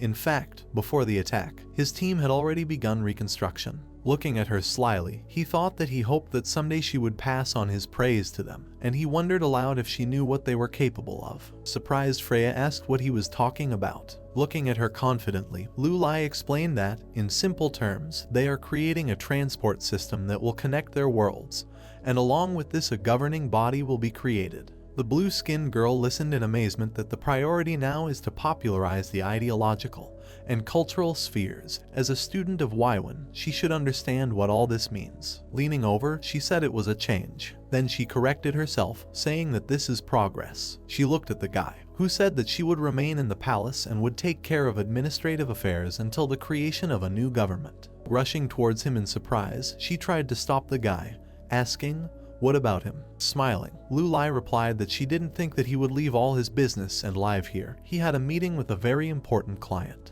The gold pocket watch spread the outline of the dial around itself. They shone brightly above the palm of the guy, who raised his hand up and confidently thought that he was his biggest fan. Small trees towered among the sandy expanses. In the middle of the picturesque space, the figure of a man in a traditional costume appeared. He reached his hand towards the flask that hung on his belt. Having unscrewed the cap, he froze, looking forward in shock. There was a guy standing under a tree in front. It was Lu Lai, wearing a traditional costume, with his hands folded behind his back. Hearing how they addressed him, the guy turned around. He was surprised to hear the words of the old man who asked that he was also going to shoe. The brunette thought that, apparently, he had joined the era and replied that it was almost so. Looking around, he asked the man what this place was. Holding his hat in surprise, the man thought he was strange and asked why he was. This is Wuzheng Plains. Lu Lai grinned contentedly, thinking that this was the Shu military camp, so it looked like they were right with the coordinates. He walked forward, and the man called out to him in surprise, asking where he was going.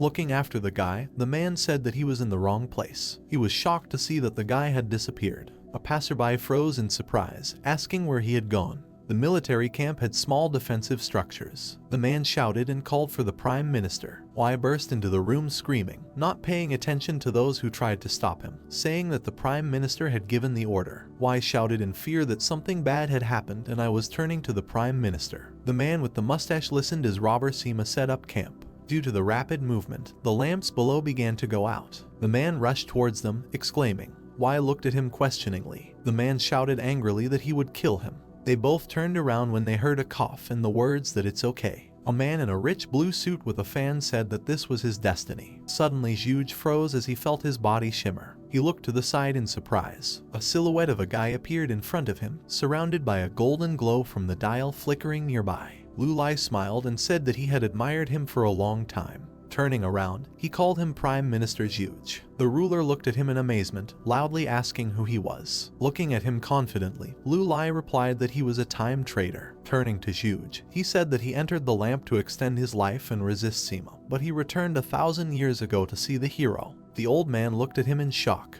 He asked again in disbelief, 1,000 years. The guy remained silent, looking at him confidently. Snapping his fingers, the brunette said that he would not stand on ceremony and would show him everything. After the click, a golden glow surrounded him and the man. Zhuge closed his eyes in surprise, asking what was going on. The guy looked at him, smiling, and Zhuge looked back in surprise. Suddenly he froze right above a huge metropolis with large skyscrapers. Lu Lai, who was hovering nearby, said that he thought he didn't need to explain. Zhuge looked forward excitedly and asked him to tell him. Turning to the guy, the ruler continued that the miracle he saw was the future of the kingdom of Shu. Lu Lai remained silent, looking at him. The man looked at the city and said that he thought so. Closing his eyes, he continued sadly that he had to obey Sima. Smiling insidiously, Lu Lai said that it was too early to draw conclusions and it was better to listen to his proposal. A cry rushed over the camp, asking if this was true. The man asked in shock that Zhuge was dead. The man kneeling in front of him replied that this was the absolute truth. He climbed the mountain to look around and suddenly heard crying coming from the Shu camp.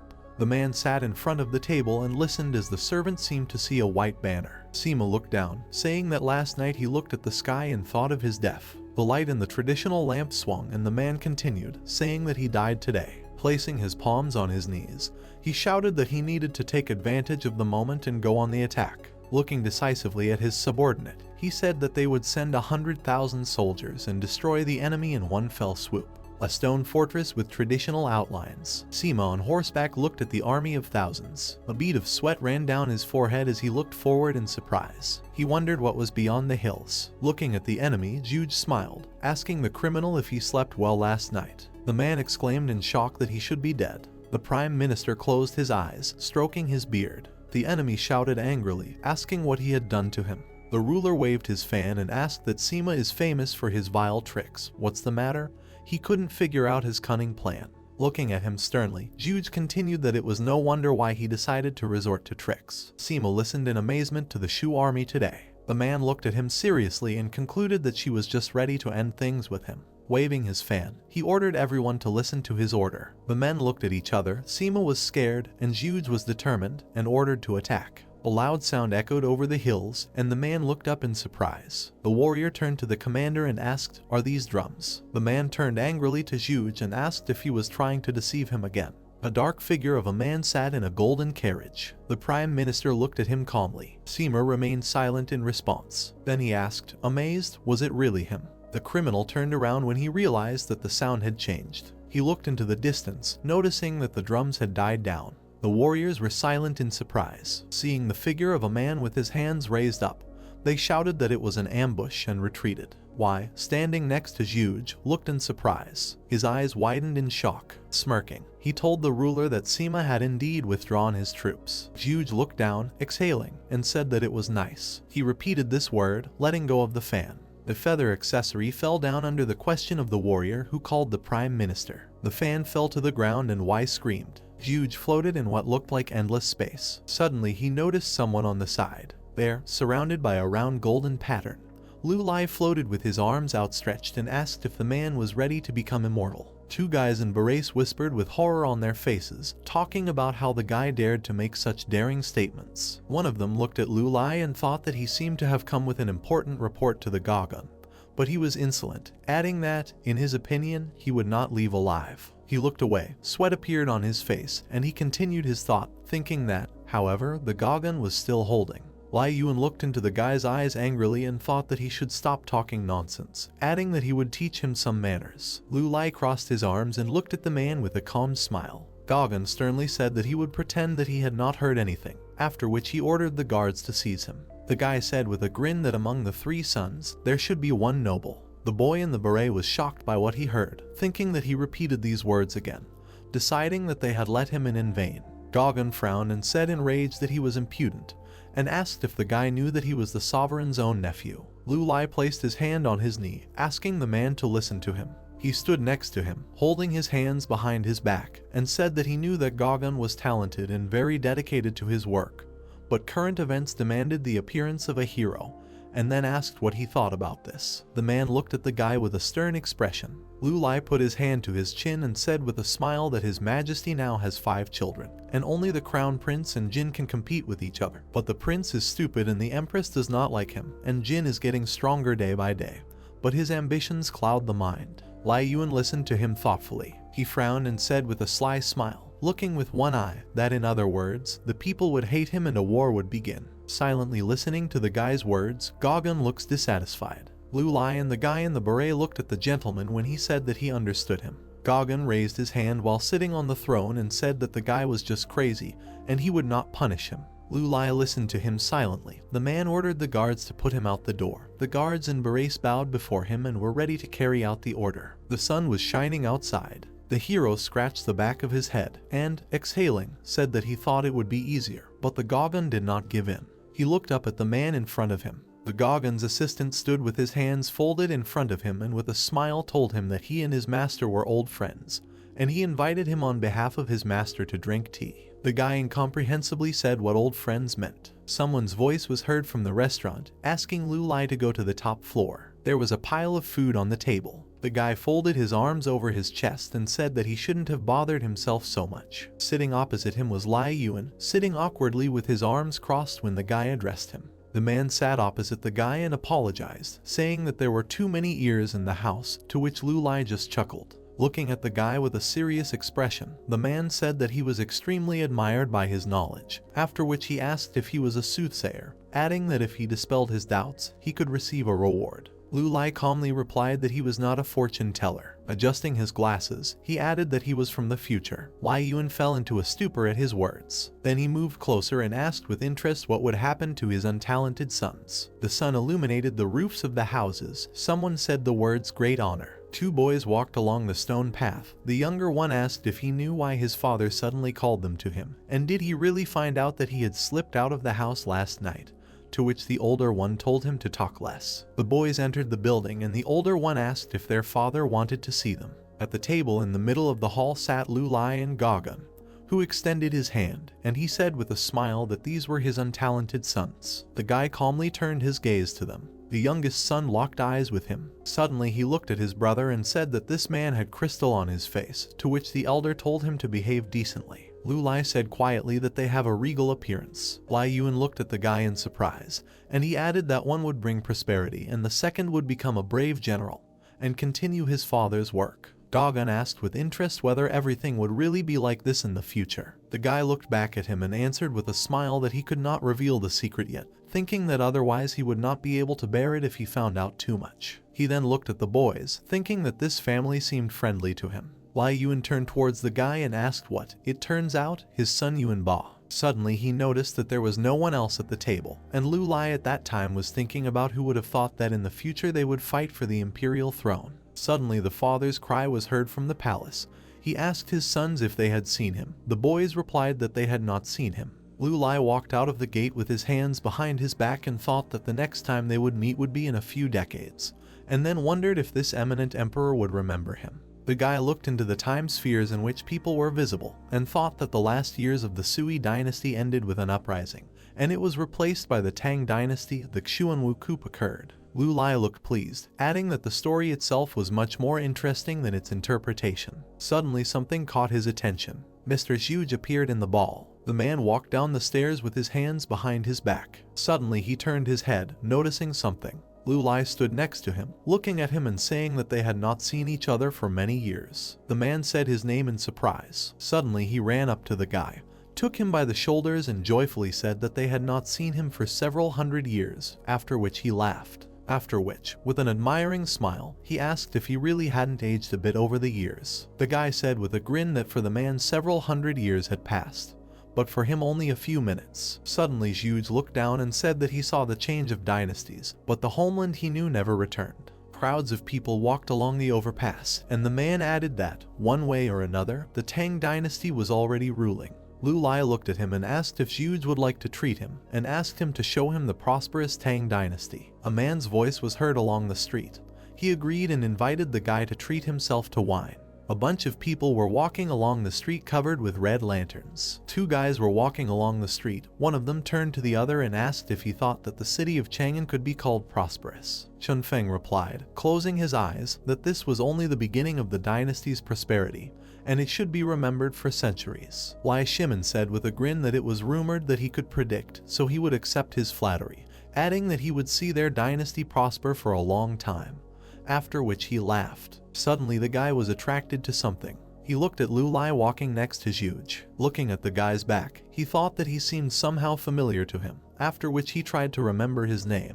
Red lanterns hung under the roof of the restaurant. Zhuge, sitting across the table from Lu Lai, told the guy that he thought he was here for more than just reminiscing about old friendships, to which he agreed. Lu Lai raised the cup to his mouth and said with a smile that he had arrived to find an assistant. Zhuge seriously asked if he had a candidate. The guy hinted with a smile, saying that the fan thinks, but the do acts. The man asked in surprise if the guy was talking about what he was thinking about, adding that he would like to see it with his own eyes. Suddenly the door was opened by Gun Feng. Breathing heavily, he said that they would make it easier for the men to search. Zhuge and Lu Lai looked back at the guy. He said with a smile that the young master wanted to see them. Lu Lai smiled slyly. Suddenly the guy exclaimed in surprise. A tired Lai Shimin looked in the door and told the guy that he didn't know that Chun Feng could run so fast. He looked ahead in surprise. With his hands in his pockets, he looked at the table full of food and asked where they were. The guy raised his hand to his chin and said thoughtfully that it seemed they had lost them. Chun Feng said in shock that this was extraordinary luck, because they had witnessed a miracle. Suddenly he nervously scratched the back of his head and, laughing, said that if he thought about it, he couldn't believe it at all, and they probably entered the wrong place, because where could a miracle come from there? Lai Shimin looked at the guy with a serious expression and said that it was not a miracle at all, but the miracle worker himself. The guy looked thoughtfully at the gentleman, asking what he meant. Standing with his back to him, Lai Shimin asked if he had ever seen people. The guy listened to him with interest. Suddenly he turned around and finished the question with a smile, saying whether he had seen people who lived 30 years and did not age a second. The comet cut through the heavenly darkness. Yuan Tiangang said, looking at it, that a lucky star had fallen again. Holding his hands behind his back, he called this another tragedy for the Tang dynasty. Chun Feng looked at his hand. Suddenly he frowned and clenched her fist. The man looked at him and asked what he thought about this. The guy frowned and said that Counselor Du, according to his calculations, should have already died. He looked ahead and began to think. The silhouettes of Lu Lai and Zhuge appeared in his mind, and he wondered if they had anything to do with this. His thoughts were interrupted by the elder, who asked why he should wait for the weather by the sea. He looked back at the guy and said with a smile that Mr. Du's estate was nearby, after which he asked if he wanted to go and find out everything.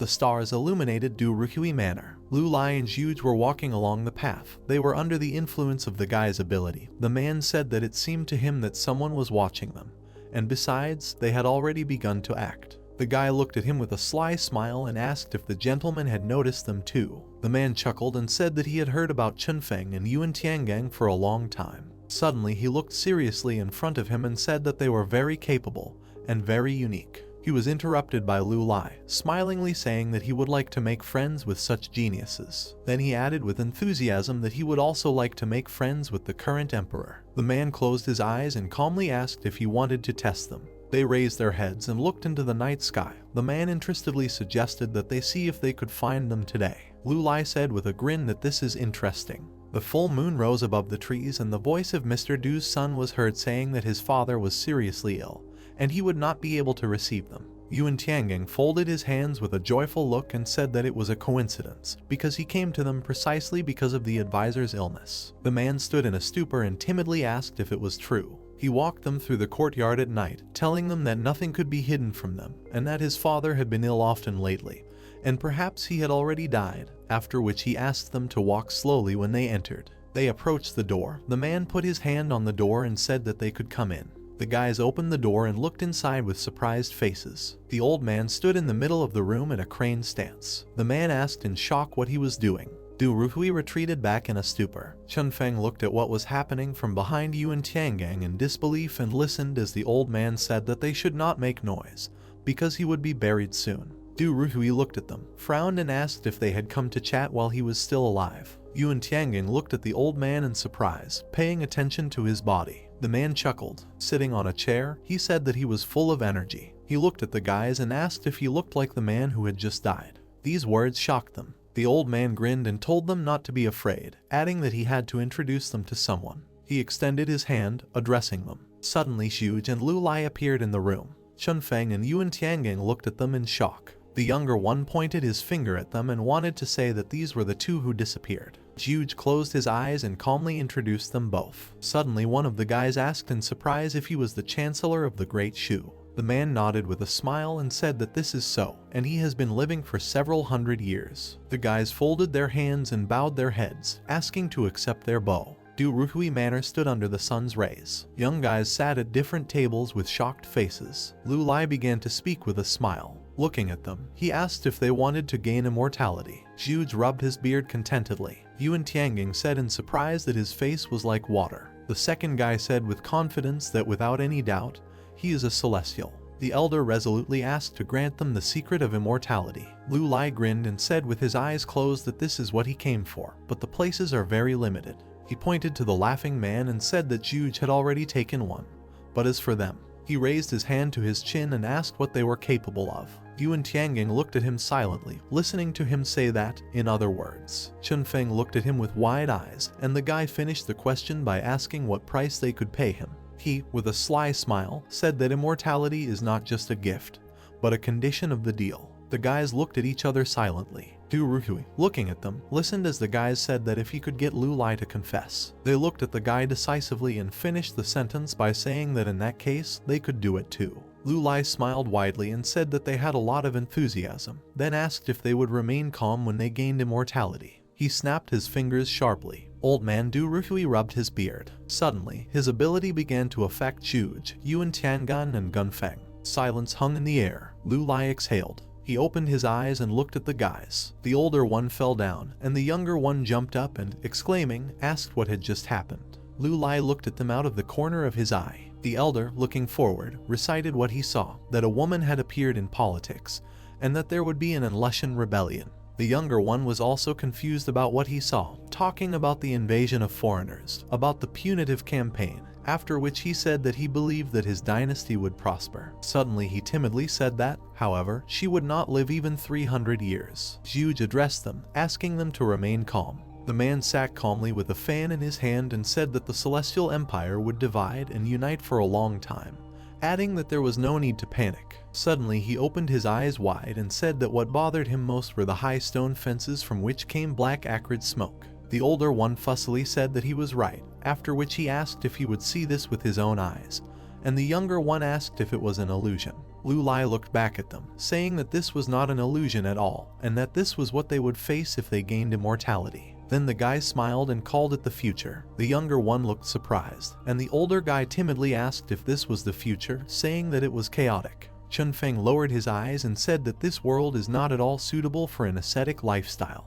Lulai began to approach them, agreeing with his words, and added that the future is a world that they cannot imagine. He said with a satisfied smile that if they want to achieve immortality, they must ask themselves what they can bring to this world. Xuj narrowed his eye with a grin and said that he was thinking about how he could prove himself in such a noisy world. Lulai turned to the guys and asked if they thought the same. The younger bowed his head and, exhaling, said that he was only submitting to fate and following the laws of Tao. The elder looked at him in surprise, after which, looking at Lu Lai, he said that he would like to see everything with his own eyes, but he needs 300 years. He lowered his head and said with a smile that he would like to travel along the Yangtze River and read a lot, adding that that would be enough for him. He was interrupted by Lu Lai, who said that he agreed with his wishes, but he had a request. He looked at the guy with a grin and said that he needed to meet with the current Emperor Lai Shimin, a busy street in ancient China, the emperor and his servant, namely Chunfeng. The guy in the yellow suit turns his head and looks carefully in a certain direction. He turns to his comrade and asks if he is sure that this person is exactly the person he has already seen, and if he remembers him. The emperor purses his lips as his servant bows to him. He claims that this one is exactly the one the heir to the throne is looking for, since he saw him himself. The man in the burgundy suit opens his eyes. He warns that this person wants to arrange a meeting with the current emperor. The guy looks back in surprise and raises his head. People enter the temple when a certain person greets them. He asks guests to go to the second floor of the building. Mr. Liu lifts a small cup to her mouth. He lifts his head up with a satisfied smile and sighs blissfully. He claims that this tea is very tasty. Opposite him at the table sits the current emperor, who looks ahead dumbfounded. The younger student puts his palm to his lips and leans towards his friend. He says that although the chairman of the Immortality Club is a rather strange person, he did not show any respect for the heir to the throne. A man with a mustache of dark hair moves his eyebrows towards the bridge of his nose. He assures that the emperor does not care at all because he understands everything perfectly. The guy in the yellow suit looks ahead anxiously. He claims that he really recognized the person in front of him, and then asks how it happened that his acquaintance has not aged in 30 years. The brunette looks away slyly as he adjusts his glasses. He recalls that the last time he saw the current emperor, he was still a small child, and now he is a wise ruler. The guy in the yellow suit tilts his head down and looks ahead with suspicion. He asks Mr. Liu on what business did he want to see him, and then wonders if there really is such a thing as immortality in this world. The founder of the Eternal Life Club opens his mouth slightly. He says that from an early age the emperor saw many battles and also participated in them, as a result of which he inflicted many wounds on himself and damage to the Tang dynasty. The boss tilts his head to the side and smiles slyly. He advises the ruler not to believe the sorcerers who shout about immortality everywhere, since they are simply wasting his money reserves. The current emperor is quite scared. He is looking in a certain direction. The guy asks Chunfeng to leave the chairman and the emperor alone. The brunette is sitting on a chair in a rather large room when his friend stands at the door and turns his back to his visitor. He turns his head back and looks seriously ahead. He asks Mr. Liu about how he learned this information, and then explains that he didn't tell anyone about it. The chairman of the Immortality Club sits imposingly on a chair as he rests his head on his hand. He says that quite a lot of monks came to the capital, which is why his conclusions are obvious, and adds that he has already encountered a similar situation. The guy in the yellow suit opens his eyes wide in surprise. His interlocutor asks the emperor how serious his illness is. The guy becomes more gloomy and looks down. He opens his mouth at the moment. The emperor says that no one around him wants him to rule, and suggests that everyone around him thinks the same way. This person lowers his head and closes his eyes. He explains that he often wakes up at night to the loud voice of his father, who curses him, causing him a severe headache. The guy in the yellow suit sits down on a chair and sighs heavily. He claims that if he had not taken such actions, he would not exist now, while only he can rule now. He furrows his eyebrows towards the bridge of his nose and looks forward determinedly as he remembers the battlefield. He talks about how he doesn't regret Xuanwu's coup. People become gloomy and look ahead with suspicion. Shimin claims that he still sees the evil looks of his brother and father. The founder of the Immortality Club purses his lips and looks forward seriously. His interlocutor suggests that the people he mentioned in this conversation could have formed their own troops long ago. The guy in the yellow suit looks to the side with excitement as he turns his head. He invites his acquaintance from the past to share the secret of eternal life, as it could help him. Mr. Liu looks ahead intently. The emperor asks his interlocutor what he thinks about his proposal. The brunette tilts his head, extends his hand to the side and makes a click. The ruler looks up in shock. His body floats in some space with golden dials. He anxiously asks where he is at the moment. The guy in the yellow suit turns his head back. The founder of a certain organization in traditional clothes walks in a certain direction when his glasses sparkle. He claims that this is the River of Time, namely a place that keeps the secrets of time, which means life and death depend on it. The emperor is currently in shock as he makes vague movements with his hands. He thinks that his interlocutor is a holy being. The chairman tilts his head down and smiles insidiously. He claims that he can give this man 10 years of time to achieve Huang greatness, and reasons that the moment his comrade solves the problems here, he will be able to move on to other things. The emperor leans his body forward and opens his eyes wide. He is surprised by such a period, and then tries to say that he was thinking about some other thing. The brunette smiles contentedly. He asks if his interlocutor wanted him to give him immortality. The boss tilts his head down and closes his eyes. He says that this is not a problem, but he cannot do something like this just like that. The guy is quite worried. Mr. Liu warns his partner that they could make a verbal agreement now. The brunette smiles slyly as he looks ahead. He stares ahead as light appears behind him. The chairman claims that if his acquaintance correctly uses 10 years of life and by that time still wants eternal life, then he will be able to fulfill his similar desire. Ancient city of China. Some man sits on the balcony and sighs heavily. The unknown warrior leans on a pillar of the building, folds his arms over his chest and frowns. He reminds that Mr. Liu and Counselor Du have been gone for over an hour, and then asks if it's time for them to show up. Kongming looks to the side as he holds a fan in his palm. He reassures his friend, and suggests that some mister decided that today he had a premonition of his death, and the mister is having a meeting with an old friend. A flash of golden light appears in the mansion. The experienced warrior turns his head towards the sound as his colleague closes his eyes. Kongming is surprised because they just remembered them, and they have already appeared here. Someone is running on a wooden floor. The man runs up to the balcony railing and looks out at the lake. He asks where he is at the moment. The guy suddenly turns his head to Counselor Du, who laughs quietly. The man, who has a beard, explains that they have arrived at a building where immortals rest. The new man turns sharply to the white-robed man, who bows. The man introduces himself by his name, namely Kongming.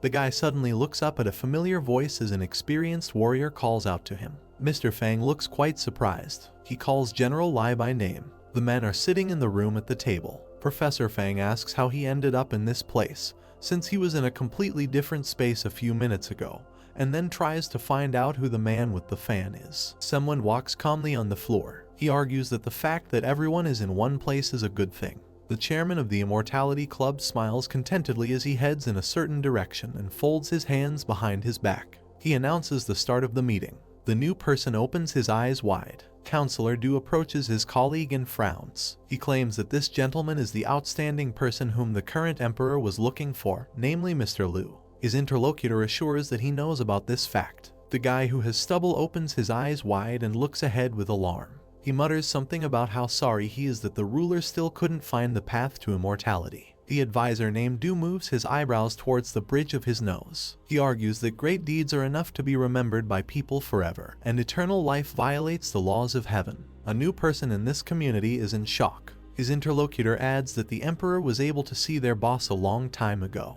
The guy who has stubble looks forward anxiously. He asks the question of whether the ruler could have done something. Mr. Fang is terrified. Advisor Du convinces that nothing can be done in this case, and then explains that the man can also change his mind. The brunette tilts his head down and smiles slyly. Someone claims that the founder of the Immortality Club can give anyone a chance to live forever, but the emperor is still an ordinary mortal man. The mansion is located in the middle of a pond. Mr. Liu addresses his subordinates, asserts that they are outstanding individuals, and that more people will join them in the future. Many people are sitting at the table. The brunette objects that 1,000 years is a long enough period during which he cannot allow his employees to remain at one stage of development.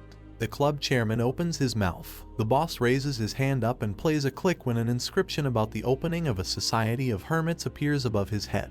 General Lai smiles contentedly as Kongming turns more gloomy. The seasoned warrior asks if they will really create a society of hermits and if they will travel the world. A man with a dark mustache laughs mockingly and assures that this is a wonderful idea. The founder of this association raises his head, smiles slyly as his glasses shine under the influence of the sun's rays. He announces that his charges will travel around the world. While they will not be able to take part in important historical events, but every 100 years new people will join them and a new time to live will appear. Kongming is getting pretty serious. He asks if this means their master will leave them. Mr. Liu closes her eyes as she folds her arms over her chest. He assures that the time trader never stays anywhere, and, for example, at the moment he will go to Europe. The founder of the Immortality Club frowns and looks forward decisively. He claims that at the right time he will definitely meet with his charges. The brunette tilts his head down and smiles slyly. He says that it is at that moment that he will give them a new task. Ancient city in Rome. There are some clothes on the chair. Mr. Liu adjusts his suit as he turns his head to the side. He claims to have come here straight from the Ming dynasty, which can be compared to time travel. The brunette looks up when he hears a familiar voice. Someone rejoices at the appearance of Mr. Liu and asks him if he really is this person. A guy with blonde hair clenches his hand into a fist and smiles happily. He claims that his partner returned at the right time because he found the right touch that well reflects the character of the model, which is why this day is a holiday. The chairman of the Immortality Club looks ahead with interest. He asks his old friend if he is still writing this project, and then claims that he is very glad that the guy succeeded. The boss looks at the scientist waving his arms. The guy thanks his friend for the praise, and then adds that he definitely felt something when he first saw her, and this order is quite difficult. Books and ink are on the table. Mr. Liu says that he admires his friend's genius, so he wants to ask about something again. The brunette adjusts his glasses with his fingers. He tilts his head to the side and looks forward decisively. The chairman of the Immortality Club asks his comrade if he is interested in eternal life. An ancient city in Rome. Leonardo discusses the theme of immortality. The guy props his head with his hand and closes his eyes. He claims that he imagined many beautiful scenes of his future. Leonardo objects that if he became the owner of eternal life, then each of his days would be no different from the previous one. Mr. Liu tilts his head down and folds his arms over his chest. He talks about how his friend's way of thinking is truly unique, and later wonders if he's currently having his proposal rejected. The artist rises to his feet and makes a vague gesture with his hands. He explains that when he draws, he feels that he owns the whole world, while immortality is not at all his priority. The guy with red curls turns his head to the side and smiles contentedly. Leonardo claims that he wants to complete his painting in a perfect way. The brunette looks forward seriously. He asks if it is true that every successive job is the best. Leonardo and Mr. Liu look at each other. The guy with red curls nods his head. He agrees with his friend. The chairman of the Eternal Life Club sighs heavily and gets to his feet. He assures that he understood his comrade's train of thought.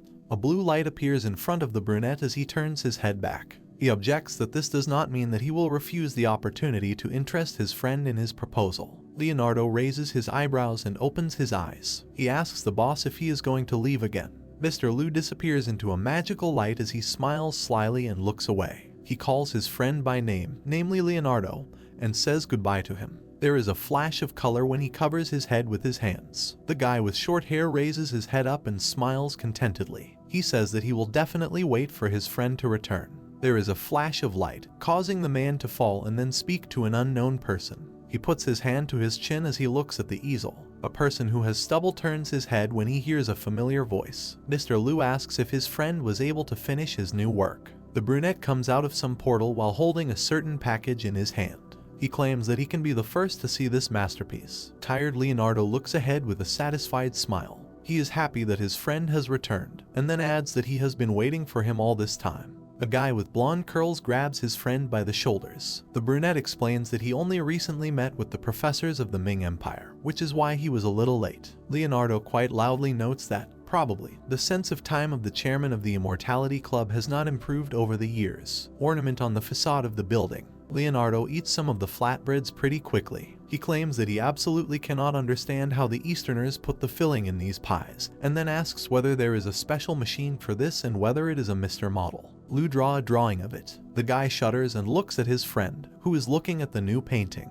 The chairman of a certain club replies that a detailed machine will not be invented for hundreds of years, and then claims that the ink on the painting Mona Lisa smile is quite fresh. Leonardo grits his teeth and becomes more gloomy. He explains that he only came up with this name yesterday, and then asks whether this picture will be famous in the future. Mr. Liu leans over the canvas. He asks his friend why he needs to guess and whether he wants to see the day when the King of France will reveal his art to the world. The brunette leans his body back and smiles contentedly. He assures his friend that he needs to agree to immortality. Leonardo smiles blissfully. The brunette tilts her head down as her glasses sparkle in the sunlight. He's sighing heavily now. The papers are on the table. The artist asks his interlocutor how much time he has left. Mr. Liu turns to a friend and asks him why he won't agree to accept his proposal if the topic is interesting. Books and ink are on the table. The club chairman laughs quietly and says that he doesn't like talking about unnecessary things. The artist asks his friend to wait a little.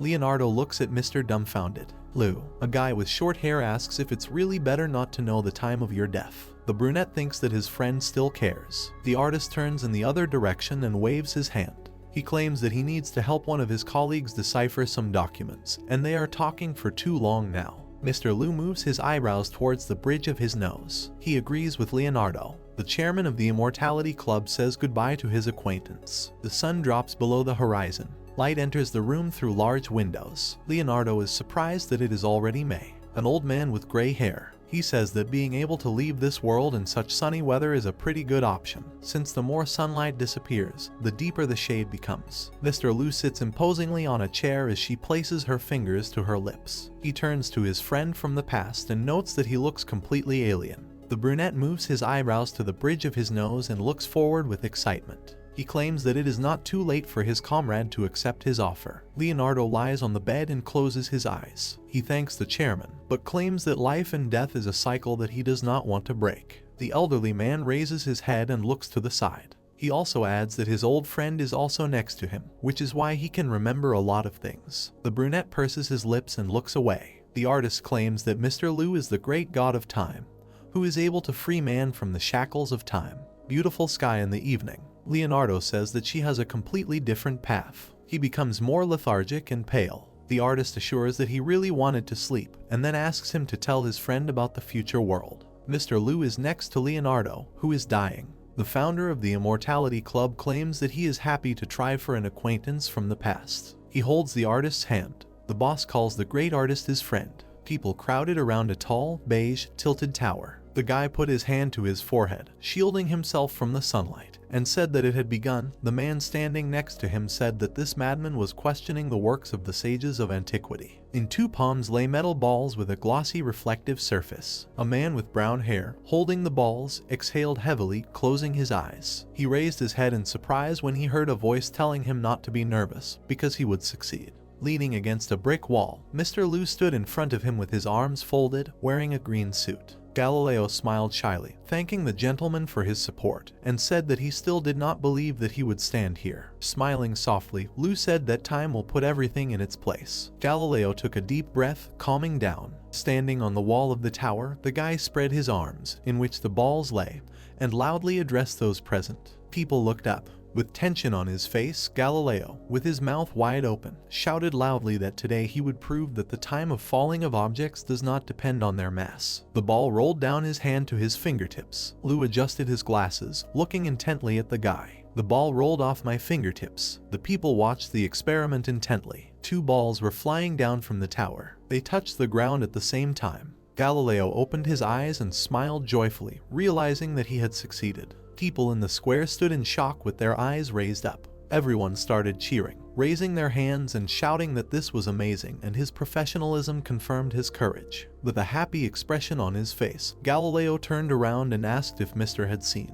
Liu, but there was no one in the tower where the bells hung. The curly-haired guy, breathing heavily, raised his hand with the envelope and said that this merchant from the east asked me to give it to him. Galileo opened the piece of paper in his hands in surprise, saying that this guy is strange for disappearing without a trace. He squinted, bringing the sheet closer to his eyes. Suddenly Galileo raised his eyebrows in shock. He read with horror on his face the letter in which his name, dates of birth and death were written, and that his later years were miserable. In 1633 the Vatican Inquisition sentenced him to life imprisonment for resisting the Pope and promoting heresy, and after condemned by the spiritual court, all his early studies of mechanics again became his main work. Drops of sweat appeared on the guy's face when he read that after 1638 Galileo began to lose his sight, and his subsequent life was completely sad, and he died on January 8, 1642. Staring tensely in front of him, the guy wondered whether this was a prophecy or history,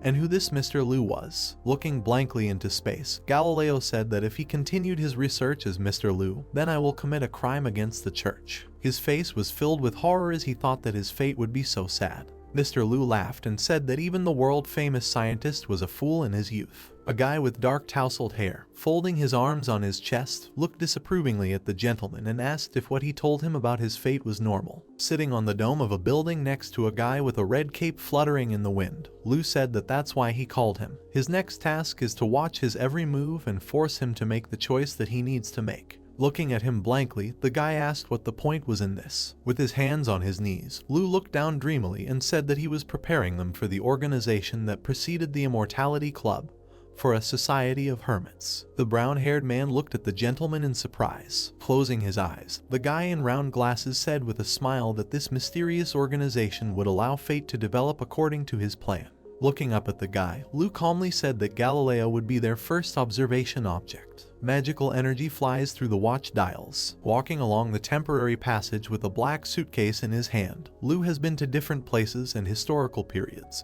and his total lifespan is calculated in millennia and has long since exceeded 29 years. Looking down, he wondered whether he was an ancient man or a modern man.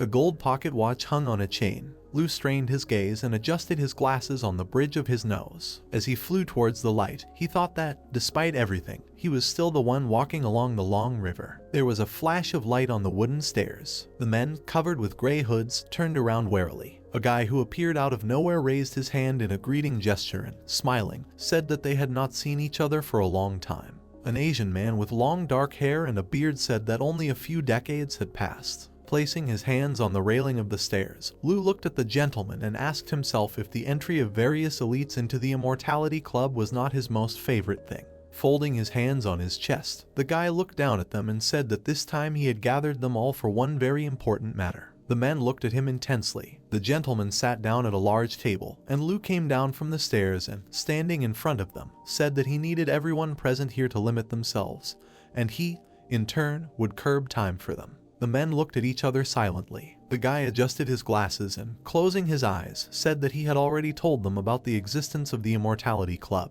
and he invites geniuses like them to the club, who continue their activities from ancient times to the present day. Looking at those present seriously, Lou said that the predecessor of the club was the Hermit Society, an era when people moved across the sea in ships, and an era when people drove cars on roads and lived in high-rise buildings in the city. Between these two important historical stages there are junctions that can turn the world upside down.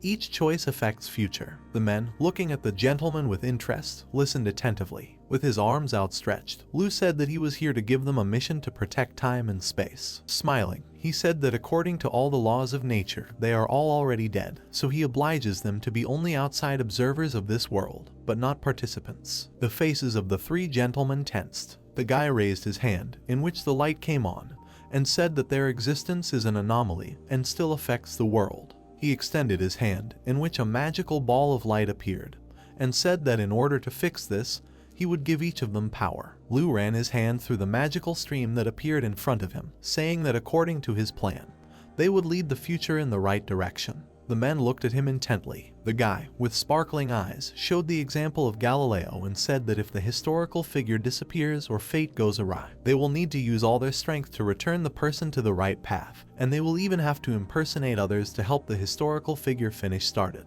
The time trader flew above them and said that he would now ask them to look after Galileo, and they would need to help him become the father of modern science. Looking down at the gentleman, he said that he had already revealed his fate to Galileo. Looking away and closing his eyes, Mr. Lou said that this experiment was to show what choice a genius would make after learning about his unhappy future. A man with a black mustache turned to the gentleman with doubt on his face. Adjusting his glasses, Lou said that the actions the church would take against him in the future should not go too far. The sun's rays fell on the balconies of architectural buildings. Scribbled sheets of paper lay randomly on the table. Leaning over the table, a man with light brown hair said that, indeed, the lunar surface is still uneven. There was a piece of paper on the open book. In January 1610, Galileo discovered that many people believed that the moon was the same as other celestial bodies, and its surface was uniform and smooth, but everything turned out to be completely different. The man picked up this piece of paper and looked at it. The surface of the moon is full of bulges and deep grooves, which are similar to mountains and valleys, but much deeper and higher as revealed through a telescope.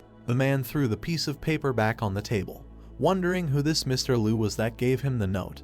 Everything he wrote completely matched. Lou stood on the surface of the moon, observing the earth. Galileo asked himself if this gentleman really came from the moon and, like a god, looks at everyone from above. The man sat down on a chair and stared thoughtfully at the notes. Clenching his hand into a fist, he thought that he could not miss such a chance and, despite his prediction, he would not give up and continue his research even if he burned alive. Frowning, Galileo looked forward decisively and said to himself that he wanted people to know about everything learned.